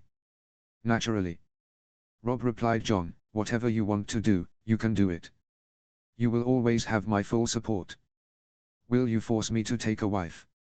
Jon asked curiously. Rob laughed. Gods no. Not unless you feel like finding a girl to settle down with. I'm sure Margaery would love to find you a match. Jon shook his head quickly. I'm not ready, he said immediately. I'll think about it, Rob. Thank you. Rob smiled and clapped his brother on the shoulder. We're brothers, Jon, he said, glancing at the dragons. You helped me get here. Wherever you want to go, say the word and you'll have all you need. You may not want to ride a dragon, but you're destined for greatness. But you're a king. Jon pointed out. I am. Rob agreed. But you are the son of a wolf and a dragon, raised by an honorable man with a loving family. That to me, sounds like the foundation for greatness. Line break. Silence for the king.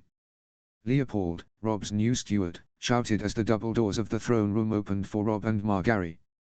The massive room was filled to the brim with men and women, all of whom were dressed in their very best. Robb and Margaery were no exception. The Northern King wore a black velvet doublet with a silver direwolf on his left breast. Along with his black breeches and finely polished leather boots, he looked every inch a Northman. His bronze and black iron crown brought the whole outfit together. Margaery was a true vision in her silk and lace dress of deep blue and golden roses. She also wore a sheer white cloak that was clasped to her shoulders with two direwolves, exactly how Robb's cloak was. Instead of having her hair piled atop her head in ornate braids, she instead settled for allowing her hair to flow naturally down her back and shoulders. Grey whined, with his coat smooth and shining, padded in front of the royal couple and took the steps up to the throne a couple at a time until he eventually took a seat on the left-hand side of the throne. Robb and Margaery strode into the hall all while being bombarded with cheers and thunderous applause. The vastness of the room allowed the sound to be amplified, so although there were only 1,000 people present, it sounded like 10,000. Robb could only smile and nod to those he recognized, with Margaery waving at his side. For the first time, Robb realized why Sansa loved stories of knights and princesses. This felt exactly like a fairy tale. Robb helped Margaery up the steps and into an comfortable, ornate wooden throne that was placed on the right hand of the Iron Throne before Robb took a seat on the Iron Monstrosity, the cheering and applause somehow becoming louder once he did that. Robb took a second to look around the room, a small smile on his face. His and Margaery's family were in the very front, with the Tyrells on his left and his family on his right. Robb's closest and most ardent supporters were right behind them, Randyll Tarly, Bryce Caron, Gregor Forrester and his family, Harold Arryn and Yohn Royce. All were grinning wildly and clapping. The King of Westeros raised his hand and silence soon came. He stood up, resting one hand on his sword. "Thank you, all of you." Robb started, pleased that his voice carried throughout the entire room. "It has been a hard year. We have all suffered and fought through adversity, but we stand here now, victorious." The cheering and applause started again in earnest as Robb allowed a brilliant smile on his face. He could see tears appearing in the eyes of some. The war had taken a toll on them all, but those who had lived through it were now emerging into the light after walking on the long, dark road of war. He raised a hand again, waiting for silence. When it came, he continued to speak. "I would be remiss if I did not first honor the dead," Robb said mournfully. "It is my hope that, wherever they were, they are smiling and rejoicing like we are here. Their sacrifice was not in vain, and I swear here and now that I will do all I can to honor their deaths by building a world that they would be proud and happy to live in." There was only clapping to this announcement, but many in the crowd now had actual tears sliding down their cheeks, their throats caught with emotion of all they had lost. Robb waited a few more moments for the mood to settle before transitioning into the next part of his speech. "I will spend the rest of my life honoring the dead, but I must also honor those who have been invaluable in the fight against tyranny and evil," Robb said. "First and foremost, my brother, Jon Stark." The audience cheered as Jon, dressed in a fine black leather jerkin and a silk white shirt, made his way to the steps leading up the throne and knelt. Robb descended the steps and helped him back to his feet, both brothers sharing a private smile before Robb addressed the crowd. "Jon traveled across the entire north to be by my side. That is unparalleled loyalty," Robb said proudly. "Not to be outdone by his own accomplishments, when the traitor Roose Bolton threatened our family, Jon took the men of the north and retook our homeland." Robb clapped his brother on the shoulder. "Is there any way that I can repay you for all that you have done?" Jon shook his head. "Your Grace, all I wish is to continue to serve you to the best of my ability," he said with a bow before adding, "We are family. There is no need to repay what is expected." Robb grinned as his brother straightened up. The two men embraced warmly before Jon stepped back, bowed, and returned to his spot next to Sansa. It made Robb immensely proud to see Jon standing with the rest of his family instead of being forced to stand behind them. The king continued to call forward commanders and knights, thanking them all personally. Garlan, Lord Caron, Tarly, Sir Brynden, Lord Blackwood, Lord Mallister, Sir Donal Swan, Gregor Forrester, and many others. Finally, there was one more man whom Rob had to call forward. "Father," Rob said softly, his voice still managing to carry. Eddard Stark strode forward and stood before Rob, father and son gazing at each other for a moment before the older man knelt before Rob. The two Starks had already discussed and agreed on Rob wearing the crown and being king while Eddard would return to Winterfell and rule the north. Now, Eddard was making it official in front of everyone just by kneeling. Jon said it best. Father said, standing up. "There is no need to repay what is expected of family. Westeros is at peace and has a great king." He looked up at Margaery. "Aye, and a great queen as well." Rob could only smile, knowing full well that there was virtually nothing that he could say that could follow his father's words. "The great king was raised by a greater man," Rob said before embracing his father. The room cheered at the sight of father and son embracing. Eddard Stark was respected, if not beloved, by all present, and both Rob and Jon were clearly on the same path. In the war, both had forged names for themselves that would be remembered for all time. The young wolf, the Northern King who had united most of Westeros and fought against corrupt lions and dragons, and the White Wolf, his brother who freed the North and was destined for greatness. As Rob's father returned to his wife, who had tears staining her cheeks, Rob returned to his spot in front of the throne. Already, the throne room was quiet, waiting expectantly for whatever he had to say next. "As fearsome as Grey Wind is," Rob said, "I have need of 7 swords to protect both myself and my family. As I call your name, come forward. Sir Loras Tyrell, Sir Balon Swan, Sir Roland Storm, Sir Robar Royce, Sir Garth Hightower, Sir Hobber Redwyne, and Brian of Tarth." The audience stopped just short of applauding as the final warrior strode forward, her back straight and her head held high as she took her place next to the men that she had fought beside for months. There was a little chatter, but those who were close to Rob knew that Brian was a logical choice for the White Cloak. "You 7, and others, have protected me on the battlefield and off it," Rob said, ignoring the chatter. "You would honor me if you were to take up the White Cloak." "It would be an honor, my lord," Brian said, dropping to a knee. Immediately, the other 6 followed her example and knelt before Rob, pledging their lives to him. "I swear on my honor that I will never ask you to break your knightly vows," Rob said, surprising the audience. "Protecting the innocent, standing up to evil, fighting against villainy, these are the standards of great warriors, and that is exactly what you all are. I promise that I will never force you to break those standards." Rob waited for the crowd to stop clapping before adding, "Brian of Tarth, step forward." The woman known as Brian the Beauty stepped forward, her hands behind her back. Rob couldn't help but smile. It was time for the unofficial captain of his guard to become the official commander of the most elite fighting force in Westeros. "There are few who have served me as well as you, Brian," he said proudly.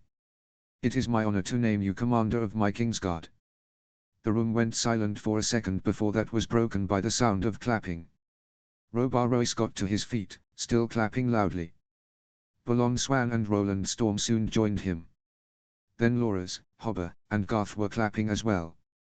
Others around the room who had fought in Rob's battle guard began to clap as well. Then, like a dam breaking, the room broke into thunderous applause with cheers and calls of congratulations adding to the noise.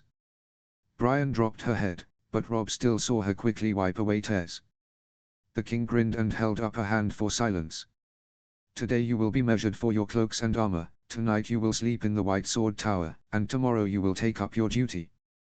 The 7 warriors all nodded and bowed before leaving, receiving cheers until they were all gone from the room.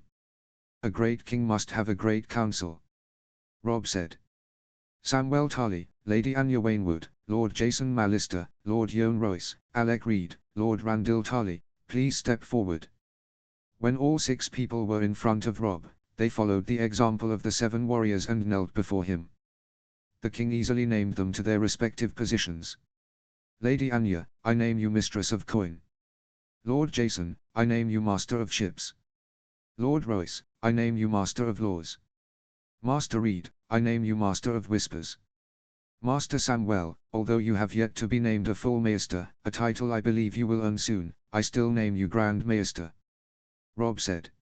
"Lord Tarly, you will be the first to take up a new position on the council. I name you Master of War. The 6 new council members bowed their heads and returned to their spots, all while being congratulated by their friends and family. "Tyrion Lannister, step forward," Robb called, immediately making the room go silent. The man known as the Imp waddled forward with an amused smile on his face. He knelt before Robb. The king took a moment to gaze at the man before approaching him, stopping in front of him in the same way he did with Jon. "Let it be known here that I owe Tyrion Lannister my life," Robb said in a loud and clear voice. "Without his help, Samwell would not have been able to save me after being stabbed with a poisonous dagger. Without his help, there's a likely chance that I would have been burned alive by dragon fire. Willers would have gotten to the same conclusion." Tyrion muttered loud enough for only Robb to hear, still kneeling with his head bowed. "Still surprised he's Mace Tyrell's son?" Robb resisted the urge to smile. "True, our families have been at war, but I am happy to say that the war between the Lannisters and the Starks is over." The crowd cheered, but it was subdued as they were curious to see where Robb was going. It was clear that they sensed that something more was going to happen. But Robb knew that none of them, save for a select few, knew what was about to be announced. "For the good you did for my family, and for saving my life twice, I name you Hand of the King," Robb said. "Stand be recognized, Lord Tyrion." The imp stood and glanced at Robb before turning around. Like with Brian's appointment to commander of the Kingsguard, there wasn't immediate celebration. Songs affixed that, swiftly followed by Jon and Willers. Then the whole room applauded. It was still subdued as everyone was still surprised by the announcement. Tyrion made a show of bowing to both the Starks and Tyrells before retaking his place behind Willers next to his squire and the new lord of Clegane Keep. As Robb took his seat on the Iron Throne, his steward named out the Lord Paramounts and Wardens. There was also a clear difference in the titles, as men like Robb's father or Harold Arryn were not referred to as Warden of the North or Warden of the East, but instead Warden of the North and Warden of the Vale. It never made sense to Robb why only a few men had the title of Warden. With Robb's and Margaery's new system of government, there would be both a Warden and a Lord Paramount for every region except for Dorne and the Crown Lands. After the Lords Paramounts and Wardens had been named, the Blackfish, Garlan, Yohn Royce, and Sir Donal Swan stepped forward, knighting hundreds of squires who had earned the honor. The ceremony lasted a good 2 hours, in which time some of the audience left for whatever reason before returning later. Finally, after the last man was knighted, the 4 warriors turned and bowed to Robb before returning to their spots. The new king of Westeros stood up, instantly gaining the attention of the audience. "Westeros is finally at peace," Robb said proudly. "But our great land has been wounded and scarred. With good and wise men and women by my side, I mean to heal the realm and bring about an era of prosperity. I meant what I said. I will build a world that the dead would be proud to live in. This I swear." With Robb's final announcement made, he held out a hand for Margaery, who took it easily as the two began to descend the steps and walk down the aisle.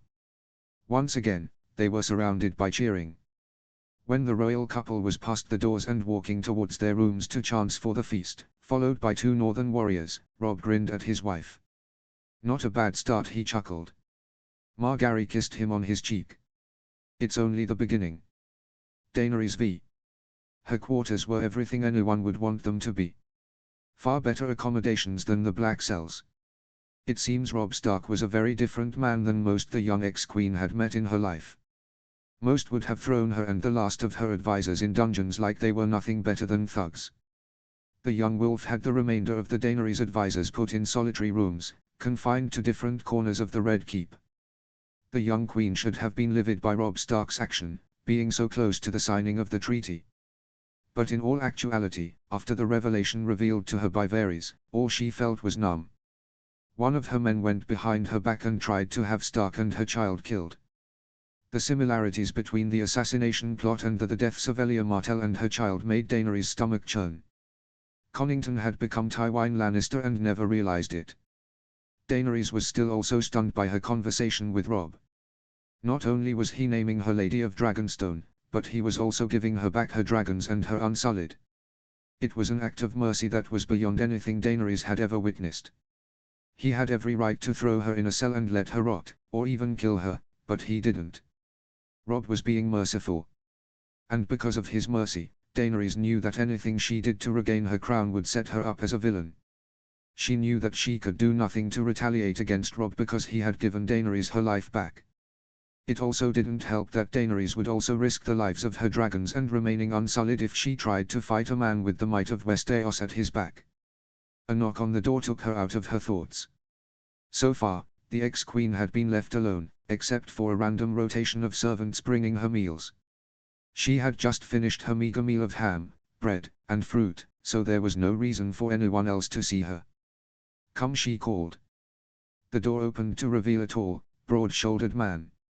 He was dressed in the plaited leather that all Northmen seemed to wear.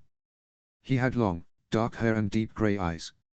He was an older man, probably in his 40s, but he was obviously a warrior. In some sense, she reminded her of Robb Stark, with the same quiet authority and mysterious power. The man nodded to her. "You must be Daenerys Targaryen," he said, closing the door behind him. Daenerys nodded. "Who are you, sir?" The man lowered himself into a nearby chair. "Me? I'm just a man," he answered quietly. "But some refer to me as Lord Stark." Realization dawned on the young woman. Sitting in front of her was Eddard Stark, the last remaining figurehead of the rebellion that ended the Targaryen dynasty.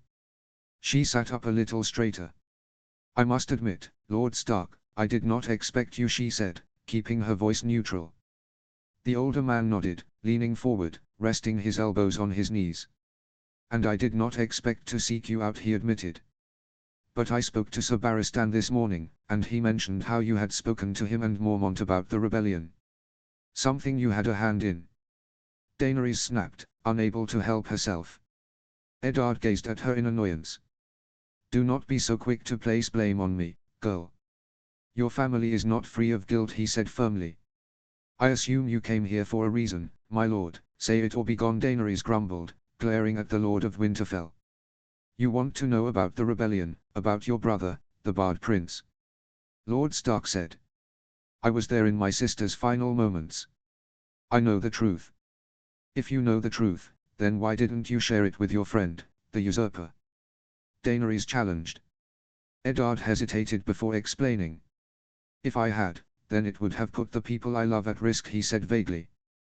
"But you want to know about Rhaegar and what happened with my sister?" "I do." Daenerys answered reluctantly. "The two met at the tournament of Harrenhal." Lord Stark started. "By this time, Lyanna was betrothed to Robert, and Rhaegar was married. I've spoken with my brother and others who were there who knew my sister. None of us were aware of the relationship or even how it started. But that was the only event that could have brought the two together," he sighed. "When Rhaegar presented her with that bloody crown, all the smiles died. I knew that there would be many rumors spreading across the North and Westeros about what happened, but none could have imagined the carnage that happened because of that very moment." Daenerys nodded. "Sir Barristan said as much," she explained.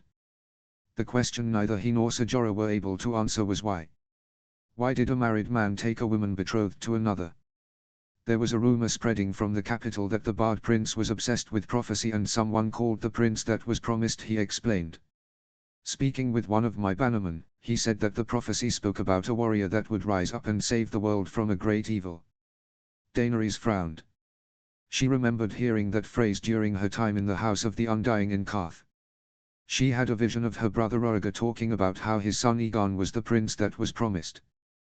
"The Song of Ice and Fire," Daenerys muttered. Lord Stark nodded. "Aye, that's the name of the prophecy." Rhaegar thought he had it figured out. The problem was that Elia Martell nearly died giving birth to the boy, Aegon. He needed a new woman. He thought my sister was the one he needed. Ice and fire. Daenerys' head was spinning as she tried to wrap her mind around the story. "So my brother took your sister to fulfill a prophecy?" Eddard nodded slightly. "For her part, Lyanna probably saw it as a way to free herself from her marriage to Robert," he said quietly. "I knew my sister well enough, and she was always a free spirit. What was going through her mind when the Bard Prince came calling, no one knows. But she wasn't abducted, that much was certain." "From there, they went to the Tower of Joy," Daenerys said, continuing the story. "How did you find her?" Eddard smiled grimly. "Varies," he said. "The spider told me where Rhaegar had kept her and who was with her. I took my Northmen south to Storm's End to break the Tyrell siege before I journeyed to Dorne with 6 companions at my side.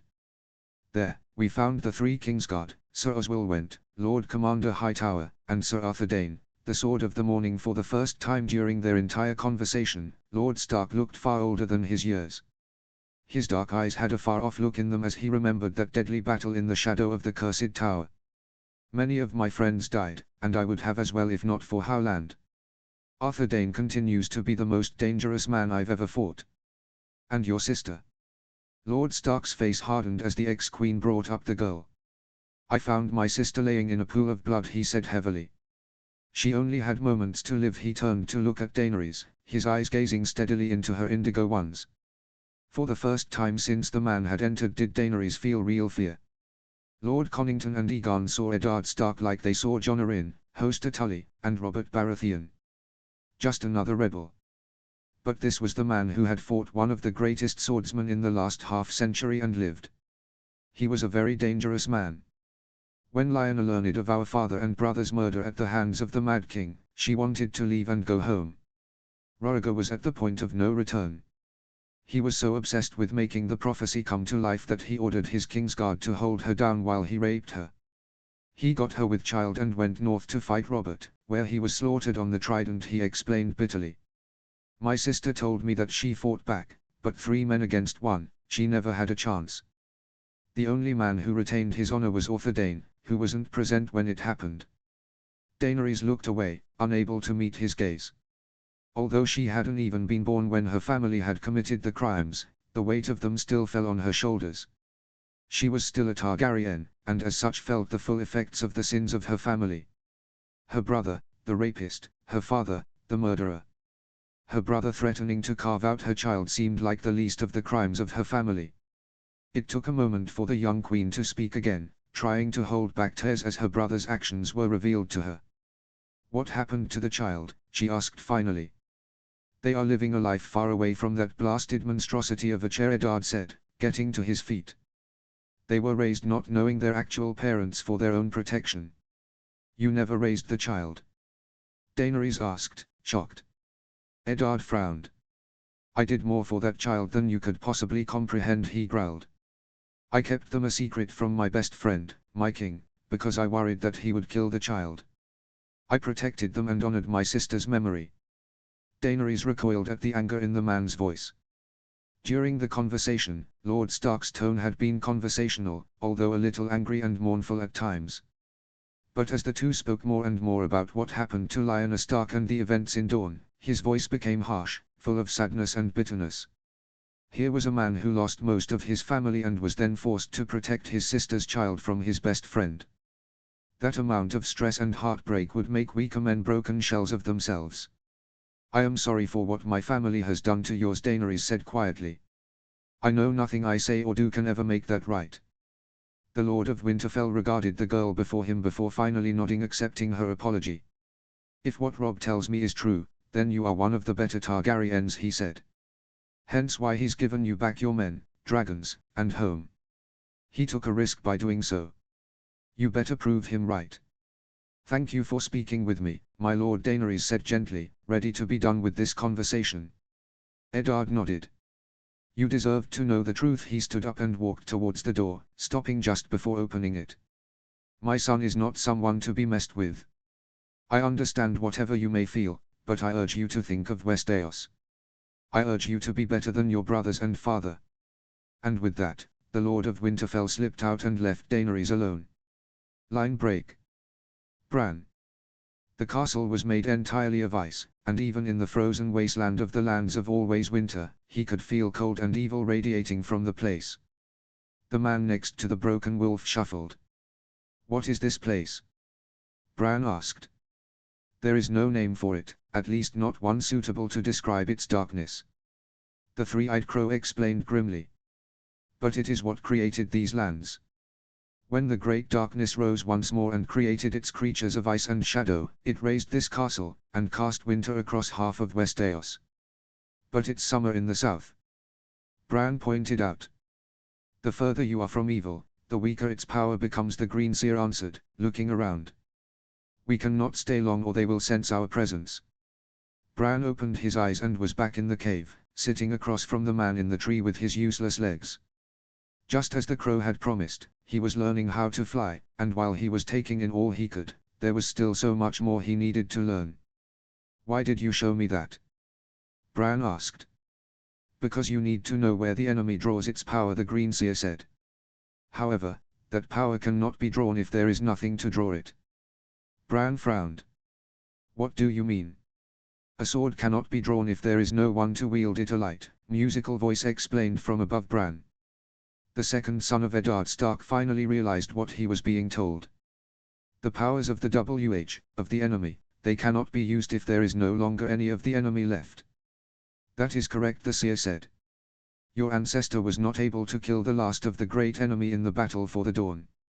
You must not make the same mistake." Bran sat up a little straighter using his hands. "How can I make sure that they are all destroyed?" The seer shook his head. "There is still so much for you to learn." He glanced at the prone form of Bran's uncle Benjen. The first ranger of the Night's Watch had been unconscious for almost weeks since Moira and their new allies had found him half dead with arrows buried in his back. The last Green Seer looked back at Bran. "The long night comes upon us, and we must all play our part if the living want to win." The end.